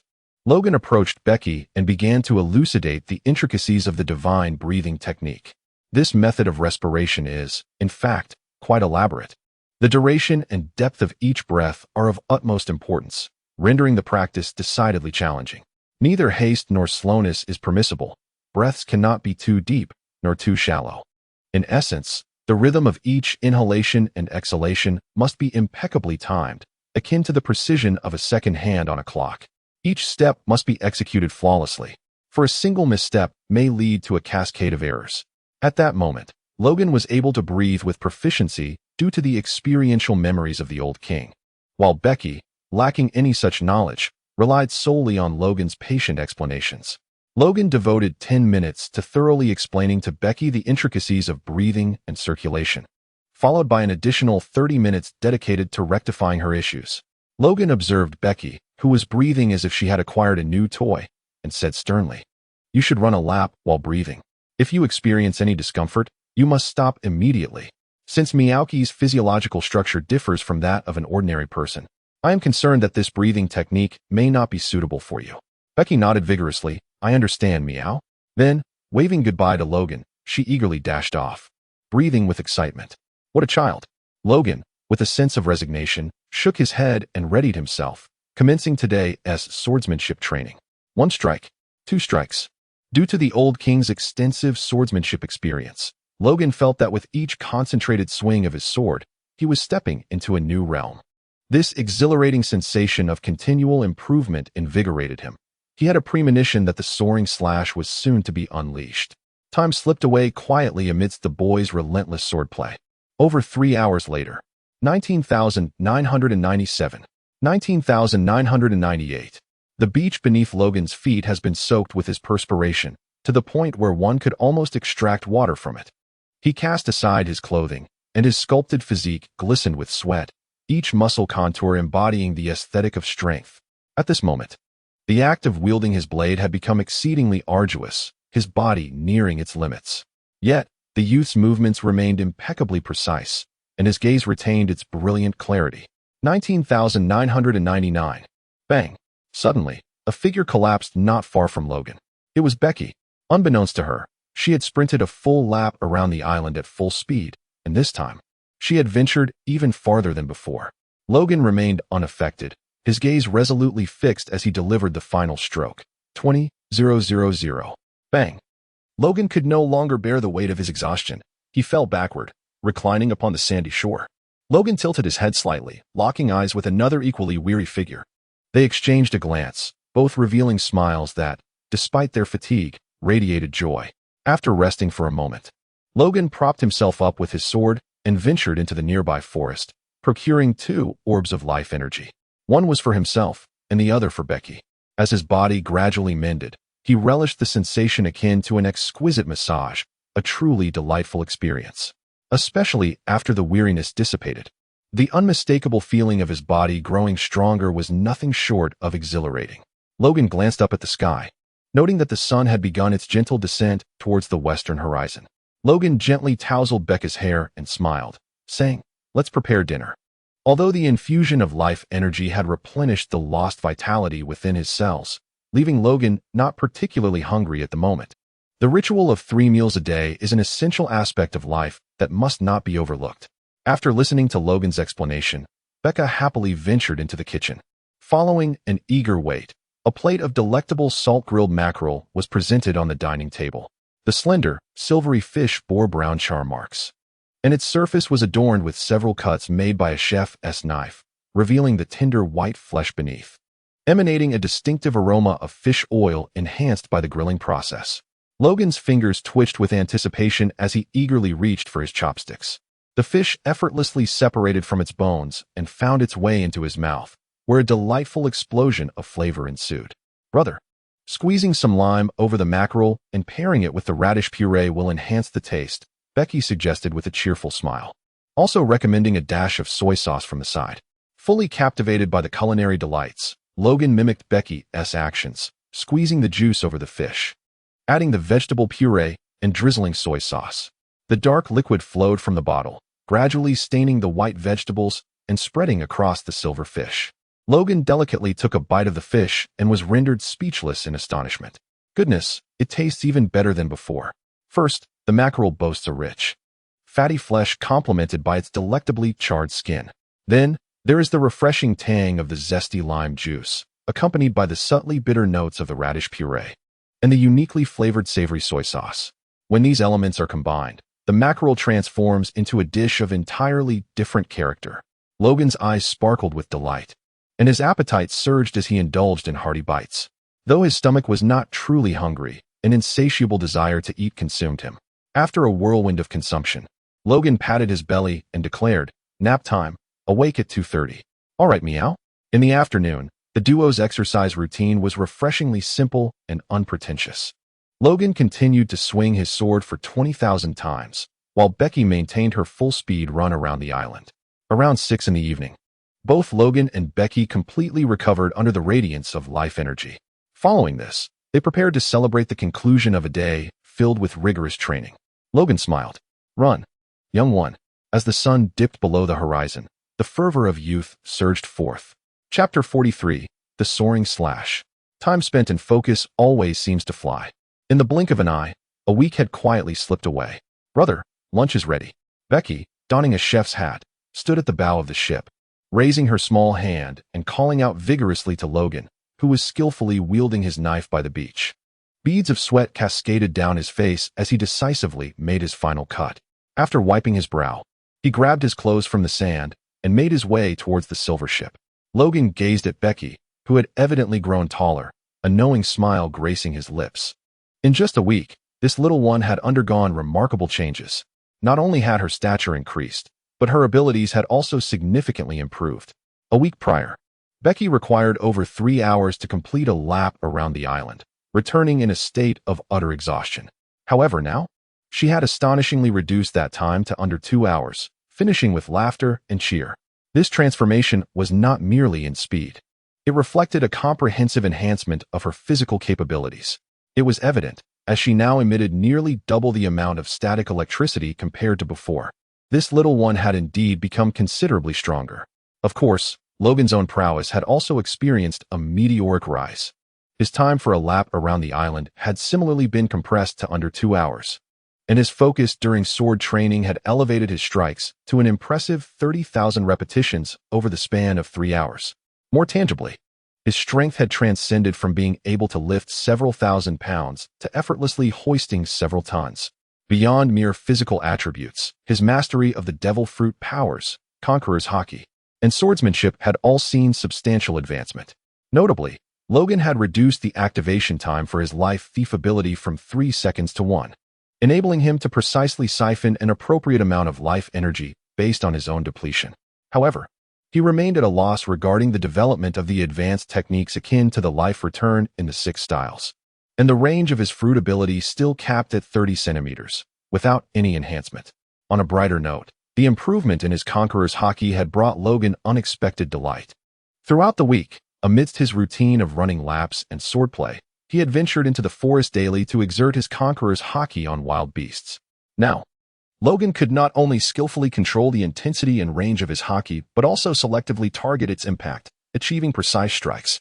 Undoubtedly, this was a testament to his advancement towards the higher echelons of conqueror's haki. In contrast to the rapid progression of his haki, the advancement in his swordsmanship was somewhat disappointing. Though he had seamlessly integrated the various ordinary sword techniques recorded in the Shinto Raimen style and could effortlessly employ them in combat, he had yet to unlock the flying slash technique.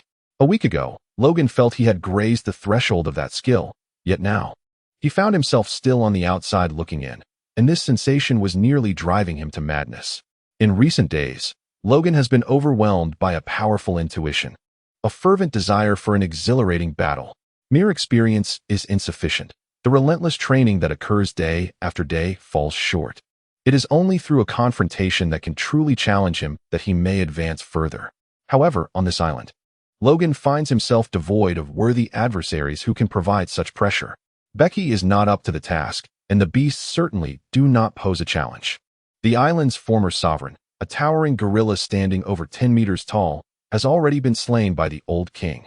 Heaven knows how heartbroken Logan felt upon first encountering the lifeless body of that gorilla. He yearned to inquire of the old king why he had not spared the gorilla for him. It would have made for an exceptional opponent.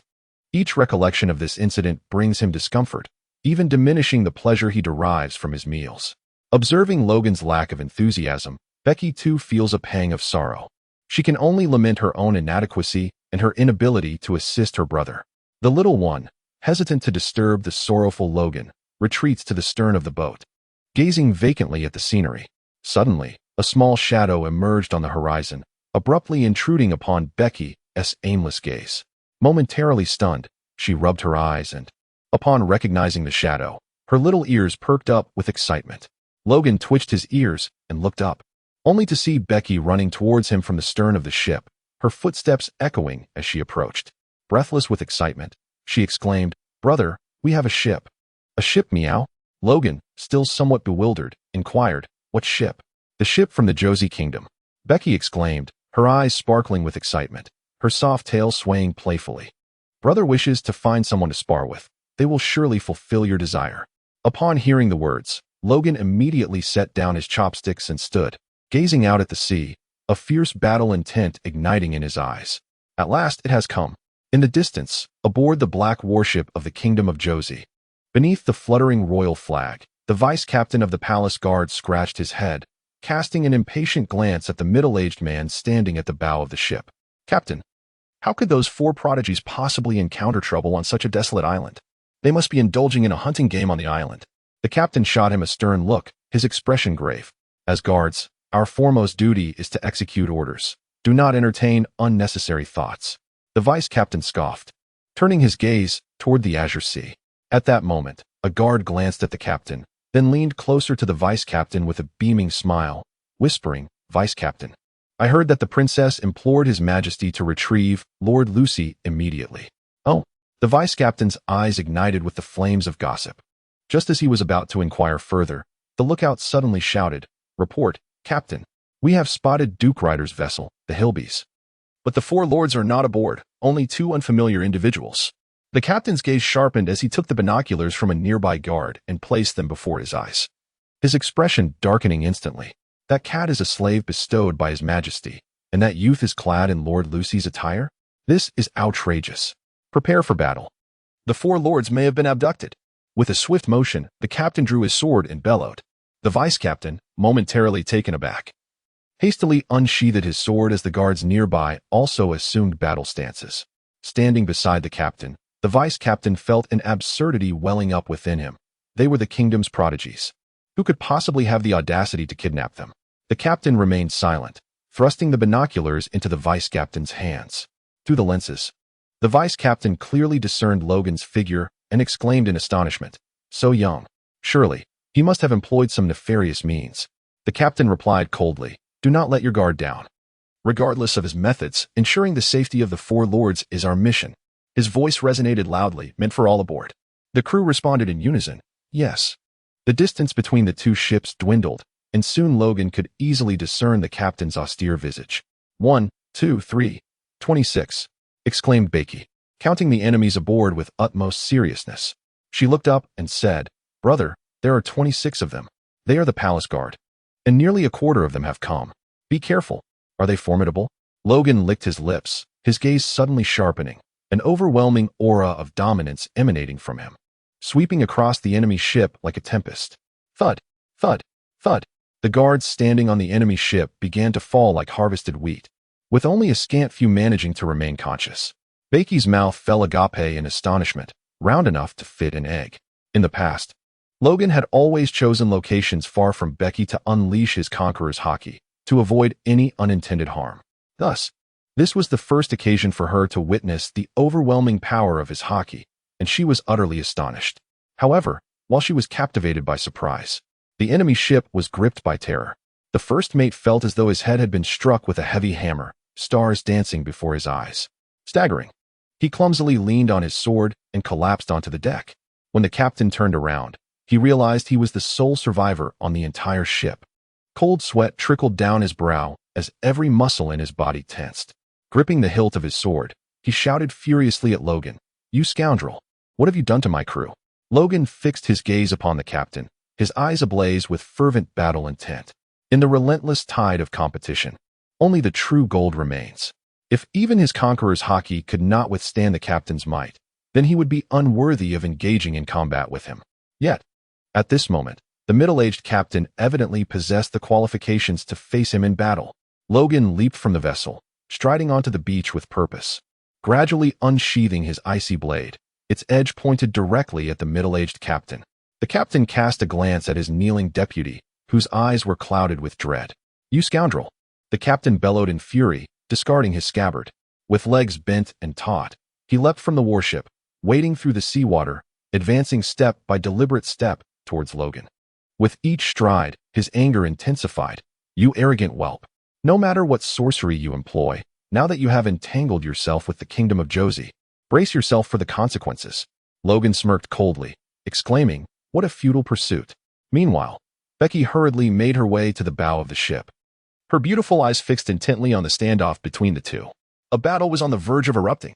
The captain seized the initiative, springing forward with a sudden lunge, delivering a fierce horizontal slash aimed directly at Logan's waist. Logan's gaze sharpened as he vertically positioned his blade to parry. Clang! The resounding clash of metal against metal erupted abruptly. Logan takes a step back, while the captain remains steadfast. In terms of strength, the captain holds the advantage. Logan's body slightly bent, and his gaze towards the captain was filled with fervor. He believed that the breakthrough in swordsmanship lay within this battle. "You little brat. Prepare to meet your end." The captain's forehead throbbed with veins, his hands gripping the hilt of his sword tightly, as he took a swift step forward, the blade slicing through the air, producing a sharp and resonant clang. Logan's pupils constricted as he swiftly gathered his energy, firmly planting his feet upon the ground, and unleashed a fierce counterattack with his sword. The thunderous clang reverberated across the beach, causing the captain to stagger back several steps from the immense force, while Logan was violently propelled backward, crashing heavily onto the shore. Becky, who was observing the battle, gasped in shock, her tiny fists clenching with concern. Yet she refrained from rushing down, for she understood that this was a long-awaited duel for Logan, one in which no interference would be tolerated. A peculiar technique that could deflect my assault. The captain gripped the hilt of his sword tightly, fixating his gaze upon the fallen figure on the sand. The fury that had surged within him after their earlier clash had diminished slightly, replaced by a profound sense of vigilance. Suddenly, a burst of maniacal laughter erupted as Logan catapulted himself from the ground, his long blade slicing through the air, producing a sharp whistle. The captain's eyes narrowed as he raised his sword to parry, yet the tremors that resonated from his hands weighed heavily on his heart. With a sudden grin, Logan unleashed a torrential rain of strikes with his blade. The captain found himself defending from every angle, increasingly alarmed by the relentless onslaught. It felt as though Logan had transformed into an entirely different being after briefly burying his head in the sand. With each passing moment, his swordsmanship reached unprecedented heights. Each strike was more formidable than the last. Is this fellow a monster? Eventually, after being forced back once more by Logan's relentless assault, the captain surveyed the gash on his hand, his expression darkening with dread. "I cannot continue like this, or I shall perish." With a steely resolve, the captain gripped his sword with both hands, unleashing a ferocious torrent of strikes, each carving through the air with deadly intent. For a moment, Logan found himself on the defensive, yet he wore a smile. The final barrier to becoming a true swordsman lay within reach, and every strike to come would challenge this threshold. One strike, two strikes, 3, 4, and on to 43. The captain's heart raced as the intensity of their clash escalated, feeling the increasing force conveyed through the blades. After exchanging 50 blows, this seasoned warrior was compelled to once again retreat into a defensive stance. Logan's lips curled into a radiant smile, his pearly white teeth gleaming with a fierce light akin to that of a sharpened blade. The moment of his offensive was at hand. The glint of the blade flashed like lightning, swift as the wind. Amidst the flickering light, a chilling intent emanated, and his momentum surged like a majestic rainbow. Gradually, Logan perceived that the blade was no longer merely a weapon, but an extension of his very arm. A peculiar sensation welled up within him, as though he had stepped into an entirely new realm. The experiences of the old king transformed into sustenance, nurturing a fresh understanding that blossomed forth from the seeds sown deep within him, breaking through the earth and reaching skyward, evolving into a towering tree. Logan's heart surged with fervor, his gaze shining with an unprecedented brilliance. The long blade rose high, its resplendent edge converging in a dazzling display, and at last, it descended. A resounding dragon's roar echoed forth. Divine path, dragon's wrath. 100 blades. Soaring, slicing, striking. Chapter 44. The tides of the island. The captain's inner alarm blared as he abruptly cast his eyes upward. The dragon-shaped blade radiated like lightning erupting from the void, akin to a shooting star descending from the heavens, leaving searing imprints upon his retina. The captain, stricken with terror, felt his soul quaking. There was no time to flee. In that critical moment, he could only raise his sword defensively, tensing every muscle in a desperate hope to withstand the impending onslaught. In the next instant, judgment descended. Boom. Crack. Under the brutal force of such a close-range aerial assault, the captain was sent hurtling through the air. The blade's light shredded his outer garments, tore through flesh, and shattered his trusty sword, mercilessly crashing him into the sea in a state of utter disarray. Crimson blood gradually spread, staining the surface of the water a deep red. Logan let out a deep breath, his eyes brimming with excitement. "Brother, you are truly remarkable." Becky leaped from the bow of the boat, joyfully plunging into Logan's embrace. Logan gently rubbed her small head and said, "I apologize for causing you concern these past few days." Meow, meow. Becky shook her head like a tambourine, burying her little face in Logan's chest as she stifled a giggle. Huh. Logan's gaze shifted towards the spot where the captain had fallen, a glimmer of surprise flickering in his eyes. Is this fellow still conscious? Logan took Becca's hand and walked toward the captain, who lay bloodied and battered beneath their gaze. "I shall not take your life. Return and inform your king to refrain from setting foot on this island again." Despite his bloodied visage, the captain clutched his chest and gazed up at Logan, astonished by his youthful countenance. "Who on earth are you?" he demanded.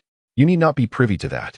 After Logan spoke, he stepped forward decisively, using his foot to deliver a powerful kick that sent the captain's body flying, landing precisely on that ominous black warship. Thud! The captain struck the dazed vice-captain, who was kneeling on the ground, directly in a most unfortunate manner. The vice-captain's eyes rolled back, and he promptly succumbed to unconsciousness, while the captain, overwhelmed by excruciating pain, coughed up a mouthful of blood, collapsing onto the deck. "You scoundrel!" The captain roared in fury, glaring at Logan. Logan paid him no heed, leisurely seating himself at the dining table aboard the Hilbys, resuming his unfinished lunch. The captain was engulfed by an overwhelming sense of humiliation and powerlessness upon witnessing this scene. Yet, with no other recourse, he clenched his teeth, enduring the excruciating pain that coursed through his body as he prepared to set sail, resolutely determined to return to the kingdom of Josie to report all that had transpired here to His Majesty the King. However, just as his hand grasped the ship's helm, an unexpected calamity struck. The sky darkened ominously without warning, as if night had descended prematurely, with sunlight vanishing and a shroud of darkness enveloping the land. To make matters worse, a thunderous roar erupted from the depths of the island. This was swiftly followed by a cacophony of cracking sounds, as a towering cloud of dust and debris rose from the heart of the forest, accompanied by the distant sounds of colossal trees crashing down. While a multitude of animals fled in panic from the woods, it was as though the apocalypse had arrived. The captain stood frozen in astonishment, unable to move in the face of this spectacle. Logan also set down his chopsticks, gazing towards the heart of the island, a slight frown etching his brow. Could it be an earthquake? Just a heartbeat after Logan entertained this thought, the vessel beneath him began to sway unexpectedly. No, it was not the boat. Logan gazed out at the sea, where the once tranquil surface suddenly erupted into violent turbulence, a series of bubbles gurgling ominously as if on the verge of boiling over. Becky, gripped by fear, clutched Logan's arm tightly and whispered, "Brother." Logan rose from his chair and gently stroked Becca's little head in a soothing manner. The island and the sea suddenly exhibited peculiar disturbances. Though he was unaware of the cause, he understood that remaining here was no longer an option. Logan's first instinct was to flee from the treacherous waters, yet as he gazed upon the sea, he was alarmed to discover an array of whirlpools, large and small, having inexplicably manifested across the expanse of water, presenting an extraordinary peril. The captain and the warship beneath him were abruptly ensnared by the edge of a massive whirlpool, stretching a kilometer in length, with its gravitational pull relentlessly dragging the vessel towards the abyss of the ocean's depths. Despite his injuries, the captain threw himself against the helm, desperately exerting all his strength to counteract the whirlpool's force, though his efforts yielded little success. With his veins bulging, he suddenly lifted his gaze to Logan, his eyes bloodshot and filled with desperation. "Save me, I implore you." Logan cast a glance at him, seized Becca's hand, and leaped from the Hellbees, charging fiercely towards the opposite end of the island. The surface of the sea had become perilous, their retreat was obstructed, and only by reaching the island could they grasp a glimmer of hope. Logan seized Becky and dashed into the forest. As he cast his gaze around, he observed all creatures in frantic flight towards the far end of the island. The animals possessed a keen awareness of impending doom, and Logan understood that following them was a prudent course of action. Yet, within less than a minute, the ground beneath them began to tremble violently. A multitude of animals lost their balance and tumbled to the earth. Quick as a flash, Logan pressed himself against a sturdy tree, shielding Becky in his embrace. The little one nestled in his arms, suppressing her fear, widened her eyes to behold the tumultuous earth swirling around them. Logan grasped the great tree tightly, his brows furrowing in a fierce scowl as he cursed. "Damn it, what on earth is happening?" As if in response to Logan's exclamation, a tremendous roar suddenly echoed from the distant sea, causing both he and his companion to whip around. Before their eyes, a colossal current, measuring over 1,000 meters in width, surged skyward with explosive force, enveloped in immense energy, piercing the heavens like a radiant beam connecting earth and sky. Faintly discernible upon the surface of the ascending current, a tiny black dot clung precariously. A sudden flash of lightning surged through Logan's mind, causing every hair on his body to stand on end as if electrified. He widened his eyes in disbelief, murmuring, "No, it cannot be, it cannot be. This is an updraft. How could such a phenomenon manifest itself in this place?" In the original narrative, the peculiar climate of the waters surrounding Gaia Island arises from the presence of a cavernous void deeper than the ocean floor, which gives rise to such extraordinary weather patterns. How could such an occurrence be here? Logan was overwhelmed by an immense sense of absurdity. Wait, the sun was obscured, the island was fracturing, the rising currents, and Gaia Island. All these occurrences intertwined, and suddenly a far more dreadful thought emerged in Logan's mind. However, the more one fears something, the more it manifests. In the next moment, Logan's greatest dread came to fruition. With a cacophony of thunderous cracking sounds, the tumultuous currents accumulated beneath the island erupted with tremendous force, roaring like a nuclear explosion, propelling a significant portion of the forested island skyward. The earth trembled, the flora lamented, and dark fissures spread rapidly like a spider's web. Logan hurriedly pulled Becky down to the ground, lowering their center of gravity while gazing forward. Through the gaps in the toppled forest, Logan beheld the island soaring into the sky, beneath which lay an immense, explosive upward current of water.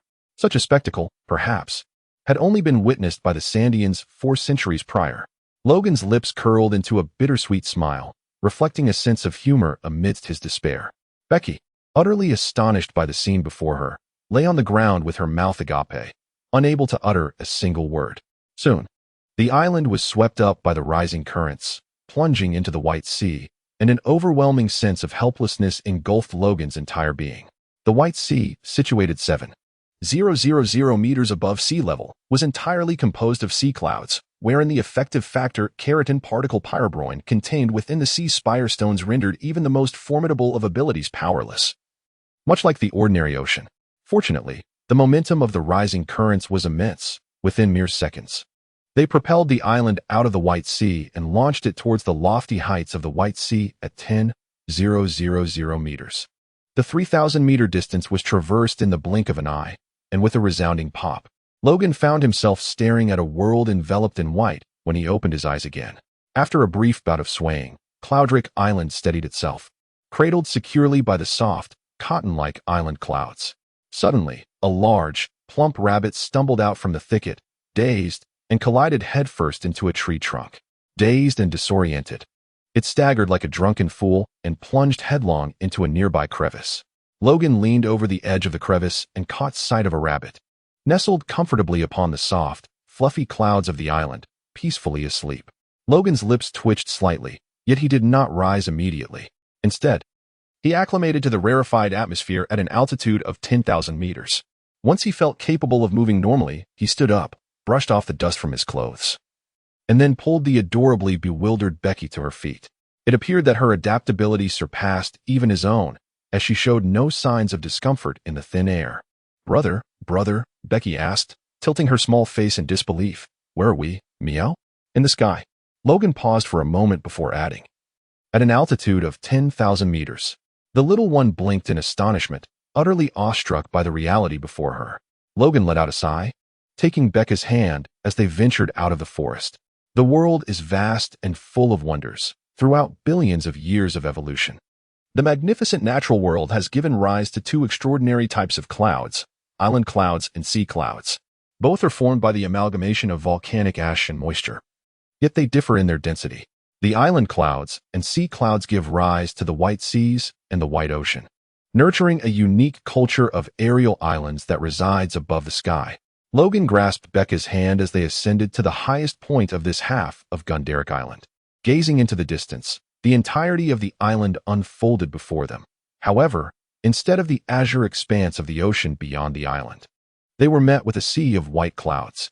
Logan gazed around, finding himself enveloped in a vast expanse of pure white, reminiscent of a pristine celestial paradise. Devoid of any hint of color, Logan felt a tinge of disappointment. Could this truly be a desolate, barren island? The world of pirates was vast, and it seemed implausible that only the few islands mentioned in the original narrative existed. Thus, Logan surmised that he was situated upon an island that had not been featured in the storyline. Logan gazed intently, and upon confirming the absence of the sky dwellers, he felt a mixture of disappointment and a flicker of relief. He pressed his foot against the firm ground beneath him and turned to cast a lingering glance at the lush greenery of the forest. Contemplating, this half of Yundalik Island is hardly inferior to the sacred Oppiato from the original tale. If indeed the sky dwellers were present here, such a substantial expanse of land would undoubtedly incite conflict.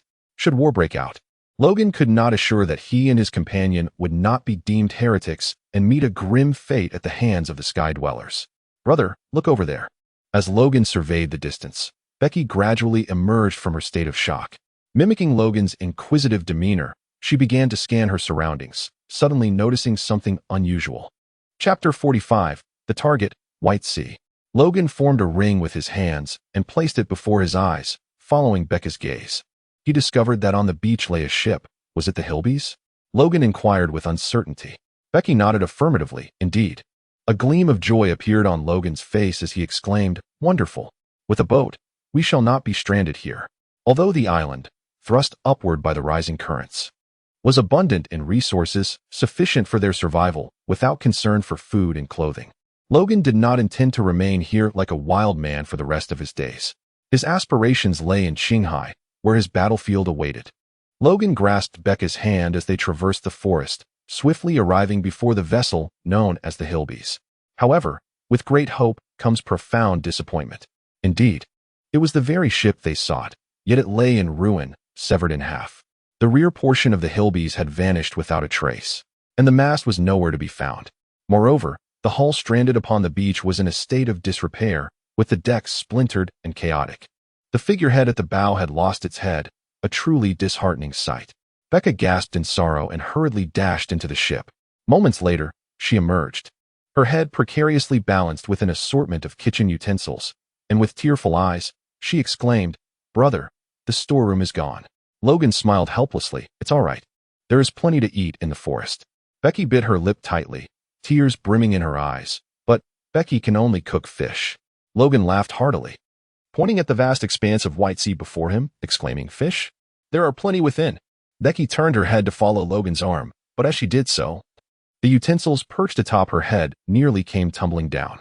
The little one quickly stretched out her arms to steady them. Then, gazing at the ocean entirely composed of clouds, she inquired with a hint of confusion, Are there fish in the clouds as well? Indeed, Logan replied. For this realm is home to a peculiar species known as cloud fish, which are quite delectable. Logan playfully flicked Becca's snow-white forehead, explaining with a cheerful demeanor. Becca's eyes sparkled with admiration as she gazed up at Logan, exclaiming, Brother, you are so amazing. You even know things about the heavens. She did not inquire how Logan possessed such knowledge. She simply felt an innocent awe at his vast understanding. Logan smiled faintly and approached to inspect the damage inflicted upon the Hilbaris. After 10 minutes, he stood at the bow, a slight furrow creasing his brow.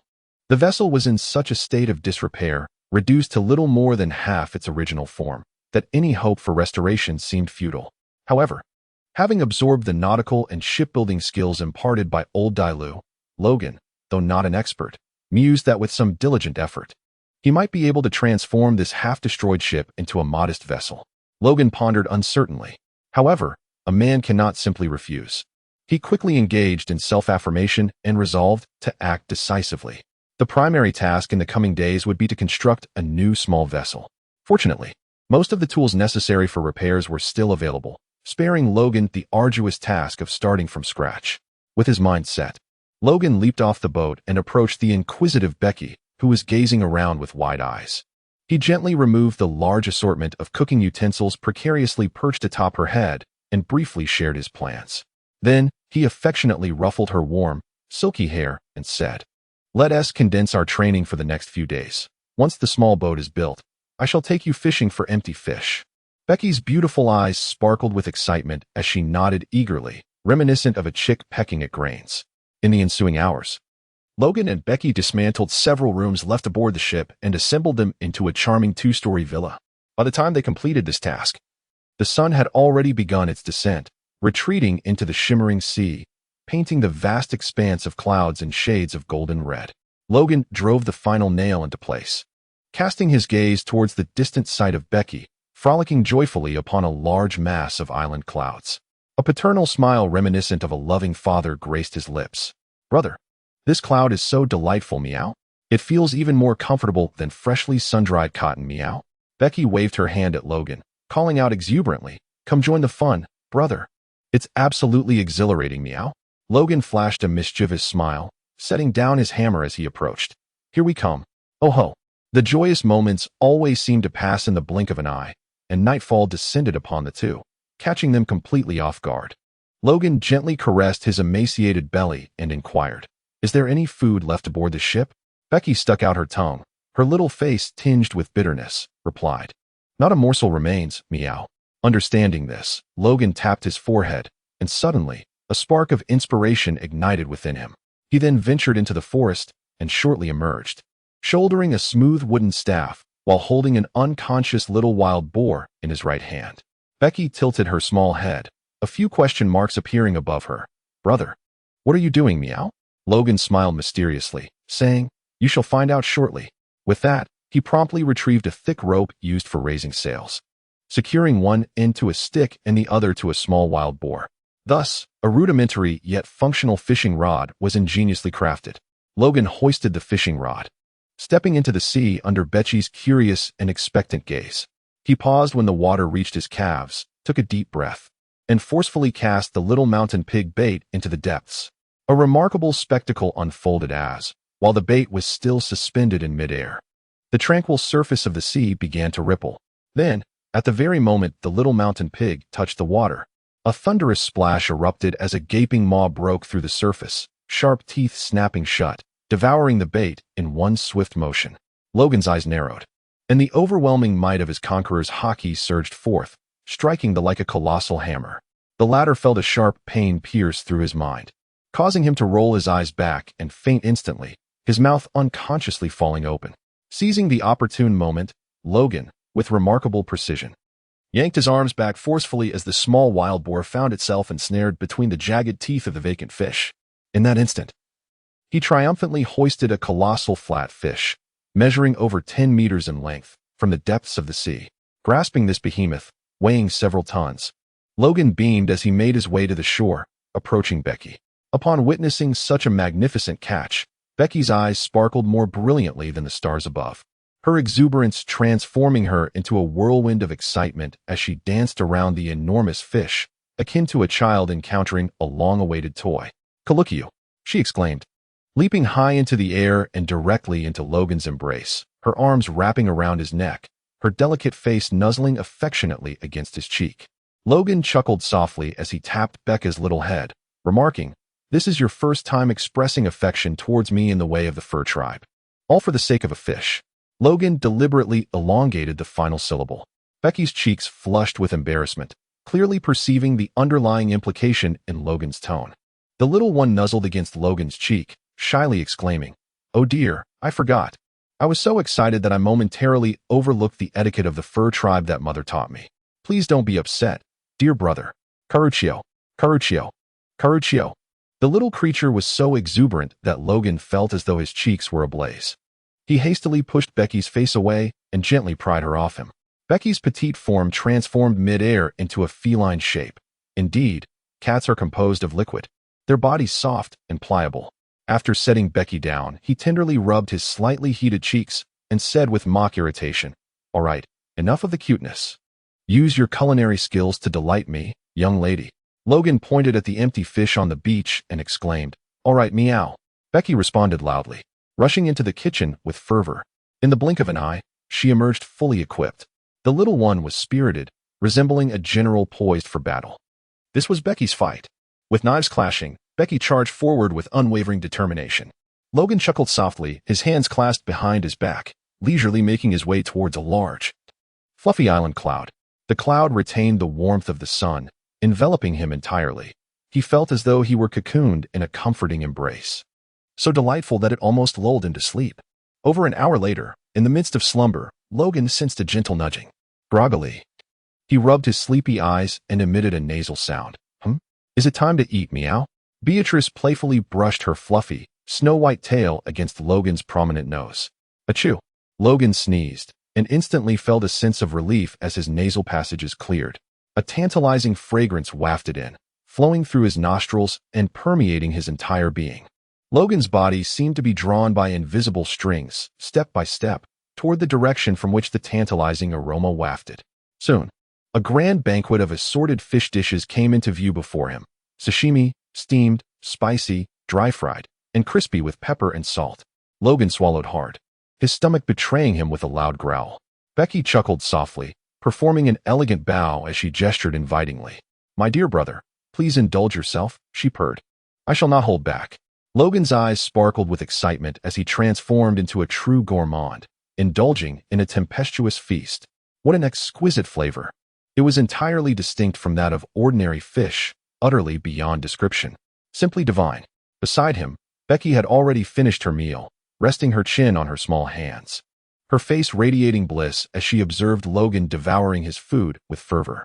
In the ensuing days, between their basic training sessions, Logan took Becky along to refurbish the Hilby's vessel. At last, one afternoon, as Logan turned the wrench in his hands, he gazed at the modest 7 or 8 meter long boat before him, unable to suppress the smile that crept across his lips. In both this life and the last, it was the first time he had crafted such a significant piece of handiwork, a moment worth cherishing. Becky removed her mechanic's cap and glanced at the somewhat crooked lines of the boat, a glimmer of uncontainable joy sparkling in her luminous eyes. However, this joy transformed into jubilant starlight upon noticing the white cat perched at the bow of the boat. There was still ample time. Becky trotted up onto the boat, raising her hand to point at the sun, her cherubic face seemingly brimming with anticipation. Logan chuckled, cast aside the wrench, and gracefully knelt to leap onto the deck with poise. He then turned the helm, altering the vessel's course. Destination: the White Sea. Set sail. Beatrice, brimming with joy, leaped to hoist the white sails. The wind filled the sails, and under Logan's deft guidance, the small boat surged swiftly into the depths of the cloud sea. Chapter 46. The mechanical wilderness. Perhaps due to its untouched nature, the resources of this white sea were exceedingly abundant. Within just a few hours, the small boat trailed behind it a collection of over a dozen sizable and uniquely shaped trophies. Although the vessel's speed had considerably diminished, Logan paid little mind, for Beatrice's excitement was infectious. The boat leisurely glided across the boundless cloud sea, enveloped in swirling mist, evoking a sensation akin to drifting through a realm of fantasy. "Brother, look at that cat." Suddenly, Beatrice's bright eyes caught a glimpse of a distinct hue amidst the overwhelming whiteness, and she eagerly shook Logan's arm. Logan turned his gaze in the direction pointed out by Becky, his expression instantly shifting. A hint of a somber hue revealed itself at the distant edge. It was an island, not a cloud of white island, but an island of dark, earthen gray. Logan and Becky exchanged a glance, each capturing a flicker of surprise in the other's eyes. Yundlerik was not an anomaly.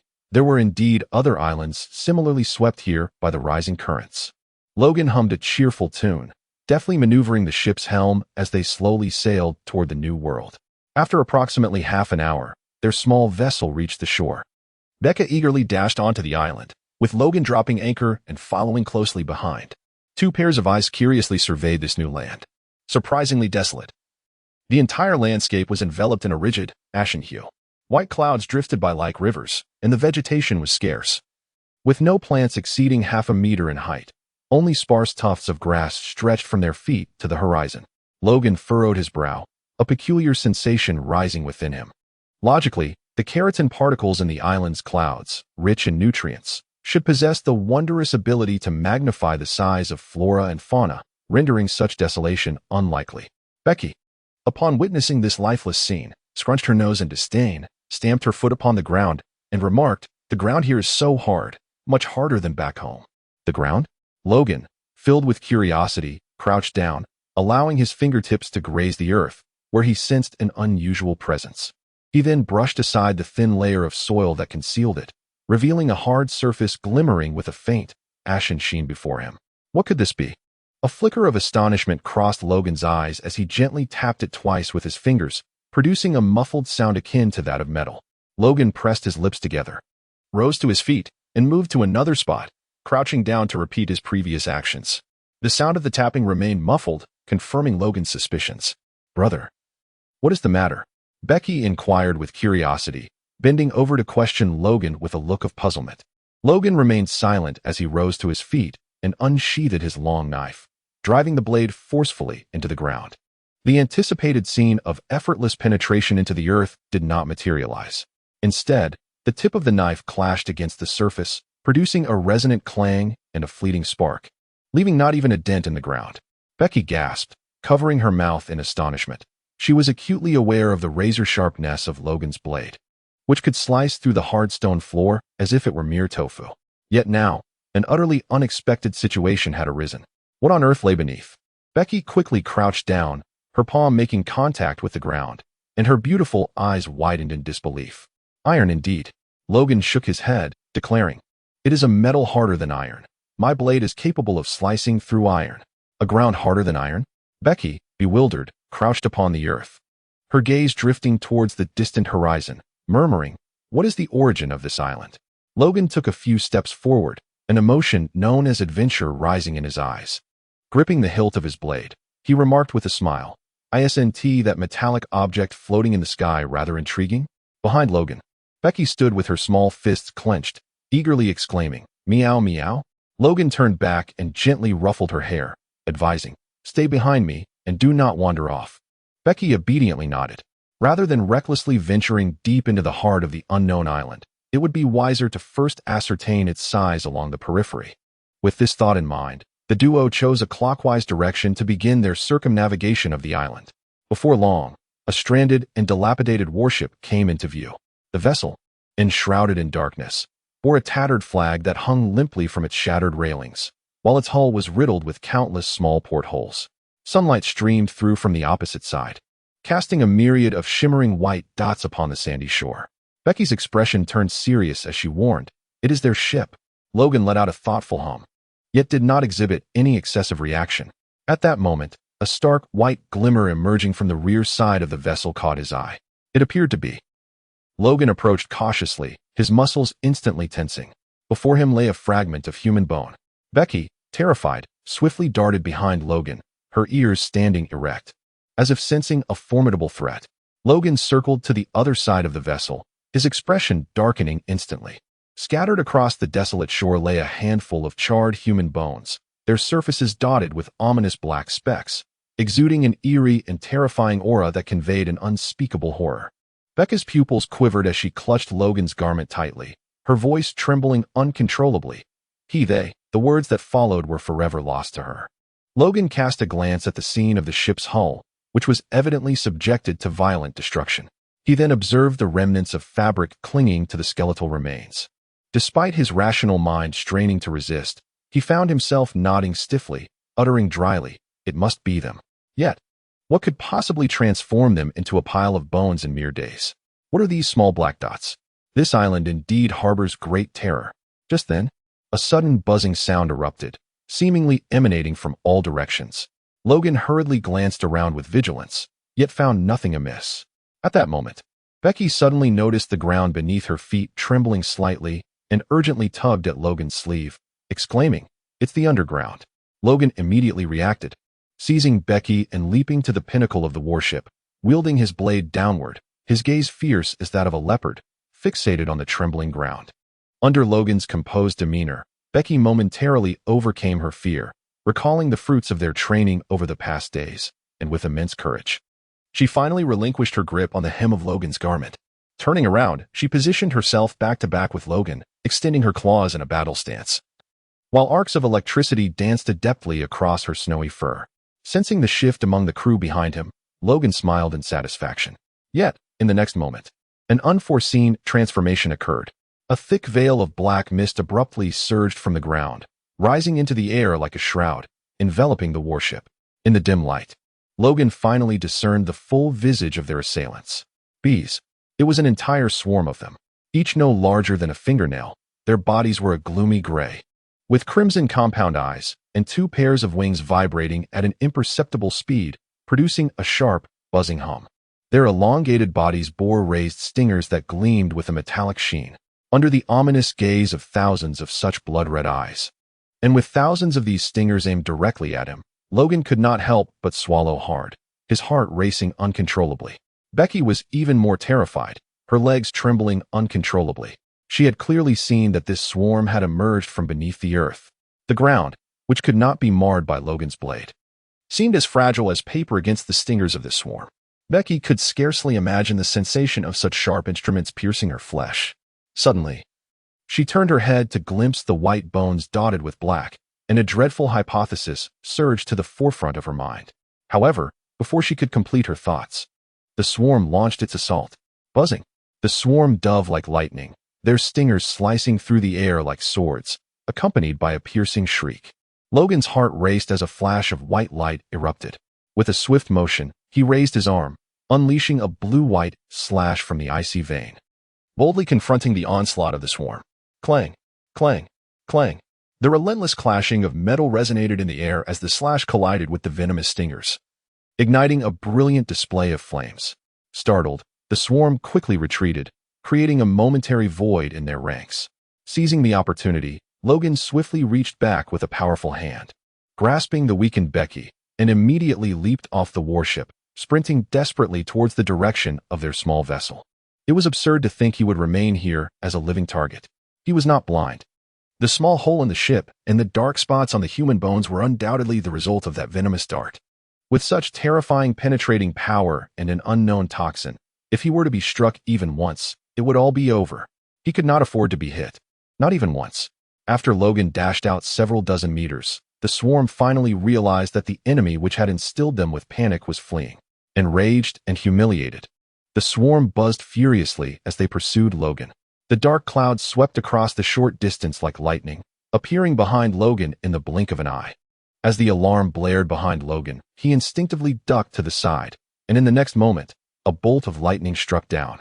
A barrage of venomous needles grazed Logan's body, transforming the ground, harder than iron, into a sieve. Becky, filled with terror, quickly shut her eyes tightly and clung desperately to her brother's waist. Although Logan did not witness the destructive power of that lightning, Becky's actions caused a tightness in his chest. Under pressure, Logan's speed inexplicably increased even further. Yet, in a disheartening twist, the swarm's speed also escalated, and once more, a bolt of lightning descended upon them. Logan narrowly evaded, his heart plummeting to the depths of despair.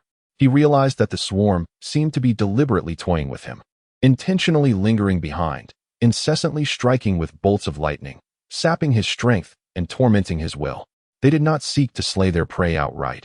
Rather, they awaited the moment when his spirit would shatter, then proceeded to gradually consume him. How utterly cruel! A flicker of anger danced across Logan's features, the overwhelming presence of his conqueror's haki surging forth with great force. The swarm was momentarily disrupted, and several dark figures plummeted to the ground. Yet, before Logan could revel in this fleeting victory, the swarm regained its composure. Not only that, but the crimson glint in their eyes intensified, fueled by humiliation. and their strikes of lightning became increasingly frequent. They would occasionally burst forth in speed, darting ahead of Logan, only to swiftly retreat behind him again, as if mocking him. Logan's expression darkened. The Conqueror's haki surprisingly proved ineffective. What on earth are these bees? Logically, the Conqueror's haki should possess the greatest suppressive power over animals.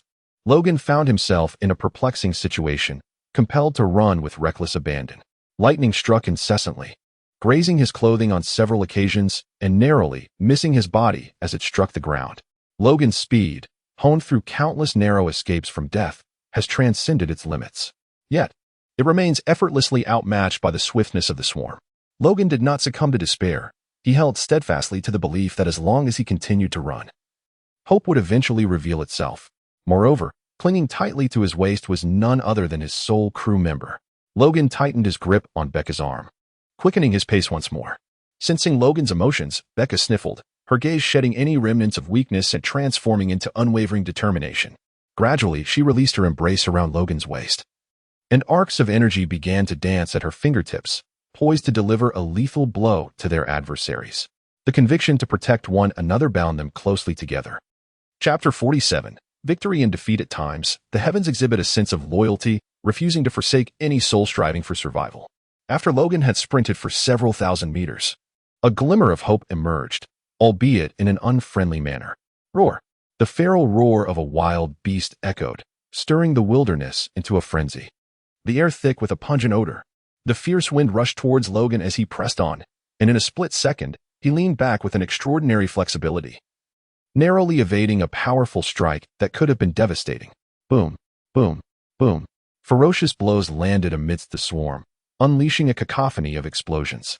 Buzzing, the swarm regrouped, dispatching hundreds of its kin to continue the pursuit of Logan, while the majority of the remaining swarm, their blood-red compound eyes glinting with hunger, redirected their venomous stingers towards a new foe. Becca stood in stunned silence. What she beheld was a colossal black bear, immensely powerful, standing upright at a height of over 10 meters, appearing as a monstrous entity in her eyes. The bear's crimson gaze pierced through the air, its fur resembling iron needles, exuding an aura that was both awe-inspiring and terrifying. Even more horrifying was the sight of it cradling a massive, ashen beehive in one paw. The white larvae ensconced in viscous honey, being delivered to the gaping maw of the blood-red abyss. Buzz, buzz. The swarm went into a frenzy, and the dark mist suddenly condensed into a massive arrow, aimed straight at the bear's vulnerable eyes. The bear roared disdainfully, effortlessly swatting the arrow away, scattering the venomous bees in all directions. Yet the swarm did not relent. The frenzied light in their crimson eyes ignited a reckless charge from all directions. However, the bear remained steadfast, unyielding in its stance. It only moved when the stinging bees targeted its eyes, swatting them away as one would shoo away bothersome flies. For the rest of the time, it allowed the bees to attack, the sounds of their futile assaults ringing against its thick hide. What was the use? Not even its fur could be pierced. The bear cast a pitying glance at the swarm before settling down on its haunches, squinting its small eyes as it began to scoop the sweet honey into its mouth with its massive paws. This action undoubtedly further enraged the swarm, as their attacks became even more frenzied, enveloping the bear like a relentless shadow, recklessly assaulting any vulnerable spot on its formidable frame. On the other side, the fury of the tribe appeared to influence the hundreds of venomous bees pursuing Logan and his companion. They ceased to restrain their speed and no longer tormented their prey. Their sole desire was to swiftly eliminate these two individuals and rush to aid their kin. However, the situation did not unfold as the bees wished. The male figure racing ahead seemed to possess a peculiar power that directly impacted their minds, inducing a brief moment of disorientation. Seizing this fleeting opportunity, the detested human once more widened the gap between them. Cursed be it. To be toyed with by their quarry filled them with an overwhelming rage. Buzz, buzz, buzz. They frantically beat their four wings, leaving faint ripples in the air as they shot forth like bullets towards the human ahead. Yet, their consciousness faltered again, their movements stilled, causing several companions to plummet. The cycle continued, relentless and unending. Nevertheless, it mattered not. A frenzied bloodlust burned in their eyes, and they sensed their adversary's strength waning, the duration of their disorientation diminishing with each encounter. The human ahead was nearing his limits. Their spirits soared, the nearly imperceptible flutter of their wings producing a sharp, resonant buzz. Indeed, this was the truth. Having sprinted tirelessly, persistently wielding his conqueror's haki at an intense frequency, Logan's mind began to falter. At this moment, his brain buzzed as if a swarm of venomous bees were dancing within his ears. The swarm was closing in. Logan gritted his teeth and unleashed another burst of conqueror's haki. Instantly, darkness enveloped his vision, and his footing faltered. Meow? Becky exclaimed in surprise, swiftly brandishing her electrified claws to counter the advancing poisonous bee. The creature fell, and the swarm's assault momentarily abated. Yet, in that fleeting confrontation, Becky suddenly felt a sharp pain at her fingertips. Her nail had been pierced by the venomous stinger, narrowly avoiding any injury to her flesh. A cold sweat broke out on Becky's brow. Fortunately, Logan merely swayed but did not topple, and after Becky thwarted the attack, he quickly regained his composure and dashed forward. Becky vowed to protect her brother's rear. The electric current surged intensely as her gaze reflected a brilliant azure light. Logan bit down fiercely on his lower lip, a trickle of crimson escaping. The sharp sting of blood jolted his senses, momentarily restoring clarity to his foggy mind. Logan cast his gaze forward, executing a swift reverse slash that momentarily hindered the swarm's advance. Seizing this opportunity, he thrust the blade into Becky's hands. Channel the electric current and strike them with it. Becky nodded gravely, gripping the hilt firmly as a surge of electricity coursed from her body into the blade. The icy white steel immediately radiated an intense glow, exuding an aura of peril. The swarm, momentarily subdued, regarded the lightning-infused sword in Becky's grasp with a wary reverence, seemingly intimidated by the formidable power of the electricity. Becky conveyed this assumption to Logan, further amplifying the current as she stood her ground against the swarm. Logan said nothing, solely focused on his relentless sprint. At last, amidst the monotonous expanse of dreary earth, a splash of vibrant color emerged. The intertwining hues of gold and white formed the hull of a vessel, and before him beckoned a smiling white cat. The Hillbees too. Prepare yourself, for we are to board. Logan shouted loudly, and then silently quickened his pace, preparing to leap onto the boat. Becky's small face was tense, her grip firm on the thunderblade held before her, ever ready to fend off the impending onslaught of the swarm. It seemed the swarm had also sensed their intentions. The dark mist surged momentarily and launched a frenzied, suicidal assault. One by one, the venomous bees shot forth like bullets, maneuvering at cunning angles to bypass Becky and target Logan. Becky's nerves were taut as she swiftly extended her hands, wielding the thunderblade with great vigor, slicing through one toxic bee after another. Almost there, just a little further. And Logan's eyes ignited a fervent flame. In a fleeting moment, he leapt, his feet departing from the earth, soaring towards the sea. A piercing scream echoed behind him as a venomous wasp pierced through the electric veil conjured by the lightning blade, directly penetrating Becky's palm and leaving a horrific wound. The current extinguished, the icy vein slipped helplessly from her hand. As the wasp approached, a glimmer of tenacity crossed Becky's gaze. Without hesitation, she bowed her head and gripped the hilt of the icy vein. The glistening, venomous stinger was a mere few millimeters from her delicate neck, poised to extinguish a vibrant life in just 0.001 seconds. Yet this minuscule distance resembled an insurmountable chasm. As the wasp collided with an invisible barrier and plummeted abruptly to the ground, Logan leaped onto the boat with Becky in his arms, turning his head to find that the swarm had not pursued them. Instead, they circled above the beach, constantly altering their formations, exuding an aura of furious agitation. Logan found himself ensnared in astonished contemplation. Could it be that this group of individuals was unable to depart from the island? His musings were abruptly interrupted by the faint, weakening breaths of his companion in his arms, jolting him back to the stark reality. Logan lowered his gaze and was alarmed to discover that Becca's consciousness had become exceedingly hazy, teetering on the brink of unconsciousness. Her wound bled profusely, and a web-like pattern of dark veins rapidly ascended from her palm to her porcelain cheek. Yet, despite her dire condition, her mouth remained resolutely clenched around Logan's blade. What a potent venom! Logan's expression shifted dramatically as he hastily and cautiously laid Becca flat upon the deck. He then pressed his palm against her wound. Toxin extraction. Within 5 seconds, the poison swiftly receded, and a dark purple orb emerged from Becca's injury, her breathing gradually stabilizing. Logan rose and made his way to the stern of the vessel, seizing an empty shark and delivering a powerful punch that rendered it unconscious. He then extended his hand to invoke the life thief. A vibrant aura of verdant life energy emanated from within the lifeless shark, causing its body to rapidly wither and become shriveled, yet it remained alive. Logan severed the ropes that bound him and turned to transfer a surge of vibrant life energy into Becky's body. Instantly, the bleeding ceased. Fresh granulation tissue sprouted rapidly from the wound, healing at an astonishing pace. Within moments, the injury formed a scab that fell away, restoring her to her former self. Becky's breathing grew robust, her thick eyelashes fluttering gently, already showing signs of awakening.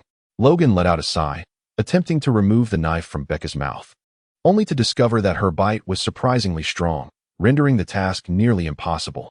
Logan gently brushed aside the disheveled strands of hair from Becca's forehead, his heart aching for her. Poor girl, how you have suffered.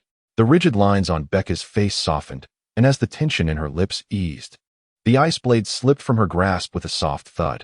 Logan shook his head with a wry smile, tousling Becca's hair before retrieving the ice vein dagger. Rising to his feet, he gazed at the persistent swarm of bees, gently massaging his aching temples as his expression grew increasingly frosty. I shall see for myself whether you truly cannot leave the island. Logan let out a cold snort, brandishing his long blade with brilliance. Divine technique, dragon's might.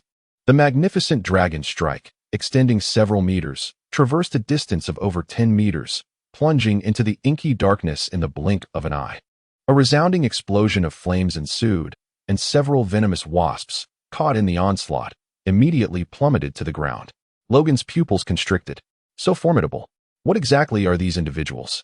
A strike powerful enough to sever an iron sword could only inflict such minimal damage. Logan cast a glance at the relentless swarm that continued to mock him with their erratic dance, a fire of fury igniting in his eyes.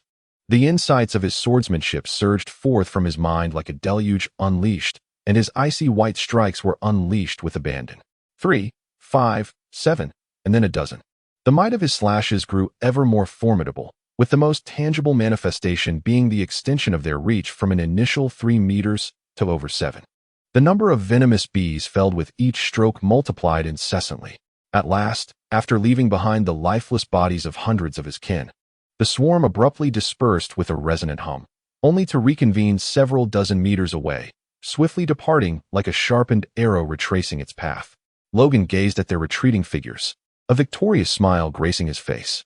However, this smile was short-lived as he sensed a change within his body. Wiping the beads of sweat from his brow, he leaned against the ship's railing and slowly lowered himself onto a wooden crate, gently massaging his aching and weary legs. Damn it, the repercussions of a long-distance sprint, coupled with multiple bursts of speed, had finally caught up with him. Chapter 48. The strange island. As Logan tended to his legs, Becky gradually stirred from her slumber. Is this paradise, meow? She recalled the last moment when a venomous bee had stung the top of her head. She had experienced the bee's formidable assault. Under such circumstances, even the strongest defense would be futile. Thus, she had bitten down on her brother's beloved sword. It is said that when one endures pain, their jaws instinctively clench. Surely, her brother's sword had not been lost. Yet, she felt an overwhelming sense of regret, lamenting her inability to accompany her brother on their journey any longer. Being alone on an empty island must be quite lonely, meow. As these thoughts coursed through her mind, her enchanting, luminous eyes betrayed a profound sense of sorrow and longing. Ah, meow, Becky has awakened. Logan lifted his head and waved at the dazed Becky. Brother? Becky was momentarily taken aback, a horrifying thought surfacing in her mind. In an instant, the little one sprang up and leaped into Logan's embrace, her eyes brimming with tears. Brother is gone too, meow. Becky feels so useless, wah. Logan scratched his head in bewilderment. Am I dead? How come I am unaware of it? After a moment of contemplation, he surmised that Becky must have misunderstood something. He gently pried the little one off him, placing his palm firmly against her forehead, and inquired, Is there warmth? Becky's tiny hands clutched Logan's fervently, her eyes brimming with tears, and with a quivering voice, she nodded, Yes, it's quite warm. Silly girl, when one is dead, one cannot feel warmth. We are very much alive, thriving in the legendary realm 1,000 meters above the ground. Logan beamed with a radiant smile. Meow? Becky gently nudged Logan's large hand with her small head, seeking the familiar warmth. She then lifted her gaze and surveyed her surroundings, observing the crooked little boats, the vast expanse of the dreary island, and the multitude of empty fish hanging behind. Are they still alive? Becky looked up at Logan's face, her voice barely above a whisper, a trace of bewilderment flickering in her eyes. Logan nodded emphatically, proclaiming, still alive. The moment he confirmed this, tears could no longer be contained, cascading from her eyes like a torrential flood breaching its dam. The little one incessantly wiped at her tears, yet they only surged forth with greater intensity. Logan felt a surge of anxiety, bewildered by Beatrice's intense reaction. However, he understood that this was not the moment for inquiries. In a flurry of concern, he hurriedly wiped away her tears, offering her gentle reassurances. He would never comprehend the depth of resolve she had when she bit down on his blade. The sting of the venomous bee had pierced her nerves, leaving her mind blank, devoid of thought. Now, in the safety of the present, as she reflected on that harrowing moment, her heart raced with trepidation. Meow? I thought I would never see my brother again. She sobbed, her voice choked with emotion. She was unafraid of death.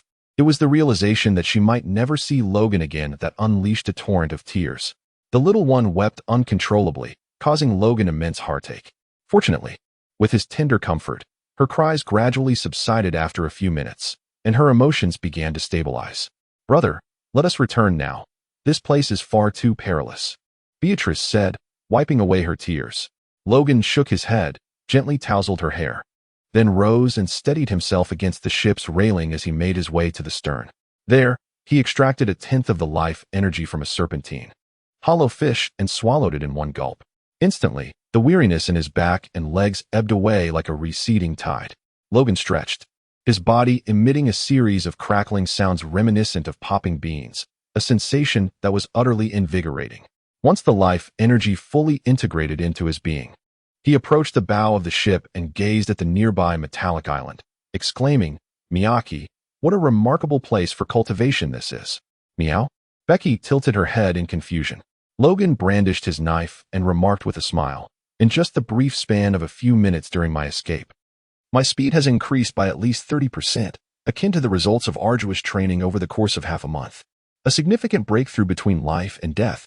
Betchy, with tears glistening on her cheeks, expressed her concern, saying, but it is far too perilous. Meow. Logan chuckled heartily and declared with boldness, what is danger? Which valiant man upon the vast sea has not emerged from peril? Moreover, from my observations, this group of individuals on the island is unable to leave due to some peculiar circumstance.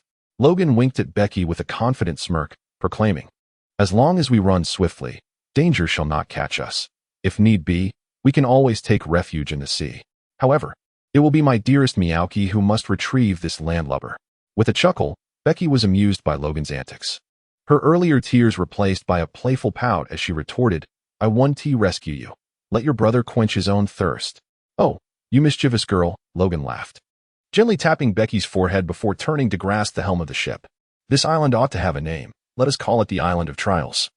A divine gift bestowing upon us the opportunity to enhance our strength. Lost in his thoughts, Logan continued, the journey from Yundelrick to here takes approximately 3 hours. We shall challenge ourselves every other day. For today, let us first ascertain the dimensions of this isle.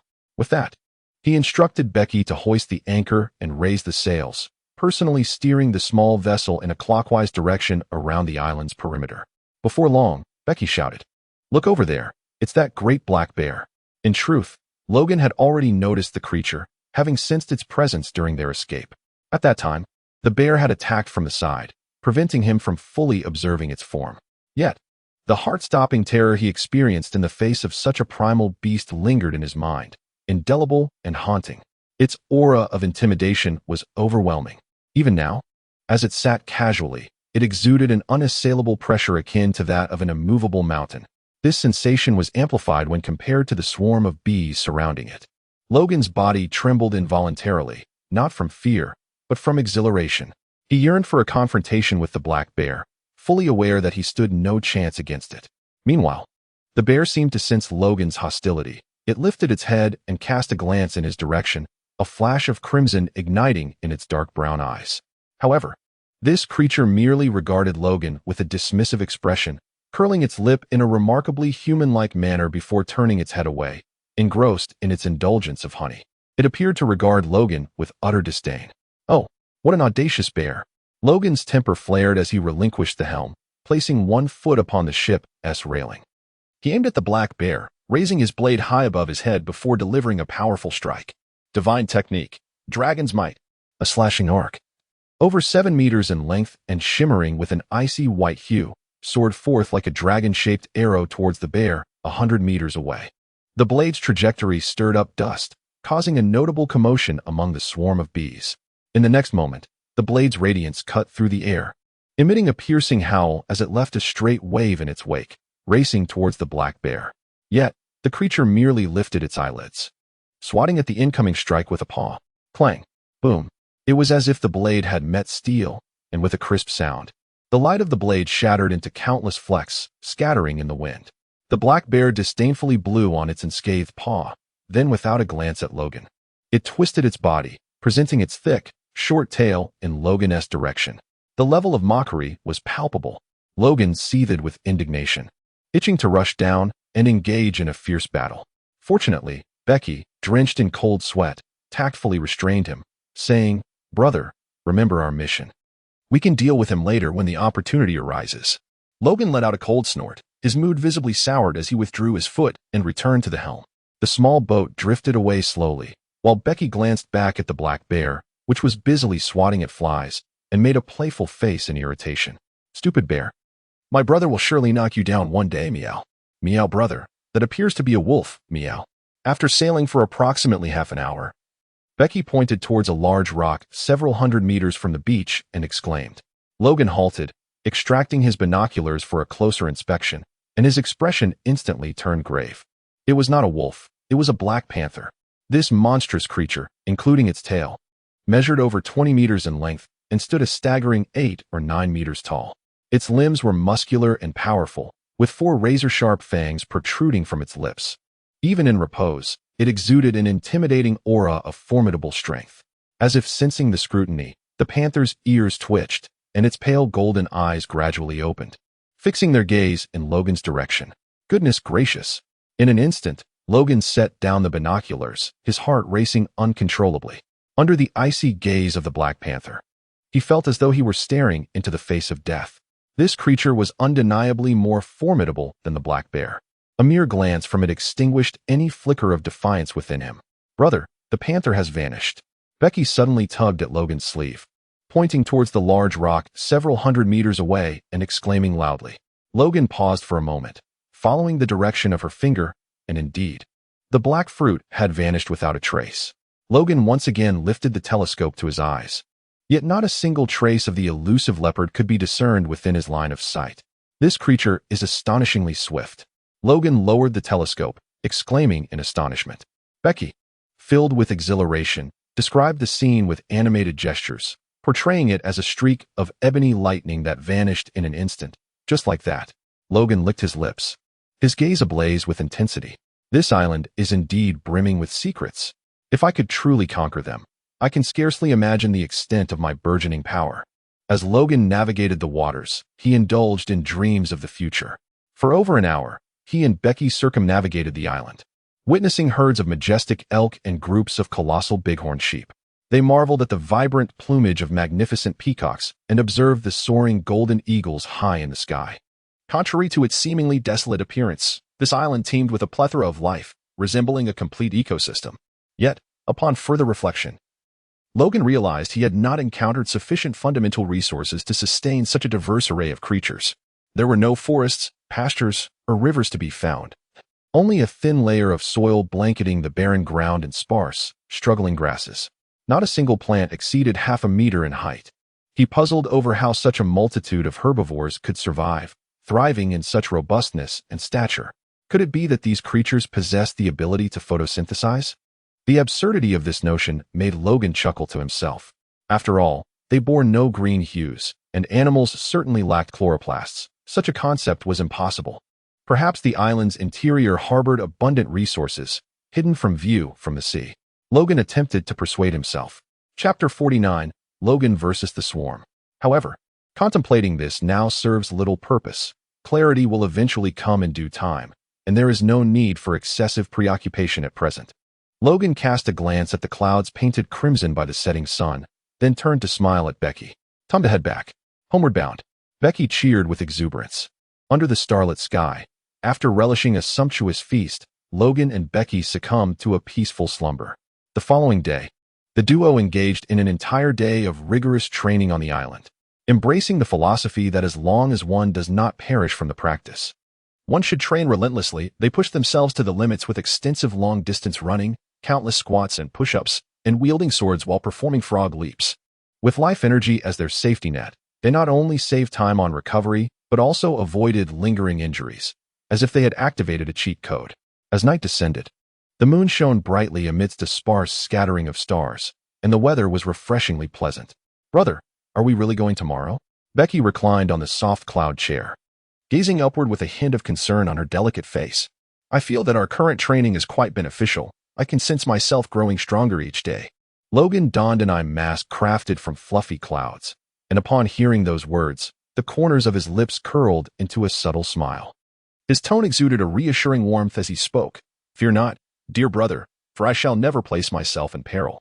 If I cannot triumph, surely I can retreat. Moreover, high risks yield high rewards. 10 minutes on the trial island is equivalent to dedicating oneself to arduous training for half a month. But let us not dwell on this any longer. What manner of weapon do you favor? Logan shifted the topic and inquired. Becky possessed an exceptional talent for static electricity within the fur tribe, and she could effortlessly apply it to weaponry. Thus, Logan believed she required a suitable weapon, which would undoubtedly enhance her combat prowess significantly. Becky sighed, realizing that Logan's decision was unwavering, and reluctantly began to answer his question. A pair of gloves that can launch blade knives? Meow. My mother's weapon was just like that, and I think it's really cool. Meow. Are they special gloves? Logan scratched his head in contemplation, then removed his blindfold, rising from the cloud-like chair to enter the room. Shortly thereafter, he emerged, grasping a plain, unsheathed katana in one hand and a pair of resilient black gloves in the other. Becky, reclining with curiosity over the back of her chair, inquired, What are you up to, brother? Hee, it's a secret for now. Logan teased for a moment, casting a glance at the cloud chair before averting his gaze. After all, it was something he had painstakingly crafted, imbued with sentiment. Changing it felt like a loss. Ultimately, Logan approached a cloud of island mist, extending his hand as he whispered softly, Softness, I steal. A white, ethereal orb gently floated forth, which Logan guided into the body of the katana. Externally, there appeared to be no alteration, yet upon a gentle touch, the once rigid blade transformed, yielding to the softness of a cloud. Thus, Logan removed the hilt, reshaping the katana, cleaving it in two, and integrating it into a pair of gloves. Minutes later, a rough pair of specialized gloves equipped with claw blades was complete. However, their appearance left much to be desired. It could be said that the threads were tangled, the claw blades uneven in length, and the back of the gloves marred by two unsightly holes. Such imperfections could hardly be dismissed as trivial. These gloves bore an uncanny resemblance neither to gloves nor to weapons. Wielding them would surely provoke laughter from adversaries. They might very well assume he was a beggar from some distant place. Logan's lips twitched slightly, his once upright posture now slumping under the weight of a somber and oppressive aura. It became evident that I lacked any innate talent for action. What on earth was my brother doing?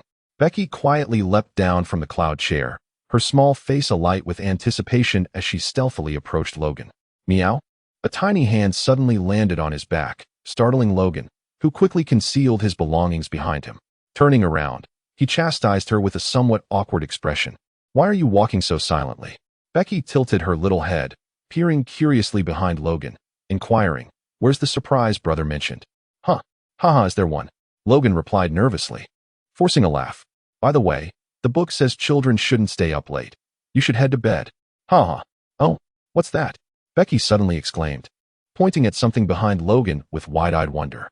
Logan, fearing that his secret had been exposed, turned around in a flurry, only to find that, in the next moment, his grip had loosened, and the glove had vanished.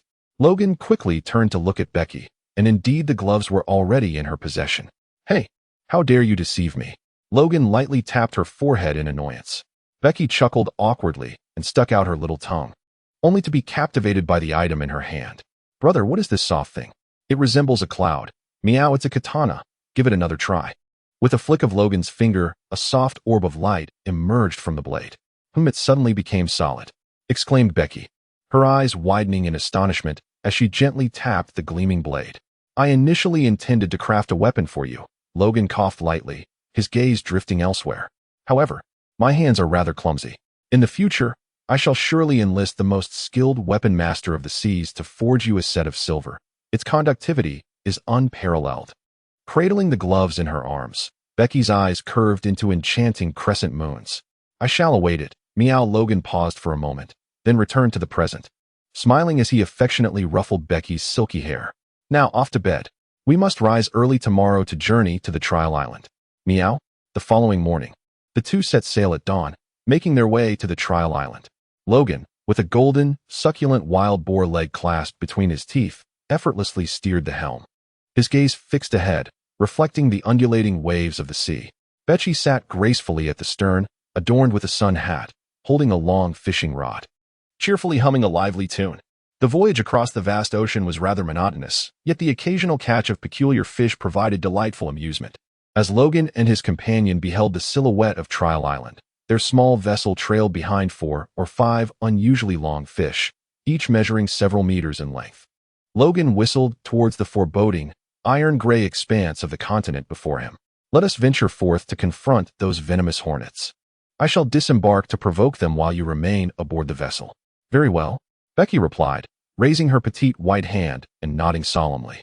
Half an hour later, Logan guided the boat to the site where the guards of the Kingdom of Josie had met their unfortunate fate.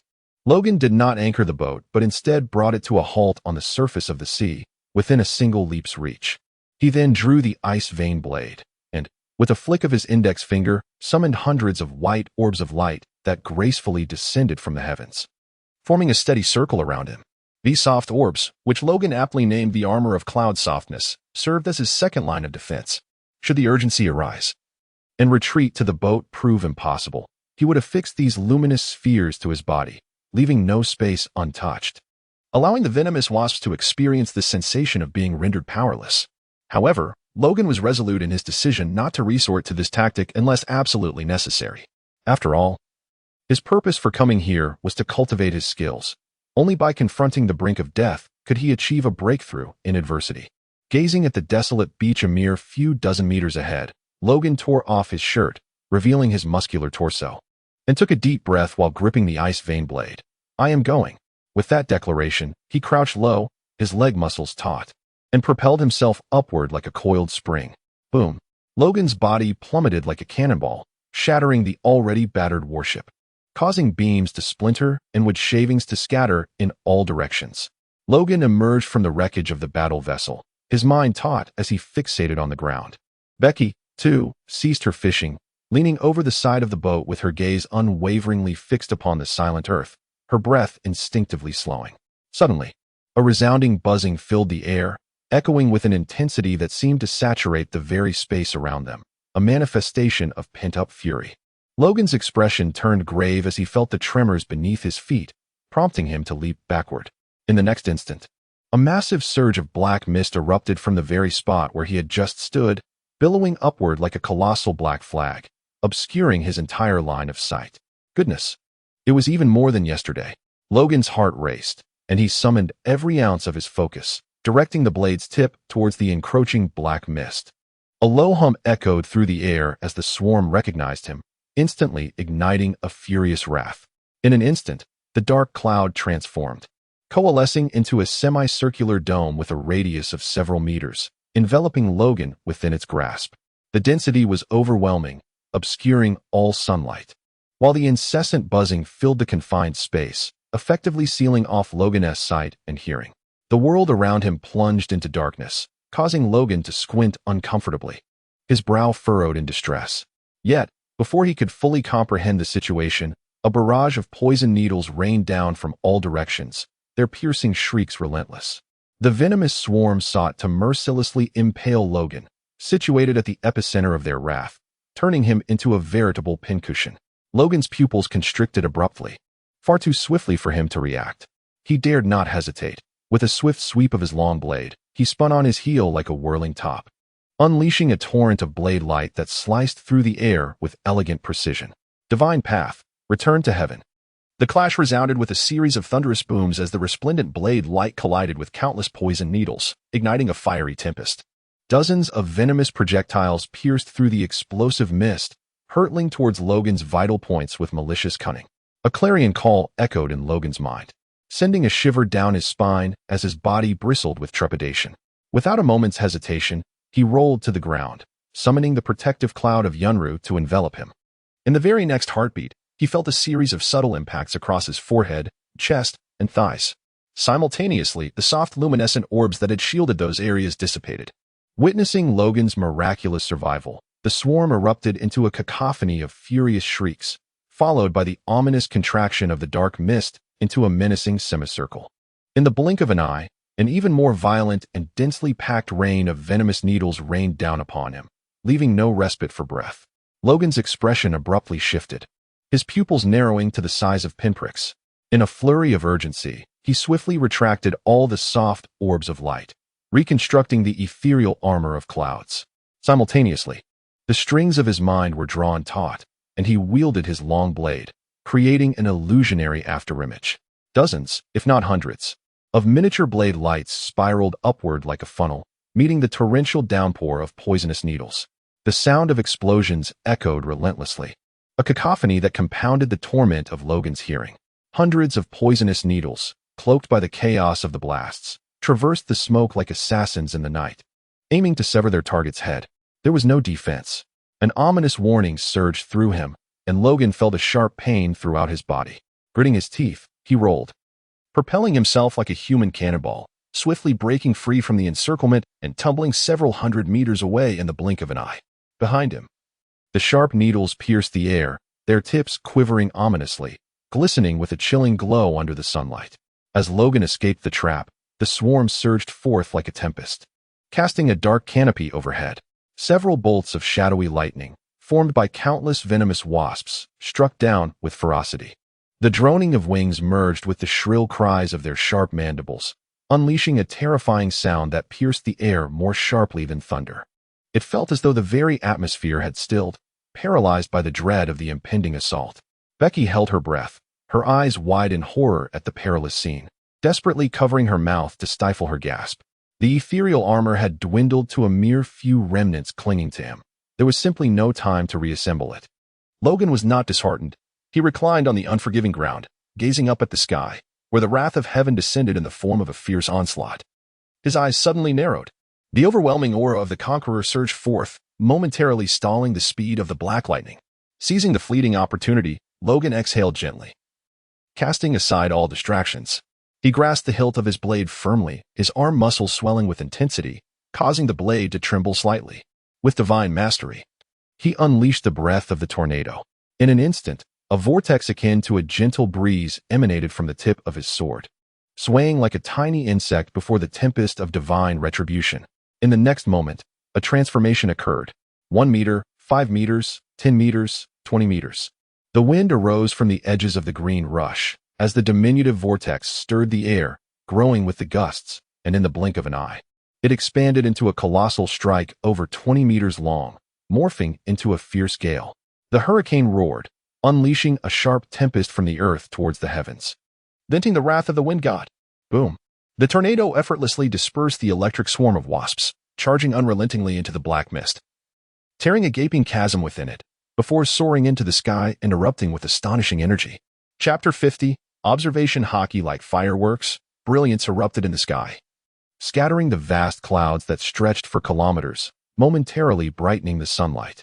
The power was extraordinary, yet the cost was not to be taken lightly. With this strike, Logan had expended nearly 80% of his strength, drenched in sweat, on the verge of collapsing to the ground. At this moment, he supported himself awkwardly, gasping for breath, with steam billowing from his nostrils like two white serpents, and he hardly appeared in a better state. However, Logan's eyes shone with unprecedented brightness. That single strike marked a significant advancement on his path of the swordsman. Furthermore, the effects of this technique were remarkably evident. The black veil was torn open, and although some of the wasps had fled before the onslaught, at least 1/5 of them were eliminated, leaving the remainder in disarray, buzzing chaotically in scattered groups. Logan managed to muster a faint smile, yet he remained vigilant. The swarm had not dispersed, They had merely been momentarily startled by his sudden outburst, and for the time being, they were somewhat disoriented. Seizing this opportunity, he endeavored to regain his strength while simultaneously reconstructing the cloud's soft armor. As seconds ticked by, the chaotic buzzing of the swarm gradually settled into a singular frequency, signaling their impending reformation. At this juncture, Logan's stamina had recovered to approximately 50%. He dusted himself off, rose to his feet, and gazed at the swarm with renewed determination. He refrained from retreating to the city during the previous moment for two primary reasons. First, he had not yet reached a critical point of desperation where escape was his only option. Second, Logan sensed that he was on the verge of grasping the essence of observation haki. He recalled how Rayleigh had described observation haki in the original narrative as a power that allows one to profoundly sense the presence of others. This description was rather vague. However, within the Old King's memories, there existed a more lucid elucidation of observation haki, which included a detailed account of the Old King's awakening. Logan feels that his current experience bears a striking resemblance to what the Old King once endured. As he finds himself ensnared within the dark confines of a hemispherical prison, he is subjected to a frenzied assault of toxic needles, during which both his vision and hearing are profoundly disrupted. Yet, each time a needle approaches, Logan is seized by a sensation akin to palpitations. The area destined to be pierced becomes enveloped in a prickling chill, and an ominous warning resonates within him, accompanied by an intense pang of pain. Drawing from the Old King's wisdom, this foreboding signal, or sixth sense, is the nascent form of the observation haki that lies dormant within Logan. The palpable awareness of this embryonic state indicates that he is not far from fully awakening his observation haki. What he must now pursue is the relentless stimulation of this sixth sense, hastening the evolution of this power from its rudimentary form to its complete manifestation, ultimately igniting the full potential of his observation haki. Thus, let us rally, diligent workers. Logan cast a challenging glance towards the dark swarm of venomous wasps, beckoning with a provocative gesture of his finger. "Come here," he taunted. Buzzing furiously, nearly half of the wasps launched into a diving assault. It was akin to a torrential downpour, resembling a formidable black wall descending from the heavens with unrelenting force. Astonishing. Such ferocity. Logan felt as though his heart had momentarily ceased to beat. Without hesitation, he unleashed a flurry of slashing strikes that spanned several meters. Then, disregarding all else, he sprinted desperately to escape the onslaught of the swarm. Boom. The dark wall descended perilously close to Logan's back, instantly stirring a tempest of dust and debris. The steel-forged ground was riddled with countless deep black craters, reflecting a bizarre light in the sunlight. The protective armor on his back was utterly destroyed, and as Logan surveyed the pockmarked earth, he swallowed hard, his throat constricting. Buzzing filled the air. Black smoke rose from the ground, coalescing into a formation. Seizing the opportunity while Logan was still reeling, a semi-spherical barrier rapidly took shape, ensnaring him within its confines. Light was once again stripped away, and cacophony flooded his ears. Only the alarm bells within his heart rang loudly. Logan chose to close his eyes, surrendering everything to the mysterious sixth sense. Swish, swish, swish. The torrential rain of needle-like projectiles transcended space, and Logan, wielding his blade, executed a graceful circular slash that soared skyward, intercepting the venomous darts with precision. Divine Technique. One force returns to heaven. An advanced version of the Divine Technique, Return to Heaven. Its power was unmistakably potent, yet the toll it exacted was equally apparent. Logan's spirit was taut with tension, his lips pressed together tightly, and beads of perspiration trickled down his forehead. The imminent peril loomed, a constant threat that pricked every inch of his skin. This was not merely a drain on his physical strength, but a profound mental trial. It was only in such dire circumstances, where life hung by a thread, that one could swiftly awaken the formidable prowess of observation haki. Logan emptied his mind of all thoughts, exerting every ounce of strength to perceive the latent powers within him. The air buzzed with intensity. The poisonous needles descended in a frenzied assault. Logan unleashed circular slashes, beads of sweat dampening his hair and trickling down his cheeks, his skin flushed with a fiery heat. White vapor rising around him. Gradually, fatigue began to take its toll, forcing him to anchor the blade's radiance 3 inches upon the surface of the icy vein. Parrying left and right, striking upward and downward, his defenses becoming increasingly precarious. Were it not for the protective armor of Yunru, he would have perished countless times by now. Yet, even so, the specter of death loomed ever closer. At last, The hairs on his left forearm stood on end, and in the next moment, a tangible warning manifested. A searing pain radiating from his forearm throughout his body.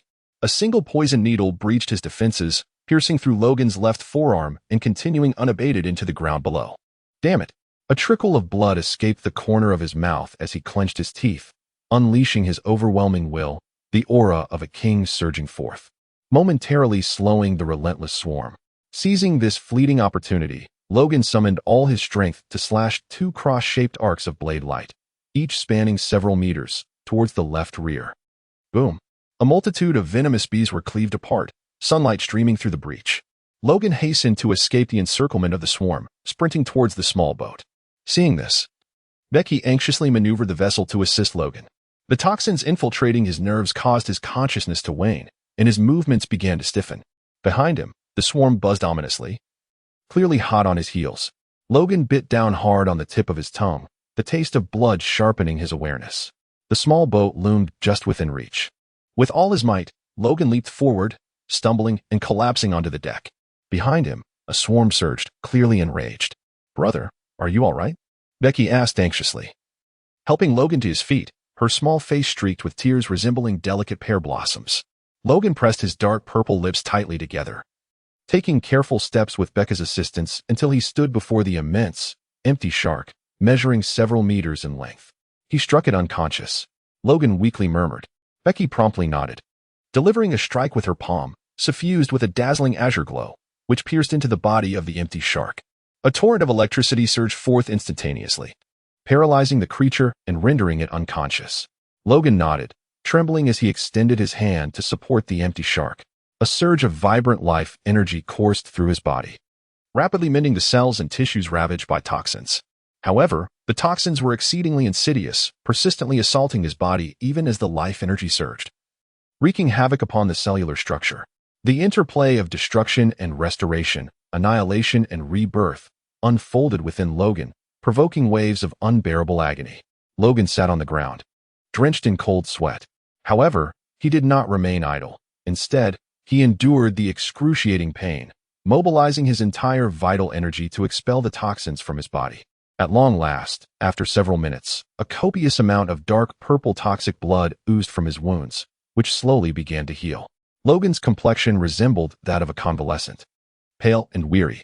Meanwhile, the once formidable void shark had been reduced to mere skin and bones, every last drop of life energy extracted, leaving it utterly devoid of vitality. Logan struggled to rise, making his way to another vacant fish, rendering it unconscious before unleashing his powers.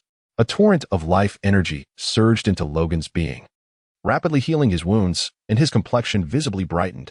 Withdrawing his hand, Logan clenched his fist, feeling the abundant strength coursing through him, a faint smile gracing his lips. Although the toxins were fearsome and potent, the newly restored cells and bodily tissues were evidently more resilient and robust, turning misfortune into fortune. Miao Chi, the plan has changed. I may have to remain here for the next few days to capture more vacant fish. Without waiting for Becky's response, Logan boldly plunged into the swarm. The buzzing was thunderous, and beneath the dark hemispherical dome, a torrential assault of pear blossom needles erupted. Logan closed his eyes, relinquishing all defenses, and followed his instincts as he wielded his long blade. Boom, boom, boom. Within the confines of the swarm's cage, flashes of fire and plumes of smoke erupted intermittently. Becky, her small fist clenched in worry, swiftly incapacitated the remaining 4 empty fish, then untied the ropes and steered the boat into the sea to capture more of the empty fish. However, she dared not venture too far, fearing she might be unable to reach Logan in time. As it turned out, her concerns were justified. For the next several hours, Logan repeatedly emerged from the containment shield, pale and desperate, sprinting toward the ocean. On one occasion, he arrived at the shoreline with several gaping wounds oozing black and purple venomous blood, nearly losing consciousness, only to be pulled to safety from the trial island by Becky. That particular rescue took over an hour and drained 2 empty fish, comparable in size to small sea kings, before he regained his vitality. Yet, the dangers were indeed perilous, while the rewards were exceedingly bountiful. Within the toxic bee sphere, where every moment posed a threat to life and death, Logan faced an extremely high-pressure environment, where the slightest misstep could lead to utter annihilation.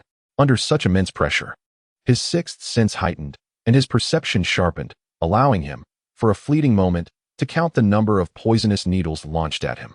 This extraordinary sensation was ephemeral, yet it invigorated Logan immensely. As the sun rose and set, the clouds in the sky transformed from crimson to white and back again. 3 days passed in the blink of an eye. In the shallow waters outside the trial island, a multitude of nearly 100 withered corpses of empty fish lay stacked in a disarray. For 3 consecutive days and nights, Becky toiled without rest, nearly cleaning out the surrounding waters of empty fish, with the remaining ones retreating into the depths too fearful to surface. At that moment, with a haggard countenance, Becky leaned against the boat's edge, her anxious gaze drifting beyond the last empty fish to a black hemispherical entity several hundred meters from the shoreline, constantly emitting a thunderous hum. 3 days had passed, 3 long days. This swarm of toxic bees behaved like machines, oblivious to hunger, thirst, or fatigue, showing no signs of departure. Their crimson eyes gleamed with madness, their fury consuming the remnants of their rationality. Faced with this fragile human, whose laughable defenses could be pierced by a single needle, one could only ponder, why would he not perish? The buzzing intensified abruptly as they launched an all-out assault, intent on utterly tearing apart the human who dared to provoke them. Boom, boom, boom. Logan once again intercepted a barrage of venomous needles. Beneath his disheveled hair, a pair of bloodshot eyes fixated intensely on the dark void ahead. Though visibility was non-existent, he felt as if he could perceive everything within his gaze. It was an extraordinarily peculiar sensation. Soon, it was nearly upon him, just a fraction more, and it would all come to fruition. A flicker of madness danced across Logan's face as he propelled himself towards the swarm of bees. For 3 consecutive days, he had remained at the epicenter of the venomous bees' assault, passively defending himself. However, this time, he resolved to take the offensive. The swarm's encirclement was disrupted, and tens of thousands of venomous bees whirled chaotically around him. In an instant, it felt as though a barrage of countless bullets was being unleashed upon him from every conceivable direction, leaving him with no avenue of escape. Therefore, he chose to stand his ground. A low, guttural roar erupted from Logan's throat as he charged into the hail of bullets, brandishing his blade. Countless venomous wasps were cleaved asunder, only to be replaced by a fresh onslaught of them. The battle ignited into a fervent frenzy from the very outset. At long last, in a fleeting moment, as Logan fought with unparalleled fervor, Logan felt his mind entering a wondrous state, akin to drifting upon the serene surface of a tranquil lake, devoid of any distracting thoughts. An invisible wave emanated from his body, and in an instant, a multitude of information surged into his consciousness. Though he had not actively sought it, he could distinctly sense the direction of the wind, observe the few clouds drifting in the sky, and perceive the distant sea as it stirred up waves. He was attuned to everything in his surroundings. Remarkably, despite the influx of such vast information, Logan's mind bore no sense of burden. Everything felt effortlessly light. Logan raised his eyes and surveyed the surroundings, where chaos reigned, resembling a frenzied assault of venomous bees akin to a wall of darkness. Yet, within his perception, it felt as though time had been stretched, rendering the quantity, trajectory, and energy expenditure of the bees entirely transparent. Faced with this sudden state of affairs, Logan was momentarily taken aback, but swiftly regained his composure. He let out a thunderous roar, laughter erupting from his lips. Sight, sound, color, domineering. Chapter 51. The honey-making process, the fruits of 3 days and nights of relentless toil and life-and-death trials, were vividly manifested at this moment. Buzz, buzz. The venomous creatures hovered in the air, their crimson eyes gazing down at the laughing Logan, their previously savage pupils flickering with a hint of lucidity. Stirred by an inexplicable sense of trepidation, having inhabited this forsaken land for countless years, their keen instinct for death signaled that this human before them had undergone a subtle transformation. This change evoked a sense of lethal threat within them. Though outwardly indistinguishable, they felt a chill in the presence of this human, as if everything had been laid bare. The venomous bees hesitated, exchanging glances among themselves, none daring to continue their assault. Observing this, Logan's laughter grew even more exuberant. He pointed at these instinctively discerning creatures and confidently strode toward the shoreline, the path before him parting as the bees instinctively made way. The battle was over. Each returned to their own domain. Logan waved his hand, laughing heartily as he proclaimed his decision. He truly did not wish to continue exterminating the wasps, for these creatures had played a pivotal role in awakening his observation haki. If he could spare them, he would. However, one wasp harbored a different sentiment. Just a few dozen meters after Logan had departed, a creature slightly larger than the ordinary venomous wasp suddenly let out an anguished shriek. Its furious cry echoed through the air, expressing its indignation at Logan's dismissive demeanor. How dare a mere human treat them with such disdain? It had long experienced the lethal threat posed by the great black bear, and this time was no exception. If anyone dared to confront it, it would not shy away. The atmosphere was charged with its violent emotions, igniting a frenzy among the swarm. In an instant, hundreds of venomous wasps stirred restlessly, launching themselves like arrows released from a bow, cutting through the air as they surged towards Logan's vulnerable back. Logan's smile faded, his heart calm and undisturbed, as he deftly tossed his long blade behind him, gripping it with a reverse hold. With a swift thrust, he spun the weapon hundreds of times in an instant, the blade shimmering in the air. A cacophony of metallic clinks reverberated continuously. Logan exerted minimal force, merely positioning the blade where it ought to be.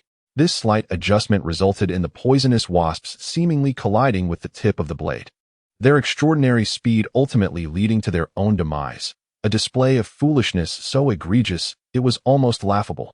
Even those who were aware of the sham would be moved to tears, reverently invoking the name of the master. Within mere moments, hundreds of wasps fell, their bodies severed and heads neatly discarded upon the ground. Silence. A deathly stillness enveloped the scene. The vast swarms behind appeared as though they had suddenly forgotten how to fly, their wings collectively ceasing to function, sending the wasps tumbling from the sky. Yet soon after, the swarm ascended once more, the buzzing returning, but now it was a chaotic din, reflecting the turmoil within their hearts. A glimmer of playful mockery flickered in Logan's eyes as he executed a graceful flourish with his blade before sheathing it. He then turned to the swarm, beckoning them with a casual gesture of his finger. Suddenly, the swarm recoiled en masse, retreating several dozen meters as if confronted by a fearsome deluge. Logan's expression darkened, an invisible aura emanating from him, striking the swarm with the force of a missile. Instantly, a multitude of venomous bees cascaded to the ground like dumplings, carpeting the earth in a shroud of black. Only a few larger specimens remained aloft, swaying precariously as they struggled to withstand the tsunami-like, intangible onslaught. Observing this, a subtle smile broke across Logan's grim visage. The Conqueror's Haki is a uniquely potent form of power, unattainable through mere training, but rather cultivated through the relentless triumph over formidable foes. Reflecting on the previous days, when he could only flee in desperation from the swarm, he now stood capable of instilling fear and commanding their retreat. By vanquishing powerful adversaries, his Conqueror's Haki had undoubtedly undergone profound nourishment and enhancement. As the victor, I shall now present my terms to you. The vanquished promptly send forth a representative. Logan retracted his Conqueror's Haki and, pointing firmly at the surviving dozens of venomous bees, spoke with authority. Upon hearing Logan's words, the bees glanced at their fallen comrades on the ground, then cast a wary look at Logan before swiftly convening in a huddle, buzzing together to deliberate. Logan patiently awaited for a minute. At last, a colossal venomous bee, surrounded by its companions, soared towards him. Logan cast a scrutinizing glance at the creature before him, its formidable stature thrice that of an ordinary wasp. Its body gleamed with a hue reminiscent of dark iron, devoid of delicate hairs. Faint, dark golden patterns emerged on its back, while the venomous stinger at the rear shimmered ominously under the sunlight. Indeed, it was a magnificent and fearsome killer wasp. Let us name it the Wasp Commander. Buzzing softly, the Wasp Commander halted 3 meters away from Logan, lowering its body to align with his line of sight. Logan cleared his throat and, with a stern expression, said, "Why are you standing so far away? Come a little closer." The leader of the venomous bees glanced back at its subordinates, who promptly gathered around it with an air of righteous determination, resembling a halo encircling a deity. With the presence of its followers, the leader reluctantly inched forward by half a meter. Logan stifled a laugh and took a bold step forward, significantly closing the distance between himself and the leader of the wasps. His warm breath brushed against the wasp leader's face, almost startling it into a tumble. Hiss, hiss. 2 smaller wasps flanked the leader, fiercely protesting against Logan's audacity. Ha! What an amusing sight. Logan took a step back, smiling as he nodded at them. The leader of the venomous bees, seemingly feeling a loss of dignity, waved away its companions and boldly approached Logan. Buzzing. Logan could not comprehend the words being spoken, Yet he inquired to himself, "Are you the leader of this swarm of venomous bees? Where is your queen?" The leader of the poisonous bees understood Logan's query and, upon hearing him mention the queen bee, became instantly alert. The dozens of bees behind him surged forward, displaying a united front brimming with vigilance. Hiss. Do not entertain thoughts of attacking the queen bee. Although Logan could not comprehend their words, he understood the sentiments they conveyed. Thus, he promptly raised his hand and chuckled, saying, "It is said that one must engage to truly know another. I am merely inquiring out of curiosity, harboring no ill intentions. If you prefer not to disclose, then feel free to remain silent." The leader of the venomous bees approached, hissing, "Enough with the pleasantries. Get straight to your terms." Logan scratched his head, expressing his frustration. "It is truly unfair. You can comprehend my words, yet I find myself unable to understand what you are saying." Hiss. The leader of the venomous bees advanced another step closer. Logan waved his hand dismissively. "All right, let us dispense with pleasantries and speak of conditions," he stated, his voice drawing the attention of the wasps, whose wings ceased their incessant buzzing as they perked up in anticipation. "I desire some of your honey." In his previous life, he had a neighbor whose grandfather kept bees, frequently inviting him to indulge in fresh honey. Just days ago, watching a great black bear savor honey had rekindled his cravings.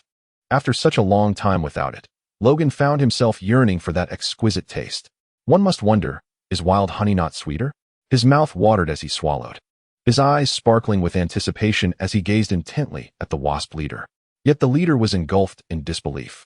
Is this truly the request? This human has battled us for 3 days and nights, leaving us nearly vanquished, and now seeks merely a taste of honey? Is a victor so merciful to the vanquished? Or does this human harbor some hidden agenda? Logan, with a blurred perception of the color of his observation, sensed the emotions of the venomous bee leader. Mistakenly believing it to be reluctant to give, he immediately adopted a stern expression and retorted, "What, are you unwilling to part with it?" Logan placed his right hand upon the hilt of his blade, an aura of peril swiftly enveloping the surroundings. Buzzing. The leader of the venomous wasps immediately shuddered, shaking its head fervently before swiftly turning to issue a command to the dozens of wasps behind it. Obeying the order, the wasps rapidly burrowed into the earth, transporting honey away, leaving the wasp leader to accompany Logan. This creature rubbed its hands together, circling around Logan, seemingly in remarkably high spirits. Logan scratched his chin and seized the opportunity to inquire, "Is your hive constructed underground?" The venomous bee leader nodded in affirmation. Logan released his observation through the Kinbunchika haki, assessing the conditions of the surrounding kilometers. He then inquired, "Why have you chosen to build your nest here, devoid of flowers? Do you not find it cumbersome during the honey-making process?" The leader of the hornets, perplexed, scratched his head. "Flowers? What are those? Why would one require flowers for honey production?" Logan was taken aback as well. Why did this individual exhibit such emotions? Could it be that flowers were not of paramount importance to them? Why did they display a perplexity akin to that of encountering something utterly unfamiliar? Was it possible that, in their consciousness, flowers were not referred to as flowers? Logan extended his finger, thoughtfully stroking his chin, furrowing his brow as he felt the necessity to elucidate the matter at hand. He turned his serious gaze toward the leader of the venomous bees, declaring, "I must examine your memories. Do not resist." The leader tilted his head, a few small question marks hovering above as he pondered, "How is that to be done? Must I have my head opened?" The mere thought of such a possibility sent a shiver through him, prompting him to dart away. Keeping a wary eye fixed on Logan from a distance, Logan sighed as he gazed at the incapacitated wasp sprawled upon the ground, resolutely abandoning the inept leader that proved difficult to communicate with. Yet, before Logan could bend down to retrieve one of the wasps, a sudden hum resonated from deep beneath the earth. In an instant, the ground erupted, and dozens of wasps emerged, carrying a hive nearly the size of Logan's torso, soaring towards him with remarkable speed. Logan's expression shifted with emotion. Could it be that they were willing to abandon their own nest? Hiss. The leader of the venomous bees, upon seeing its subordinates, appeared to breathe a sigh of relief. It swiftly flew over, directing the venomous bees to place the hive into Logan's embrace. "You have given too much." Logan cradled the weighty, somber beehive, feeling a twinge of embarrassment. "Where will you reside in the future?" he inquired. Buzzing filled the air as the wasps exchanged glances, ultimately directing a peculiar gaze towards Logan that looked transcended species. Logan sensed it was akin to the expression one might give to a fool. Logan scratched his head, seemingly unconcerned. Yet he could not shake the feeling that the venomous bees exhibited a peculiar indifference towards their hive. What could be the reason for this? A myriad of questions weighed heavily on his mind as he set the hive aside. Under the watchful and uncertain gazes of the venomous bees, he picked up an unconscious bee and activated his ability. Memory, honey, theft. Memory, hive, theft. Instantly, a vast array of luminous memory orbs, measured in years, was extracted and arrayed before Logan. So many. He was taken aback. Ordinarily, the lifespan of an average venomous bee is merely 1 month. Yet these seemed to span countless months. No, countless years. How long had this group actually lived? With this newfound curiosity, Logan selected one of the orbs, and the memory transformed into a stream of light, flowing into his mind. Logan closed his eyes, and a vivid scene gradually unfolded before him. A venomous bee soared into the island's clouds, drawing forth a unique substance, before descending onto a ground riddled with holes, where it lay quietly beneath the sun. The dark golden patterns on its back began to shimmer with light, and moments later, a drop of pale golden viscous liquid was secreted from its salivary glands, trickling directly into the subterranean hive through the openings. Thus, the entire honey-making process came to a conclusion. Logan opened his eyes, his gaze filled with astonishment.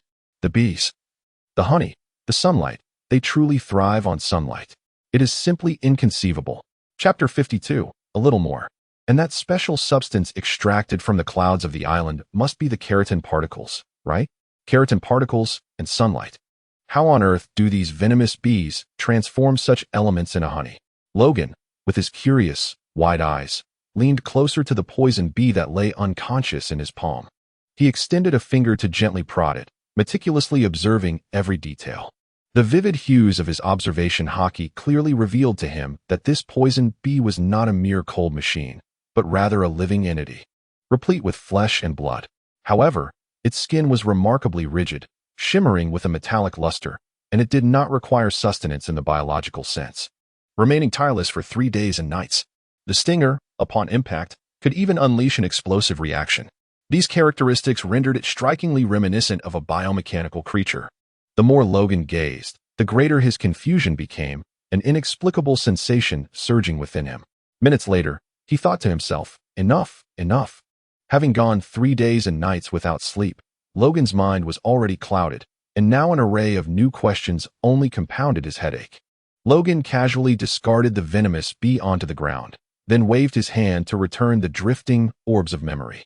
Just as he was about to depart, he suddenly noticed the large beehive at his feet, pausing momentarily before a realization struck him as he slapped his forehead. Indeed, sleep deprivation profoundly impacts memory. Logan murmured to himself, bending down once more to extend his hand. Memory, hive, steel.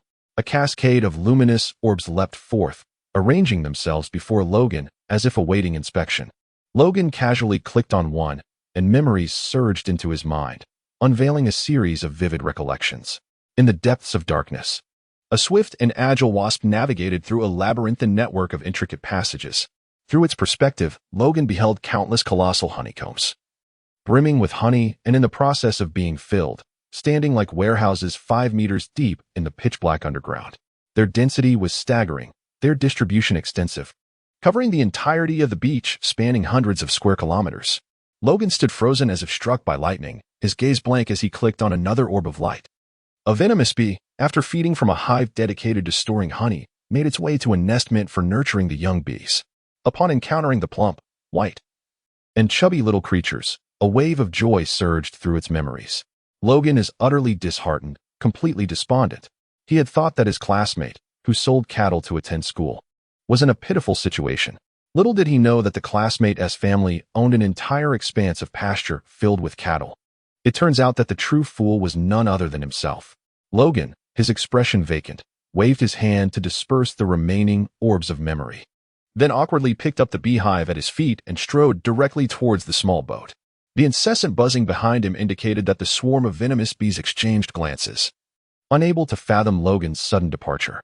Did he not harbor any further demands, such as requesting a bit of honey, perhaps? His abrupt exit left them, the perceived failures, in a state of trepidation, for they had sacrificed too little. In truth, these bees were misjudging his character, for Logan was not one to go back on his word. When he stated a desire for honey, he meant it. He would never renege on his promise. Moreover, A subtle reason for his decisive retreat lay in the fact that the locations of the hives were firmly etched in his memory. In the future, he could simply return to procure them himself, sparing the bees from the arduous task of transporting them. No need for gratitude on his part. With these thoughts, Logan approached the small boat. The weary-eyed Becky perked up and immediately leaped into Logan's embrace. Logan set aside the beehive, smiling as he gently tousled Becky's silky hair, a flicker of tenderness appearing in his eyes. "You have worked so hard these past few days. You must be exhausted," he remarked. The young girl shook her head vigorously in his embrace, wrapping her arms around his waist and inhaling the familiar, comforting scent that emanated from him. "As long as my brother is well, Becky is not tired at all," she replied. "Oh, my dear girl, your voice betrays your fatigue entirely." Logan felt both comforted and pained. Had it not been for Becca tirelessly fishing for empty catches day and night, he would not have been able to endure until now. "Brother, allow me to treat you to something delightful."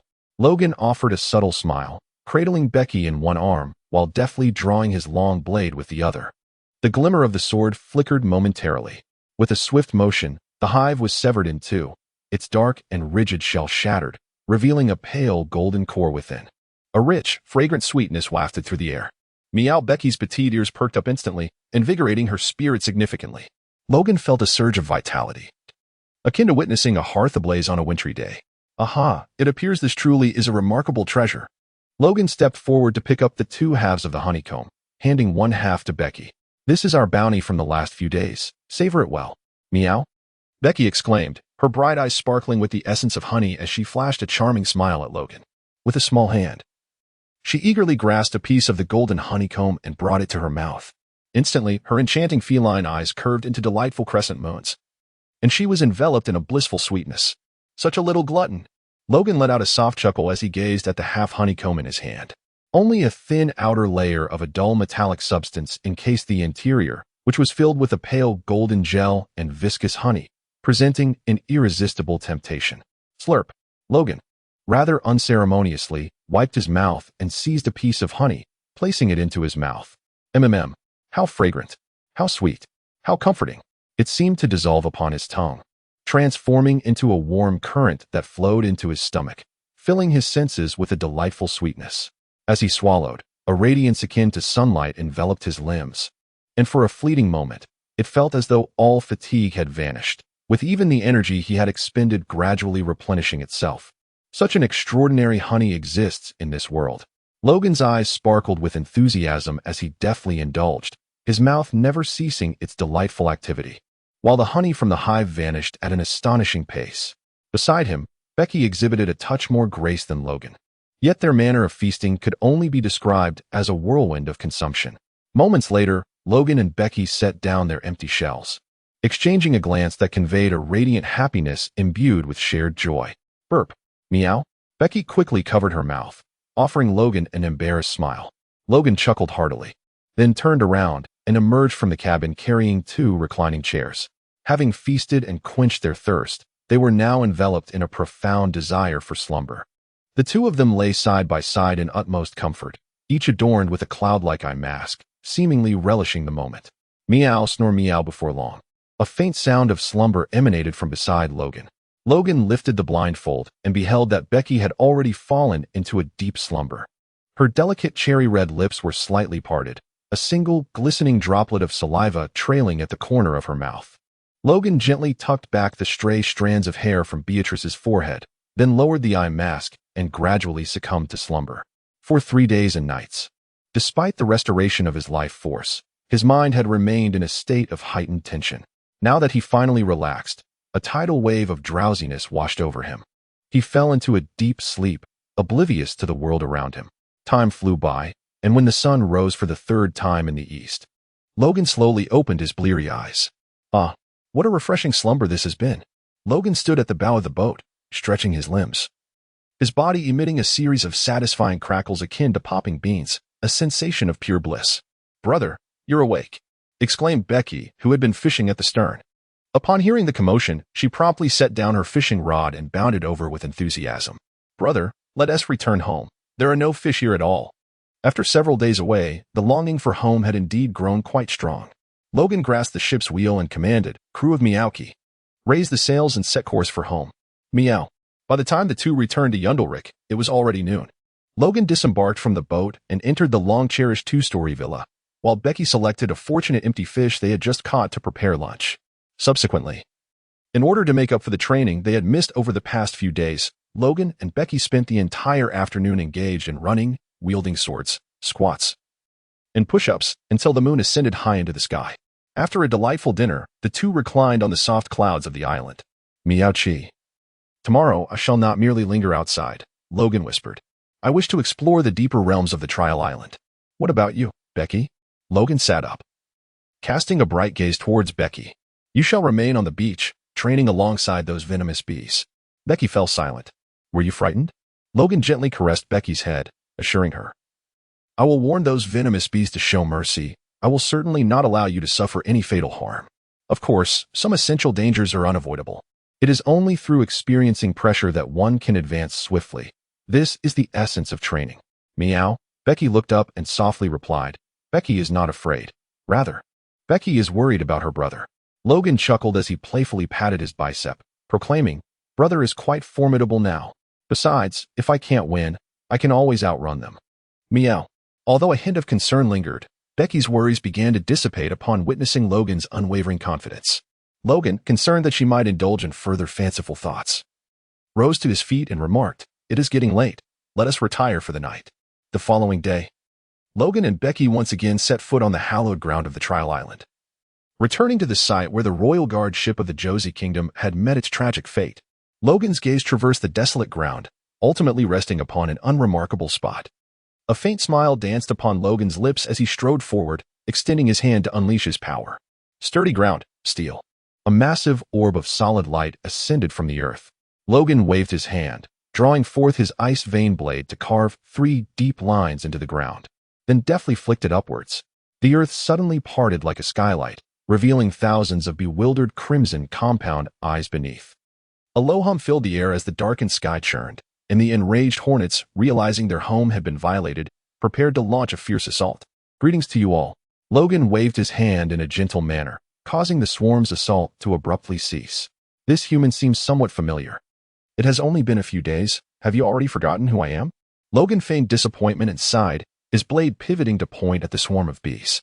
How very sorrowful I am. The swarm instantly recoiled several meters. Buzz. A colossal venomous bee emerged from the black mist, soaring towards Logan. It was the queen of the bees. Sizzle. Sizzle. Has the honey run out? We can certainly provide you with more. Chapter 53, The Cat and the Bees. Logan, not fully comprehending the implications of the situation, decided to directly bring Becky before the Wasp leader. With unambiguous intent, he stated, This is my sister. I require your assistance in her training for the forthcoming period. The Wasp leader momentarily paused, but upon realization, was swiftly engulfed in rage, his wings creating afterimages in their furious flapping. What nonsense is this? Go inquire within a radius of several hundred miles. Which blade of grass does not tremble at our presence? We are the Wasp clan, reigning over this shoreline for centuries. You dare to suggest we serve as practice partners for a mere child? Dream on, foolish human. Logan furrowed his brow, and a hint of his overwhelming presence seeped forth as he directed his gaze towards the leader of the poisonous bees and the swarm behind it. In an instant, a profound sense of dread enveloped the hearts of all the bees, who regarded Logan as if he were a towering colossus, radiating an aura of terror. They, in contrast, were but insignificant insects at the feet of this giant, prone to be crushed at any moment. The fury of the bee leader was doused with a frigid splash of reality, causing it to wilt instantly.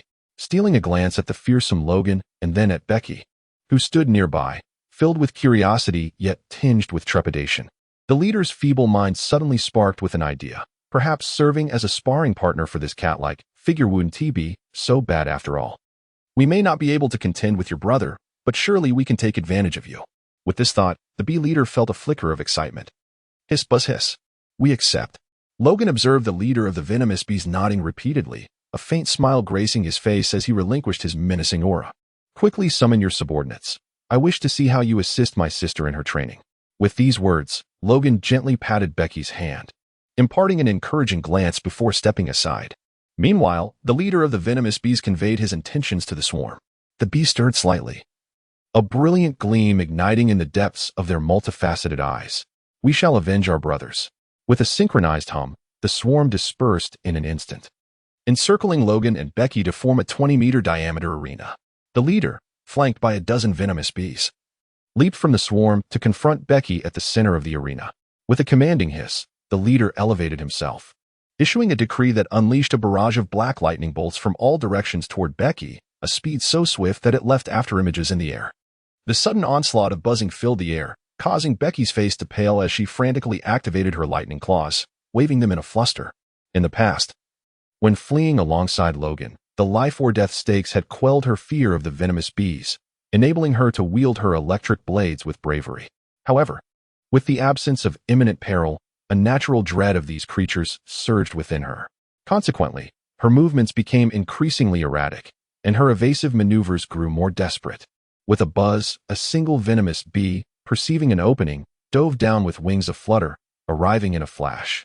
The glimmering stinger halted perilously close to Becky's brow, less than a millimeter away, causing her body to tense instantly, a sharp pain radiating from her forehead as the specter of death enveloped her. With a triumphant hiss, the victorious bee soared into the sky, raising a front limb in exultation as sunlight cascaded upon it, seemingly adorning it with a sacred golden armor. A chorus of buzzing ensued as a dozen bees circled around, celebrating their apparent victory. Meanwhile, Becky lowered her head, a profound sense of disappointment and shame swelling within her. She dared not turn back, fearing the sight of Logan's disappointed gaze. Yet, when silence lingered behind her, Becky could not resist glancing back. She was met with an expression that was plain yet imbued with encouragement, akin to a warm sun that dispelled the chill enveloping her spirit. Logan stepped forward, gently tousling Becca's hair as he spoke softly. "A single failure is of little consequence. I too was once in a dire predicament thanks to this swarm of venomous bees. As the saying goes, failure is the mother of success. If one wishes to court a daughter, one must inevitably confront her mother." However, Becca's defeat was rather humiliating. Wasn't it? Logan chuckled heartily, proclaiming, "In battle, there are only two outcomes, victory and defeat. There is no room for shame. If we falter, we shall rise again, fighting until we achieve complete triumph." This embodies the spirit of the Logan pirates. As she listened to Logan's impassioned words, Beiji's gaze gradually solidified, brilliant sparks of electricity gathering at her fingertips. "Meow, I shall not disappoint my brother," she vowed. "Trust in the power of perception. It will aid you in awakening your observation haki." Logan smiled faintly, offering a reminder before he resumed his position, waving his hand at the leader of the venomous bees. The leader understood the cue and commanded a dozen of the bees to launch another assault. Dark lightning, accompanied by a resonant buzzing that trembled the soul, pierced through the void. Becky suppressed the tumultuous emotions within her, steadfastly preparing for the onslaught, her hands raised in readiness, her luminous black eyes attempting to trace the path of the venomous bees. Buzz.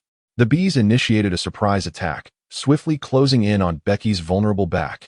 Reacting instinctively, she twitched her ears, spun around, and struck with her claws. With a crackle, a streak of electricity flashed, and a bee fell in response, a wound appearing on its abdomen as it exhaled a plume of black smoke, its body twitching slightly. The fall of the bee sounded the charge, and the remaining swarm of venomous bees surged forward. Meow.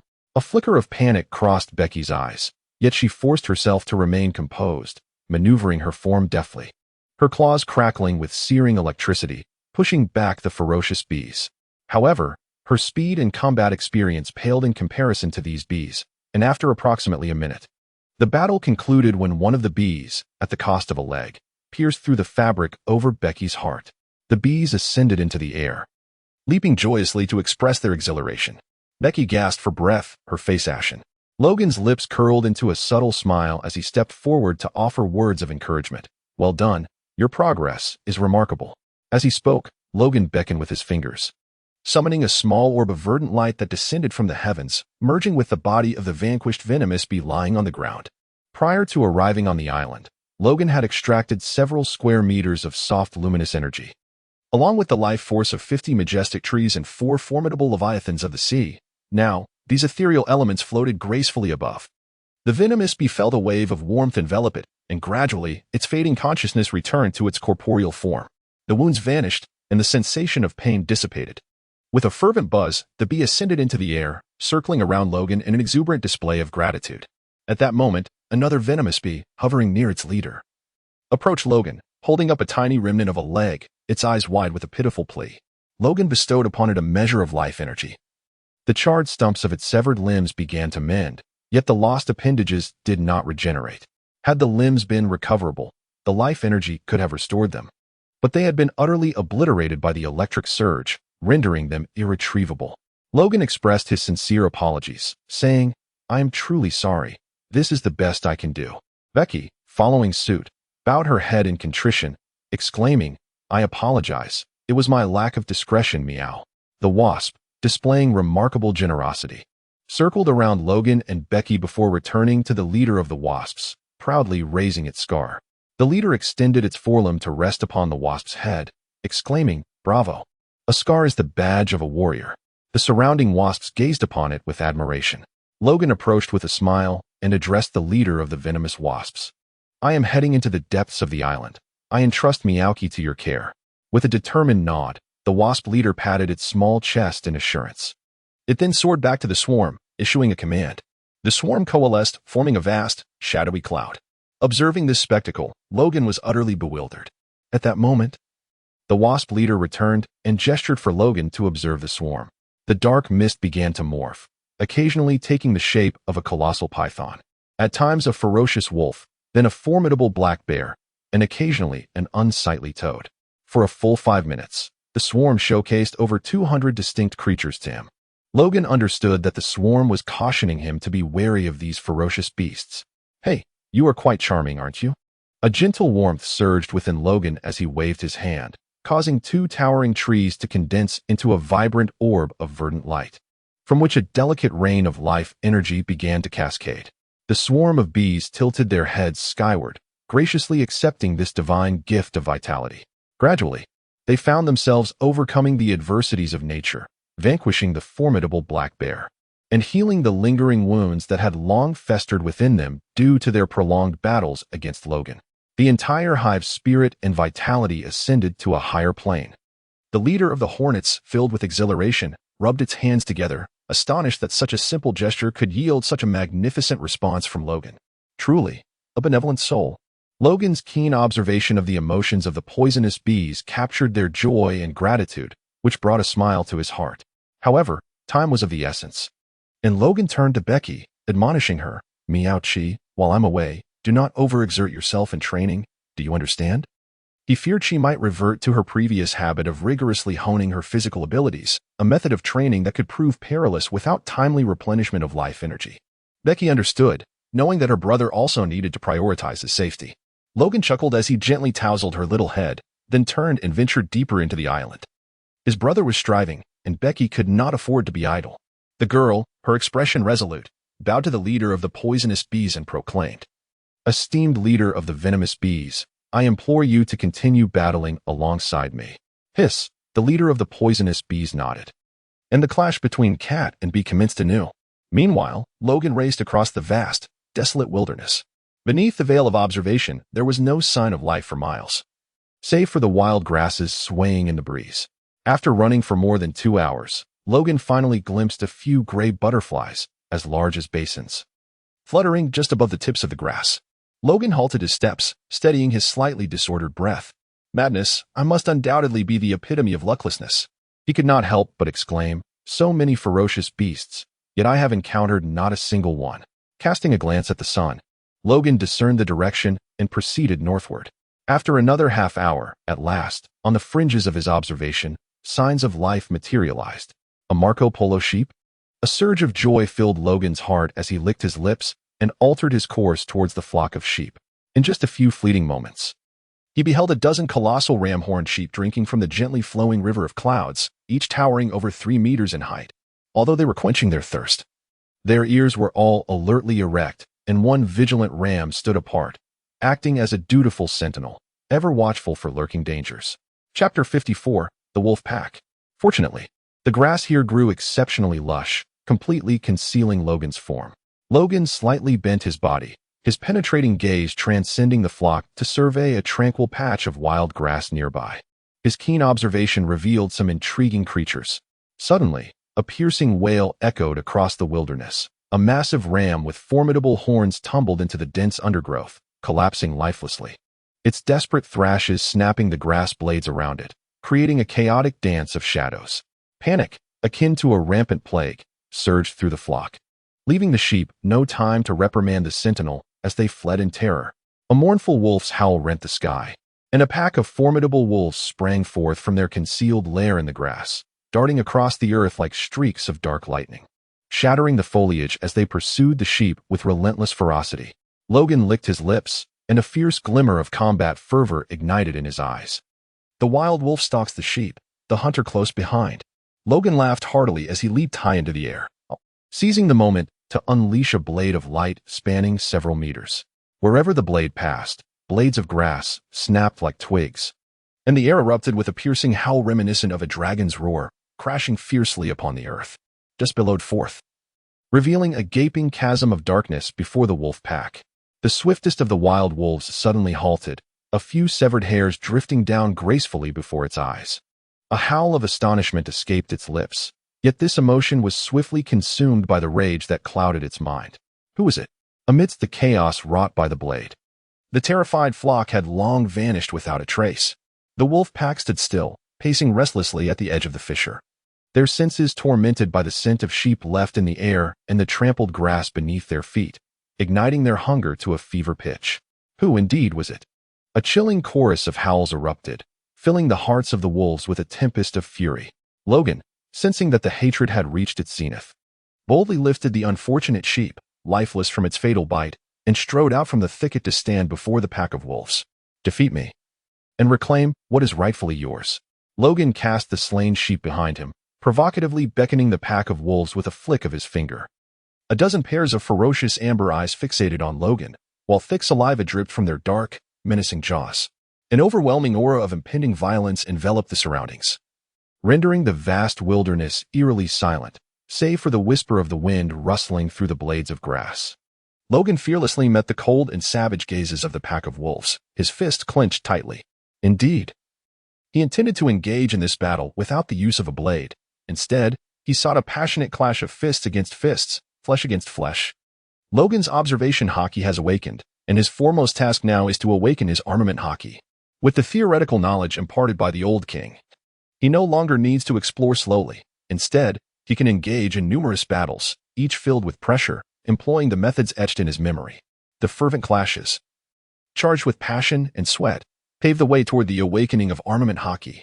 Naturally, Logan's audacity is not without preparation. After more than half a month of rigorous training, his physical strength has reached the threshold necessary for cultivating armament hockey. Furthermore, the old king's memories contain various techniques regarding physical combat, ensuring that he does not find himself bewildered in the throes of a fist fight. Most importantly, Logan is not foolhardy. He does not seek to battle formidable beasts from the outset. The pack of wolves before him serves as an excellent practice target, providing him with the necessary sense of pressure without overwhelming despair. They are, indeed, the finest sharpening stone for honing his physical skills and awakening his hockey. Just as Logan was lost in thought, the wolf pack suddenly underwent a transformation. The scattered wolves formed two orderly lines, parting to reveal a colossal black wolf towering at 3 meters tall, exuding an extraordinary presence. The rows of large black wolves bowed their heads in reverence toward this magnificent alpha wolf. Typically, the Wolf King remains at the rear of the pack, commanding their battles and hunts, yet now it stands before Logan. Ah, do you disdain me? Logan let out a dark chuckle, his back muscles taut and arched, poised to unleash a thunderous strike at any moment. Unlike other wild wolves, the Wolf King's eyes bore little trace of anger over a potential prey being snatched away. Instead, they reflected a sense of amusement at the unfamiliar plaything before him. Merely a flock of feeble sheep, easily captured at will. Yet this creature in front of him, tender and delicate, appeared remarkably delectable. The Wolf King slowly extended his tongue to lick his lips, regarding the struggling lamb as one might view a dying morsel, his greedy wolfish gaze brimming with primal ferocity and brutality. Logan felt somewhat uneasy under that penetrating gaze, prompting him to make the first move. He executed the Divine Void Flash, a technique chronicled within the divine path of the Thunder Gate.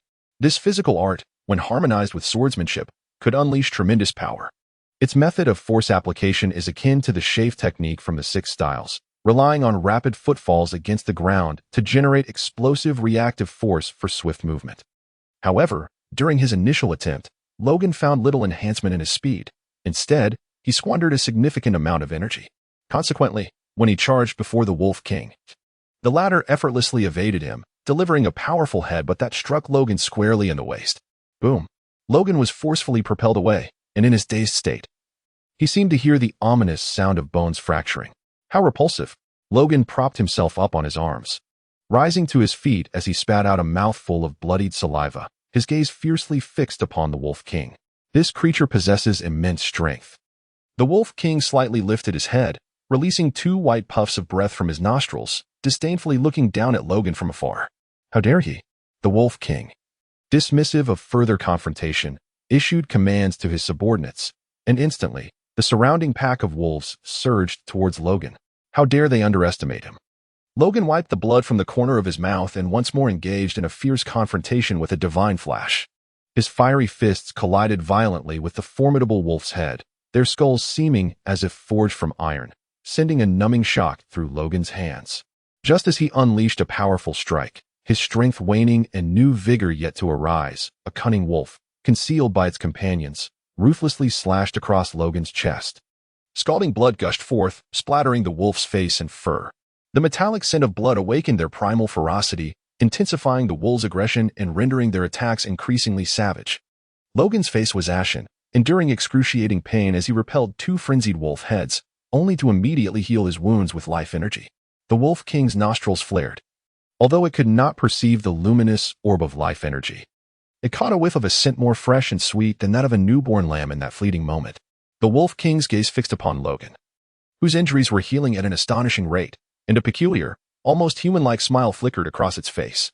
Meanwhile, the pack of wolves, taken aback by Logan's sudden resurgence, hesitated momentarily. However, the lingering scent of blood in the air swiftly eclipsed their brief moment of hesitation, prompting them to resume their ferocious assault with renewed vigor.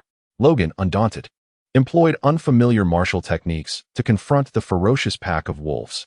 Thud, thud, thud. The resonant sound of collisions echoed across the wilderness, with blood occasionally spewing forth. There were wild wolves, but more notably, there was Logan's own. This savage battle raged on for over 10 hours, the sky now shrouded in darkness, with a brilliant crescent moon hanging high in the firmament. Across the desolate landscape, the mangled corpses of several wild wolves lay scattered upon the ground. Yet, a greater number of wolves, their eyes glinting with menace, fixated intently on the solitary human encircled amidst them. Logan's garments lay in tatters, reduced to mere strips of fabric barely concealing his vulnerable areas. His exposed skin bore an array of bruises and bleeding wounds. Yet, his eyes sparkled with a brilliance that eclipsed even the stars in the night sky. With the wisdom of the ancient king etched in his memory, coupled with relentless and intense combat, he experienced remarkable growth at an astonishing pace.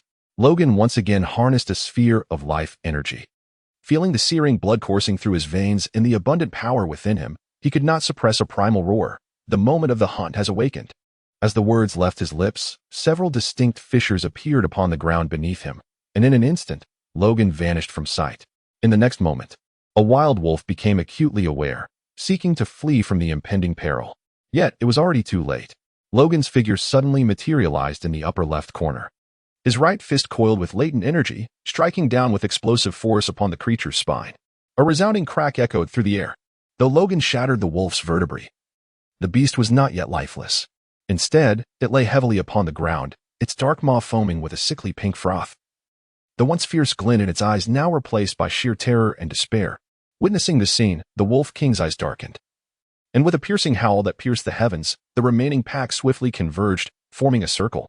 A dozen pairs of ears stood alert, their greenish eyes gleaming like searchlights, fixating on Logan's form. Ah, like a hedgehog, it is indeed a challenge to engage.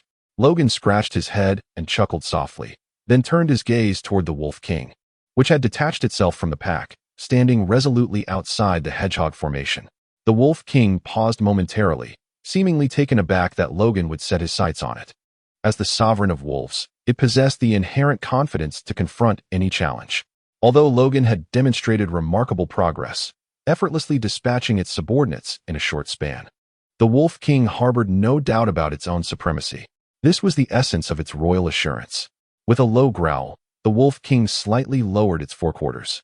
Its fierce eyes fixated intently on Logan, a flicker of greedy possessiveness glimmering in its depths. Logan felt utterly uncomfortable under its repulsive gaze, prompting him to take the initiative, just as he did when he first encountered the Wolf King. In a flash of divine agility, Logan's figure abruptly vanished. The Wolf King reacted with remarkable speed, leaping to the left in a swift motion, then raising his forepaw high before bringing it down with tremendous force. Bang! The wolf's claw collided forcefully with the fist, creating an invisible shockwave that sent the blades of grass swaying chaotically. Logan was slightly taken aback. Could it be the observation hockey? No, that couldn't be right. Perhaps it was merely an instinctive animal intuition? Logan gazed at the Wolf King with a hint of astonishment. Truly, this creature deserves the title of Wolf King. Chapter 55. The Wolf King stood with its fur bristling, illuminated by the moonlight in an otherworldly glow. A howl erupted. Suddenly, the Wolf King opened its mouth wide, terrifying energy coalescing within its maw. Sensing impending doom, Logan quickly withdrew. Boom! A blinding white beam, 50 centimeters in diameter, erupted violently from the Wolf King's mouth, surging with formidable energy, narrowly grazing Logan's hair as it struck the ground in the distance with tremendous force. Bang! Sizzle! The earth, harder than metal, was instantly marred by a bottomless black pit, from which billowed an astonishingly hot white smoke. Logan ran his fingers through his singed hair. Unable to suppress a gulp, his mind clouded in confusion. What on earth is this? A laser? How? As the Wolf King unleashed his might, the wild wolves suddenly howled at the moon, their piercing voices laced with a hint of exhilaration. Logan regained his composure, rubbing his cheeks and employing a breathing technique to calm the turbulence within his heart. He observed that after unleashing a blast from the laser cannon, the fur of the Wolf King appeared somewhat duller. Raising his gaze to the moon, he noted it was not a full moon, but rather a bright yellow crescent, partially shrouded by wispy clouds. Was there truly no need for peculiar conditions? This situation was becoming increasingly intriguing. Logan licked his lips, a surge of combat fervor swelling within him. With a series of swift strides, he suddenly appeared before the Wolf King. A decisive strike. His fist, imbued with terrifying penetrating power, came crashing down upon the Wolf King's head. A resounding impact echoed across the wilderness as the Wolf King was propelled backward, sliding for several dozen meters, his sharp claws scraping against the ground, igniting sparks in their wake. How? The Wolf King shook his head, a flicker of pain flashing through his cold, indifferent eyes.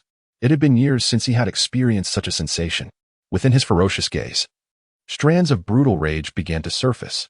The Wolf King summoned his strength, his limbs surging with power, as he opened his massive maw, lunging towards Logan with the intent to tear him apart. Come at me. Logan, undeterred, gathered momentum with a swift run and unleashed another punch. The Wolf King, meeting the blow with his head, then swung a razor-sharp claw, larger than Logan's own head, fiercely towards his midsection. The air whistled as Logan raised his right leg, colliding forcefully with the claw. The heat of battle and brutality ignited as the eyes of man and wolf locked in a fierce gaze, the fervor of combat surging amidst their intense clash. Bang! Bang! Boom! The man and the wolf swiftly exchanged positions, their fists and the wolf's head and claws colliding time and again, the rhythm of attack and defense escalating to astonishing speeds, leaving behind mere afterimages. Howl!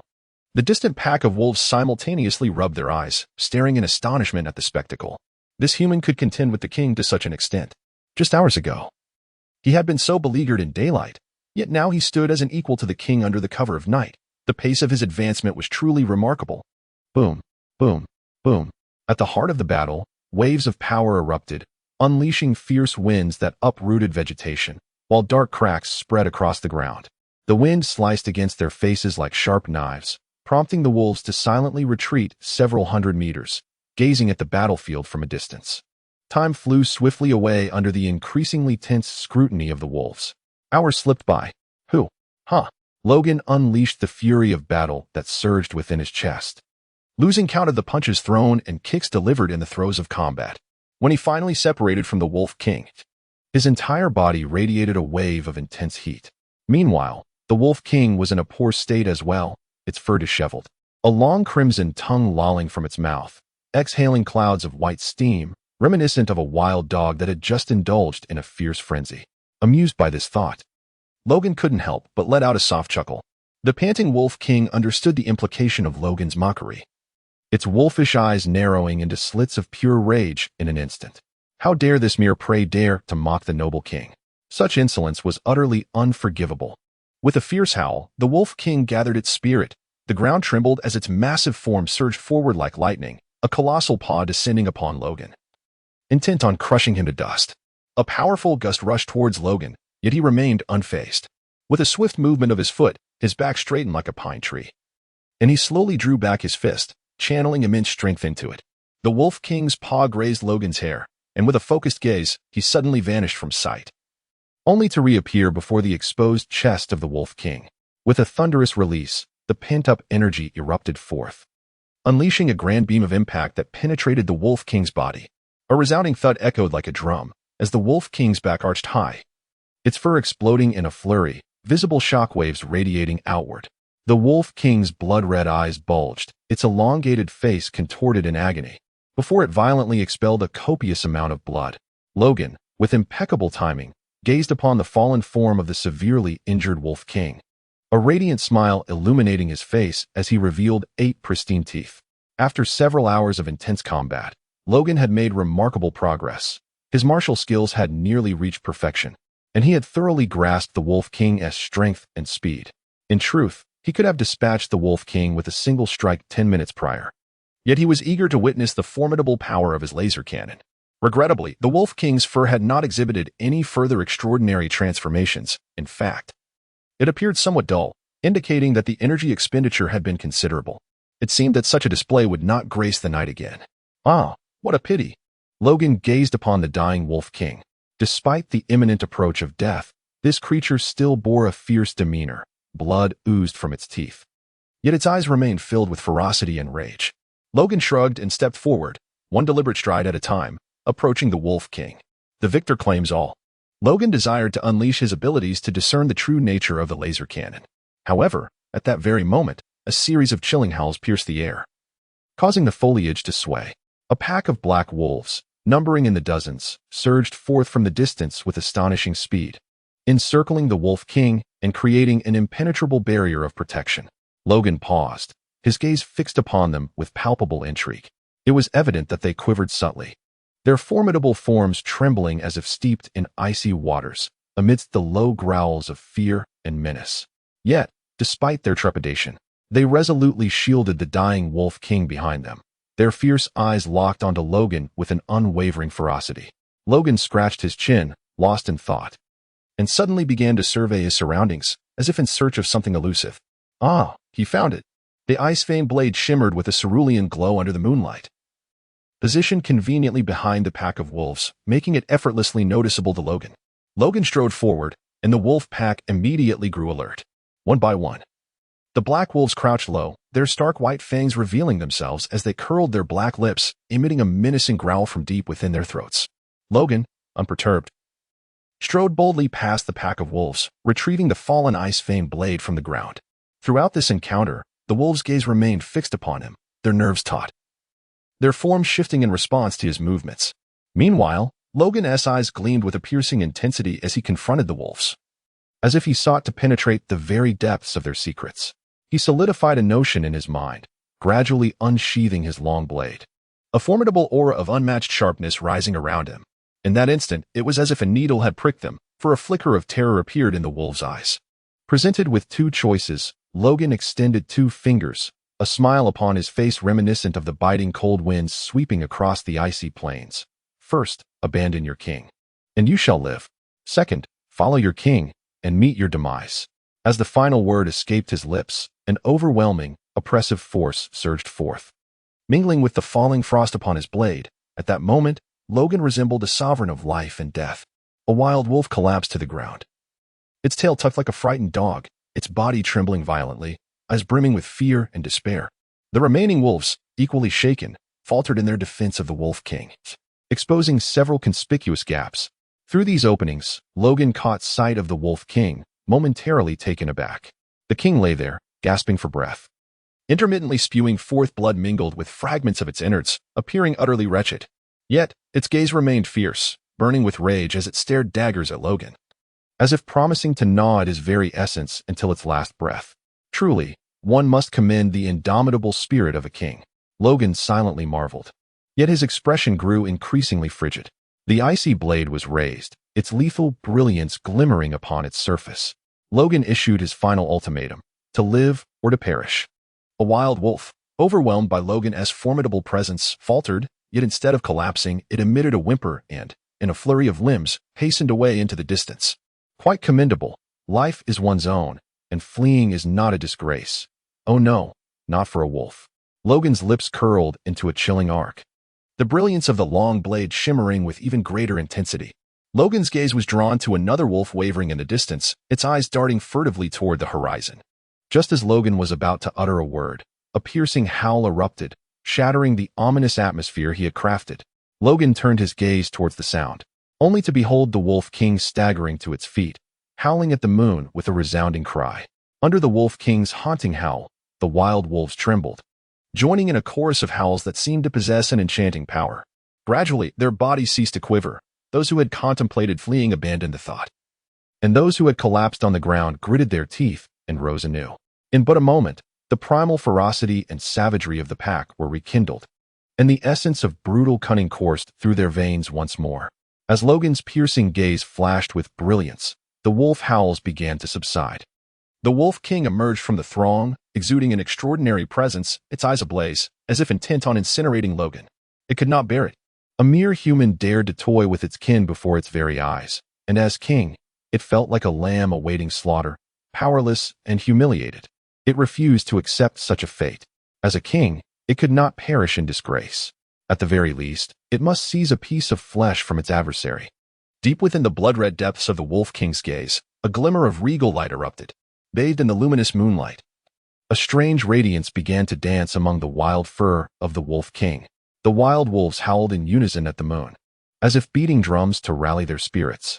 Chapter 56. The past, a terrifying energy gradually coalesced within the gaping maw of the Wolf King.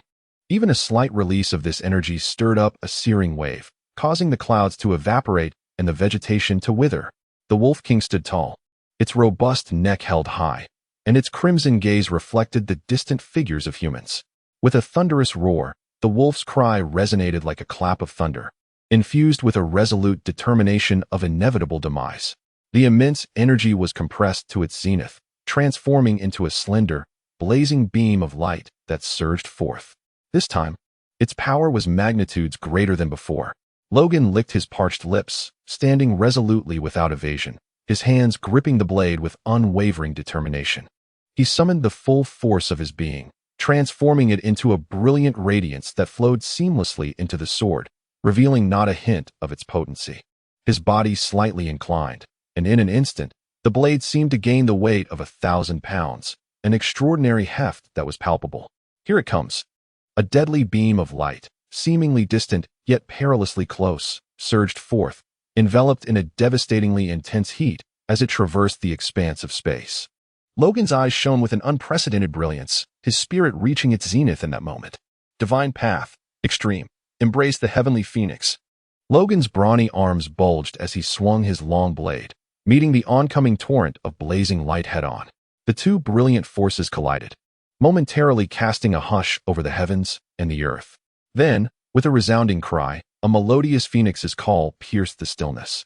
The long knife in Logan's grasp transformed into an ethereal blue phoenix, enveloping him in a protective embrace as it entwined itself tightly with the searing beam of light. At last, they reached a critical juncture. A thunderous explosion erupted, akin to the simultaneous detonation of two suns, illuminating the once obsidian sky, while the ground trembled beneath them. A terrifying wave of heat and energy generated visible shockwaves that radiated from the epicenter in all directions. In the wake of this cataclysmic display, Flora was reduced to mere dust, and the earth fractured in despair. The Wolf King's pupils constricted in fear, yearning to flee, yet in the next heartbeat, it collapsed, its massive form seeming to shrink several sizes. Its fur lay dull and lifeless, its body convulsing feebly as it expelled torrents of blood. The activation of the laser cannon came at a cost far greater than Logan had anticipated. Its conditions were exceedingly stringent. Paramount among them was that the Wolf King needed to be in peak condition. However, it was already on the brink of death. The successful discharge of this advanced laser cannon was attributed not only to the pack's influence, but, more crucially, to the Wolf King draining its very essence of life. Lying helplessly on the ground, the Wolf King's eyes reflected neither despair nor fear. It had contemplated this outcome when launching its attack. Now it lay quietly, sensing the warmth of life gradually ebbing away, its dimming gaze fixated on the blinding light at the explosion's core, calmly awaiting the impending wave of destruction. Suddenly, the Wolf King perceived a shadow darkening its vision, a figure appearing before it, trembling slightly and obscuring half of its face. Following this, a second, third, and fourth figure emerged, forming a protective wall, their closely knit shadows enveloping the Wolf King entirely. Beneath this shroud, the glimmer in the Wolf King's eyes became strikingly pronounced. With great effort, it lifted its head slightly and let out a howl directed at the trembling pack before it. Though feeble, the sound resonated with authority and undeniable presence.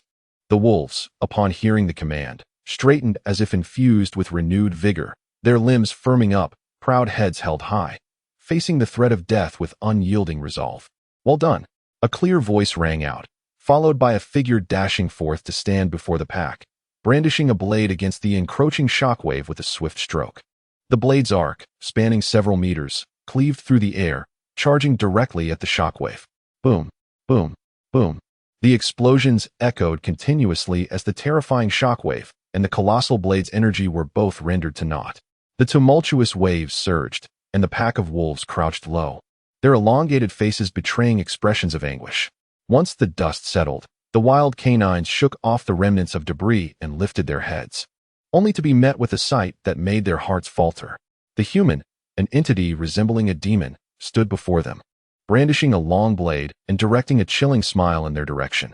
The wolves instinctively attempted to flee, but the sudden realization that their king lay behind them caused them to abruptly halt, trembling limbs and tingling scalps fixated upon the ground. Logan believed his smile exuded warmth. However, upon witnessing the wolves' expressions, resembling those of souls encountering a specter in the night, he could not help but touch his face and glance down at his attire.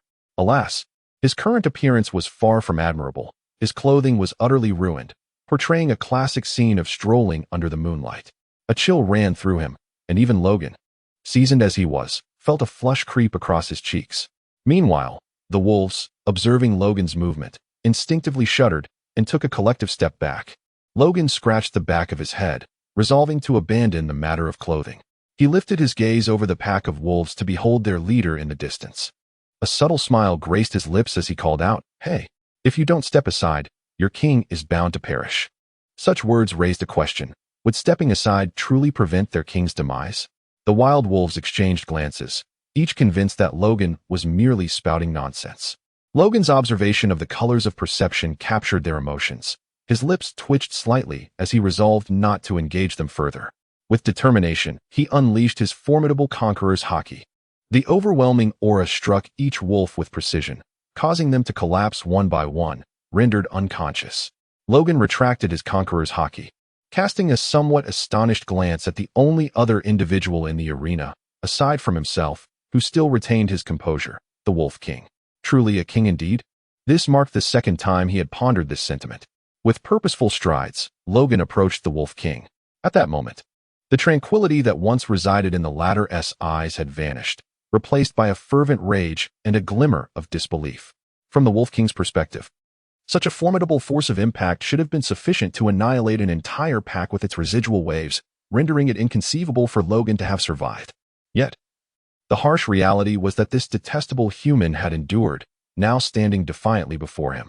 The Wolf King's eyes widened with fury, blood-stained tears streaming down his cheeks, as his crimson-flecked fangs ground against one another, as if yearning to leap forth and utterly rend Logan apart. Logan knelt down and gently caressed the head of the Wolf King. He could easily sense the intense fury emanating from the Wolf King, yet its injuries rendered it unable to reject his touch at that moment. Logan chuckled softly, suggesting, "Take a moment to rest. Upon awakening, all shall be well." The Wolf King sensed an unusual undertone in his words and struggled fiercely. Yet, Logan's gaze sharpened, and an overwhelming aura of dominance surged forth, crashing into the Wolf King's mind with tremendous force. Given the proximity and the vast disparity in power, even though the Wolf King was resolute in his defiance, he succumbed, rolling his eyes back in unconsciousness. Thus, the wolf pack was entirely annihilated. A profound silence enveloped the surroundings, interrupted only by the mournful whispers of the wind traversing the desolate expanse. Logan extended his hand, and a vibrant surge of emerald energy descended, infusing the Wolf King's being. The rich vitality enveloped the creature, mending its grievous wounds with a restorative touch, causing the once feeble and faint breaths of the Wolf King to strengthen slightly. Though it did not fully heal the majestic beast, it assuredly preserved its life. What Logan desired was precisely this effect. He extended his hand towards the Wolf King, who was safely distanced from peril, and unleashed his ability. Memory theft, all memories. In the next moment, hundreds of luminous orbs, both large and small, began to emerge from the Wolf King, surrounding Logan in a radiant embrace. Logan was somewhat astonished. Having employed the art of memory extraction numerous times, he had gained a rough understanding of the duration of the memories obtained. What lay before him represented at least a century's worth of history. Were the creatures on this island capable of such longevity? The venomous beasts, as well as the Wolf King before him, seemed to embody this extraordinary vitality. Logan's gaze shifted subtly as he extended his finger to touch the first orb of light, pondering what secrets it might hold. This initial orb transformed into a torrent of memories that surged into Logan's mind. It depicted the Wolf King at the moment of his birth, resembling an adorable puppy, frolicking under the care of his mother as they hunted together, running carefree each day. The scene exuded a sense of warmth and tenderness. Empathizing with the experience, a gentle smile graced Logan's face as he returned this memory to the Wolf King. He proceeded to explore the second, third, and up to the 10th orbs, each revealing the mundane passage of time, devoid of noteworthy events. However, upon activating the 11th orb, the narrative shifted dramatically. The Wolf King had matured into an adolescent, though his features still bore a hint of youth. During a hunt, the wolf pack successfully brought down a wild buffalo, only to be ambushed by two ferocious tigers.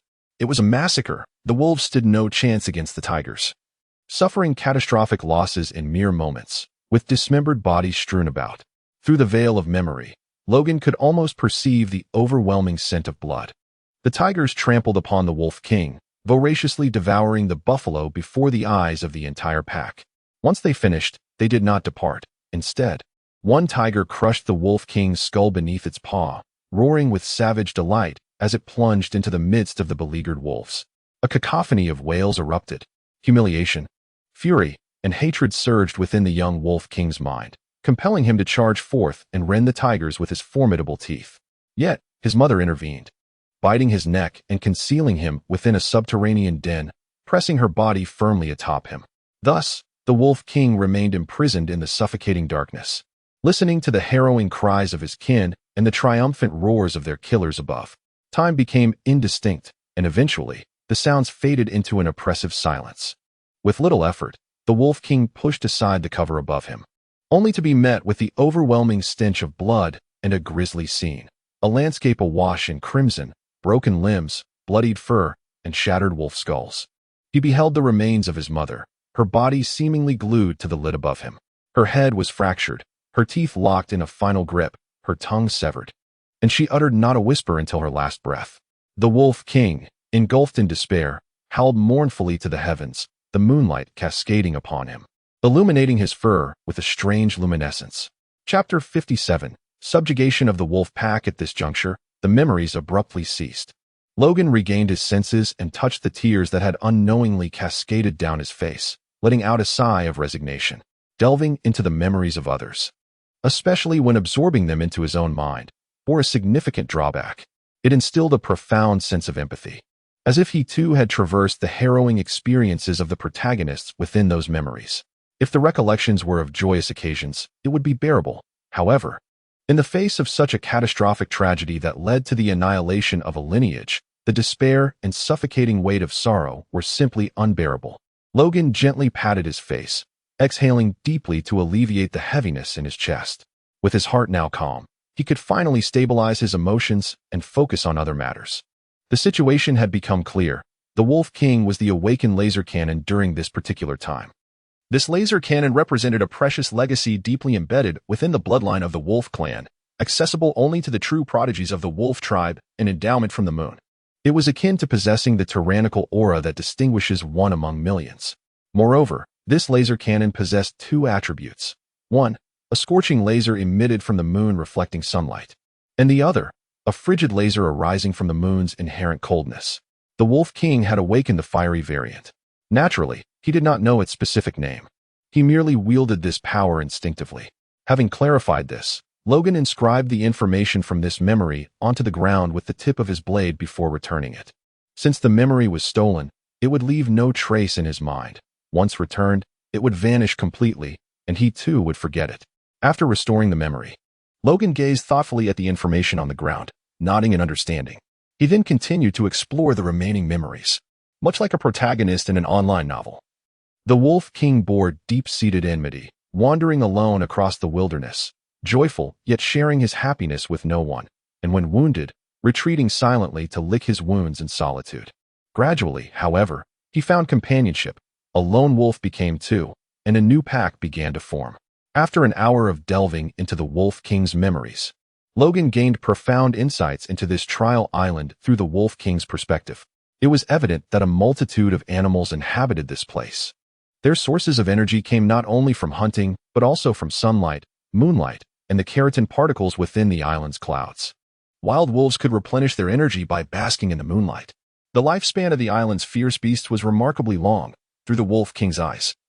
It was clear that the old Wolf King had lived for at least 200 years, though the reasons for such longevity remained unknown. Furthermore, the island's inhabitants could not leave its confines, the cause of which was still a mystery. Additionally, the powerful beasts on the island each had their own territories, arranged hierarchically from the beach to the island's center. The bee colonies occupied the outermost beach area, sharing their domain with similarly tiered small animals like wild rabbits and field mice. The wolf pack's territory bordered the beach, accompanied by herds of wild bison and hyenas. Further in were formidable beasts, such as black bears, leopards, and tigers, all towering over 10 meters in height. Approximately 50 of such massive creatures resided on the island. As for the innermost depths of the island, the Wolf King's memories revealed no records whatsoever. There lies a realm of utter desolation, where even the mightiest beasts dare not draw near, and even the regal golden eagle, sovereign of the skies, chooses to soar around it. Amidst the fierce battles of ferocious creatures and the myriad enigmas that abound, this formidable and enigmatic island stirs a parched throat and ignites a fervent blaze within Logan's heart. Logan has encountered black bears and black panthers, yet the chilling aura of terror exuded by the latter lingers vividly in his memory. Logan assessed his current capabilities and recognized that he was not yet a match for them, yet this did not deter him from regarding them as targets. However, given the vastness of the island, solitary endeavors would prove futile. He required allies. The swarming bees, swift and elusive, seemed promising. Yet they trembled at the prospect of confronting true beasts and dared not encroach upon their territory. The black bears, notorious for raiding their nests to pilfer the honey meant for their young, ignited a fleeting rebellion against their fear, compelling them to fight valiantly. Nevertheless, should the black bears unleash their full fury, the bees would stand no chance. Thus, Logan sought additional allies. The current wolf pack appeared to be a commendable choice. With remarkable prowess and a defiant spirit, the Wolf King frequently led incursions into the territory of ferocious tigers, showcasing unparalleled bravery. Not only was he a dependable guide, but he also brought a sense of prestige to any venture. What? You suggest that the Wolf King would not heed your commands? Logan asserted that this is hardly a matter of significance. Logan raised his gaze, scanning the ethereal orbs of memory surrounding him, and ultimately decided to return them all to the Wolf King. Initially, he contemplated erasing the Wolf King's memories entirely, fabricating a scenario in which he heroically intervened to save the dying monarch, thereby earning the latter's favor. However, upon reflection, he found this notion somewhat distasteful. Whether the Wolf King would be appreciative was one matter, but would the other wolves divulge his actions to their leader was another. Simply put, he pondered, given his formidable strength, capable of toppling the Wolf King with a mere hand, why should he toil to curry favor with a mere wolf? Thus, Logan resolved to communicate through sheer might. Although the nature of wolves is notoriously difficult to tame, Logan firmly believed that by exemplifying virtue, the Wolf King would eventually come to a profound realization. With this determination, Logan unleashed his conqueror-esque haki, awakening all the wolves from their stupor. As the pack stirred to consciousness, they sprang to their feet, coalescing together, their expressions akin to that of wronged wives glaring at Logan.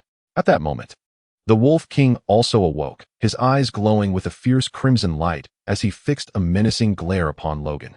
Logan chuckled softly, stepping back a little before beckoning with his fingers, channeling all the remaining life energy he had brought along. The essence of a void fish sea king and half the vitality of a great tree surged into the body of the wolf king, while the remaining 1.5 units of life energy transformed into ethereal raindrops, cascading into the pack of wolves. Initially, they mistook this for an offensive maneuver from Logan, instinctively adopting a defensive stance. However, as the first drop of life essence penetrated their beings, a warm current coursed through their limbs and bones. A cacophony of crackling sounds resonated within them, and the pack of wolves blissfully squinted their eyes, involuntarily emitting sounds of gratification.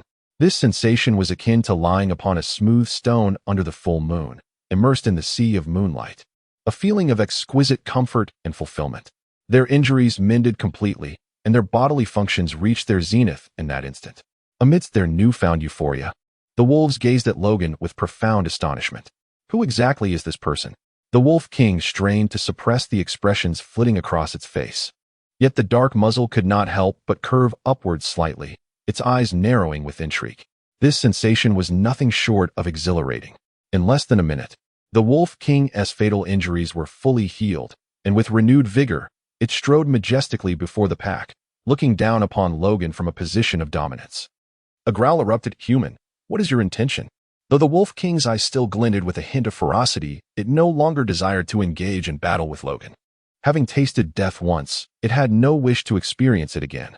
While it was unafraid of dying, it could not perish before avenging its grievances. Logan could not comprehend the words of the Wolf King. He simply declared his terms with unwavering calmness. "I demand your submission to me." The Wolf King was instantly consumed by fury, crimson veins surging across its eyes. Submit to a human? It would rather perish. As a sovereign, it could not accept the humiliation of bowing to an adversary. Though the desire for vengeance lingered, the line had been drawn, and it was not to be crossed. Logan's gaze darkened slightly as he set aside his long knife and clenched his fist, coldly stating, "It seems you still fail to comprehend the gravity of the situation." With a fierce roar, the Wolf King launched an aggressive assault, charging forward with great ferocity. Logan struck mercilessly, delivering a powerful punch. Crack! The colossal form of the Wolf King was sent hurtling several meters away, its fangs shattered, saliva and blood spraying forth. The Wolf King struggled multiple times before regaining its footing, shaking its dazed head as stars danced before its eyes. Simultaneously, its heart was rocked to the brink of despair.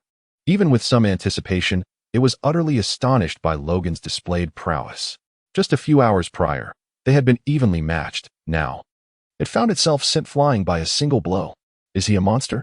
Yet, even if he is a monster, I shall never submit. The Wolf King forcibly steeled itself, its hazy vision catching sight of Logan vanishing from his previous position, only to sense an impending threat from its left side. The Wolf King attempted to evade, but Logan arrived with swiftness beyond its imagination. Bang! The Wolf King's massive body crashed to the ground, and Logan advanced, positioning himself atop its belly, unleashing a flurry of punches. "Do you yield?" Roar. "Do you yield?" Roar. "Do you yield?" Roar. Though the Wolf King was battered, its fangs shattered and blood flowing freely, the fierce and stubborn glint in its eyes remained unwavering, observing their king being mercilessly assaulted. The pack of wolves rushed in to provide aid, only to hesitate in fear at a mere glance from Logan. Bang!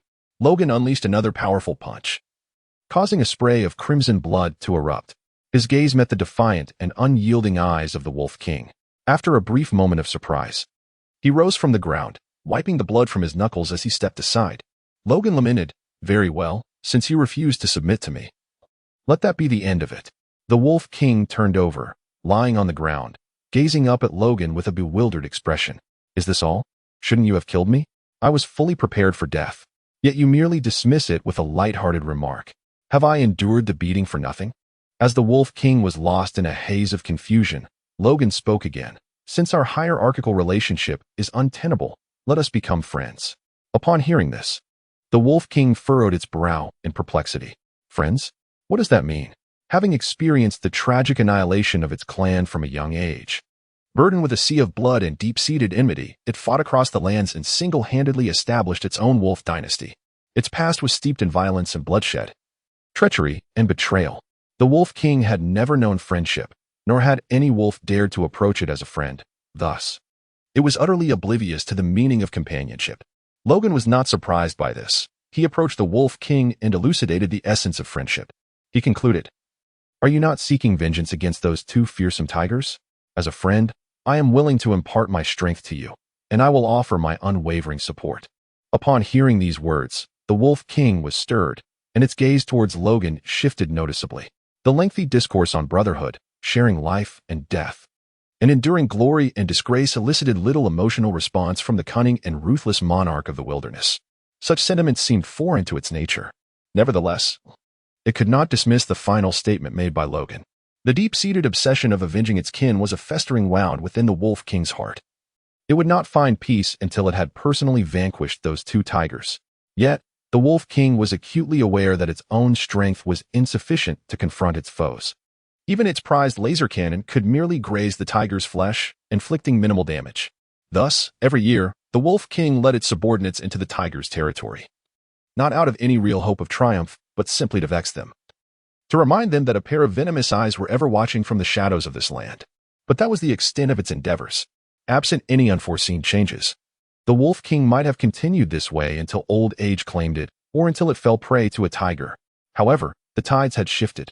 The Wolf King licked its bloodied lips, fixing its gaze intently upon Logan. This human, though perhaps unable to defeat a tiger at present, possessed an unfathomable potential. In just a day and a night, he had transformed from a clumsy novice, cornered by a pack of wild wolves, into a figure that even the Wolf King found awe-inspiring. Moreover, the apparent ability he demonstrated to anticipate events surpassed even the Wolf King's own instincts of danger, invoking a sense of envy within it. The Wolf King lowered its gaze, suddenly contemplating that the proposition of friendship might indeed hold merit. Logan gazed up at the sky, where the first light of dawn began to illuminate the horizon, signaling the passage of yet another night. A sense of concern for Becky stirred within him, prompting him to glance at the contemplative Wolf King. He prodded, "Come now, have you pondered too long? As the Wolf King, you must exhibit some resolve." With an irritable growl, the Wolf King expressed his impatience, realizing that he had been somewhat indecisive. After all, no matter the circumstances, he was still a vanquished foe, lacking the authority to refuse the terms set by the victor. The Wolf King steeled himself, rising from the ground and shaking off his thick, dark fur, casting a condescending glance down at Logan. Yet, his face, resembling that of a wretched pig, truly undermined the regal aura he sought to project. Logan smiled as he extended his hand, introducing himself. "I am Logan. I look forward to your guidance in the future." The Wolf King paused for a moment, momentarily taken aback, but soon regained his composure and let out a low growl as he reached out one of his forepaws to gently touch Logan's hand. Logan erupted into laughter, then proceeded to locate the disheveled ram, ravaged by the aftermath of their battle. With a knife, he skillfully peeled off its hide, crafting a rudimentary sheepskin skirt. Upon completing his handiwork, he turned to the Wolf King, expressing a semblance of remorse. "I apologize for seizing your prey." Before the Wolf King could respond, Logan added swiftly, "Wolf King, grant me passage." His demeanor shifted abruptly, adopting an expression of feigned vulnerability, gazing imploringly at the Wolf King, one hand resting on his waist, the other thumping his leg, portraying a comically exaggerated sense of weariness. The Wolf King rolled his eyes, thinking to himself that Logan had not appeared quite so pitiful during their earlier skirmish. Nevertheless, he refrained from further comment and let out a howl to summon the pack. In an instant, a towering black wolf, standing over 2 meters tall, sprinted toward him. The Wolf King regarded Logan and raised his right paw, gesturing toward the imposing black wolf. "Ah, splendid." Logan had no expectations of riding the Wolf King. Instead, he joyfully leaped onto the back of the great black wolf. The latter's pupils flickered, a surge of complex emotions welling up within. There was an initial discomfort at being mounted, a fierce anger at the indignity of being trodden upon. But above all, there resided an overwhelming sense of fear in the presence of the god of death. Logan discerned the emotions of the great black wolf and gently caressed its sleek fur, soothingly remarking, "Do not fear. Once we arrive at our destination, I shall bestow upon you a reward that will surely delight you." A reward, one that would make the wolf feel as if it were basking in a moonlit bath. Instantly, the black wolf's trepidation vanished, and it eagerly pawed the ground, letting out an impatient snort. The Wolf King perked up its ears as well. Its injuries had yet to heal, and it too yearned for a reward. Ugh. Logan grasped the fur around the neck of the great black wolf, guiding his steed to change direction and boldly address the Wolf King and his pack. It was my fault for letting your sheep escape. As an apology, I invite you all to a barbecue. Those who wish to partake, follow me." With that, Logan urged the wolf's belly, and the black wolf shot forward like an arrow released from its bow. The pack of wolves exchanged glances, uncertain of what a barbecue entailed. But the mention of food made them lick their lips in anticipation. Yet, they dared not decide for themselves, each one looking expectantly at their king. The latter cast a disapproving glance at the ineffectual wildlings, snorted softly through his nostrils, and then strode with noble grace in the direction Logan had taken. Hell! The pack erupted, invigorated as if fueled by a surge of energy, rushing forward with fervor. The black wolf was indeed swift, with remarkable stamina, though the ride was somewhat bumpy. After more than an hour, as daylight brightened the world, Logan's observation revealed the familiar beach ahead. A swarm of black figures congregated on the sunlit shore, engaged in some unknown activity. A beautiful cat-eared girl sat at the ship's railing, swinging her delicate, ivory legs, her chin resting on her hand as she gazed into the distance, lost in thought. Suddenly, a plume of smoke rising from afar caught her eye. Buzz! The swarming bees took to the skies, their vigilance heightened as they fixed their gaze on the billowing smoke in the distance. They sensed a whiff of danger. Yet, before they could discern the source, a familiar voice echoed from afar. "I'm back. It's Brother Meow." Becky's face lit up with excitement as she leapt from the ship's railing onto the beach, dashing towards Logan like a flash of white lightning slicing through the dark earth. "That is my sister." Logan gave a sharp tap to the imposing black wolf in a battle stance, exclaiming with annoyance. The Wolf King slightly curled his lip, suddenly accelerating with remarkable speed, seemingly intent on colliding with Becky as a demonstration of his dominance. Logan then shouted, "I am also the one who will be cooking for you later." The Wolf King silently reduced his speed and quietly shifted aside, clearing a wide path for Becky that led directly to Logan. "Bow your heads." Logan gently patted the great black wolf's head, and it immediately complied. In an instant, a white shadow darted past from atop its head. Logan steadily caught Becky as she jumped up, smiling, "You've made quite the progress." Seeing Logan unscathed, Becky felt as if a heavy stone had been lifted from her heart, all her worries and wild speculations dissipating into thin air. "What happened? Are you injured? Have you been poisoned?" Logan suddenly noticed the bandages wrapped around Becky's arm and inquired anxiously. Becky shook her arm lightly and smiled, shaking her head. "The queen bee's royal jelly given to me by the leader of the venomous bees can counteract the poison, so I'm perfectly fine." Logan let out a sigh. His concern had indeed led to confusion. However, he couldn't help but notice the weariness etched on Becca's face. It was evident that she had not rested well the previous night. Logan gently ruffled Becky's little head, reassuring her, "There's no need to worry, my dear. Furthermore, it is unnecessary to exert oneself excessively in training. One's health is paramount." Becky proudly lifted her chin, declaring, "I can effortlessly withstand the assault of 100 venomous wasps now." "Is that so?" Logan exclaimed with a look of astonishment, marveling, "That is truly impressive."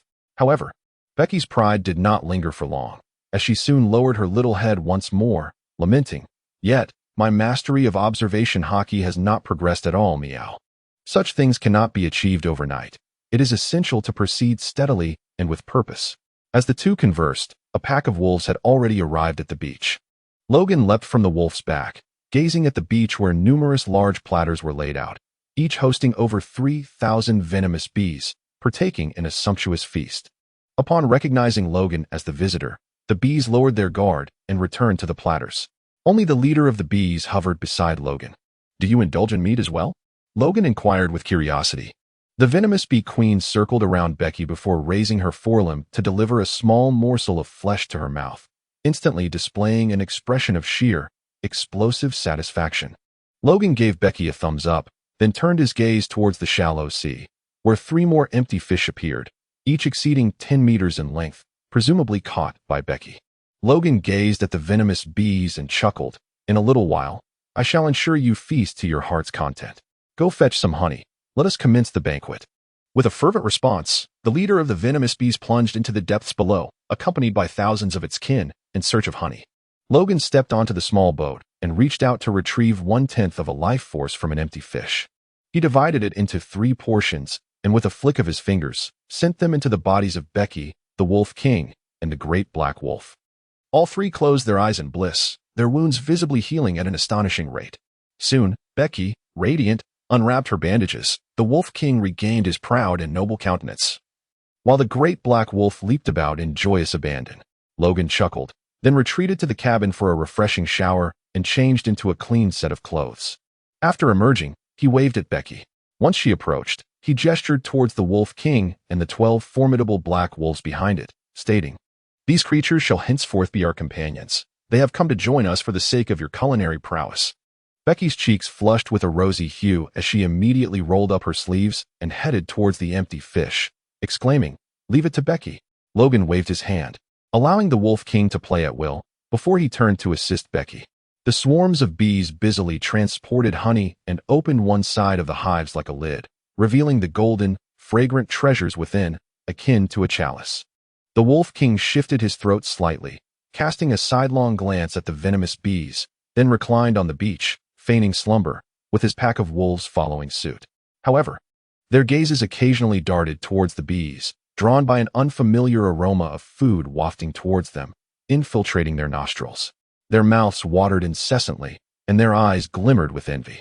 Yet, under the intimidating presence of Logan and the Wolf King, they refrained from snatching the food, dutifully remaining behind their leader.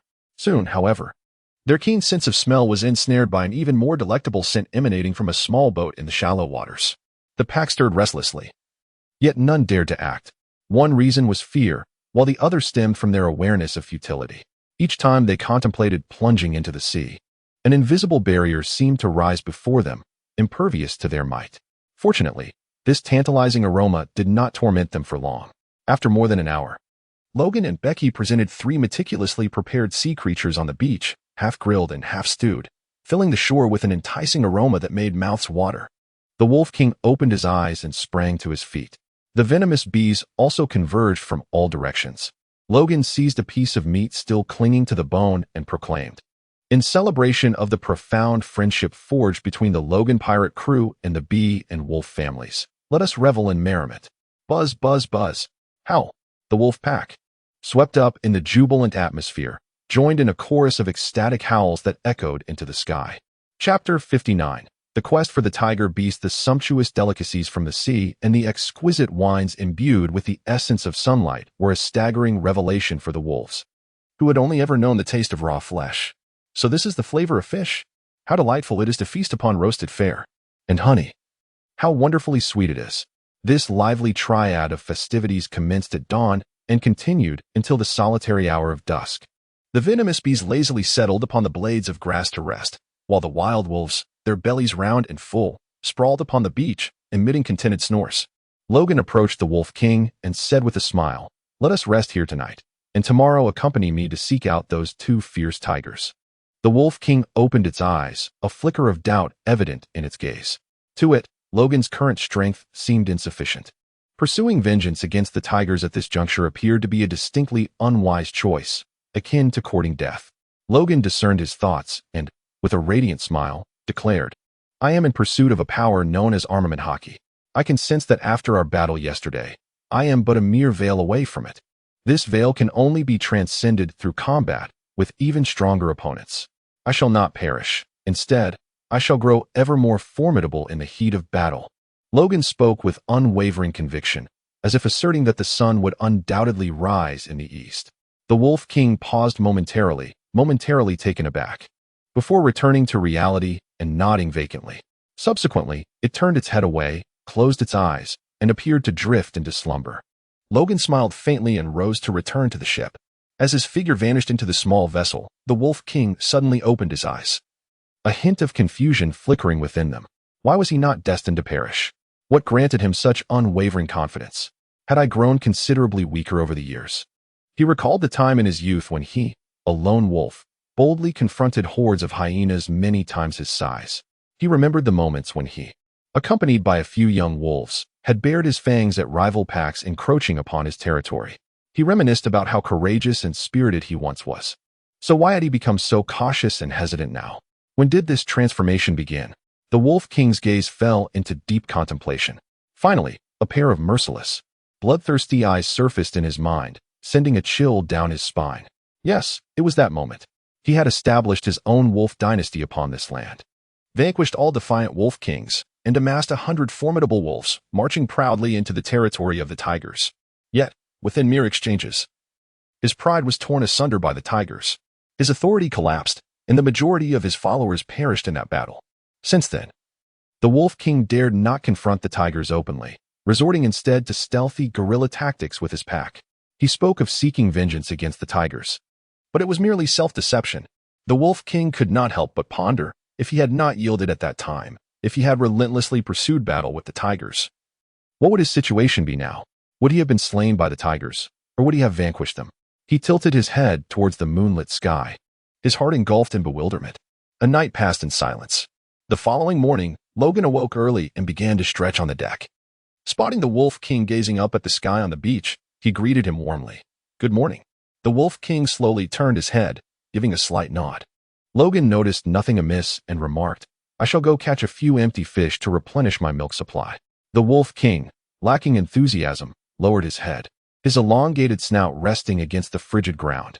Logan shrugged and set sail. After more than 3 hours, he returned with 2 enormous empty fish, each measuring 20 meters in length. Above him, the sky was shrouded in an intangible cloud composed of a rich and powerful life energy. There lay the essence of no fewer than 15 grand empty fish. For breakfast, Becky prepared one of the empty fish, crafting over 100 servings of honey-glazed grilled fish fillets. The aroma so enticing that Logan and the others felt as though they might swallow their own tongues. However, the Wolf King remained in a lethargic state, having barely touched his breakfast.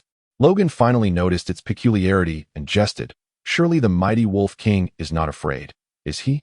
The Wolf King cast him a sidelong glance, his reaction unperturbed, offering no rebuttal. At this, Logan nearly choked, hastily gulping down a large mouthful of water to recover. Logan swiftly summoned a large black wolf and whispered, "Did your king behave in such a manner when he ventured into the territory of the ferocious tigers?" The black wolf immediately shook its head, a hint of concern flashing in its gaze as it regarded its own king. Their leader had never exhibited such despondent emotions before. What were they to do? Suddenly, the Wolf King arose, retreating to a secluded spot where he lay down, his eyes wide open yet devoid of focus, seemingly lost in contemplation. Logan swallowed the last morsel of fish fillet, casting a glance at the seemingly troubled Wolf King, who scratched the back of his head in frustration. If only he could read minds at that moment, he would discern what was truly occupying the creature's thoughts. Alas, what a nuisance! Why must he concern himself with the psychological well-being of a wolf? Even as the venomous beast tidied up the tableware and the sounds of battle with Becky echoed nearby, Logan remained at a loss for a solution. Damn it, enough of this. Logan slammed his thigh, rising from the ground, casting a cold glance at the Wolf King, and scoffed, "Coward, you may sit here for eternity. I shall seek it myself."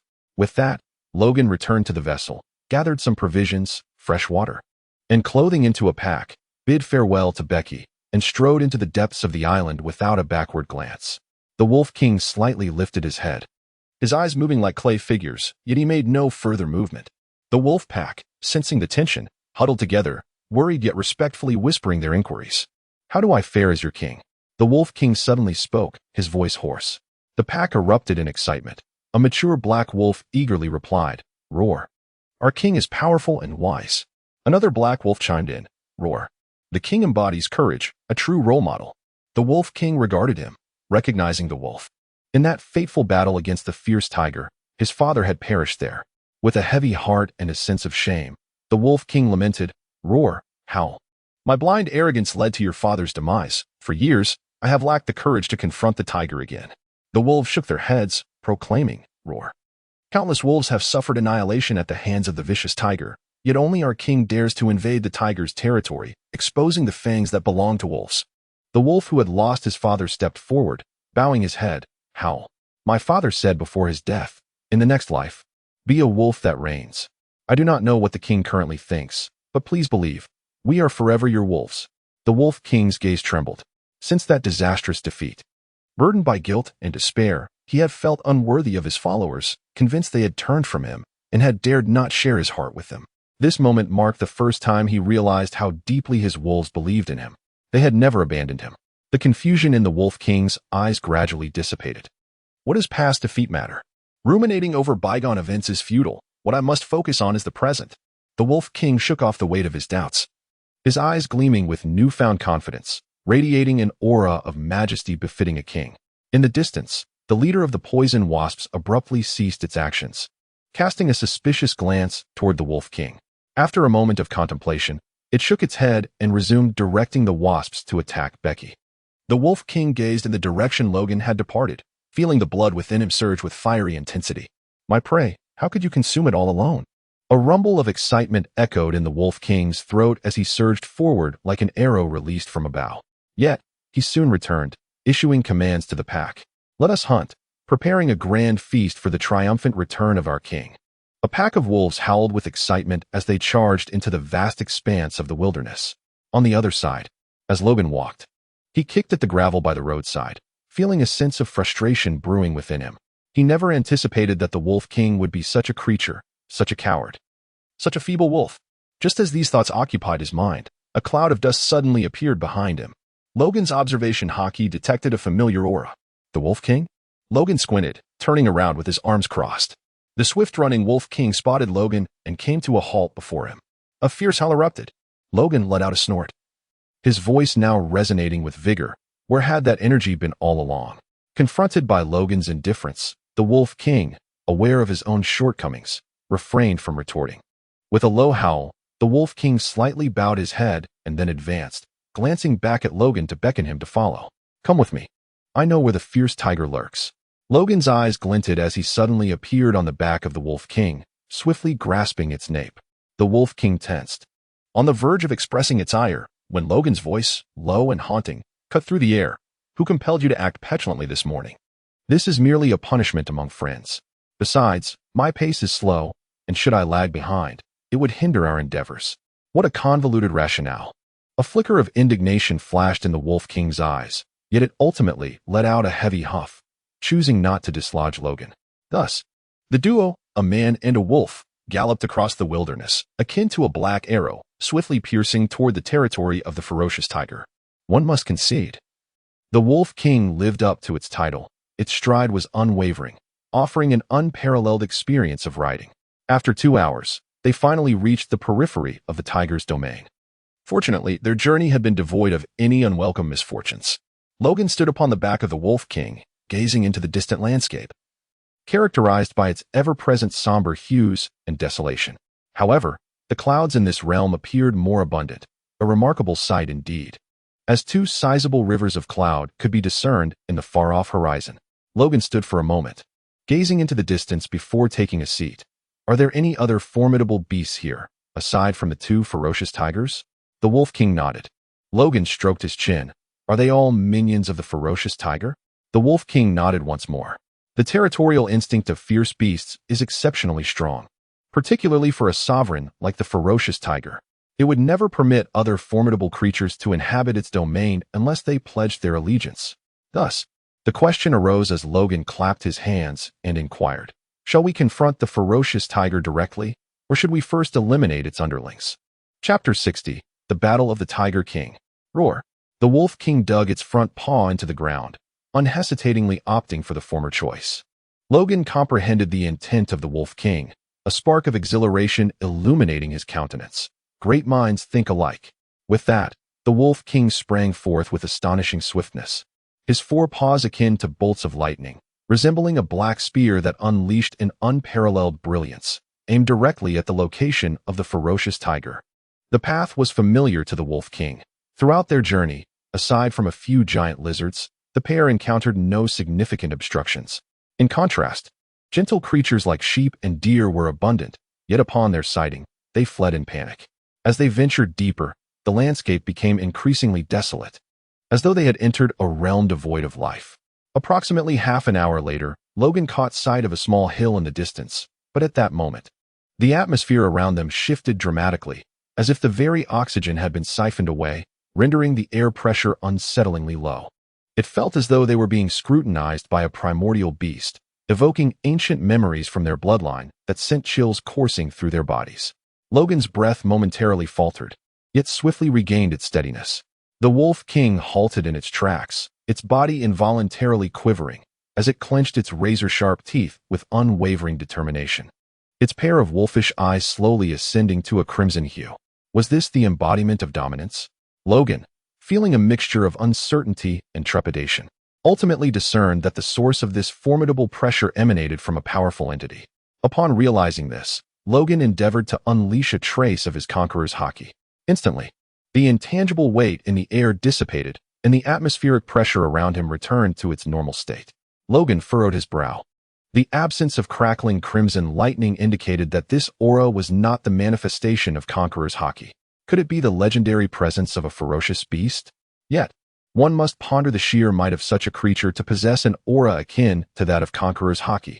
At that moment, the Wolf King beneath him suddenly assumed a battle stance. Its sharp fangs bared, it fixed its piercing gaze upon the distant clearing. Logan unleashed his observation haki and immediately sensed a terrifyingly powerful aura swiftly approaching their direction. In the blink of an eye, that presence traversed several hundred meters, revealing a majestic figure within Logan's sight. What an extraordinarily formidable beast it was.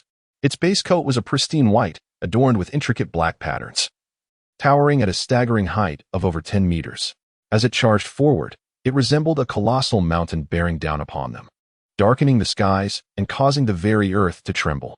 The oppressive aura of the Beast King, the sovereign among creatures, loomed before them. Logan stepped forward, unleashing an overwhelming aura of Conqueror's haki that transformed into a colossal hammer, forcefully descending upon the Tiger King. A thunderous roar erupted, akin to a crack of lightning, as a fierce wind surged forth. The ferocious might of the Tiger King soared skyward, colliding violently with the mighty Conqueror's hammer. Within mere seconds, both the Conqueror's haki and the fierce aura of the tiger dissipated simultaneously. The Tiger King momentarily paused, casting a disdainful gaze upon the two insignificant insects in the distance. As Logan clenched his fist, poised to charge forward, a shadow suddenly whooshed past him. It was the Wolf King, like a sleek ebony spear. It lunged fiercely towards the Tiger King. Boom. Bang. The mighty tiger merely lifted its furry paw, swatting at it as one would a fly. And the Wolf King was sent hurtling back with a swiftness surpassing its initial advance.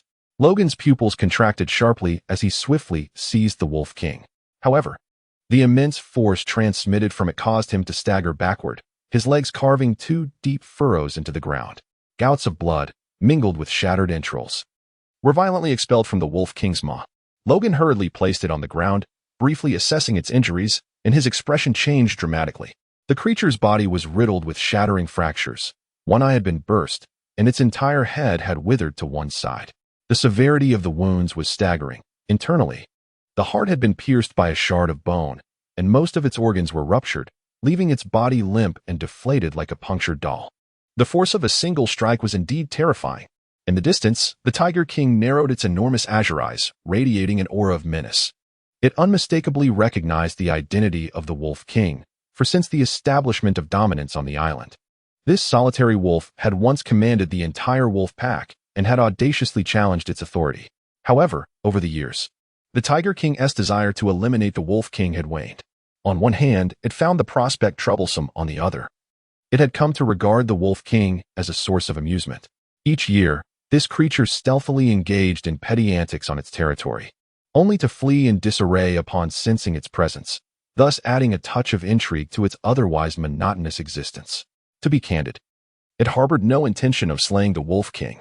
Yet, that was only under the condition that the latter did not act foolishly. Now, the Wolf King audaciously dared to bare its fangs directly at it, compelling the Tiger King to render it lifeless. Observing the pitiful state of the Wolf King, the Tiger King shifted its focus to Logan. Although it had never encountered this creature before, an inexplicable sense of familiarity washed over it, as if etched into its very bloodline.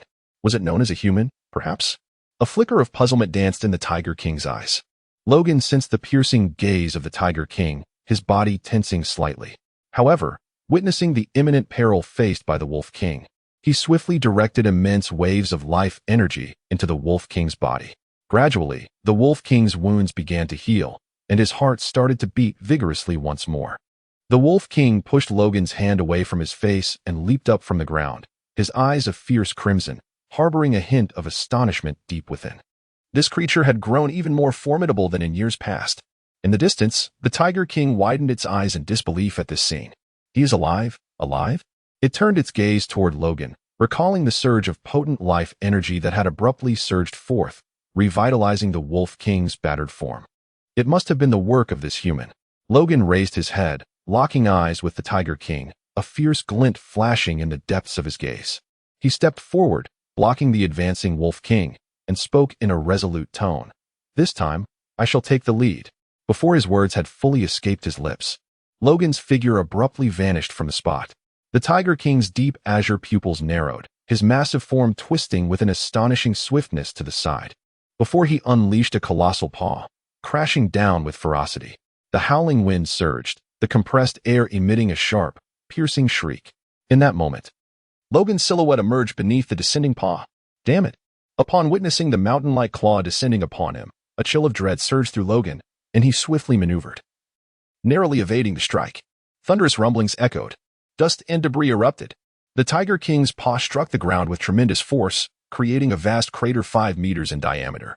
As if an earthquake had struck, the impact radiated outward, causing the earth to crumble and collapse, with spiderweb-like fissures cracking and spreading in all directions.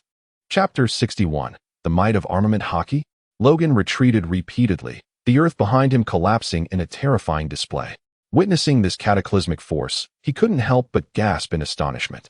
It was remarkable to think that this was a surface harder than iron, capable of such devastation. The magnitude of its power was truly staggering.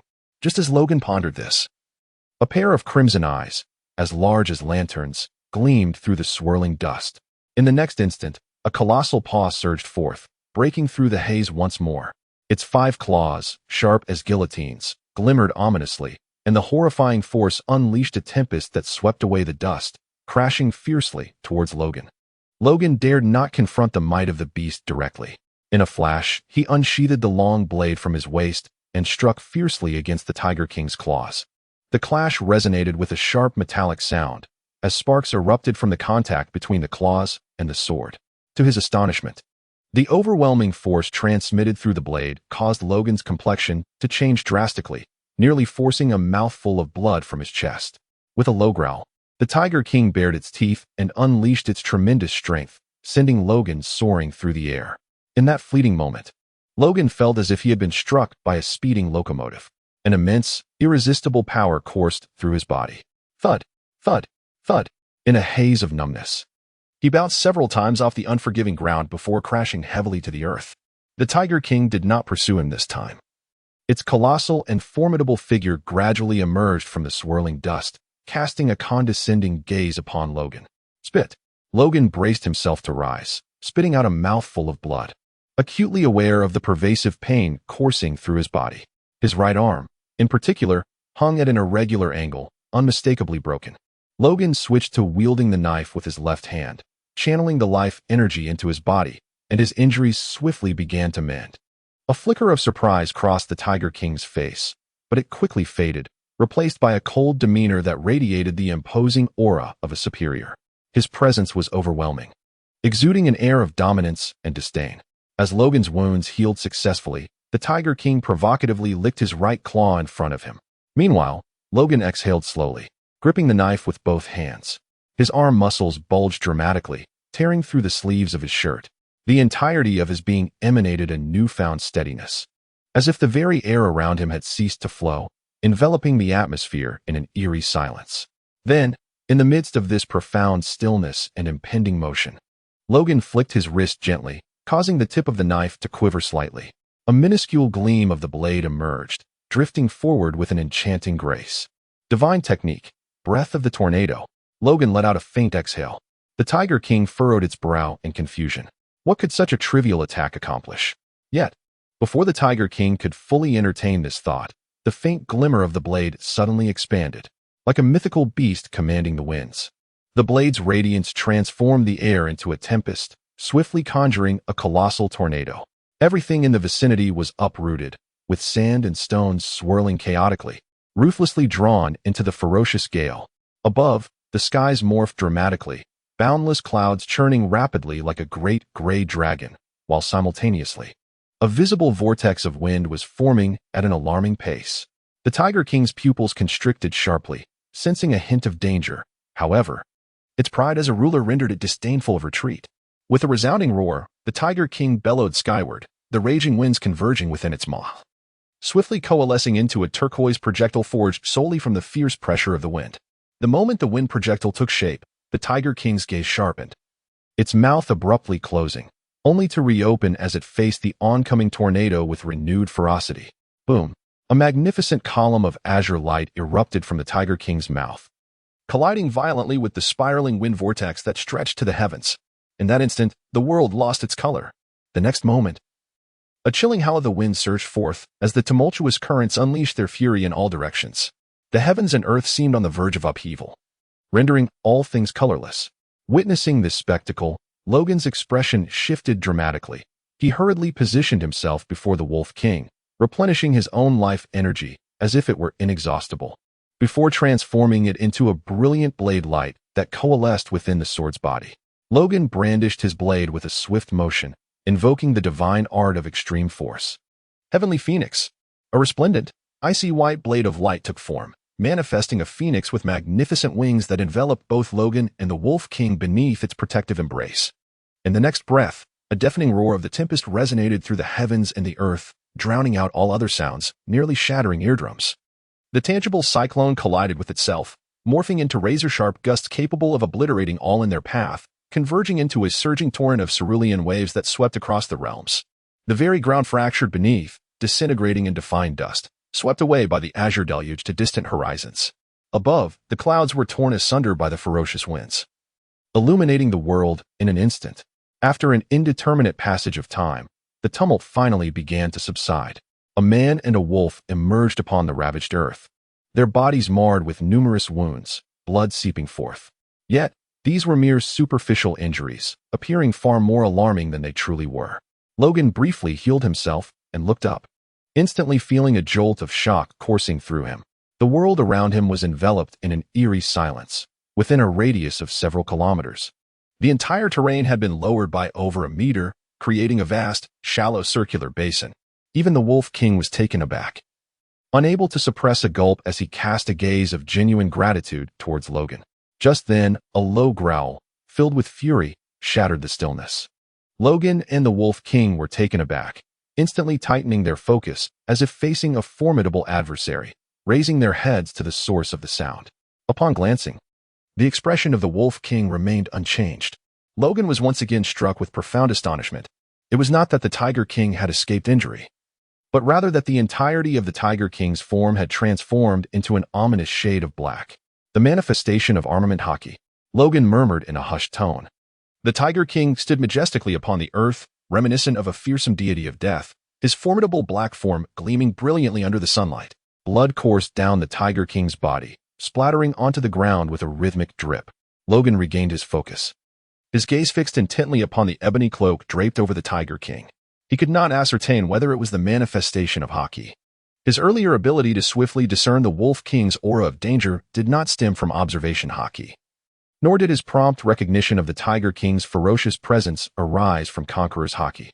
Rather, it was due to his own possession of both Conqueror's hockey and observation hockey, which allowed him to effortlessly distinguish their differences. However, in this moment, he lacked the ability of armament hockey. The only way to determine whether the Tiger King's aura truly was that of armament hockey was to. Logan sheathed his blade, a fierce light igniting in his gaze. In the next instant, he vanished from sight, reappearing abruptly before the Tiger King. Meeting the latter's astonished stare, he delivered a heavy punch, eager for first-hand experience. Chapter 62, The Battle Between Us. Clang. A sound resonating like the tolling of a great bell echoed across the heavens and the earth. The immense force struck unexpectedly, causing the Tiger King's face to twitch as his head, larger than Logan's entire form, jerked violently to one side. He stumbled, nearly losing his balance. Caught off guard, the Tiger King turned his head, relinquishing his aura of invincibility, and gingerly moved his unscathed jaw, casting a frigid glare at Logan, who had now landed on the ground, his gaze chilling and reminiscent of a vengeful specter from the netherworld. Logan met the ruthless gaze of the Tiger King without a hint of fear, his expression composed and unflappable. Yet, at that moment, his heart was tumultuous, churning like a tempest. The sensation from that fleeting instant, combined with the memories of the old king, left no room for doubt. Logan discerned that this dark entity was undoubtedly the manifestation of armament hockey. At this moment, His gaze towards the Tiger King transformed entirely. It exuded a ferocious aura reminiscent of Conqueror's Haki, coupled with a sense of danger akin to observation Haki, now enhanced by the genuine presence of armament Haki. Furthermore, with its colossal physique and terrifying strength, this creature could easily surpass the bounty threshold of 1 billion in the depths of the sea. Logan licked his lips, his body trembling uncontrollably. It was not fear, but exhilaration. The swiftest method to awaken the power of armament Haki is through relentless combat. However, there exists an even quicker approach. That is to endure the blows of armament Haki.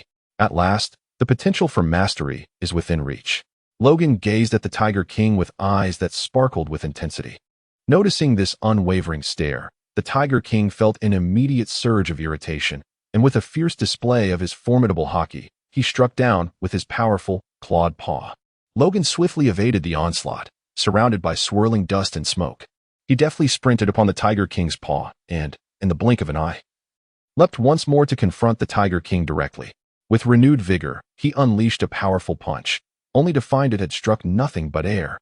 The Tiger King suddenly swung its head, delivering a crushing blow to Logan's waist. A sharp, crisp crack resonated, and Logan realized his spine was shattered. Yet, life energy surged within him, healing the injury as he charged forward again, delivering a fierce kick to the Tiger King's foreleg, then darting beneath its body to land a punch upon its belly. The Tiger King staggered backward, the resounding toll of a bell echoing with each retreat. After enduring several painful lessons, Logan utilized his exceptional agility to evade the Tiger King's assaults, always shifting his position just before the strikes landed. Infuriated, the Tiger King found Logan's persistent attacks to be a vexation, akin to the annoyance of a mosquito. At that moment, the Wolf King, witnessing Logan's exuberance, could no longer contain itself and howled loudly as it charged forward. The Tiger King's eyes blazed with fury. It abandoned Logan and lunged fiercely toward the Wolf King. With a tremendous crash, the Wolf King's body disintegrated in midair, blood gushing forth as fur scattered everywhere. Logan was taken aback and hastily unleashed a surge of life energy. The Wolf King collapsed to the ground, having traversed the threshold of death, his eyes wide with astonishment and lingering dread. Suddenly, seizing the moment while Logan was momentarily distracted, the Tiger King struck. His lengthy, powerful tail, shrouded in a dark, menacing aura, swept across like a colossal beam, intent on delivering a crushing blow. Logan, caught off guard, was sent flying with a resounding thud, half of his bones shattered. Excruciating pain surged through him, yet a spark ignited in his eyes. The recent strike had stirred the dormant armament Haki within him. Seizing the moment, after mending his injuries, Logan once again engaged with a deceptive agility, executing a flurry of punches and kicks. However, the Tiger King seemed to have devised a strategy to counter Logan's vexatious tactics, completely disregarding him and fixating intently on the Wolf King instead. The Wolf King was far easier to ensnare than Logan. Moreover, it understood that once the Wolf King neared death, Logan would undoubtedly intervene, at which point opportunities for exploitation would abound. Remarkably, this tactic proved effective within a mere half hour. The Wolf King teetered on the brink of demise 3 times.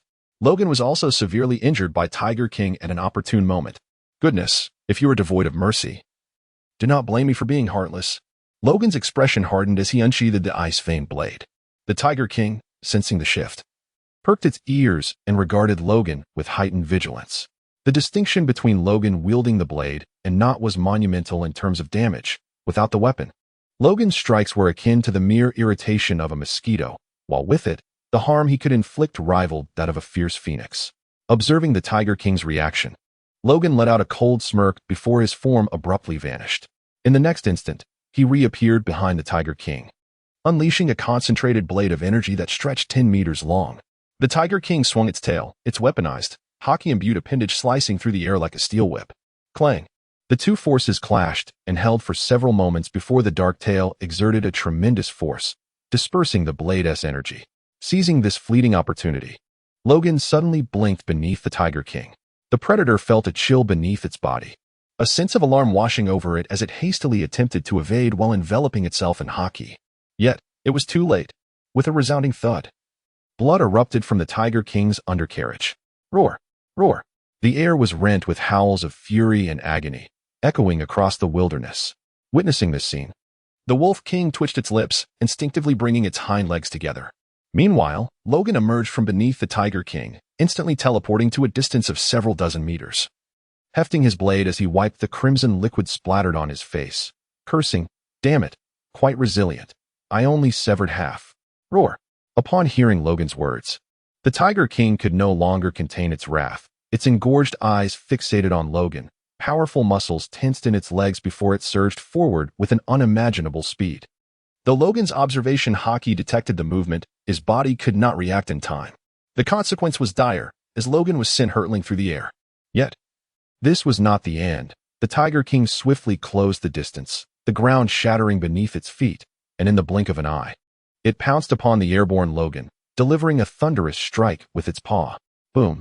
Logan descended like a shooting star, crashing violently into the earth, embedding himself deeply within it. One of his eyes was obliterated, his arms suffered compound fractures, and his back was a gruesome tapestry of flesh and blood, with stark white bone protruding from his body, scraping against the unforgiving debris. The excruciating pain and near-fatal injuries nearly caused Logan to lose consciousness. Just as he attempted to summon his life energy for healing, the sky abruptly darkened. No, it was the descent of the Tiger King. This blow would surely be fatal. Logan summoned every ounce of strength to unleash his fruit-based abilities. He stripped away the formidable hardness of the metal beneath him. Then, with a powerful thrust of his body, he sank into the earth. As he activated his powers and propelled himself forward, he managed to evade the center of the Tiger King's assault just before its descent. Boom. The ground fractured, and a terrifying shockwave struck Logan, causing him to expel a mouthful of blood laced with fragments of his own insides. Seizing the moment before the Tiger King could catch up, Logan hastily summoned his life energy to heal his wounds, and then leapt from the ground. He found himself face to face with the furious gaze of the Tiger King. Logan took a deep breath, sheathing his blade and clenching his fists. "This battle belongs to us. Do not involve the Wolf King, you scoundrel." A shadowy hue gradually manifested above his fists. Chapter 63. The Wolf King's Moment of Glory. Armed color, dominance. The Tiger King unleashed a multitude of furious assaults, ultimately forcing Logan to break through, awakening a formidable power forged from the union of spirit and flesh. However, this strength remained feeble, the dark armed color floating just above his skin like wisps of cloud, lacking solidity. Moreover, its quantity was minimal, barely sufficient to envelop a single fist. Yet it had awakened. Growth was merely a matter of time. Roar. The Tiger King glared at Logan with eyes filled with venomous hatred, his massive form leaping forward with the force of a mountain. Logan grinned, unwavering and unyielding. His calves slightly bent as his body surged forth like a cannonball. Then, with a powerful punch, the sound reverberated bang. Almost without a moment's pause, the instant the sound erupted, Logan was sent hurtling back at an even swifter pace. A series of cracks echoed, his arm bursting forth with streams of crimson, bones utterly shattered. The disparity between different levels of armed color was stark. His own was feeble, crumbling like sand when confronted by the might of the Tiger King's armed color, failing to serve any purpose in defense or offense. Yet, undeterred, Logan, after mending his wounds, once more entwined his armed color and bravely clashed against the Tiger King's formidable physique. Bang, bang, bang. The dull thuds reverberated continuously. With Logan resembling a mere insect attempting to shake a mighty tree, a man is confronting a vehicle, striking with resolute courage against the relentless drops of water upon stone. Time and again he was sent flying, crushed, enduring excruciating agony, and in the brief span of time, the ground within a radius of several thousand meters was littered with Logan's scalding blood. Despite this, the depths of his obsidian eyes seemed to ignite with the flames of an indomitable spirit, exuding an unwavering resolve to prevail, and thus, Logan launched himself into yet another seemingly fatal assault. The Wolf King, moved by the scene, several times extended its claws as if to assist Logan, but each time withdrew, aware that its intervention would only distract him, rendering it more a hindrance than a help. Anxiously, the Wolf King gazed towards the horizon, yearning for the moon to rise swiftly, knowing that then it could at least refrain from being a burden. At last, as day surrendered to night, the vast darkness enveloped the earth. After yet another blow that repelled Logan, the Tiger King's claws felt a twinge of pain, igniting a flicker of irritation deep within, and its gaze towards the human before it darkened with a deeper intent to kill. While it relished in the torment of its prey, It detested the persistence of a pest that refused to perish. In stark contrast, Logan found joy in the struggle. After hours of relentless battering, coupled with the wisdom imparted by the old king, his armed color progressed at an astonishing rate, to the point where it now enveloped his entire being. He had also adeptly mastered the techniques of entwining and hardening his armed color, even making strides in externalizing its power. Logan clenched his fist, entirely enveloped in the dense armor of Haki, and gazed at the colossal, terrifying beast before him, a chilling smile playing at the corners of his mouth. The Tiger King sensed the provocative intent and was instantly consumed by rage. His eyes, as large as lanterns, ignited with a fearsome, killing intent. With a thunderous roar, the Tiger King howled to the heavens, his aura surging dramatically. The terrifying Haki converged upon his right claw, the flowing power distorting the surrounding space, creating an illusion that the immense claw had grown even larger. Logan licked his lips, his body sinking slightly as his right fist drew back with deliberate grace, an overwhelming aura rising around him. In an ethereal moment, two formidable figures seemed to manifest within the realms of heaven and earth, standing defiantly upon the ground. Face to face, fist to fist, engaged in a life and death struggle. A gust of wind surged, swirling the clouds above, transforming into a fierce tempest. The alpha wolf, brimming with latent energy, was compelled to retreat several meters by this dual pressure that assailed both spirit and flesh, yet it did not falter. On the contrary, the ferocious glint in its eyes remained fixated on the Tiger King, as hot breath escaped between its pale fangs. Meanwhile, beneath the Tiger King, vast chasms of inky darkness appeared, and in the next heartbeat, its colossal form soared skyward, fearsome claws aimed directly at Logan's head. The oppressive force felt akin to a mighty mountain pressing down, prompting Logan to unleash a thunderous roar, channeling his immense power into his right fist, which culminated in a cataclysmic eruption at a pivotal moment. A visible wave of dark energy ascended, entwining in the air, coalescing into a column of explosive power that surged forth, boldly confronting the terrifying claws of the tiger as if the very mountains were collapsing. Armed with the might of the warrior's column, he declared, "Crush the mountain." Boom. A tempest erupted, and the devastating force transformed into a tidal wave, sweeping away all in its path. Logan swiftly enveloped himself in a protective layer and rolled on the ground to dissipate the damage. The Tiger King, however, was hurled away by the force of the explosion, crashing heavily onto the earth several hundred meters away.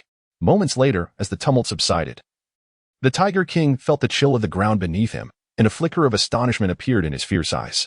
A wave of disbelief coursed through him, rendering him momentarily incapable of rising. Although uninjured, he could not comprehend how this human, who had just moments ago fled in disarray, was now capable of such formidable prowess. Why? The Tiger King found himself perplexed. At that instant, an icy sensation of impending danger gripped him, causing the hairs along his back to stand on end. In the next moment, a searing beam of light, over a meter in diameter, surged towards him along the ground with alarming speed. The terrifying heat melted the earth, leaving a trail of molten rock in its wake. The Tiger King's eyes widened in horror as he hastily rolled aside, disregarding his dignity. Yet, it was too late. The blazing laser struck his tail in an instant. With a thunderous explosion, the intense heat, capable of melting metal into magma, erupted, leaving a gruesome gash in his tail. Witnessing this scene, Logan, who had risen from the ground, was too astonished to brush off the debris clinging to him, staring in disbelief at the Wolf King. This creature had certainly not perished in vain. At that moment, the latter slightly raised his chin, a cold smirk gracing his lips, as scorching breath billowed from his mouth and nostrils. His form appeared to swell, steam swirling around his limbs, resembling a beast from the depths of hell. However, this display of grandeur was short-lived. The Wolf King suddenly faltered, stumbling and collapsing to the ground, his inflated body rapidly deflating. Logan, taken aback, felt a wave of exasperation wash over him as several lines of frustration crossed his forehead. It turned out that this was a self-destructive ultimate move. In a one-on-one confrontation, the Wolf King had exerted all his strength to bite off a piece of flesh from the Tiger King's tail, only to end up as a feeble heap. It was a miracle he was still alive. Yet, Logan was not one to stand idly by. A surge of life energy enveloped the Wolf King, and his once dilapidated form quickly regained its vigor, revitalized like an inflated balloon. Meanwhile, the searing pain in his tail caused the Tiger King to leap to his feet. Roaring in fury, he focused his gaze, appalled to see that his once mighty tail was nearly severed, the wound a gruesome mess. with exposed white bone and charred edges, an utterly tragic sight. To add insult to injury, he caught a whiff of a burnt aroma. With a furious roar, the Tiger King fixed his crimson gaze upon the distant Wolf King. The latter merely scoffed, raising his head haughtily, nostrils flaring defiantly at the Tiger King, and flicking his robust tail in a blatant display of provocation. Chapter 64, The Tiger King, a mythical beast? What a spectacle! Truly, an air of arrogance prevailed. Logan's lips twitched as he observed the excessively arrogant and cool Wolf King, feeling an overwhelming urge for him to receive a sound thrashing. In the next moment, as if in response to Logan's unspoken desire, the Tiger King unleashed a terrifying aura, charging towards the Wolf King with unstoppable force. Roar! As the Tiger King sprinted, the compressed gusts of wind transformed into azure projectiles, and with the opening and closing of its massive jaws, a colossal beam of light swept through everything in its path. Howl! The Wolf King, startled, lost all composure and fled in a panic. Just as the furious beam was about to catch up to him, he summoned every ounce of his potential and leaped upward. Boom! The tempest shattered the earth, dissipating into nothingness. The Wolf King fell to the ground, exhaling a deep breath of white mist, cold sweat streaming down his forehead. Be careful! Logan's roar echoed behind the Tiger King, causing the Wolf King to suddenly lift his head. He beheld the shadow of the enormous tiger paw descending upon him. The expression of the Wolf King shifted dramatically. Just as he faced the imminent threat of being struck, a tremendous force abruptly struck the Tiger King's side, staggering him back several steps and sending him skidding dozens of meters away. Logan's figure materialized in the air, kneeling on one knee, shaking off his swollen fists. Foolish wolf, do you truly believe yourself to be invincible? Conserve your strength. With a howl, the Wolf King, aware of his own shortcomings, dared not retort. Swiftly returning to a focused combat stance, baring his teeth at the Tiger King. Ha ha, splendid! Logan exclaimed with laughter. Let's strike together.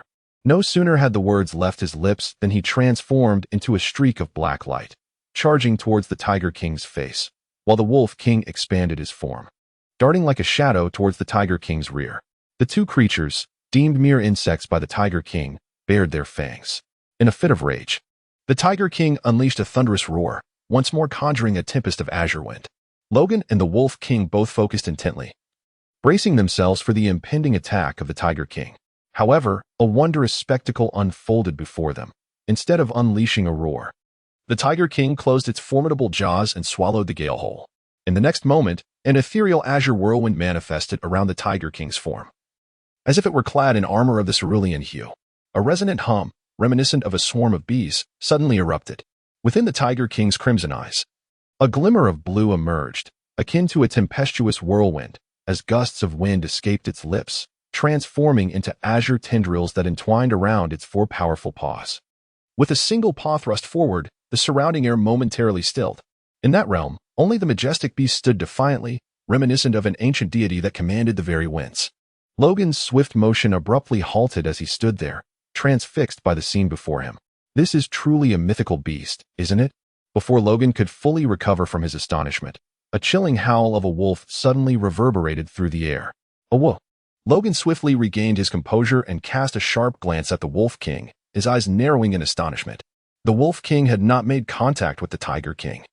Rather, it was merely grazed by a streak of azure energy. Yet this mere touch caused torrents of crimson to erupt from its body, as though it had been sliced by a multitude of tiny blades. Roaring with fury, the Tiger King's animosity towards the Wolf King surpassed even that directed at Logan himself. Enraged by the sight of the Wolf King, it lashed its injured tail and aimed a devastating blow directly at its adversary. The armored tail of the tiger was dark and formidable, slicing through the air with a sharp whistle, while the Wolf King let out a howl, desperately enduring the pain as it attempted to flee. However, in comparison to the Tiger King's swift movements, the Wolf King's actions appeared agonizingly sluggish. Logan had no time for contemplation. He swiftly manifested his spirit to the wolf's head, his arms enveloped in the armor of hockey, raising them just in time. Bang! Boom! The terrifying force immediately forced the Wolf King to the ground, causing spiderweb-like fissures to appear on the earth, which subsequently sank heavily downwards. Logan stood firm, his arms raised in a defensive posture above his head, while his legs buckled under immense pressure. The fierce, cutting wind relentlessly sliced through his hockey, leaving a flurry of fine scratches in its wake. As he desperately replenished his haki upon his arms, the Tiger King exerted his strength, the sharp sound of the cutting wind growing increasingly piercing. The Wolf King's head was forcefully pressed into the earth, his hardened skull shattering under the impact, causing a portion of his cranium to collapse. The agony was so profound that he teetered on the brink of unconsciousness, emitting only a few faint whimpers of distress. Logan sensed that the Wolf King's injuries were rapidly deteriorating. Damn it! In Logan's pupils ignited two flames, a tremendous force surged into his arms, and he abruptly thrust upward. The tiger's tail, as robust as a palace beam, was sent soaring, causing the Tiger King to stagger momentarily. Seizing this opportunity, Logan swiftly grasped the Wolf King beneath him and retreated at a rapid pace. During the retreat, Logan activated his ability to steal the fatal injury from the Wolf King and hurled him towards the pursuing Tiger King. The latter's instinctual danger awareness flared, prompting him to swiftly evade to the side. Alas, this was a move imbued with tracking capabilities. Logan, fully focused, deftly maneuvered the lethal orb while simultaneously replenishing the Wolf King's energy with his own life force. How? The Wolf King lowered his head in gratitude, nuzzling against Logan's palm, his eyes reflecting a profound sense of relief. Logan casually patted the head of the Wolf King, his gaze fixed on the Tiger King, who was darting left and right in the distance. With a grave expression, he remarked, "Without the use of haki, it is exceedingly challenging to penetrate his layer of wind armor." The Wolf King nodded, a flicker of despondency evident in his eyes. Logan continued, "In that case, I shall impart to you the methods of cultivating haki." The Wolf King was momentarily taken aback, struggling to comprehend the sudden revelation. "Do not dawdle. Time is of the essence," Logan admonished as he gently grasped the Wolf King's head and leaned in closer to whisper in his ear. "Haki is the manifestation of will and conviction, materialized through a robust physique. Your physical strength is already considerable, and I trust your will and belief are not lacking. What remains is merely the pivotal connection between the two." The Wolf King nodded, his understanding still somewhat elusive. Logan wasted no time and promptly elucidated the method for establishing the nexus between the two, specifically how to awaken the power of armament haki. Upon concluding his explanation, the Wolf King nodded earnestly, clearly indicating his comprehension. "Excellent." A smile graced Logan's face, for the Wolf King, who had ascended to his esteemed position, possessed an innate talent for comprehending the bloodline techniques that eluded other wolves for countless years. Such a gift was undoubtedly extraordinary. "Let us practice for a moment, so you may experience it," Logan declared, not bothering to offer a warning before unleashing a punch imbued with the formidable haki of armament towards the Wolf King. With a resounding thud, the Wolf King was sent hurtling backward, crashing to the ground, his mind momentarily dazed. In truth, it was not only the Wolf King who was taken aback. The Tiger King was equally stunned. "Is there infighting occurring?" The Tiger King froze, nearly caught by a lethal burst of energy that threatened to strike him from behind. Fortunately, he managed to leap upward at the last moment, narrowly evading the blow. Logan cast a glance at the Tiger King, deftly maneuvering the lethal orb while clenching his fist as he approached the Wolf King. The swiftest method to awaken the armed color haki is to endure its blows. Only through such first-hand experience can one learn to wield it. Hurry up. Your time is fleeting. Chapter 65. The Tiger King becomes the Grand Tiger. The Wolf King felt a jolt of determination, shaking his head before leaping up from the ground. "Awoo." The Wolf King assumed a stance to meet the impending fist, calling out to Logan to signal his readiness. Logan chuckled, showing no restraint as he unleashed a powerful punch. Following swiftly was a second, then a third. His obsidian fists, imbued with the might of haki, struck the Wolf King with the ferocity of a tempest, lifting it from the ground into the air, only to send it crashing back down into the earth. Logan exerted little effort, yet the tingling, aching sensation left the Wolf King in a state of exquisite torment. The sound of fists striking flesh echoed fiercely throughout the space. While the battle raged fervently, the Tiger King, caught in a desperate retreat, seethed with unbridled fury. How dare these mere insects force it into such a disheveled state, and now even presume to educate it in its presence? Where was the respect for the Tiger King's authority?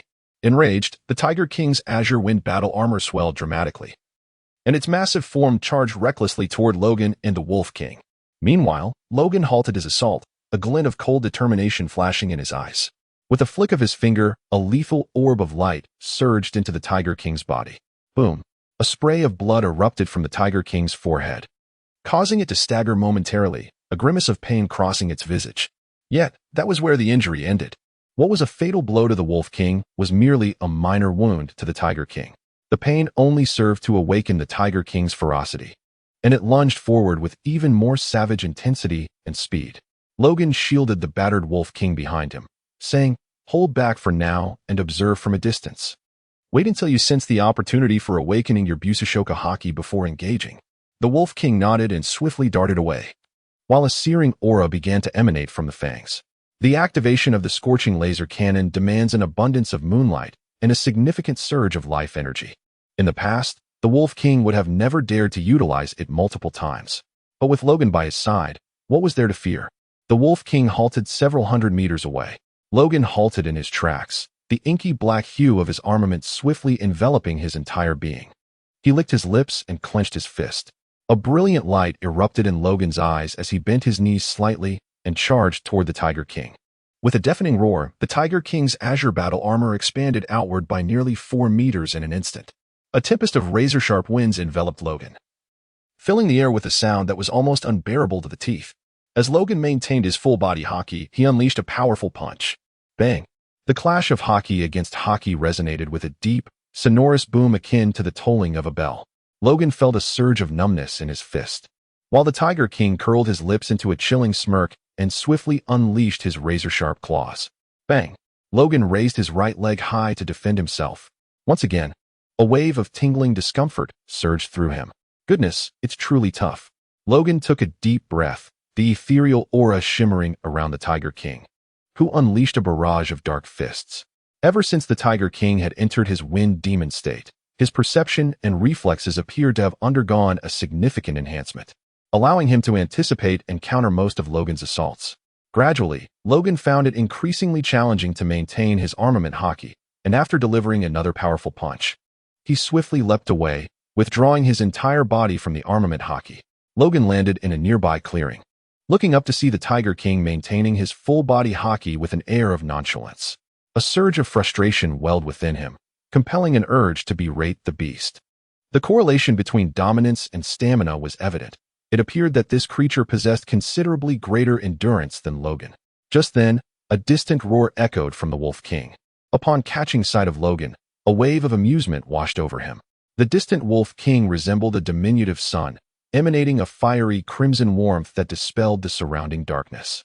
In stark contrast, the expression of the Tiger King was far from pleasant.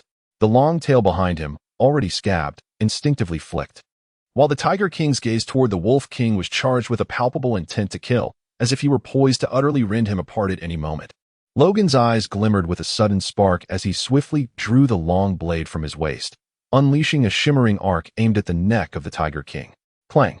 The blade's brilliance sliced through the fierce winds, leaving a white mark upon the hardened armor encasing the Tiger King's neck.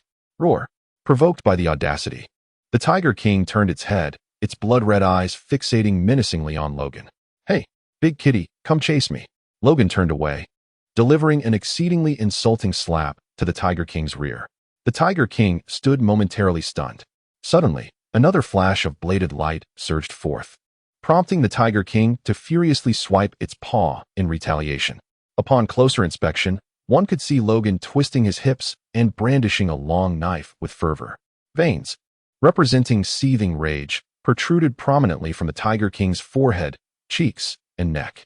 With a thunderous roar, infused with boundless fury, the Tiger King's wrath erupted, and it could no longer contain itself, lunging forward with a powerful swipe aimed directly at Logan. Logan executed a dazzling display of agility, darting about as if caught in a frenzied dance between life and death. The Wolf King stared in astonishment, nearly allowing the searing beam of his laser cannon to slip from his jaws. In the realm of inciting enmity, I, the Wolf King, would deem you the most formidable. And now, a sudden, thunderous roar interrupted the Wolf King's admiration. His eyes narrowed in focus, and without a moment's hesitation, he unleashed a terrifying column of intense heat toward Logan. At that precise moment, the Tiger King caught up, its fury blinding its reason. Driven by an insatiable desire to reduce the human before it to mere pulp, crushed and splattered. Yet, it failed to notice the strange smile that crept across Logan's face. With a swift gesture, Logan invoked his power, causing the solid ground beneath the Tiger King's right paw to collapse. In rapid succession, he vanished and reappeared, executing the same maneuver. Within mere seconds, all four of the Tiger King's paws were ensnared in the earth. Having accomplished this, Logan instantly flashed 100 meters away, dusting off his sleeves, concealing his prowess and glory. At this juncture, the searing laser beam was less than 20 meters from the Tiger King. In the blink of an eye, the threat pierced through, causing the Tiger King's pupils to constrict, momentarily overshadowing its rage. With a surge of strength, it unleashed a thunderous roar, forcefully driving its front paws into the ground to lift itself upward. However, the exertion was too great, causing its hind paws to sink deeper into the earth, resulting in the Tiger King rearing up, its entire body tilting backward. But at that very moment, the searing laser beam hurtled forth. What was intended to strike the Tiger King's face now zipped past its underbelly at breakneck speed. A resounding explosion echoed as the intense laser cannon detonated in the distance, instantly melting the earth into boiling magma, with crimson flames shooting skyward. The scorching shockwave was palpable. Even at this distance, Logan was left utterly astonished, completely taken aback. It was not the explosion that rendered him speechless, but rather the searing laser cannon that had just swept past him, severing his very essence, while a faint aroma of singed flesh lingered in the air. Logan cast a glance, only to behold a small fragment of black material intertwined with charred tiger fur. The mighty Tiger King had been reduced to mere remnants of his former grandeur. Logan instinctively tightened his legs, suppressing the chill that coursed through him, and gave a thumbs up to the Wolf King, who remained oblivious to the unfolding events several hundred meters away. Wolf Brother, impressive. Chapter 66. Strategic retreat. At that moment, the Tiger King crashed heavily to the ground, kicking up a cloud of dust. It was paralyzed, utterly incapacitated. The Tiger King's expression became vacant as it sluggishly extended a trembling paw beneath its abdomen. Empty. It was truly gone. Perhaps it was the belated agony that surged through its nerves at that instant, causing the Tiger King's visage to gradually contort into a terrifying grimace. An indescribable aura began to rise from it, and under the weight of this presence, the surrounding air seemed to moan in despair.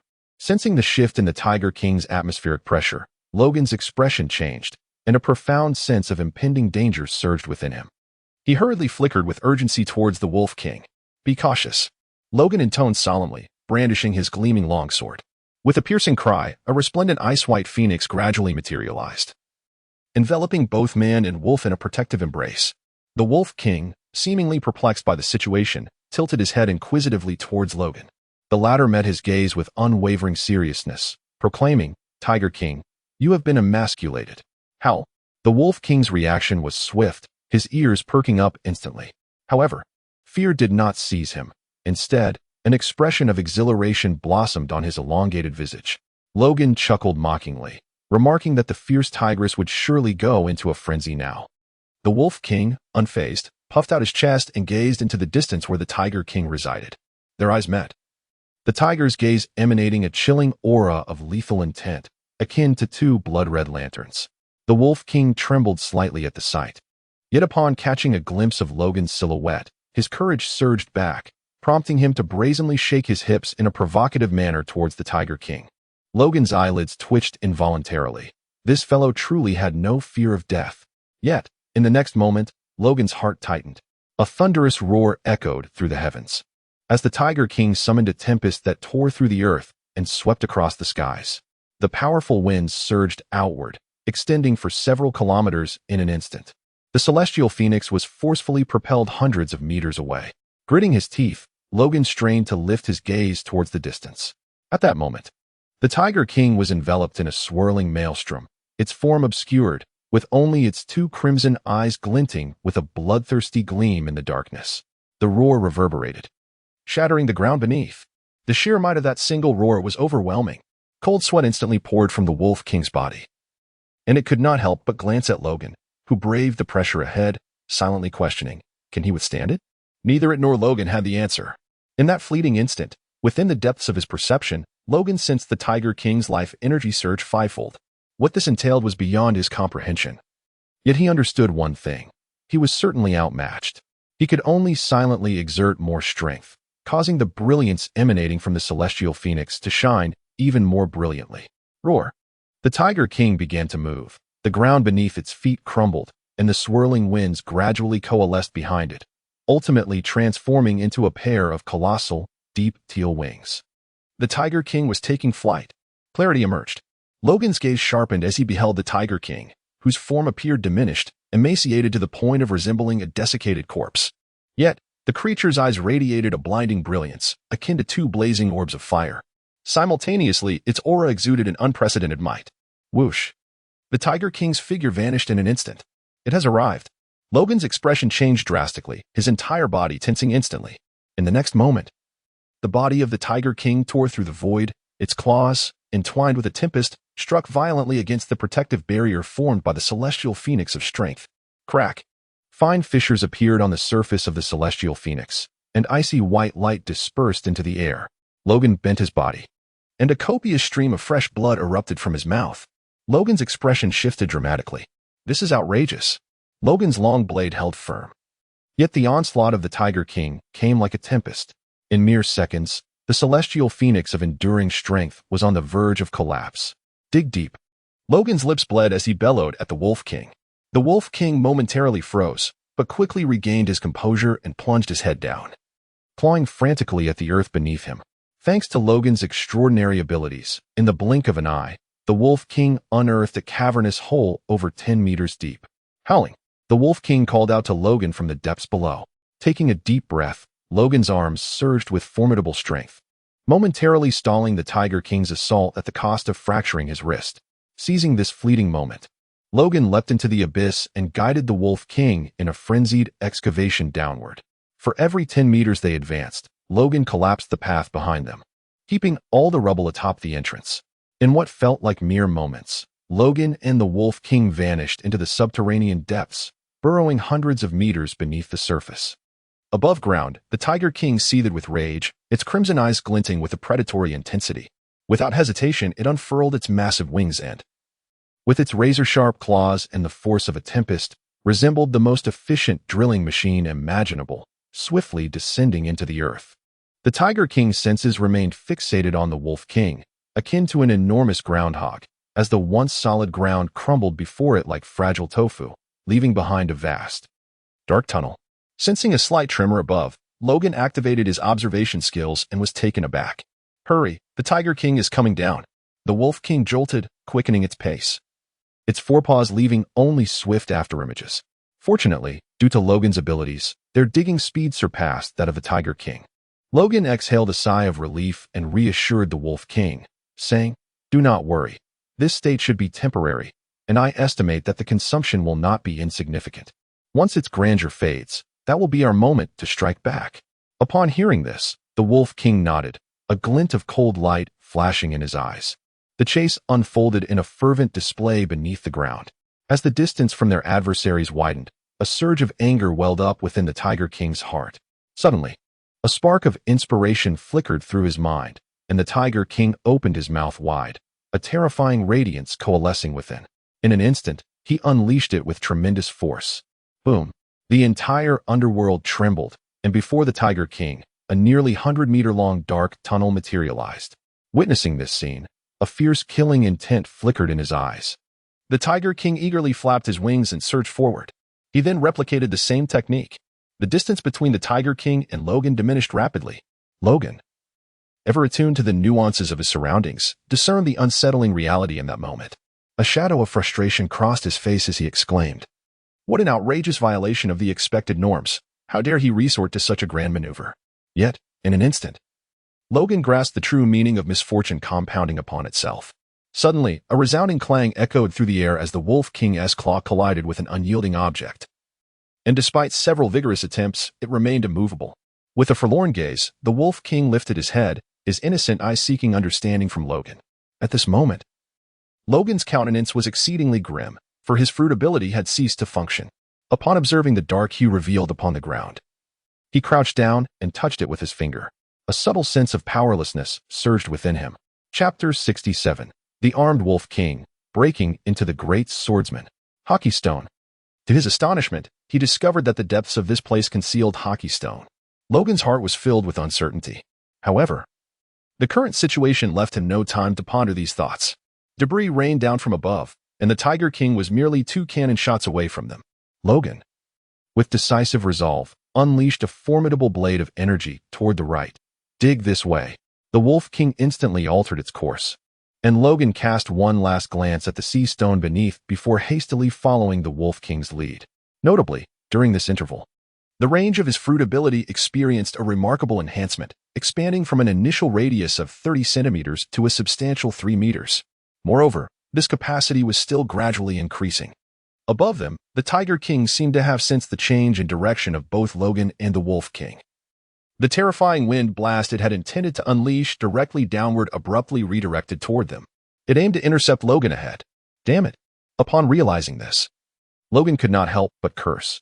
After a moment of contemplation, he resolutely decided to turn back. Above, the Tiger King also shifted its trajectory, launching a powerful attack to the left. Logan thus altered his direction once more, veering right, then left, then right again, and then left again. Within a mere hour, both parties had changed course over 200 times. The roar of the Tiger King seemed to be provoked by Logan's incessant changes in direction. The terrifying sound reverberated through the earth, reaching the ears of both Logan and the Wolf King with startling clarity. They exchanged a glance, each detecting a hint of amusement in the other's eyes. The thrill of the chase was quite exhilarating, was it not? However, despite their mirth, their vigilance remained unwavering. For Logan's keen observation had detected an astonishing transformation occurring within the Tiger King. As Logan perceived, the Tiger King's sharp claws were deeply embedded in the tunnel wall. Its mouth agape, revealing teeth as sharp and fearsome as blades.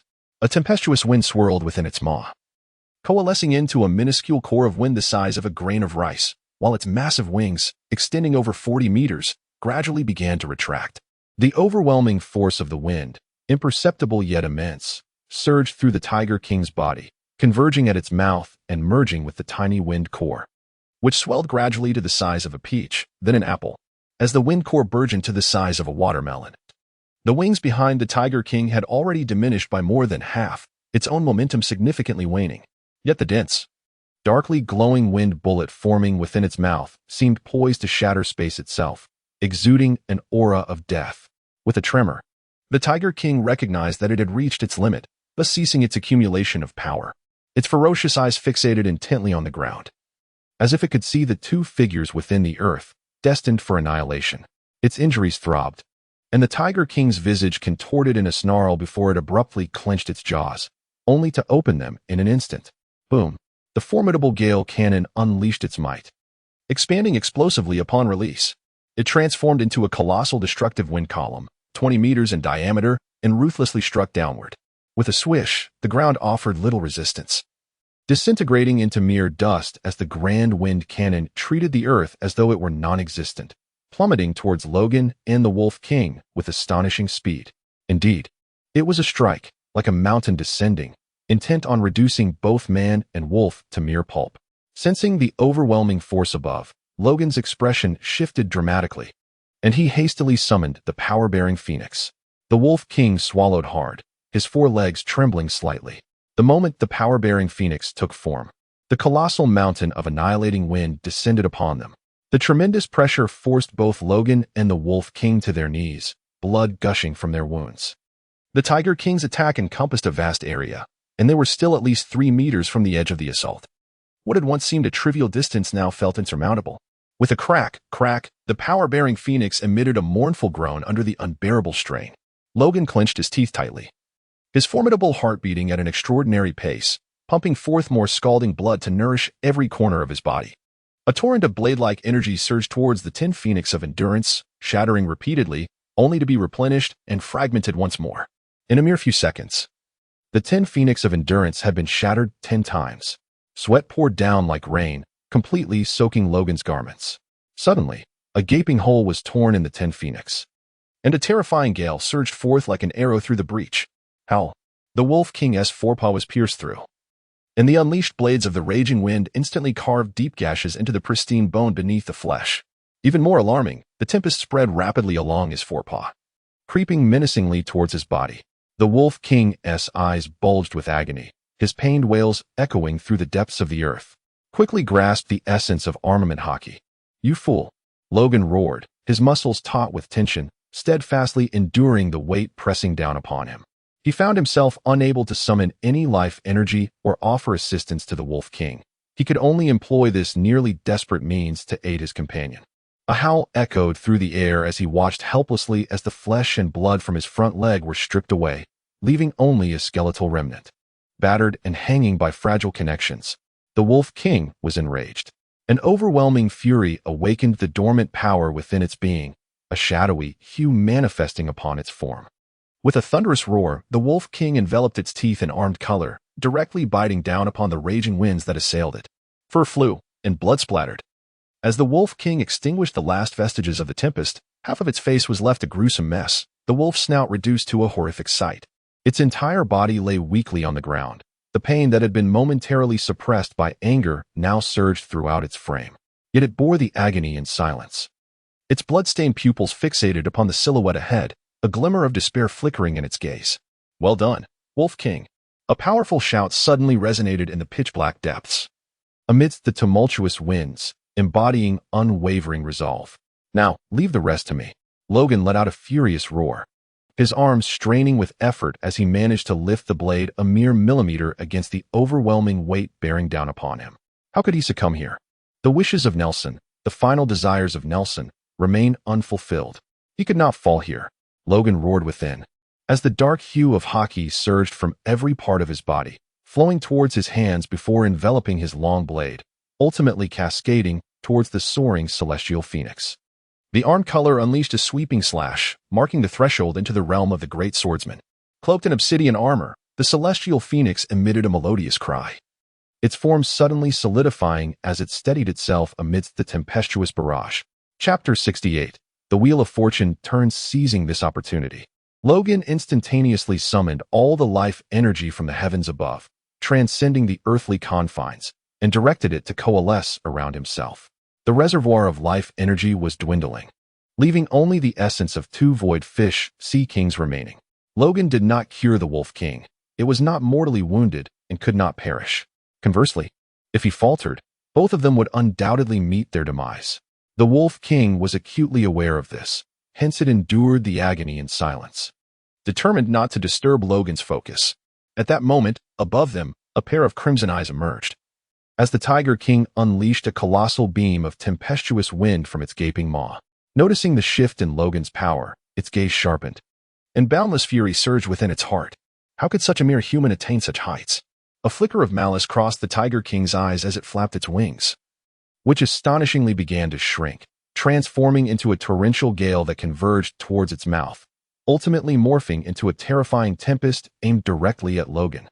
Blood began to seep from the Tiger King's body, yet it remained unfazed, its expression a grotesque mask of fury, with deep-seated resentment burning within its blood-red gaze.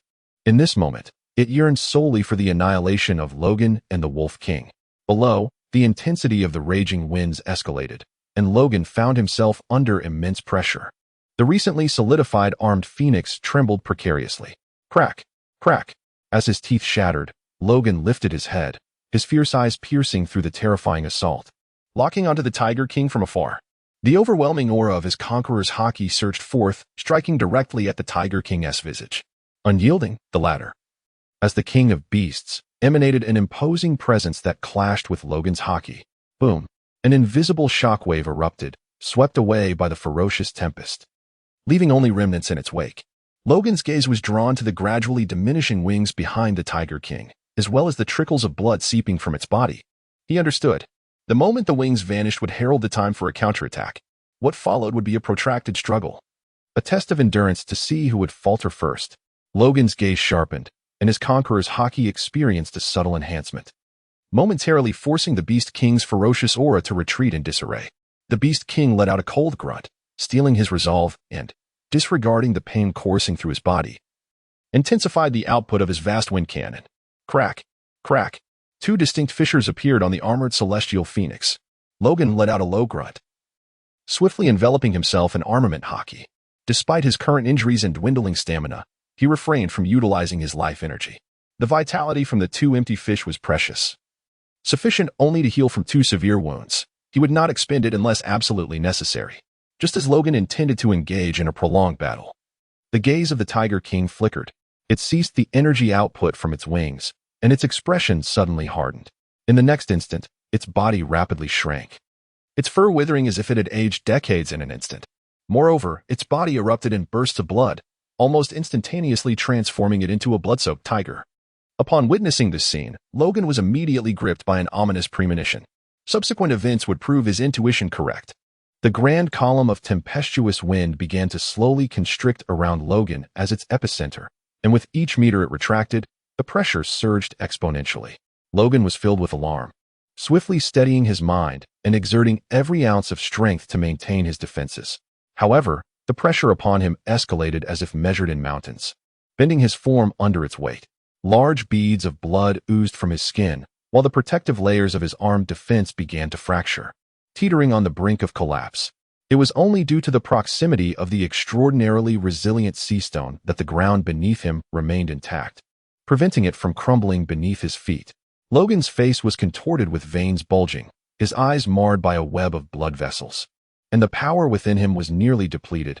Yet, he refrained from tapping into his life force. He was waiting. Above him, the Tiger King was equally afflicted, experiencing a sudden contraction of his lifespan, the sensation of being torn apart from within rendering him nearly inconsolable.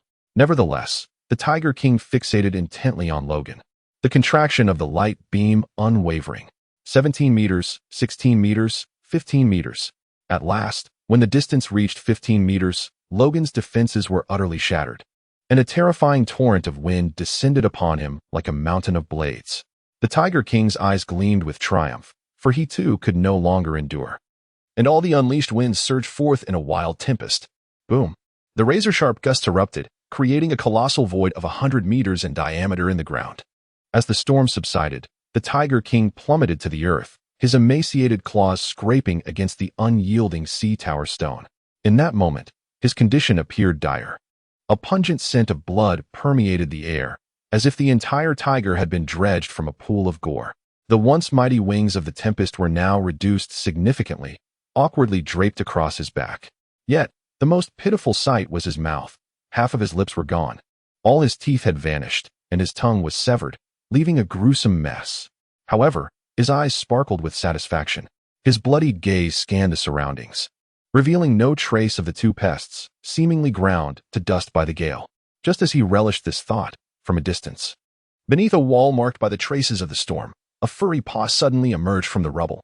Shortly thereafter, the intact Wolf King burst forth, shattering the debris that had pinned him down.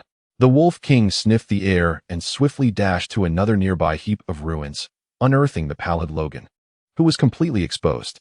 "Oh my goodness, I nearly suffocated," Logan exclaimed, collapsing to the ground and patting his chest, as if he had narrowly escaped death. Indeed, he had survived a harrowing ordeal. The instant the Celestial Phoenix's protective shield vanished, Logan's flesh was instantaneously shredded to dust, truly experiencing the agony of 1,000 cuts. A visceral torment.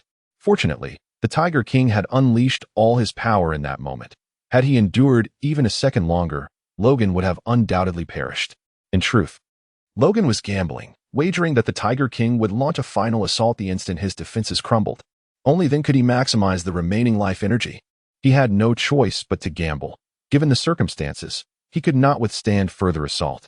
Rather than squander his last reserves of life energy on futile defenses, he opted for a desperate gamble for survival. Ultimately, his gamble proved fortuitous. Logan and the Wolf King exchanged a glance, each perceiving a mix of exhilaration, reflection, relief, and a flicker of buried fury in the depths of their eyes. Simultaneously, the man and the wolf turned to gaze at the Tiger King, who stood lost in a daze at a distance.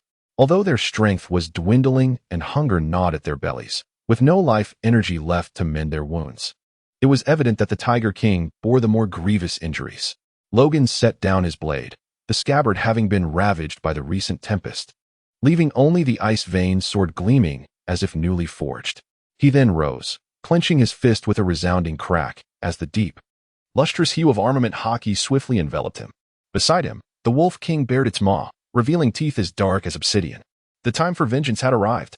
With a thunderous roar, Logan transformed into a streak of darkness, charging towards the Tiger King. Chapter 69. Who else is there? Yet, after only a few strides, Logan was beset by a sudden wave of weakness emanating from his feet. Logan's expression abruptly shifted. This is terrible. The sea prism stone floor. He had completely overlooked this detail. Logan's figure suddenly halted, casting a deep gaze at the Tiger King before greeting the Wolf King. To the ground. With that, Logan swiftly altered his direction, rapidly retrieving the ice vein blade, and then, in a manner that defied all reason, began to sprint along the sheer wall. Upon closer inspection, each step he took left profound imprints on the hard surface, and he advanced to the next before the laws of physics could catch up. Observing this, the Wolf King did not hesitate to follow suit, his claws also etching deep marks into the wall. Roar. The Tiger King, returning to his senses amidst shock, could not conceal the fury surging within him, despite the excruciating pain in his body. This sovereign of the wilderness, his eyes ablaze, unfurled his wings and stirred a tempest, propelling himself upwards in pursuit. As he ascended through the tunnel violently breached by the Tiger King, Logan glimpsed the light. Was it already afternoon? Once more standing upon the desolate surface, Logan rubbed his forehead, enveloped in a sense of surreal dislocation. The underground was so dark that the passage of time felt exceedingly chaotic. Suddenly, a fierce wind erupted from below. The Tiger King had emerged. Logan and the Wolf King exchanged a knowing glance, instinctively leaping back to give way to the Tiger King. With a thunderous roar, the Tiger King soared skyward, its bloodshot eyes fixated intently on the Wolf King. With a powerful flap of its wings, it dove down, lacking the enhancement of armed color. The Tiger King's grievous injuries would not allow it to sustain such force for long. Nevertheless, the chaotic winds carried an overwhelming sense of pressure. Undeterred, the Wolf King, emboldened and resolute, enveloped its entire head in a dark hue of armed color, its eyes alight with exhilaration as it boldly chose to confront the challenge head-on. Logan's lips twitched slightly as he shouted, "Take it easy. If you get hurt, it will be serious, and there will be no remedy." The Wolf King was momentarily taken aback, a cold sweat beading on his forehead as he sheepishly scratched his head.